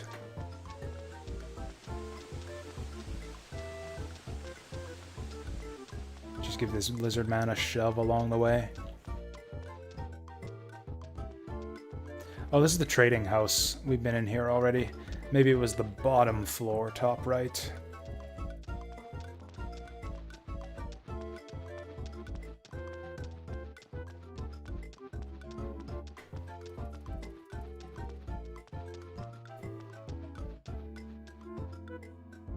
No, this was the weapon shop.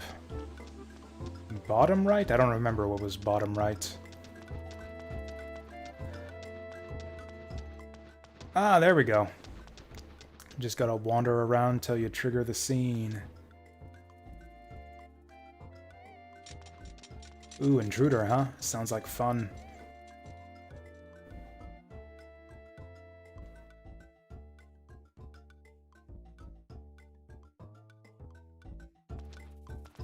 Anyways, I'm assuming that was sarcasm on Queen's part. Yeah, we definitely want to hunt down that intruder.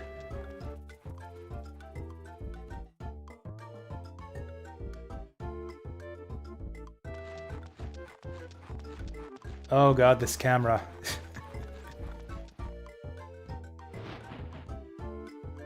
Oh, whoops. No, it's not me. Maybe I shouldn't have done this. There's no way the lizard men are gonna be cool with this.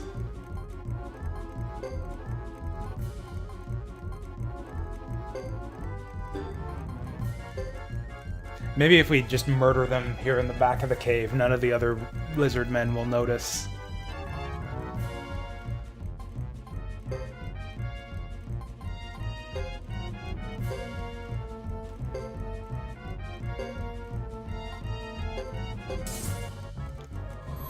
I love the way that they all whip out their weapons in unison. That's really cool.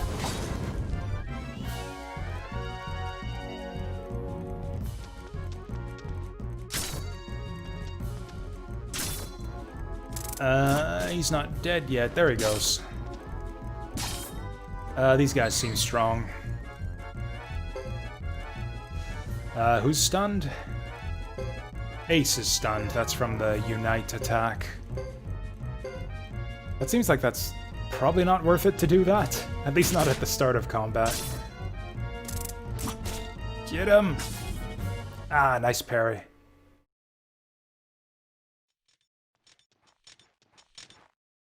Yeah, that's right. Is this how you treat guests?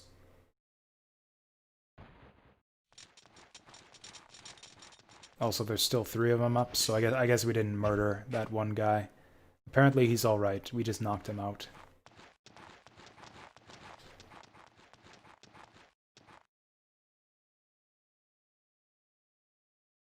An intruder? Yeah, we knew that already.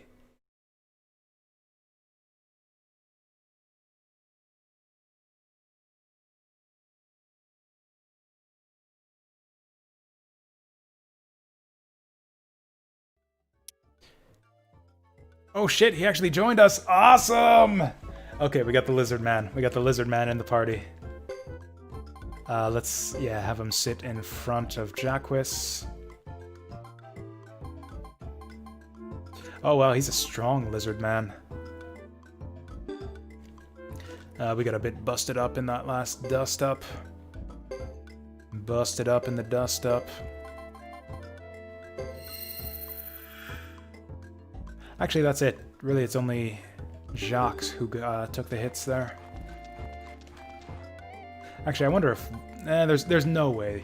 No way that Lizard Man has any team attacks with the others. Also, what's he got? What is he wearing? Oh, he doesn't actually have one of those tail things. I could go to the shop and buy him one, but I bet you he's gonna leave us right away anyways. Not gonna spend the money.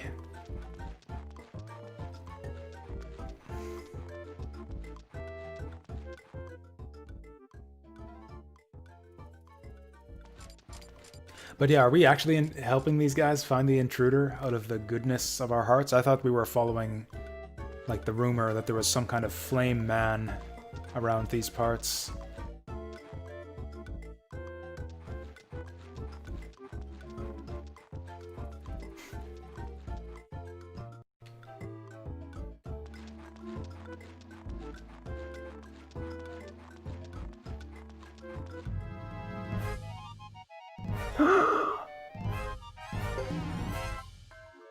The music got all dramatic all of a sudden.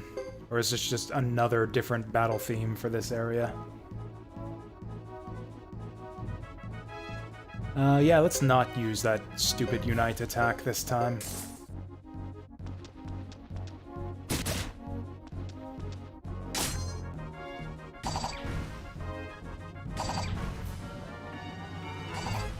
This is a weird enemy design. Why are they always going crazy on my man Jacques there? Oh shit, he just hit 2 enemies. Or no, I think that was the bow guy. That was Jacques just shooting him at the same time that he attacked.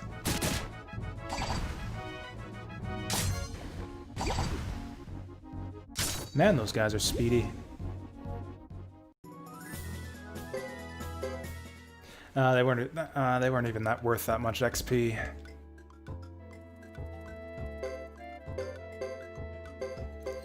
Waste of resources.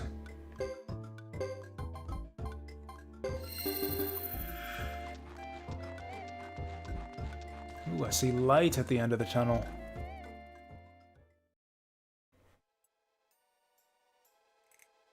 Oh, what the fuck? What the fuck? Apparently Chris went on a little secret mission while our backs were turned. Unless this is like a fake Chris.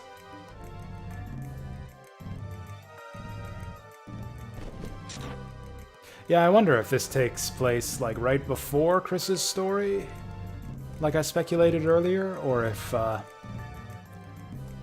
this is a fake Chris to set up the real one. She seems a bit sassy, even for real Chris. That's a lot of knights. And Chris on top of it all.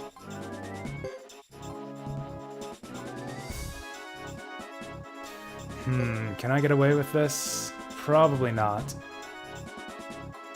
I'm thinking not. Although hitting 2 targets would be nice, but probably not.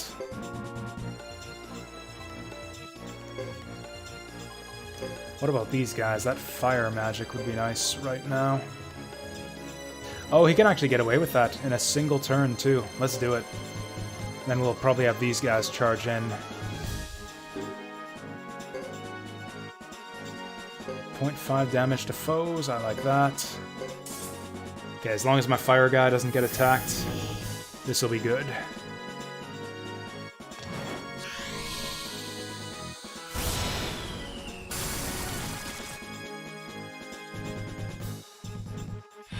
Oh shit, she's got magic too. Ow. Are we about to get demolished? That's gonna break my fire guy's channeling too. Oh wow, we're just fucking dead. Okay, I'm assuming we were supposed to lose that one. Okay, good. Good, good.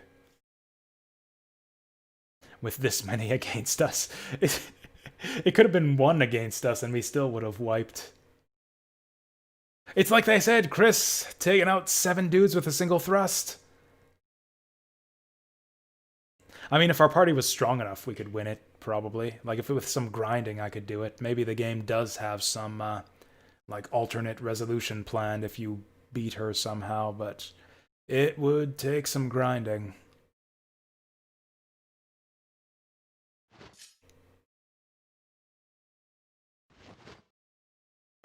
Also, I don't think Chris even has ice magic, so that's gotta be a phony. Right?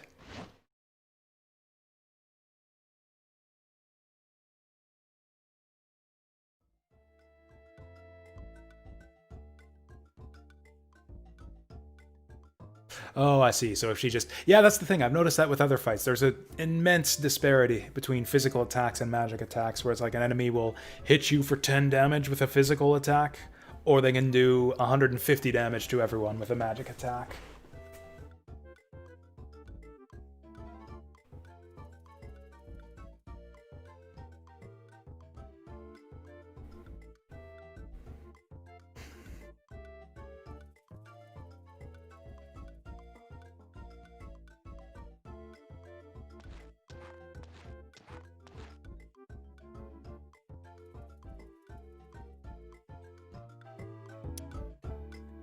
Oh, my lizard buddy left.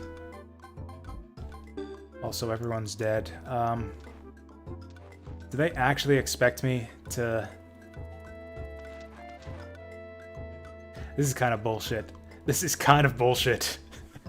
That they expect me to walk out of the dungeon after having my whole party wiped out. I guess I got enough healing items. I have enough healing items to heal everyone. I just kind of resent that the game is forcing me to use them.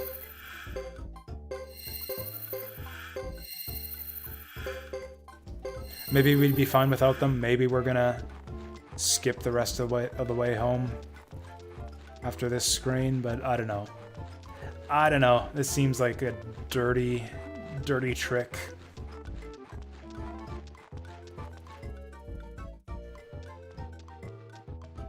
Oh, it did warp us back home. Okay, I just wasted all those items for nothing then. Cleaning up inventory space. That's what we did. Cleaning up inventory space.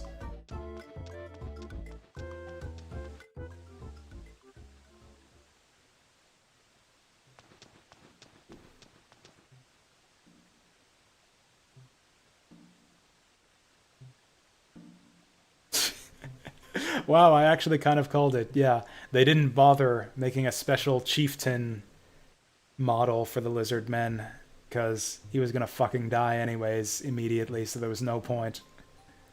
It's like, what should our lizard chieftain look like? And don't bother, we're gonna kill him after one scene.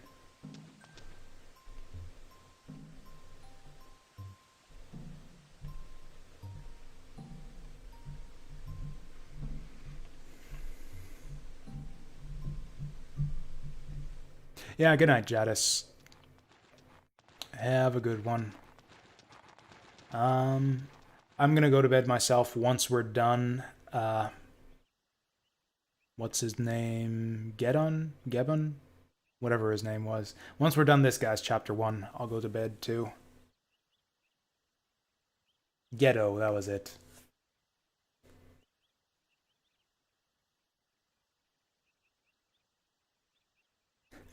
Trade his fire for water? Probably that's right.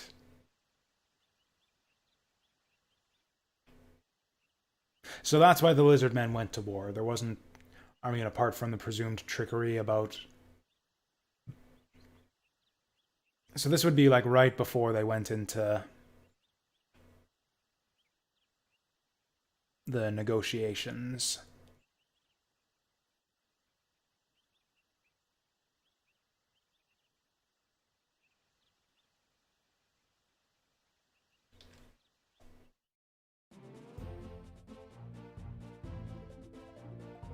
Oh, well, that's handy. I guess maybe it is a good thing that I healed all my guys there. Also, I will go to the castle just to save my game, just because you never know with this game when some bullshit's gonna drop on you.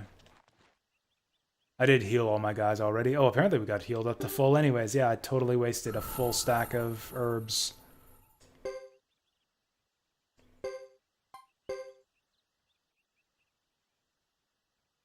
But yeah, I definitely agree about the limited usefulness of fire. Because, like, if you want to use fire, it'll be for a big AoE to hit all the enemies. Except that's going to take a long time to chant, so you want to send your guys in to face tank and, like, interfere with the enemies so that they can't hit your spellcaster. But if you send your guys in, then they get nuked by the fire spell too, so it's like, what's the point?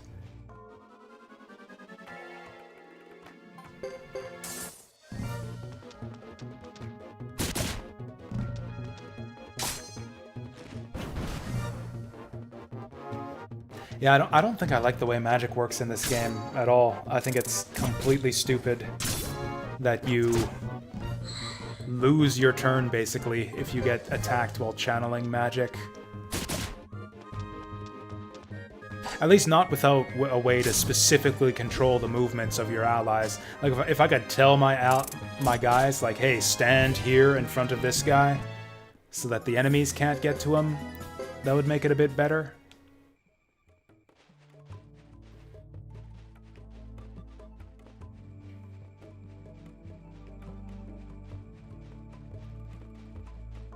I don't know, it's a lot of little things. A lot of little things are bugging me about this game. Oh, come on, you guys. Come on, you guys. You aren't gonna let that rabbit get away with that. Okay, good. Oh, apparently they are. Apparently they're gonna let the rabbit get away with it. Didn't that guy get attacked twice? How did he finish channeling?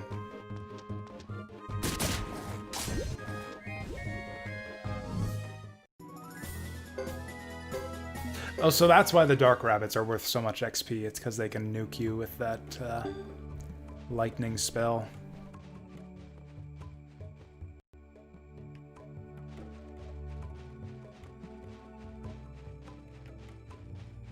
Got a weird save point right in the middle of the field here.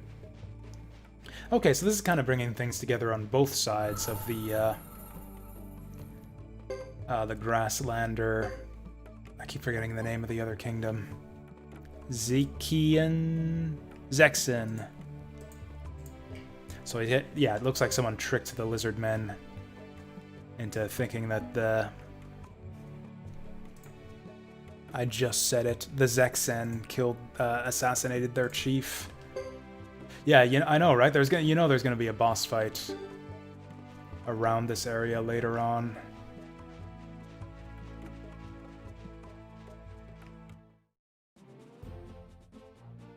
I mean, yeah, what a weird place for a save point when, Actually, you don't get one in this village, do you? Actually, yeah, that's the only save point after the village burns down.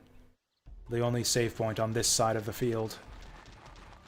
Because, yeah, once you lose the inn, then you can't save here anymore. So actually, it makes sense.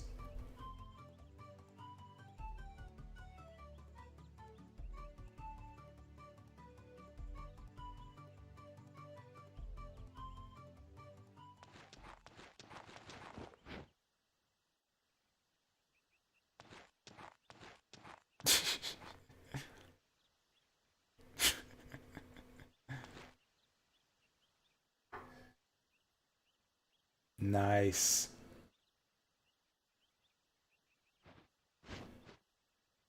She's gonna shoot him in the head. Oh, I thought he had her. I thought she was gonna fall for it.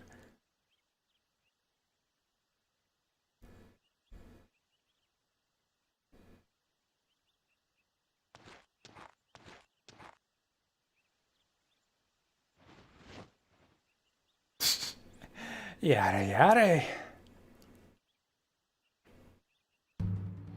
Oh shit, we actually have to fight him? You idiot. This is all what's-his-name's fault. So Ace needs healing. That's not good. And I guess Joker's gonna have to do it. Or one of these guys. 100 hit points? That's not gonna cut it. Damn. That's a lot of enemies over there.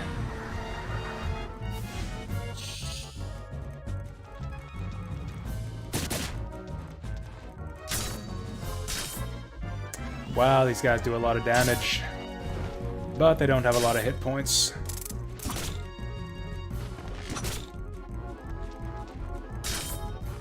Down he goes. Yeah, I probably should have healed before we did this fight. I do not have any reliable sources of healing here. I think we just have to go for him. Yeah, Queen's buddy is down. There's no way to res him, is there? 100 hit points, it doesn't even seem worth it. Let's go for it. 70 hit points. What garbage. Well, might as well... Actually, no, we need to get single target damage. We need to get these guys down.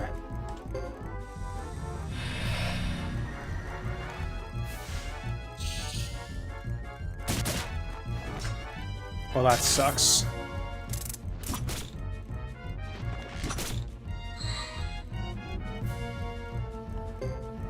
That 5 HP a turn that Queen is getting is actually kind of starting to pay off now.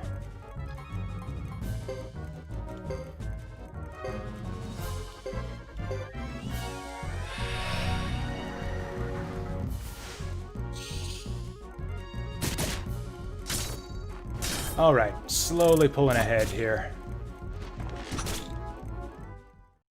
Oh. This is always how it goes. Just a few rounds of combat and then enough of this. If we had... I bet you we could have won that. I bet you if we hadn't lost Ghetto in the first round, I bet you we could have won that outright.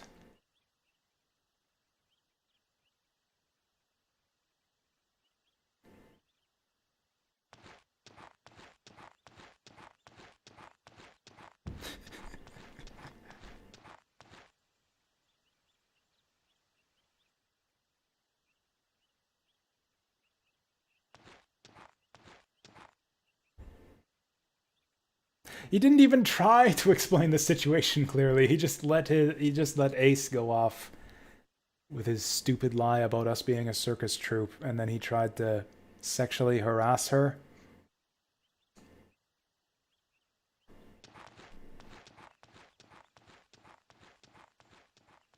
That's right, it's all her fault that this happened. She wouldn't listen to my explanation. My totally awesome, rational explanation that I totally gave her.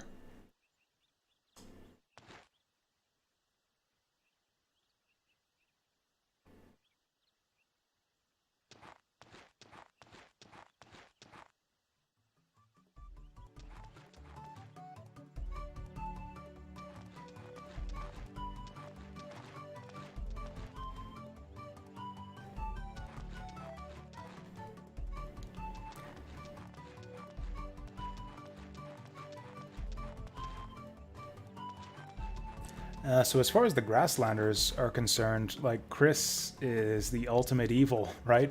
Like, she seems to have assassinated the Lizard Man leader. She burns down these guys' town.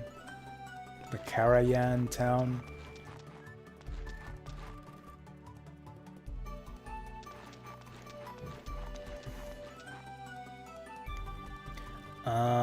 We didn't get a full heal after that, did we? No. Which one of these is the inn? Why don't these frickin' people have signs in front of the buildings?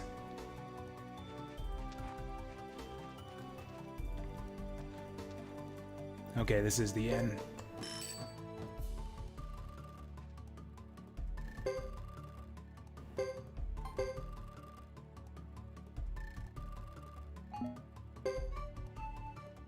I was half tempted to reload and try to win that fight.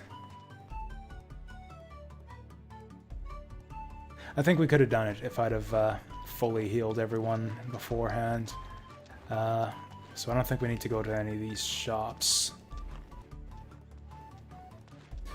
Oh wow, people are just giving me all kinds of free stuff. Maybe we should talk to all these people, after all.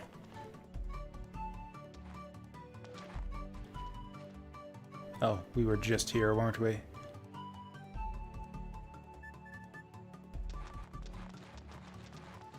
All these houses look the same to me.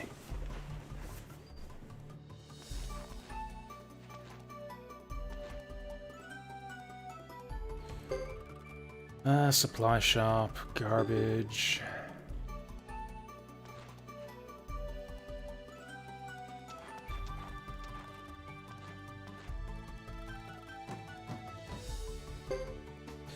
We actually could use a gear upgrade based on the way these fights have been going, so naturally...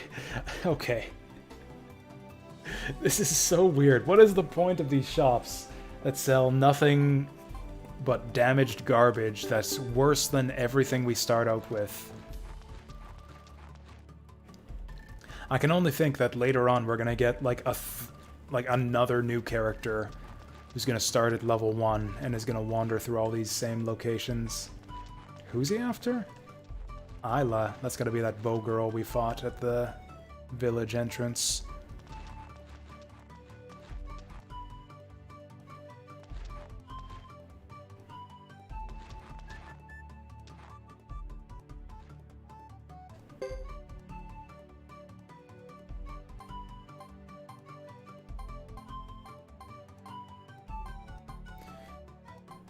So I guess Joker's supposed to actually be like a wizard-type character. Since he attacks with martial arts, I thought he would be like a frontline brawler, but I think he's actually a wizard.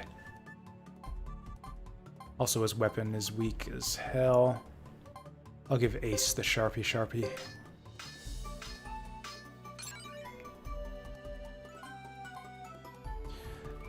Queen too, since she doesn't really tend to attack with magic.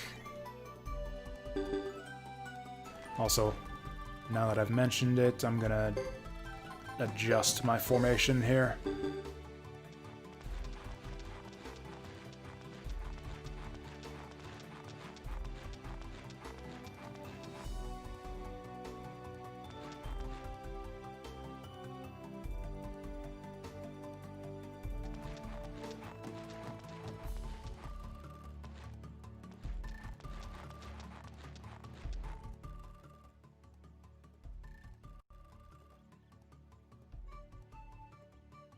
So apparently Gedo knows Lucia?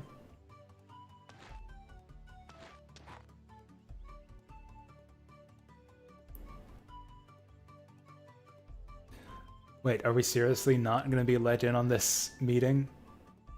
We're going to hang out with the rest of the squad instead of our main character?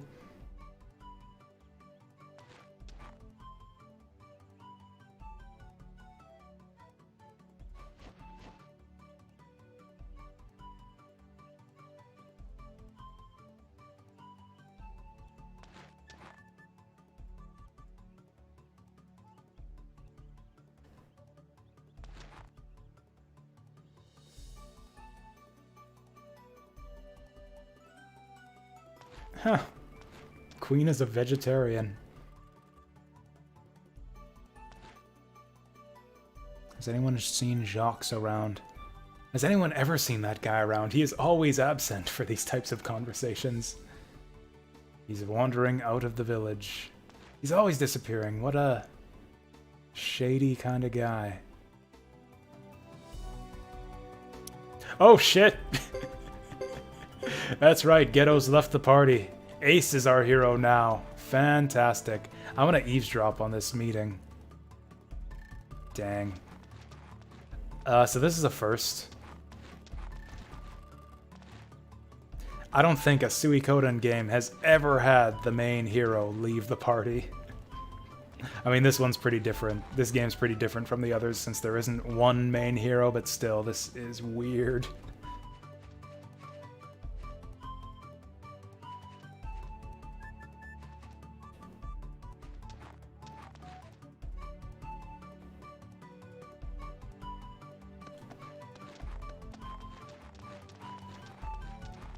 So apparently we're just hanging out and checking out the town?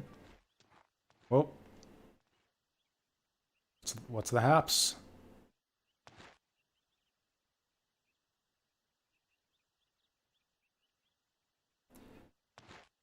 So if we wandered here from Lizardman Town and the Lizardmans just went off to do the ambush at the peace talks, then actually we're about on schedule for Chris to show up and burn this mother to the ground. She looks vaguely familiar.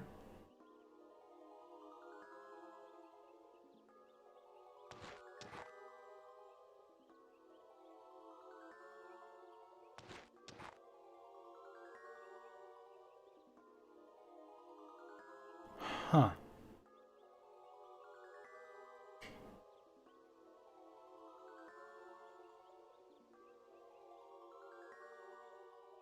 Actually, she looks like Chris, now that I think of it. Just like a slightly more delicate looking Chris.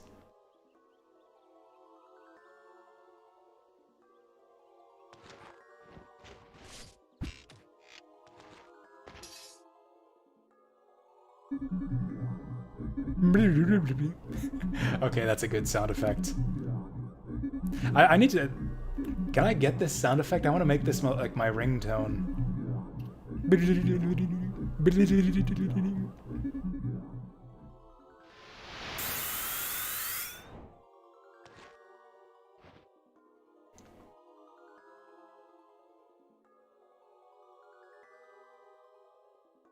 Oh shit. Not mere magic, but true sorcery. Sorcery and magic are the same thing. Zoop. Well, since you all refuse to save yourselves, I'm gonna kill you all now. Oh no, she's just teleporting away. Just flexing that teleport magic. Or not getting away. It looks, I don't know. It looks to me like she got away.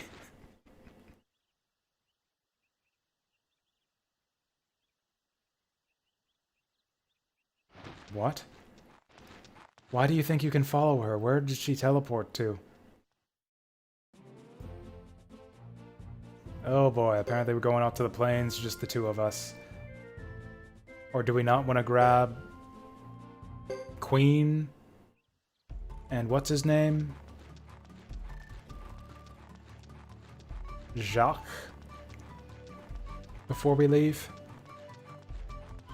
What are they even doing? Where did they even go? Like, half the people in our party are completely mysterious. Like, Ghetto's going off, having secret meetings. Like, Ghetto, our main protagonist in this party, leaving us and having secret meetings. Jacques wanders off. Queen seems to know something about him, or at least they had a weird exchange earlier when he was hiding in the bushes and she talked to him afterwards. Well, whatever. I guess we're just going for it.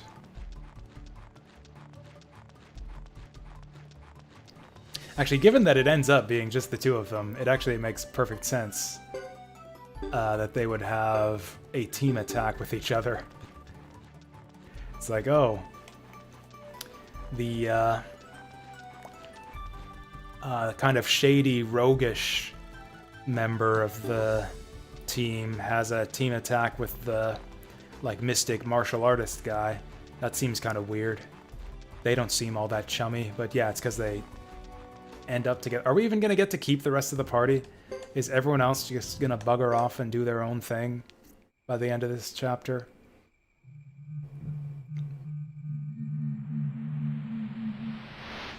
Oh, maybe she's going to join us now.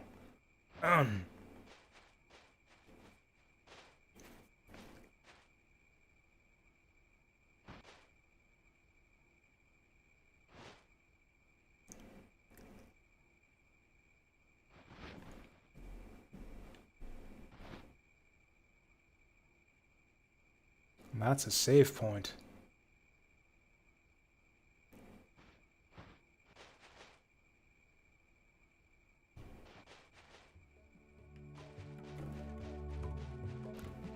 So I'm slightly confused. It looked like she ran off, like, way up north.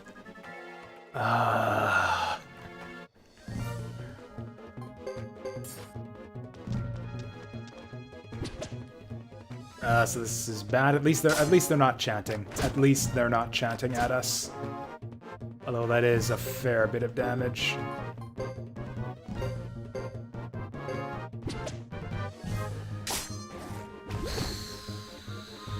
You're not pulling your weight, old man.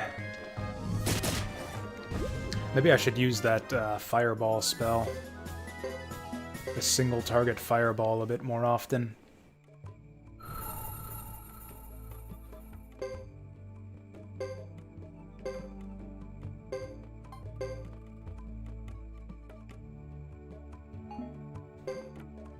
Yeah, I don't know what... Oh, there she is. Yep, there she is. Let's go say hi.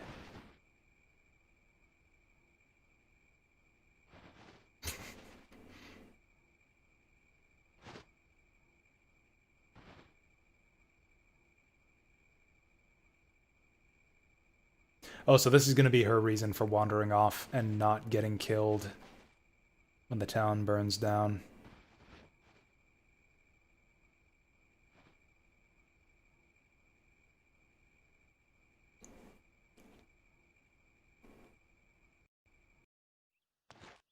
Oh, so we do get to see what Ghetto's doing. Okay.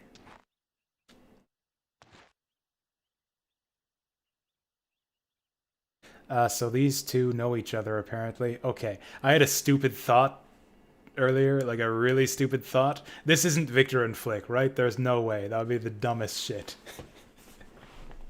But looking at his eyes, I think Jimba could almost be Flick. Almost. The eye color is a bit similar. And the hair color is a bit similar. That's about it.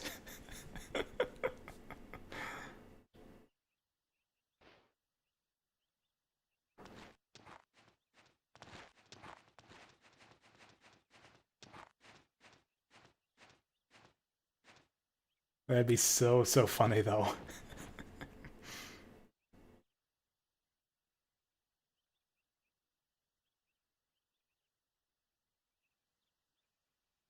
Also, what the fuck is the Firebringer? Recently, the bandits who wreaked havoc with Matilda Knights a decade ago. So that's still after the events of Suikoden 2.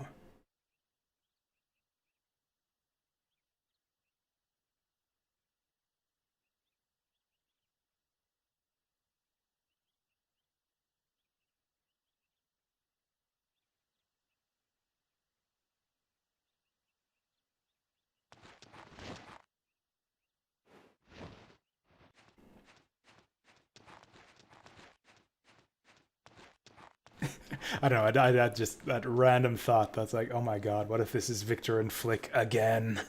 That would be a great twist.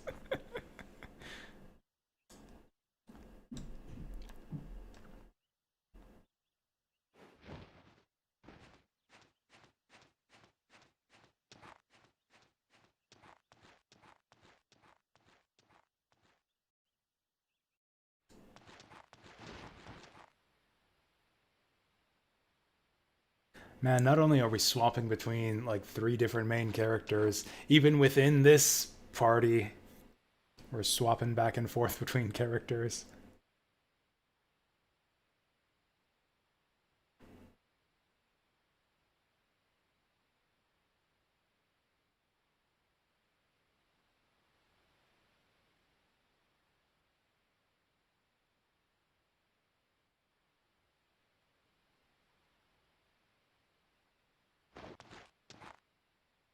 Yeah, what did I just say? Because she left the village, she's not gonna die? Man in coat. Man in coat with the earrings. Sarah. Have we met a Sarah before?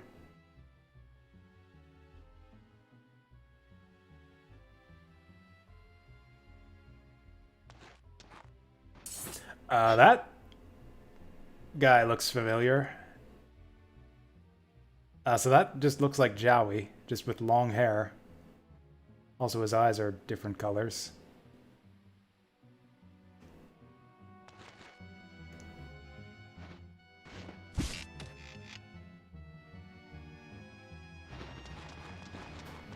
I don't think that's supposed to be him. He's got that ponytail, too.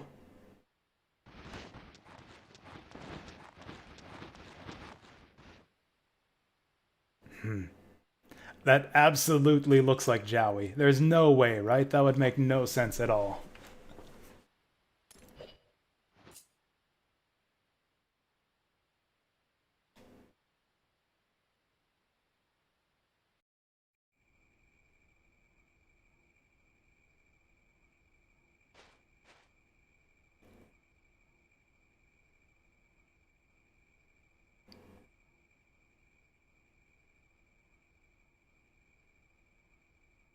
Yeah, he had a pretty swank hat. He was dressed all fancy like too, almost in like modern style clothing. He looked kind of out of place too. Like out of time or something. Anachronistic. That's how I would describe his outfit there. Although I guess it's not the first time we've seen people in like monocles and top hats and stuff in Suikoden games.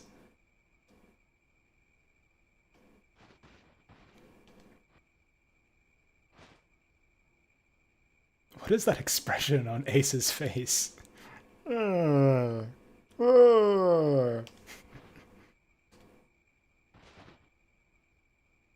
What, is the village burning down right now and nobody else can see it? I guess it's pretty far away.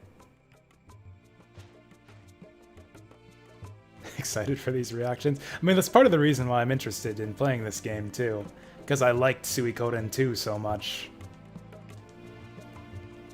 And yeah, I want to see where they take it from here. On the one hand, I don't want my archer girl alone. I guess we had our other archer alone and it's fine. Yeah, I want Ace and Joker to keep their team attack.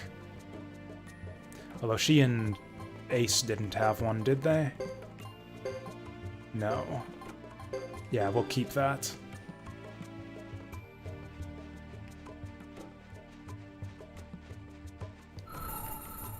Actually, you know who that Sarah girl reminds me of? Is, what was her name? Teresa, I think, from Suikoden 2.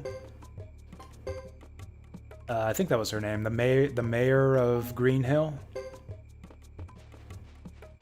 Except she didn't have magical powers or anything. Oh shit, a lone rabbit in the fields. So he basically misses his turn then. I guess the magic being so shitty in this game actually kind of works to our benefit, because the enemy is gonna do stupid things with it more than I am.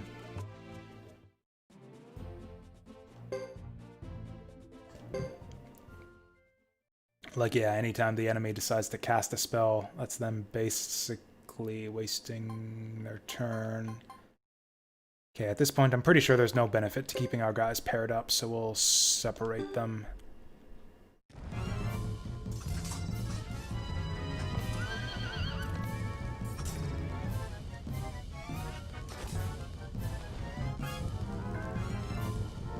So she looks pretty happy about this whole situation.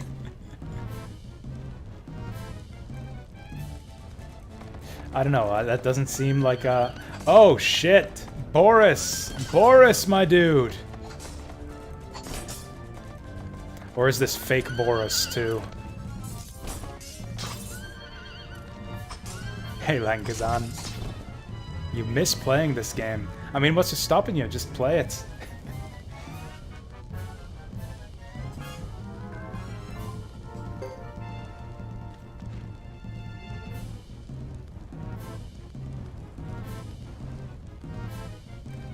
Oh yeah, let's kick Boris's ass. What's she doing? Oh, that's right.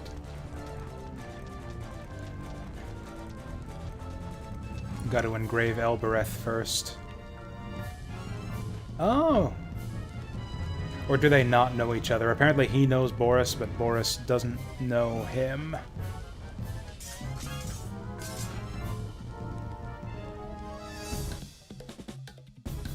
And again we got... Okay, as much as I've said that I'm not crazy about the music in this game so far, I like the variety in the battle tracks. There's been like... Got to have been at least 6 or 7 different battle themes so far. So yeah, I'm digging that. That looks good, but we probably can't get the spell off before they murder us. I just think it's not worth it to use magic at all. Unless you've got that quick charge skill leveled up.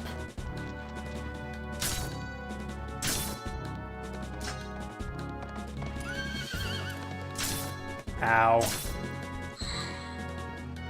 Yeah, 5 hit points restored isn't gonna cut it here.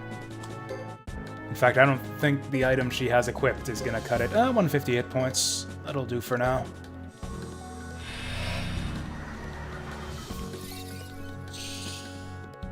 Still, this is not an easy fight so far. I hope the rest of the squad shows up right away. Queen is basically going to spend this whole fight healing herself. There's like nothing else she can do.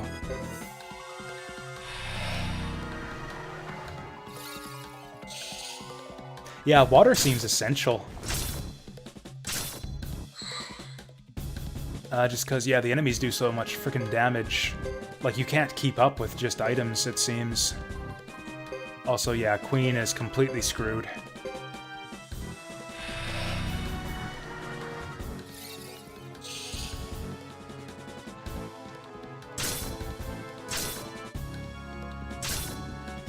So she's berserked now. She's gonna die if I have her,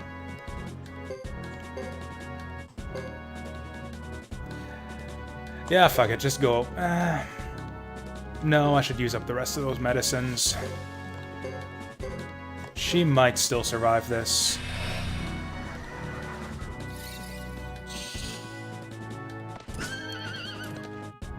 Well, that was bullshit. Well, that was bullshit. You've got to be fucking kidding me.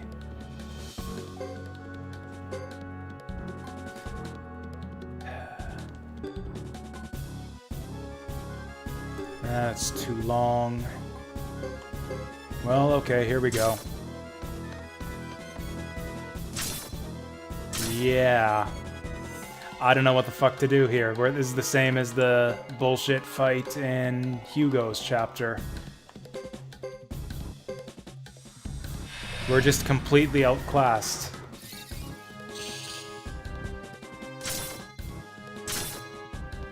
Yeah, we have absolutely nothing going for us. We're outnumbered. Like the enemy outnumbers us 3-2, and they have more hit points than we do, and they deal more damage than we do. Like, this is a mathematically impossible fight.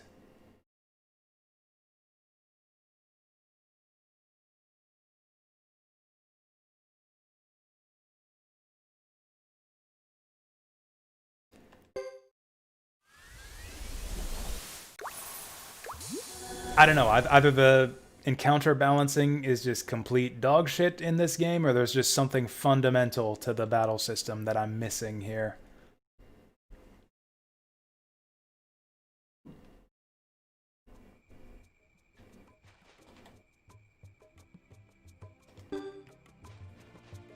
Like, the way things were going, I figured it would be the kind of fight where we get backup after a few turns.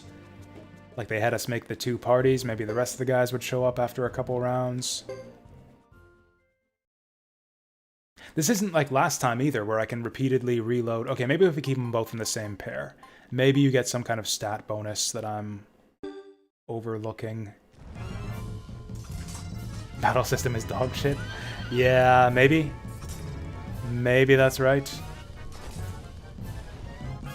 But yeah, this isn't like last time either, where we can just repeatedly reload and win that same fight to get a bunch of bonus XP. I can't even win the fight that we're stuck on. And the guy who's stuck isn't even in the party, so I can't go back and grind my way through this. We might actually be soft-locked here, if I can't figure out a way through this fight.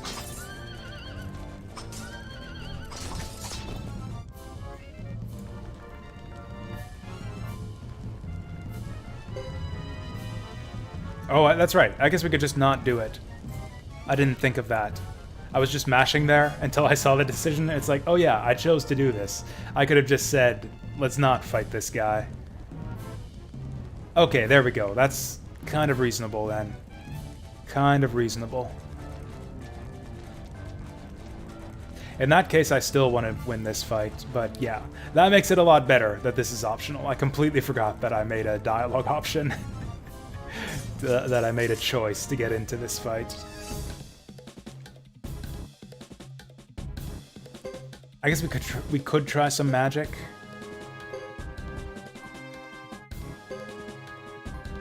I doubt that it's gonna work. Also, 100 damage isn't even good. Like, we were doing 150 with our melee attacks. Don't wuss out? I'll try not to. I'll try not to wuss out.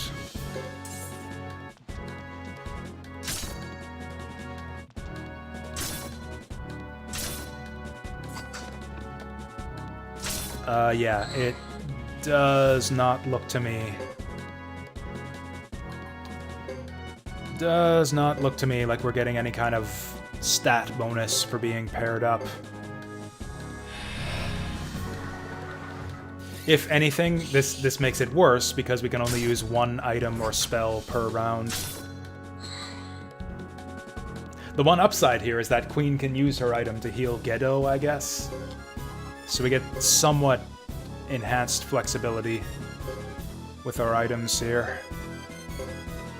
Which is actually going to turn the tide for us.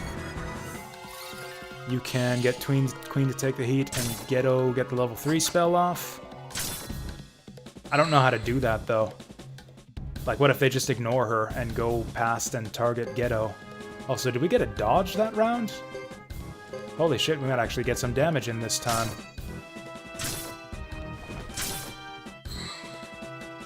Just gotta wait for that RNG to line up, I guess.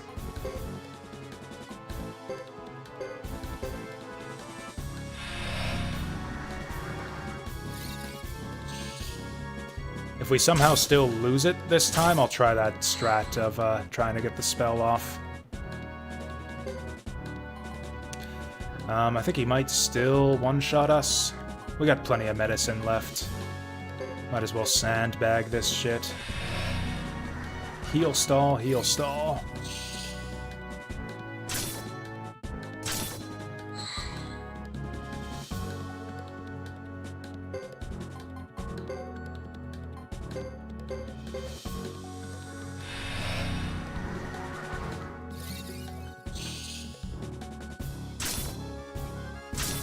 How many hit points does this guy have, though?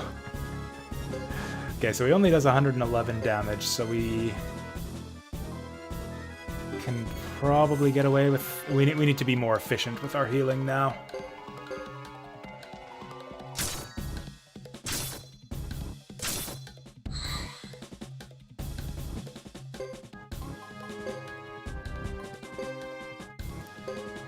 And then next round, Ghetto's gonna have to actually, someone's gonna have to pull something out of the bag. Honestly, if we don't kill him this round or the next... Oh, fuck off. Okay, now you miss one. Now he should miss one. This is horrible. Well, nothing for it. He just dies if we pull something out of the bag, and then Queen dies, so let's just, Oh, you think we should go for the poison? We could try that. I kind of assumed it would be useless because, poison is generally not that good in RPGs. Maybe it'll be alright here, though. Oh, he's poisoned. Missed again! Fucking missed again! How much damage did he take there? 20 damage. That's not gonna cut it. Also, I can't tell if he's just leaning over because of the poisoned, or because he's poisoned, or because he's almost dead. Looks like it's just the poison.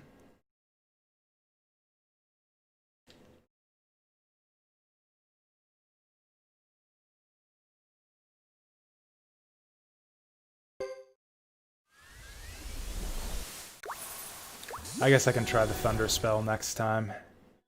The problem is Queen is not a very good tank. I think she might just die if she gets attacked by 3 enemies in one round. But I don't know. This seems like a stupid fight. I think you are meant to not pick the dialogue option that initiates that fight.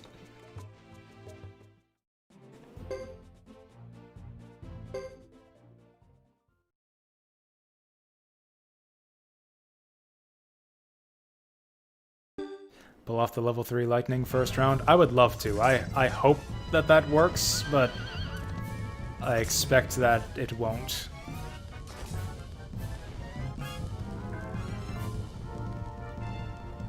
Put Ghetto behind her. I guess we can try that if it doesn't work this time. It seems... get that shit out of my chat, Saturn Meteor. Anybody who's watching this right now instead of election coverage deliberately doesn't want to watch election coverage at this point. If anyone here wanted to know, I think they'd be watching right now.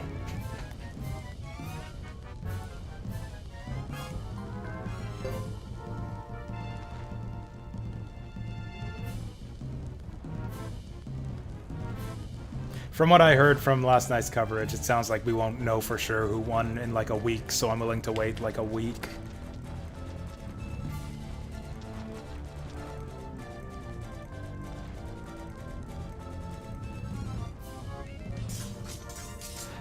Alright, let's see if the Thunder does anything for us.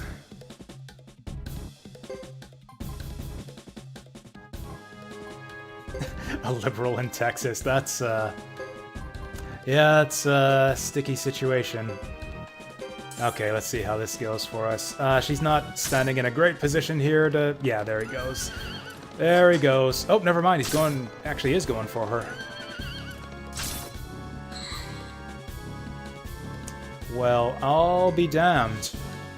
And the chant didn't go that long into turn 2, so I think we've got it.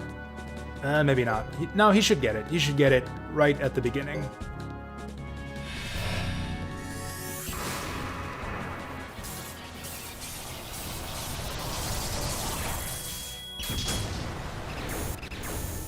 Brzap. That was only 250 damage on the big guy, though. Which is not gonna cut it. Okay, and then she'll passive heal all the way up. Problem is, I don't want her to attack here.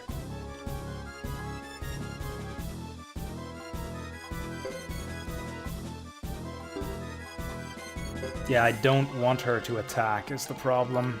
Because then she'll run up and then she'll get hit and die. Whereas what I really want her to do is to just get that passive healing going.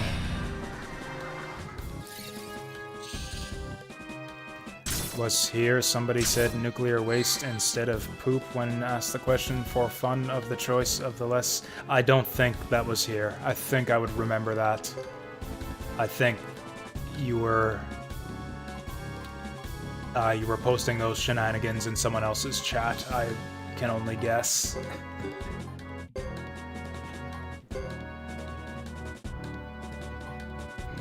Are you able to delete your own messages in chat? I think you can, actually. Like, I have you as a moderator, right?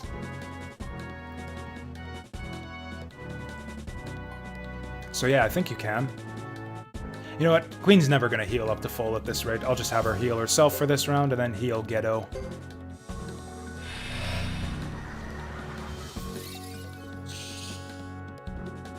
Just watch. We're gonna get critted. Oh no, we're still good.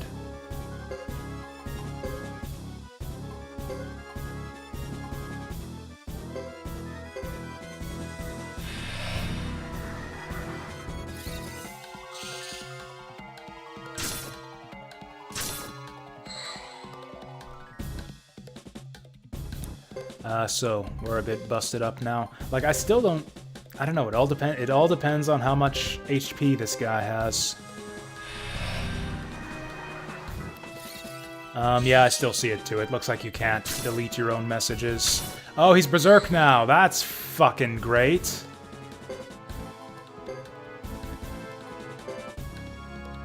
Oh, that means he's dying, though. That means we've almost got him.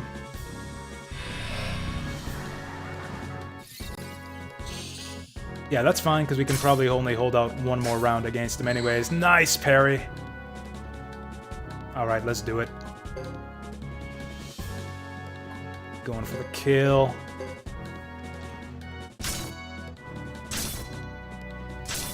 Ow. Oh, we got the guard, too. That'll also buy us another round. Everything's coming up Millhouse. Queenie steals the hit. Steals the last hit. Okay, that was a nice bonus. Okay. So there's that Suikoden level scaling. Queen has surpassed Ghetto in levels. Like, she actually got enough XP on that fight to pull ahead of him in levels somehow. Only in Suikoden. And we lifted his new chainmail, too. Well, that felt pretty good. We went from, like, this game has dog shit in counterbalancing to that was kind of a fun, optional fight. I mean, it wasn't exactly fun. It was still kind of bullshit, but I'm glad that we won.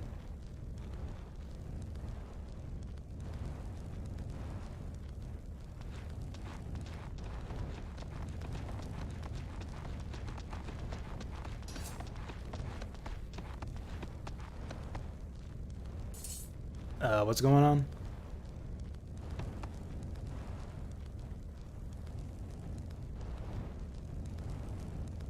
Also, I had a dramatically wrong character read on Boris here. This seems to be the real Boris, and yeah, he's just straight up lying to his boss in Chris's story. Yeah, he's gone psycho.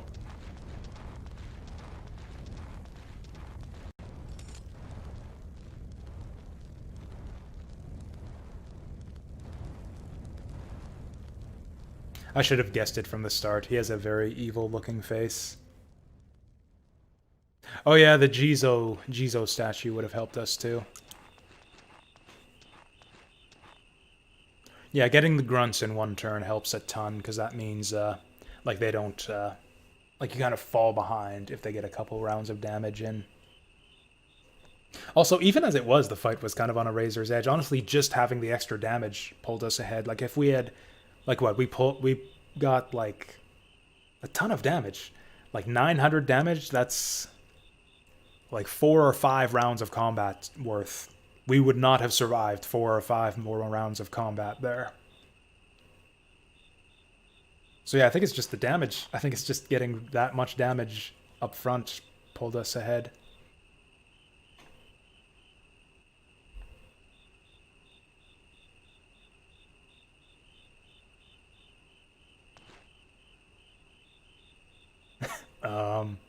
Wow, Ghetto's a bad liar here.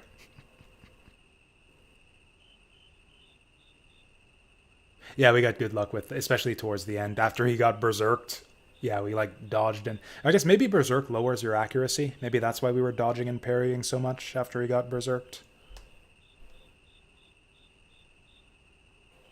Actually, it would probably tell you in the manual if that's the case. What does Berserk say?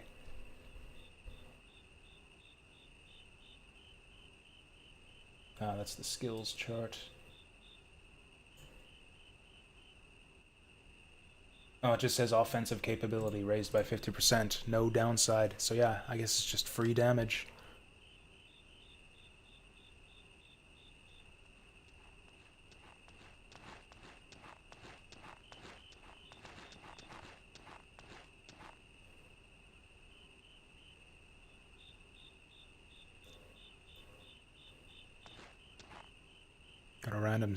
Got a sword in some random guy's stream. Actually, I got a random subscription yesterday that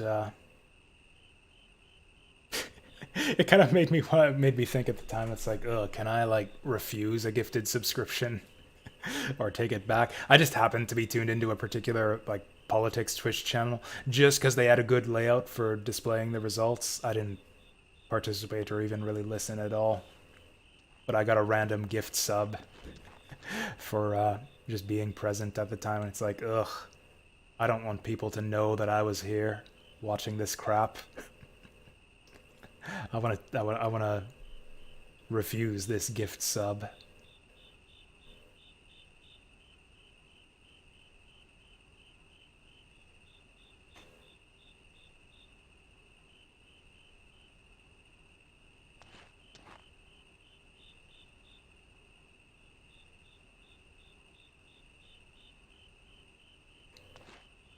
That's a good question.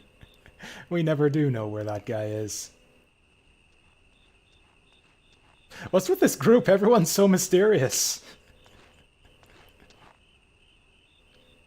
We have no idea what anybody's up to. Thought I'd catch a rabbit for dinner. I believe that. Where? Doll. Oh, how dare they? Those frickin'... Why can I never remember the name of this fucking kingdom's name? Zexens. Friggin' Zexens scared all the rabbits. The bastards. They've done it now.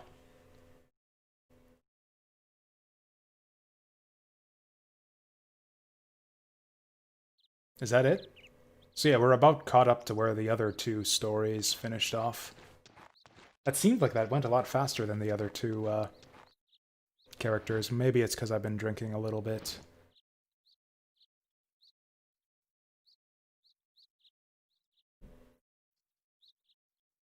Yeah, we didn't really learn anything. What are we here for? Pursuing the Flame Man?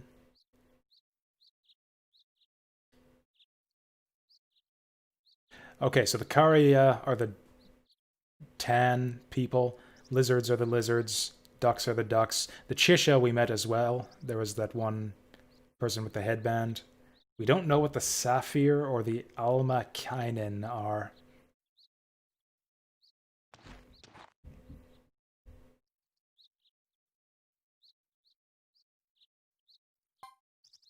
Sure, let's go back to Caleria. Ha ha ha. Because of the delay, I don't know what you were ha ha haing at.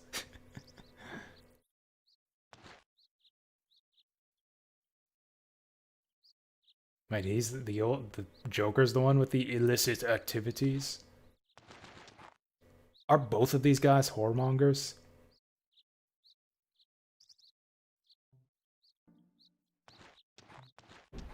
Oh, and then is this random girl just gonna hang around with us too? Oh, the length of the chapter. Okay. Okay. Hmm.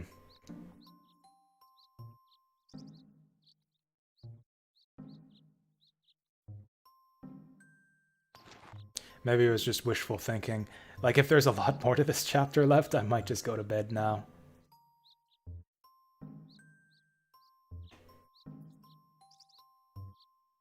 Wait, after all that just happened, all of those knights burned down her town, and she wants to go see the random woman. Or I guess she knew what was coming. The woman's warning was accurate, so maybe she wants to see her to apologize or something.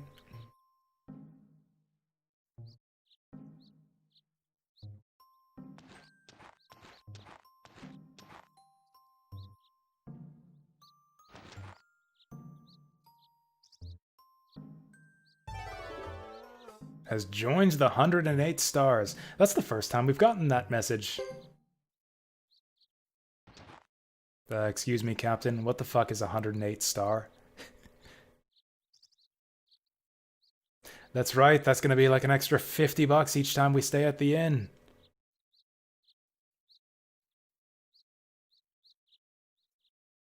Simp. Jacques is a simp. I'm gonna give all my money to this woman.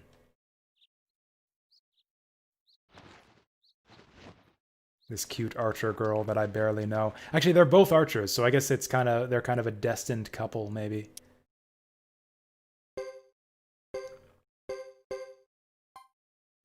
Oh, it looks like the two of them don't have a team attack, though. That's a bit disappointing. I doubt that she'll team attack with any of these other guys.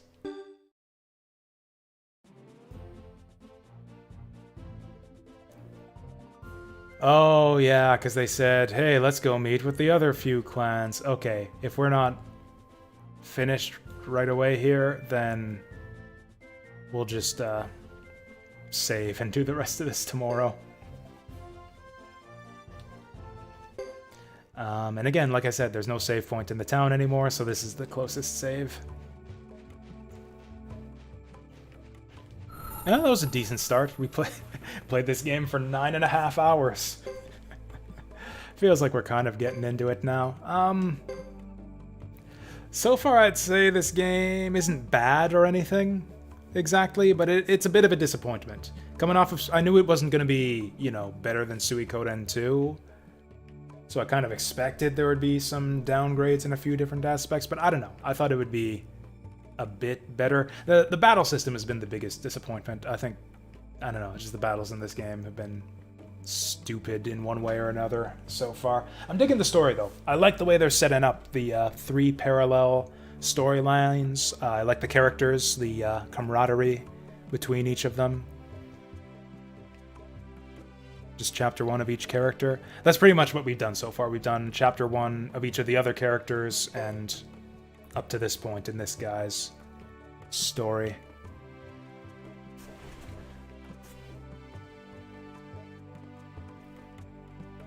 Spent 6 hours in this chapter.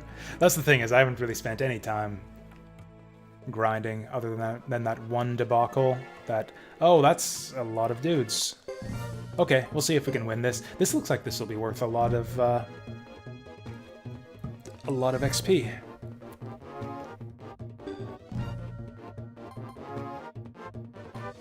Okay, so what if we do it like this? What if we just have all the rest of these idiots hang back, and then the fireman does, ooh, explosion! That seems like fun, and I get to blow up my frontline guys too. These guys are archers. Actually, they'll hit the hair in case he channels. What's going on?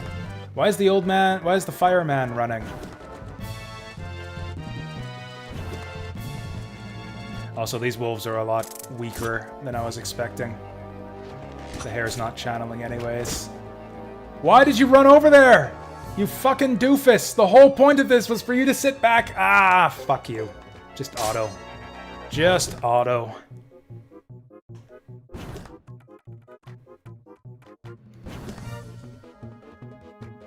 These wolves are speedy. Anyways, I was getting ready to wrap up for the night, and then these wolves showed up, and I was like, hey, free XP. Also, we can see the explosion magic. And now everything is ruined.